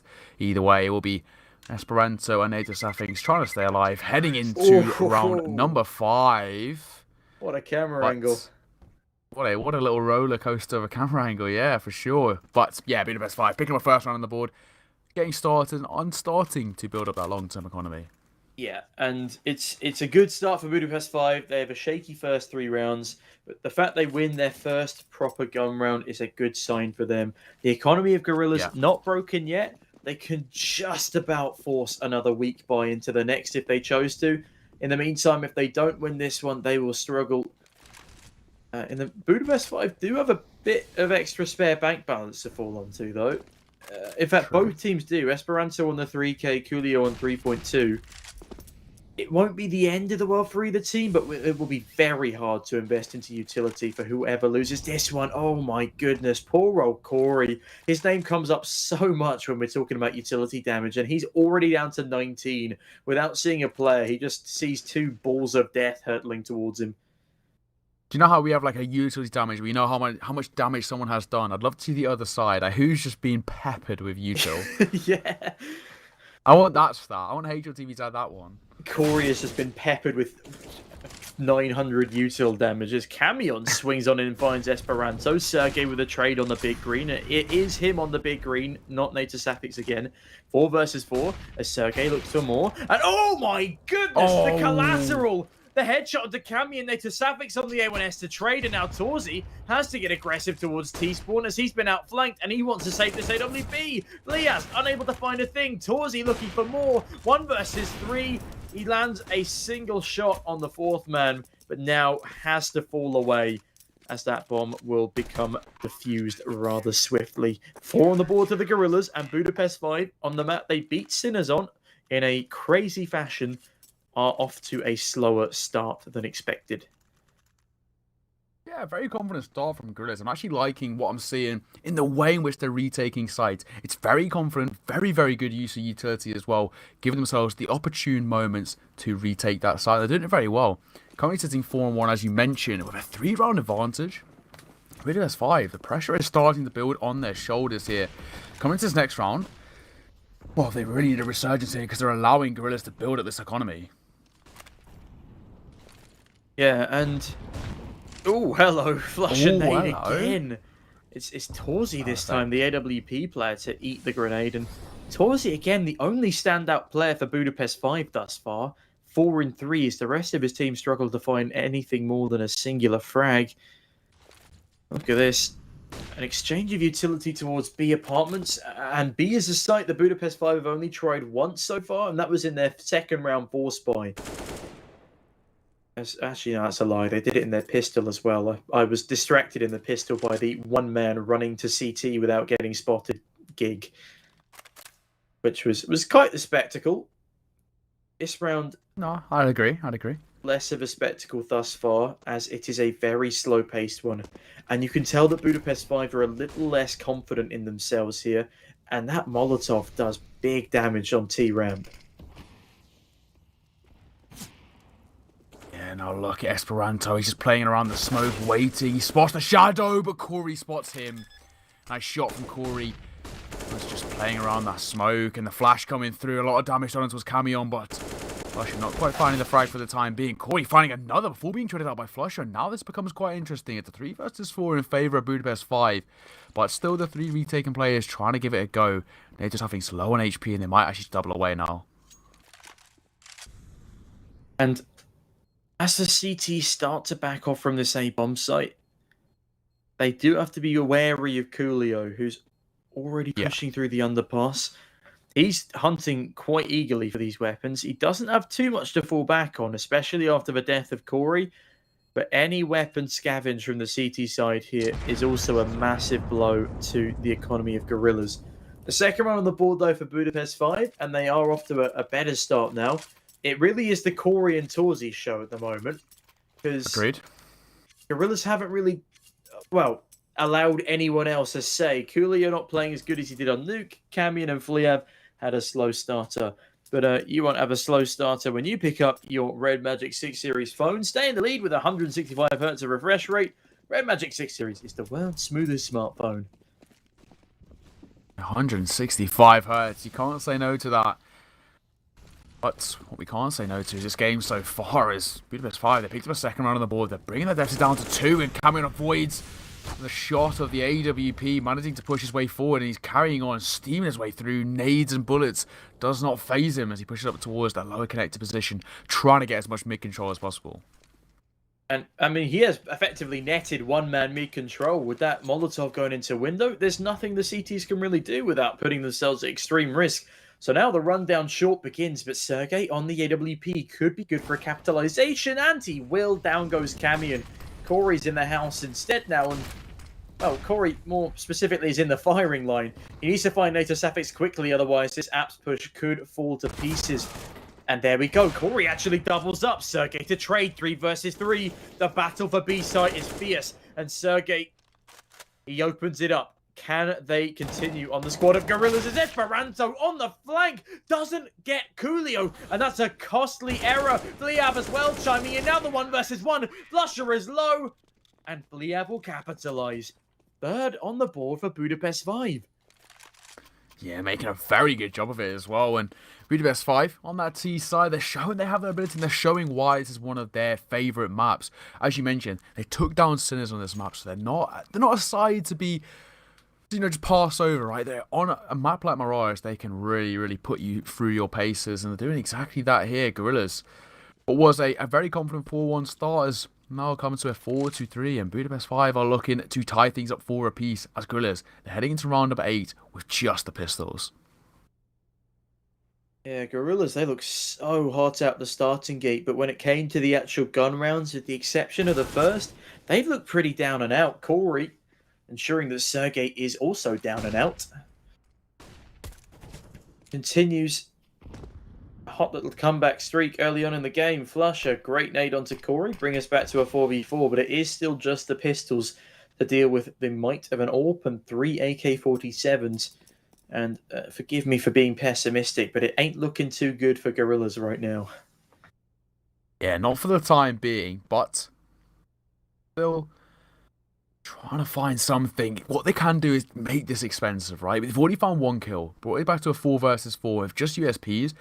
To make things more expensive for this T side is very, very good in terms of that long-term economy. A Flusher could be good for 1 here. He's waiting, trying to find something. The Dink is good for 1, and, well, he's made it expensive exactly. Camion in for the trade, but I think he's tucked himself in close. They haven't cleared him properly, and now they finally will. Camion, with low HP, finds the frag, but Sonny might be good for 1 of his own.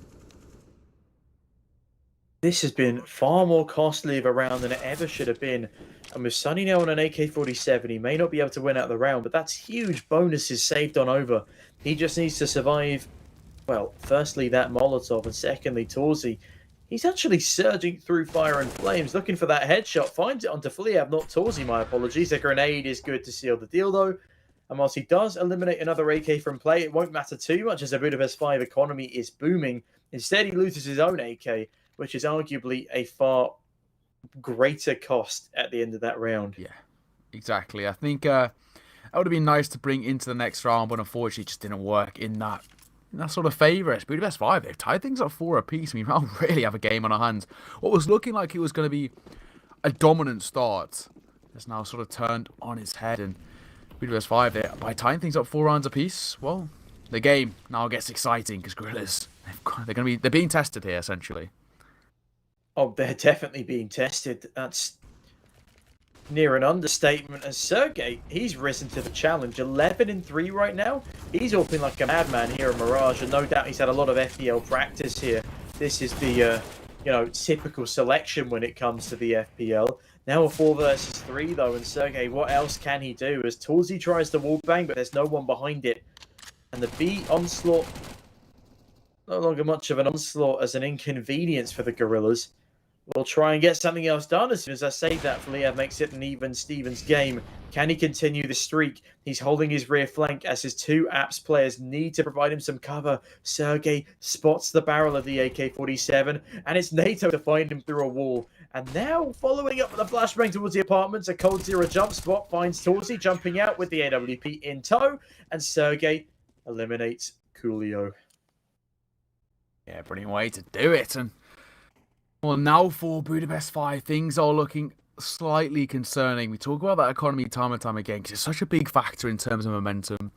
And well, for Budapest 5, they're going to be actually going to call a tactical timeout as well because their economy is on such a teeter edge. Torsi will be able to drop one across, so it's slightly better, and Camion can pick one up. So they will be able to muster up a 4-buy coming into this next round. But losing this could be the beginning of a rough patch for the likes of Budapest 5 and an opportunity for Gorillaz to start gaining a decent little gap away from the Hungarian roster. But 5-4, they've got a 1-round lead and they're looking pretty decent here. The momentum from map number 1 seems to have transferred across.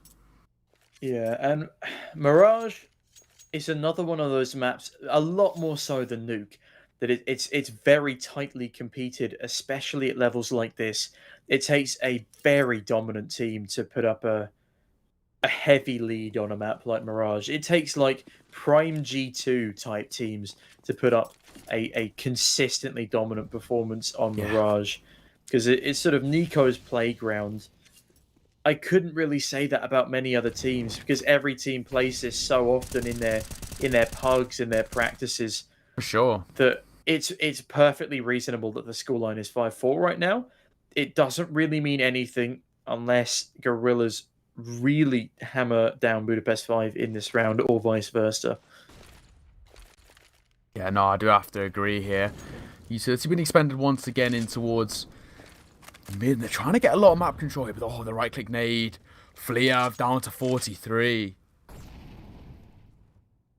And falling off of that position now into the waiting arms of Sergey when that smoke fades could be a bit costly. The A execute is now met by 3 rather than 2. Coolio flicks onto a head, doesn't quite land the shot. If he'd have hit that one, that would have been Aurora. But Camion and Fliav, they do hit theirs. And now it's all down to Sunny in CT, and he does not last long. CT's now retreating to the B bomb site as Budapest 5 equalise again at a 5-5 scoreline. Yeah, they've equalised, and now with the bomb going down, all we can really ask of this Gorillaz side, the last 2 remaining players, is just stay alive. Keep those weapons ticking over in towards round number 11. Flusher actually only mere meters away from Coolio in towards ladder room, but he's going to just stay alive. Ned Zavink's going to be pretty safe tucked away over towards that TV area, but can't take away from Budapest 5. A very good round from them. Nice execute onto the site, only losing 1 player as well. That's very much more confident for them. We were talking just before this round started that things were looking on a little bit of thin ice for Budapest 5, and losing that round would have put them into a bit of a rough patch. Well, they recovered nicely, and a good use of a tactical pause to just reset the balance, retake a 5-5, and have an opportunity now to start going ahead. And with NATO and Flusher the only man on rifles going into this one, Sunny the only other man who can afford one, Gorillaz will probably be conceding their 6th to, or conceding a 6th to Budapest 5. And Coolio on the entry. Look at Coolio. He's already out. He misses the crucial shots onto Esperanto. Camion finds one. Sunny to trade. Coolio continues to push. And this has been a weird and wonderful round. Esperanto. Coolio's basically on B site. He just ran all the way through. Didn't stop once. LW Furia style there as he steamrolled through A. He just did not stop. That was a weird one. That was. I don't think we were quite prepared for the speed at which Budapest 5 push in, and they win that with 3 surviving. I thought it was only 2, but Esperanto's only good for 1 on that Desert Eagle. So yeah, it's a messy affair, but they come ahead, and their economy is loving them for it. Sergey doing some fancy antics towards short, nets himself good mid control. Could be met by Camion here, as NATO Safix is in charge of holding down the B apartments, and you can tell he's a new player on the squad when they force him to hold the B bomb site. And now Sergey, the man stealing his primary weapon, comes in to help. Only legs the player. Finishes the job. Fulyav will fall. And Sergey, hello, where has this come from? Torsey from the apartment zone. That is beautiful. 2K to his name. But now a 1 versus 3. He has the EWP. He's about to get flanked from everywhere. Flusher seals the deal. Orp picked on up. And this is such a back and forth half. Yeah, literally. I mean, it's so hard to sort of call these two, right? I mean, what a performance from both so far. Just about staying level with each other. 6-6 currently as we head into round number 13. I'm interested to see how this half ends out as well. I think whoever takes the advantage heading into next half will have a good amount of momentum, and that pistol round is going to be so important for Gorillaz. They need these last few rounds, I think, because when Budapest 5 head onto their CT side, we know they can play it very well. Yeah, so this is where Gorillaz need to put as many on the board as possible.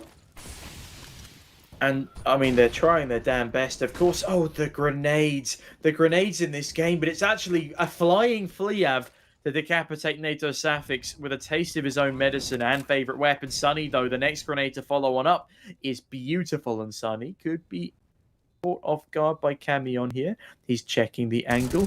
He clears it nicely, but Camion is still there to cause havoc. Esperanto now left to seal the deal. And Coolio, last alive, yeah, his adventures in Netherlands have cost him too much time, and this bomb diffuser will come in no problem. Sergey might struggle to hold on to this all. And, oh, not even finding the bench player. That's unfortunate for Coolio. Yeah. Sergey picks him up with a USP. 7 on the board now to Gorillaz, and they are slowly winning the war of attrition. Yeah, they are slowly winning it, but, you know, heading into this next round. Just before we do that, though, CS money up on your screen. Do you fancy getting some skins? I think you have all the details, don't you, Tom? I do have all the details. You can either buy or trade skins through the CS.money platform, and you can get yourself a 30% cash deposit with our partners at Blast and CS.money. So if you are looking to buy something a little higher tier, and you'd rather pay with cash than with skins you already own, then that is an option for you as well. Very versatile site, as is Sunny. Very versatile on the A1S. Decapitates Corey and finds Cammy and Esperanto dealing more damage, and Torsey goes down. He's not quite as prolific as he was in the previous match. He's been hitting some crazy shots, but just hasn't been gifted enough opportunities. Coolio and Flea have to try and pull this back together, but round number 14 starts to fall to pieces. The penultimate in this half, and Coolio on a .33 KD is not what you want to be seeing as a member of Budapest 5. No, 100% agreed. Yeah, it's not been the greatest so far, but still an opportunity here. The only problem is there's 2 remaining players. Always been spammed down a little bit, down to 85. They've got the positional awareness of 1. They've also dropped the bomb as well, so surely it's just a matter of time. 45 seconds left on the clock, and they need to make a decision here, the 2 remaining Budapest 5 members. They either try and go aggressive towards this. It is round number 14, and the problem is they don't really have money in the long term, so it's a very high risk. If they go down here, they'll essentially be forced buying into that final round with not a lot to their name, but Coolio finds the frag towards Esperanto, and now it's a 3 versus 2 with 20 seconds on the clock. And look at this, they've got the perfect crossfire, but Flusher and Sunny, they also have the perfect crossfire, and they strike with precision. Gorillaz finally pull ahead by 2, and they should be able to seal the deal here, but I'm hesitant to say can, because there will be a forced investment for Budapest 5. No Tech 9s this time, it's 3 Deagles, a Galil, and an AK. But we can never rule a team out at this level of Counter-Strike. Yeah, no, agreed here. I think for like Budapest 5, losing those players at the latter part of that round means that this economy is really struggling here. Sonny now here's the footsteps washing up. They've actually made their way up to short into his ladder room, and now Sonny's aware of the positions of 1. Coolio, AK in hand, the only real AK, or the only AK in this round, supported by 1 Galil as well. So they've got the information on the most important weapon to knock down, but NATO Safix in the smoke. Oh, it's all about who sees who first. It's not even about who sees who first. The grenade does minimal damage, and NATO Safix realizes that perhaps he is overextending and falls back to that B site. Because if he gets caught off guard behind that smoke, it is game over for the B bomb site with so much presence in sort of short and underpass. Gorillaz now, they would want to go down fighting, preferably not go down, but they want to continue fighting, as Budapest 5 are looking to steal away a 7th round despite their severe disadvantages. And Sunny checking window frantically as Budapest 5 look to be gearing up for a fast B play. There's no information gained by the CTs. All they know is that they can't be in middle, because that's been checked by Sunny. But even then, they haven't checked in quite some time. NATO, Safix, and Sergey, they could be the dream team to get this done. Torzi to trade. Now it's all down to NATO. He peeks on out. It's a messy spray, and Torzi finds him as well. See another man on short. That will be Flusher. Bomb needs to go down, and Sunny denies to start.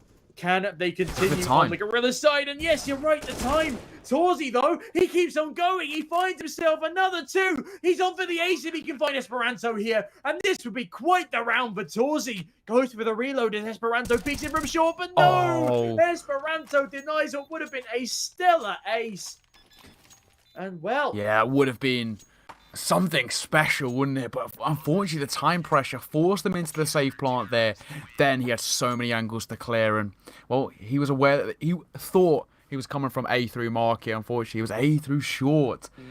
Opened himself wide to the angle, and here's Esperanto to clutch it out there. Well, very well played from Esperanto in that situation. Either way, it's a much more better half, I'd say, than what originally was planning out for the likes of Gorillaz. They started off, you know, they took the piss around. It was looking okay, and then they slowed down a little bit there. But Budapest 5, they're really being put through their paces on their map pick, has to be said. Yeah, I mean, that was such a good round for Torzi. I'm actually devastated he doesn't get that ace. He fights so damn hard for it. Also, Torzi looks a decent bit like Nexa when he's on the webcam. Not so much in his player profile picture, but I don't know what it is about the man. He does look a bit Nexa-ish. Nexa-ish. Nexa-esque. That's a new one. Nexa-esque. Hello. Yeah. But yeah, what a performance so far. One thing I want to say is also earlier in the round we were saying that for Gorillaz, you know, obviously this is Budapest 5's pick, one of their best maps. For them, in the latter part of this half, they need to pick up those final few rounds if they want a chance when Budapest 5 head on to the CT side. They did exactly that. That was when it was 6-6, and I said they want to pick up these last few rounds to, you know, allow themselves to be more comfortable on their T side. Well, thankfully they did exactly that, and now things can play out sort of how I wanted it to in terms of Gorillaz having that kind of buffer. If they pick up the pistol on as well, this could become significantly further. Pick up a pistol, put them up to 10, right? Then they're into a force buy, and the force buy will be significantly favouring them. Most likely going to see an AK or 2 picked up, maybe a Galil, a Mac 10, that kind of thing. Budapest 5, they could really be forced back by any point. It's like a 12-6 situation. But another quick word from our sponsors. If you want to take control of your economy, then why not tap into the world of crypto with Coinbase? Head on down to coinbase.com. But remember, myself and Neokite, we are not professionals. And yeah, always seek advice from experts and research into what you're investing before you go ahead and make the leap. I've seen a couple of people in chat complaining about their lost investments. You always need to be careful when investing in something as volatile as cryptocurrency. Either way, 5 versus 5 situation here, as it always is at the start of a round. But Torzi goes down to 32 points of health, and now Sunny, out of nowhere, looking to seal the deal, and he will. Now the man advantage to the Gorillaz side. Camion trading back. Esperanto finds another 4v3. Can Budapest 5 claw their way out? They need this pistol round, otherwise life gets very, very hard for them. Yeah, this could become very, very problematic indeed. Budapest 5 already with a man disadvantage. I mentioned, you know, losing this round. They're going to have to force buy into next. It won't be the easiest force buy. Oh no. Flusher, please. Please. Oh, he's been spotted by the player. No. He's Flush is with it. Flusher, what have you done? Oh, Corey's picked up 2. Coolio, one of his own. They're just having him for the trade, but he's all got it all to find Coolio in towards the short position, trying to cross his way over and picks up the bomb. Now, he can make this decision of how he wants to play this. Yeah, he's going to head over towards the big brain play. NATO Safix 400 IQs, double back over. And he sold the fake. Coolio, bye-bye, mate. You're on the wrong place. NATO Safix has played you like a fiddle. He's playing chess, you're playing checkers. Bomb will go down on towards there, and the rotation has to come through. Natasafing's planted so open as well, allowing himself to reposition anywhere he please. That is 4,000 IQ 8D chess from NATO Safix. And Flusher was playing -10 IQ checkers. Yeah. Oh, no. It's unfortunate because he went for the knife, but he got spotted by Coolio in towards short. So Coolio relayed the information like, he's trying to knife you. So the guy 180s and Flush just panicked. Oh, NATO Safix. NATO Safix. He played that to perfection. The entirety of that round by NATO Safix was perfect. He jiggled first, spotted the player in towards short, then knew if he jumped across, he couldn't headshot him because of just the distance, essentially. Grabbed the bomb all the way around. Take a look at this again from Flusher. See, look, he gets spotted, but the player in towards short, and he missed the shot. To be fair, he did get CSGO slightly there, but either way, the panic. They pick up a 10th. And look at that economy now. Such a messy round there for Flusher, though. Yeah. He gives NATO Safix such a hard job of it. It's great that he clutches it, but that really could have gone either way, especially in the 1v2 clutch situation. Sunny first man out onto this site, though, and Coolio has a lot to do, won't be able to do it. And apologies for interrupting you on your point about the economy there, Neokai, but Fliav cuts down Esperanto with the automated pistol before getting his own head removed. Now we're a 3 versus 3 situation, and it's not outside the realms of possibility that Budapest 5 come back into this round. There's no bomb planted, and Sunny's out for the count. Yeah, out for the count indeed. Bomb will go down as well, and now the city starts to be set up in the post. Plot, one player spotted, Flusher finding the kill. Looking to double up as well with Sunny. Gets one of his owners was Camion, leaving it all on to one-man Torsi. Will be finished off by Sunny as Gorillaz pick up at 11. This is exactly what I was saying earlier. Before this half started, exactly what I was saying. If they pick up the pistol round, the force buy heavily favours them because they will have AKs. Then, in the force buy, of course, things are very favoured on their side. And Gorillaz now, with Budapest 5 forcing into that previous round, their economy is shattered while Gorillaz is looking relatively healthy. So this could be a 12-6.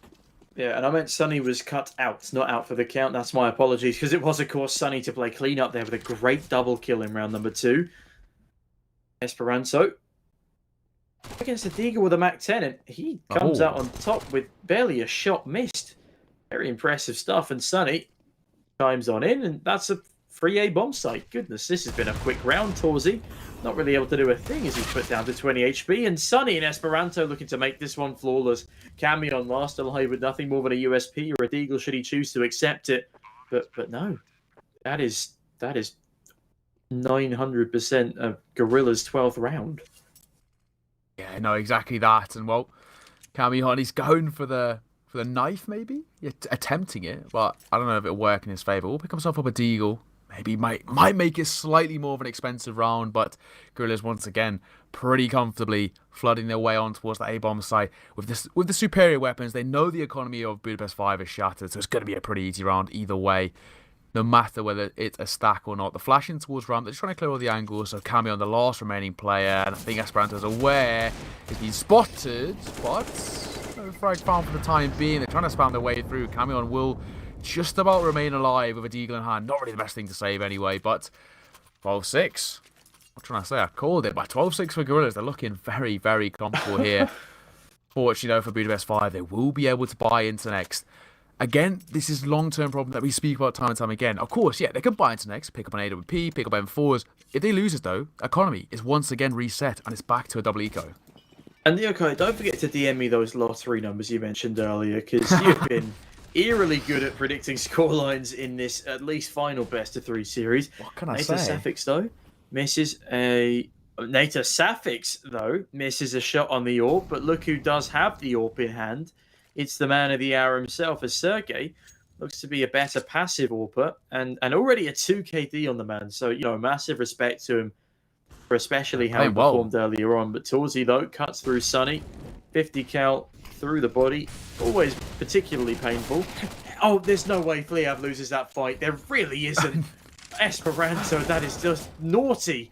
As Flusher falls to Corey, and Torsi eats a nade. It's a very hectic scene on this A-bomb site. Esperanto finds another after his falling frantic antics.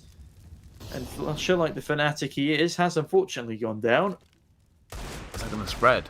And Oh, it doesn't matter. Nature Staffing shot. Oh, he knew. This is why you put this man on the AWP. He's so electric with it because he knows. He just knows how to play with the AWP. Brilliant shot through. He saw the crossing earlier as well when he was sitting in towards under. And he waited, but Camille's good for one of his own. And now this becomes problematic. Esperanto in for the trade. Nature Staffing spots the information missed shot. Coolio jiggle peeking, re-peeking. However, Coolio shot the bomb, but Esperanto in there for the trade. Means that, well, it's going to be Gorillaz picking up a 13 for the AWP. Not going to be collectors. Doesn't matter anyway. They got a pretty significant lead at 13-6. Esperanto got a 4K in that round, and it all started because Fliav misses an easy kill from under Palace.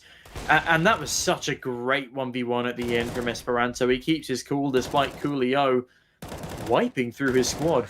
He goes for the repeat, but Esperanto holds the angle. Great crosshair placement and a 13-6 scoreline, and Coolio, he's clearly disappointed he isn't able to win that one. And just from his facial expressions, we can tell the morale is low on this Budapest 5 squad. True. This is their last chance to make playoffs, and it's all well and good beating Sinners, but if you can't replicate that performance against another team of a similar level, then perhaps you need to go back to the drawing board a little. Flusher finds Camion. Agreed.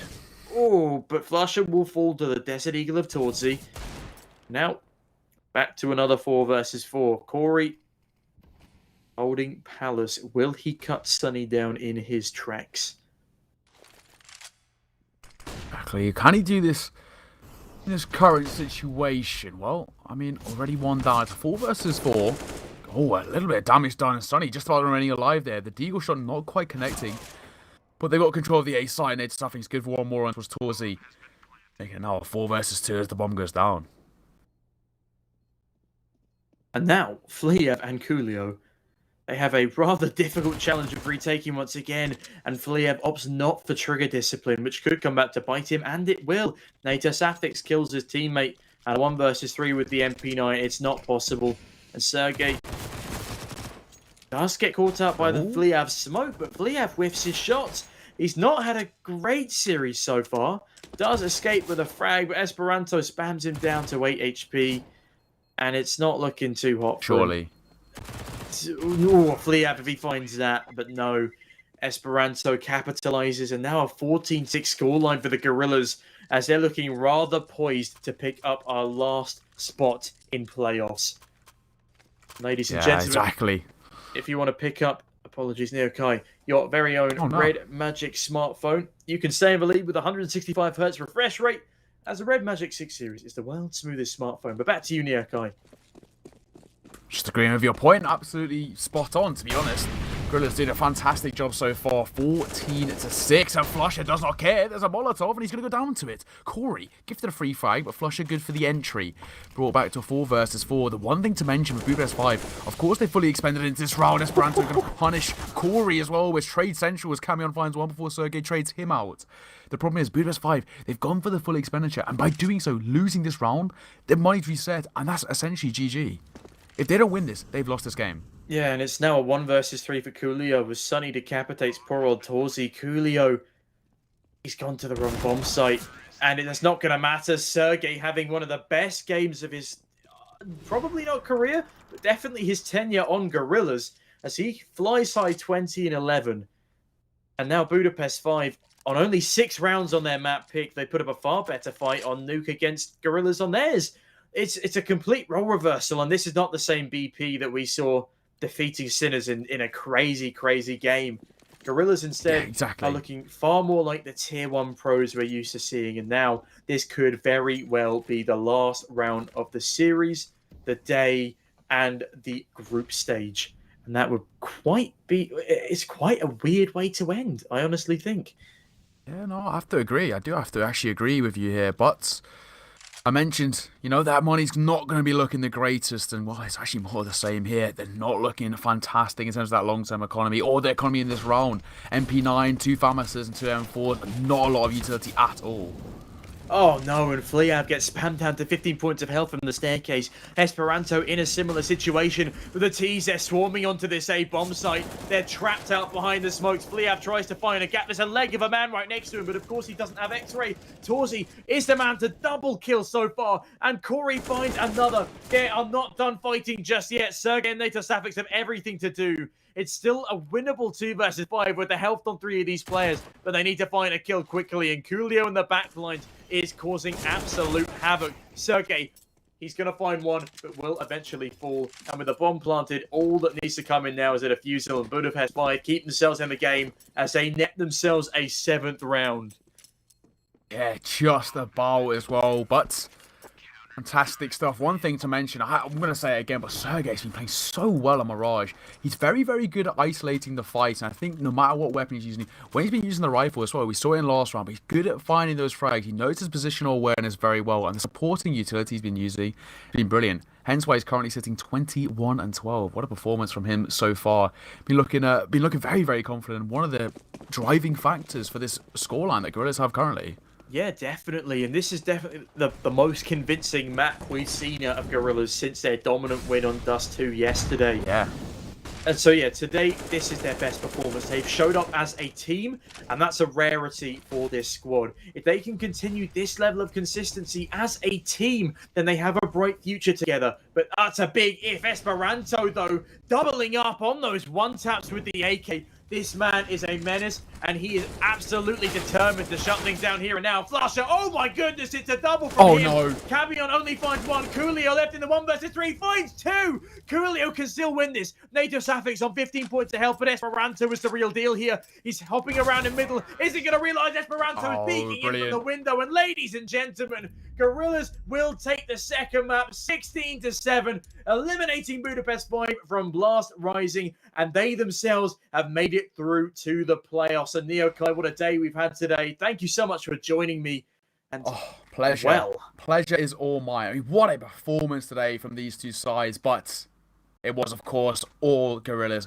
Brilliant, especially on Mirage as well. The pick of their opponents, of Budapest 5, they make it look very, very easy indeed. And, well, you can't fault Gorillaz, right? They had a rough showing in the game number 2 of today against the likes of Nordavind. We were sort of questioning their play styles there, but coming into game number 3, much more convincing. That's what we want to see from them. I think the biggest problem that we saw in terms of game 2 was the teamwork wasn't really there. It was very much 5 individuals who were all very individually skilled, right? Would no one ever take that away from them.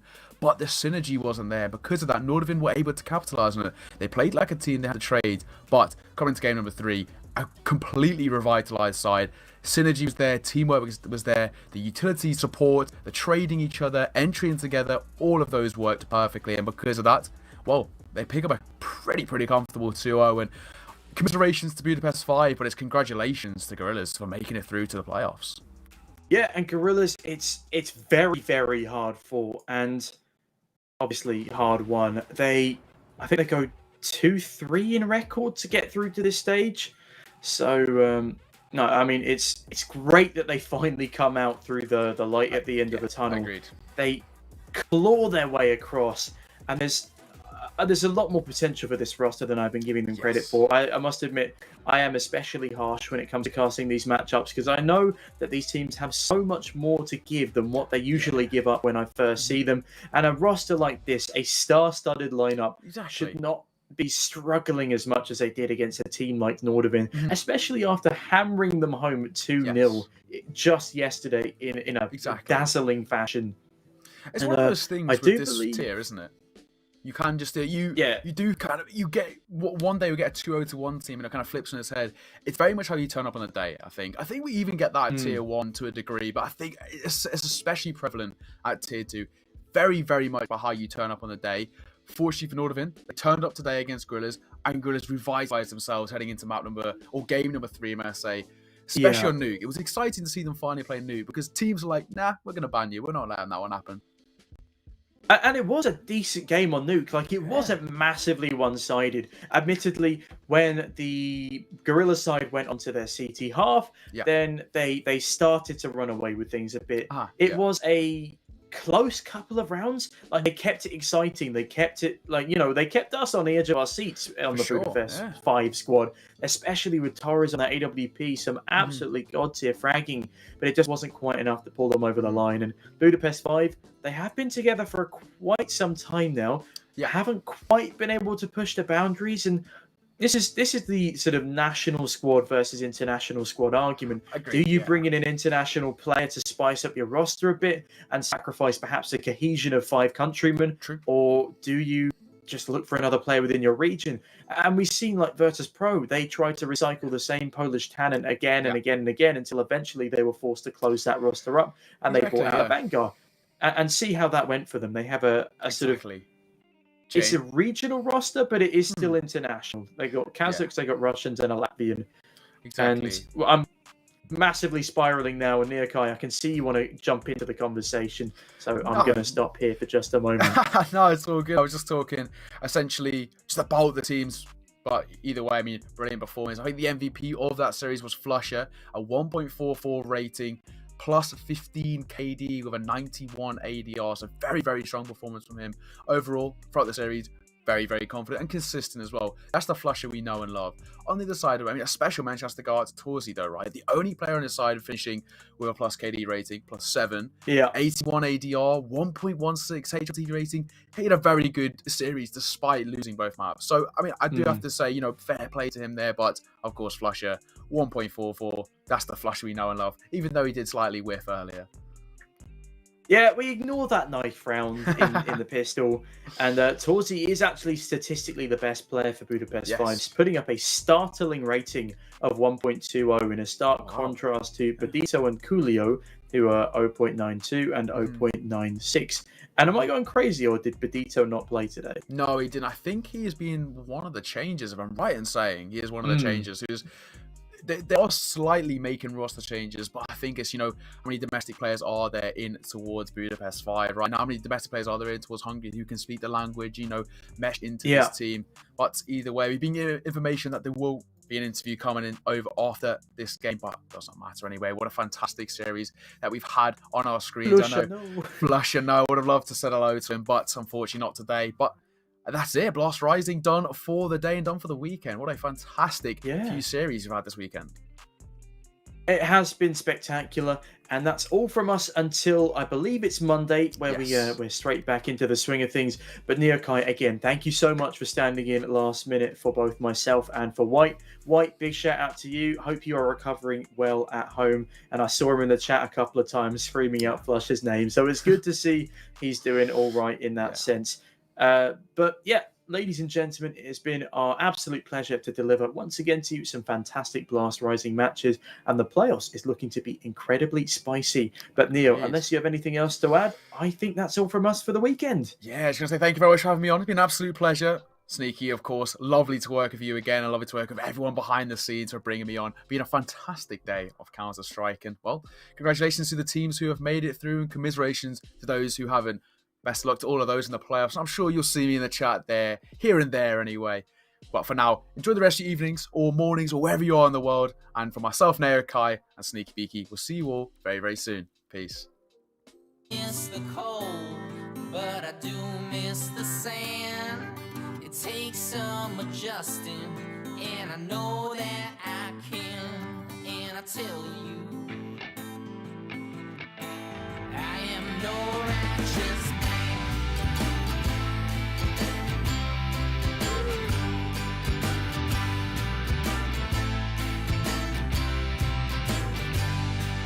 They all like to treat me like a wanted man.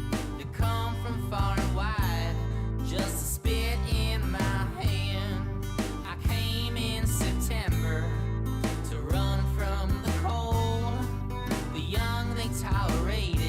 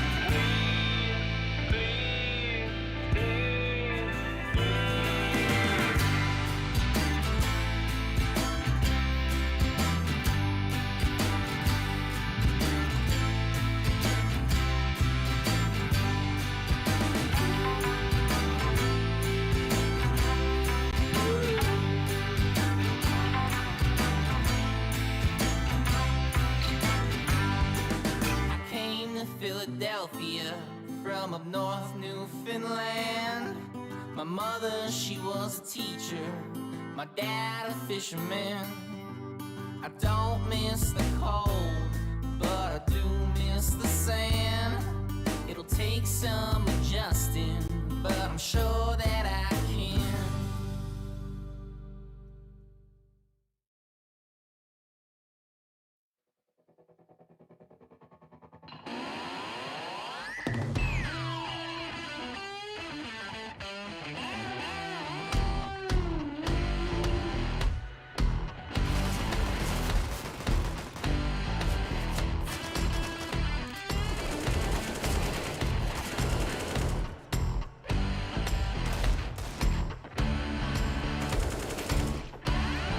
She ain't mine, but she look fine. Gonna take some time, gonna make her mine, gonna make her mine.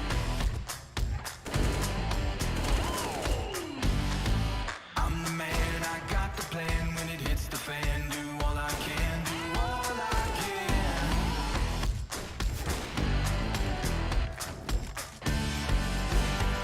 When she lets her hair down, she drives me wild. And she looks in my eyes. Hell yeah!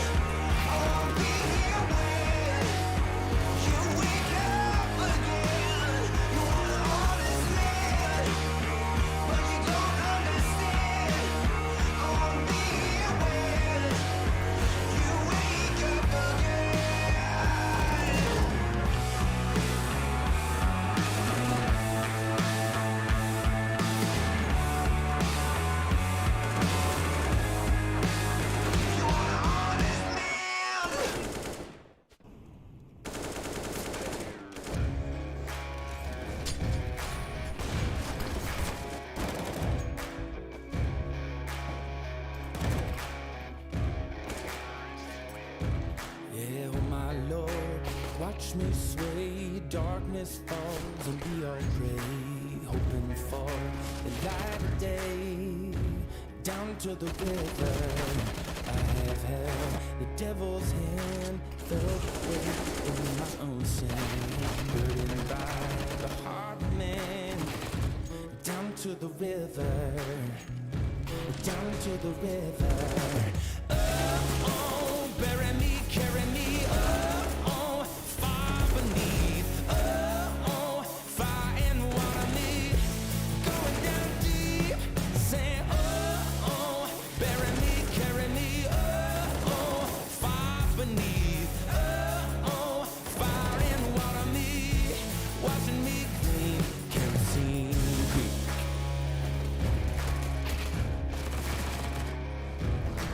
Mama taught me how to live, Daddy taught me how to give.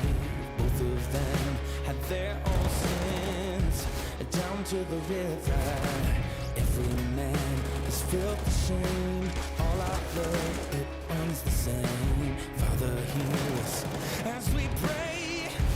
Down to the river, down to the river, sing, oh, bury me, carry me, oh, far beneath, oh, fire and water me, going down deep, singing, oh, bury me, carry me, oh, far beneath, oh, fire and water me, watching me clean, kerosene creek.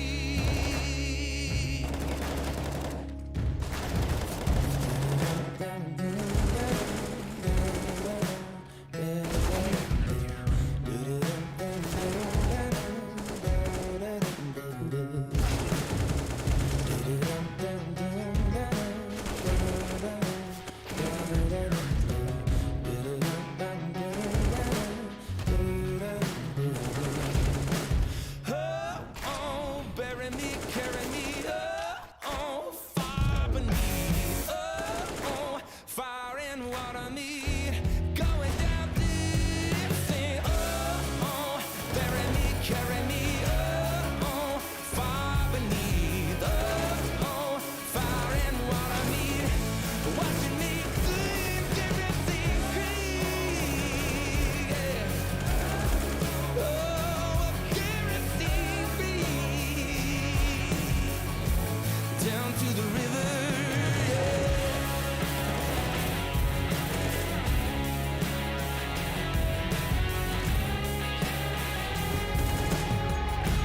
Down to the river.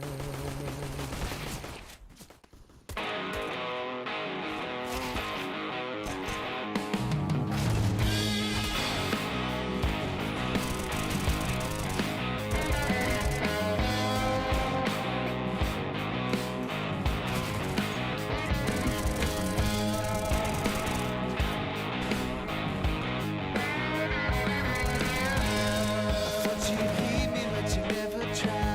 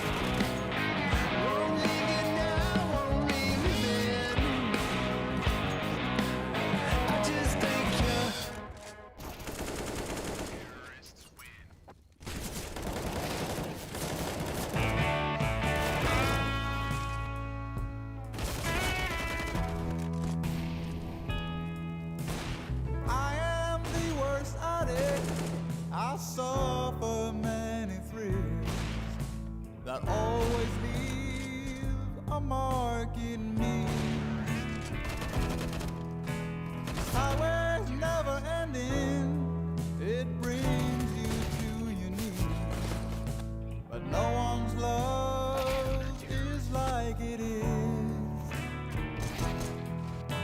You got no one above you, and so they say you're free. But that's not all that bothers me. I have never said a word about it, but never stop believing, don't you know? I haven't been around for you, my darling. Surely memories won't guide you home.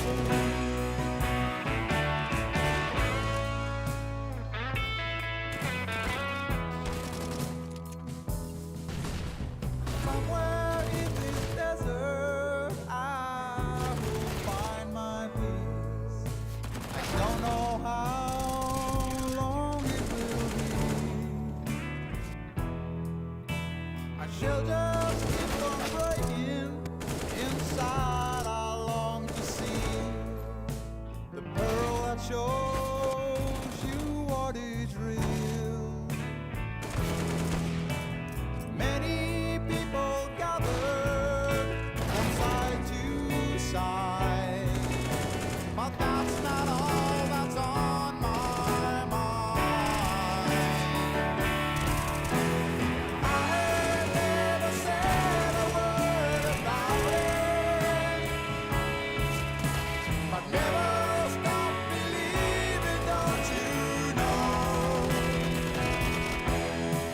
I haven't been around for you, my darling. Surely memories won't guide you home.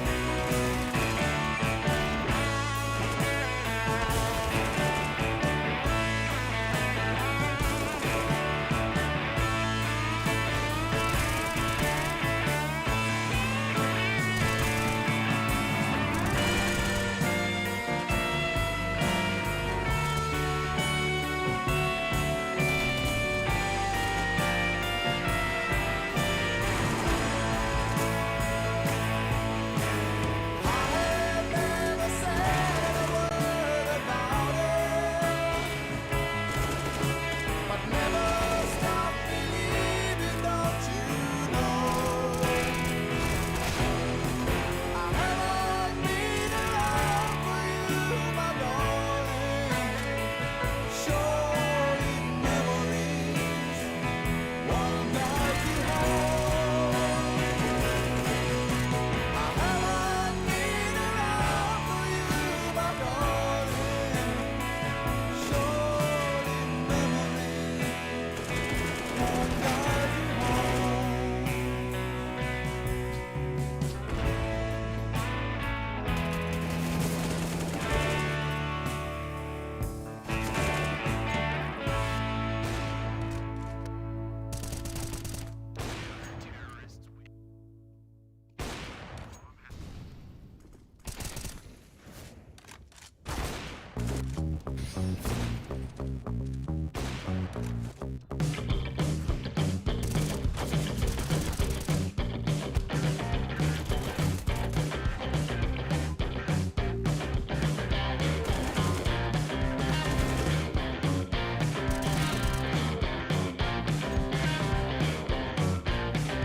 Music got the best in me ever since I was a child.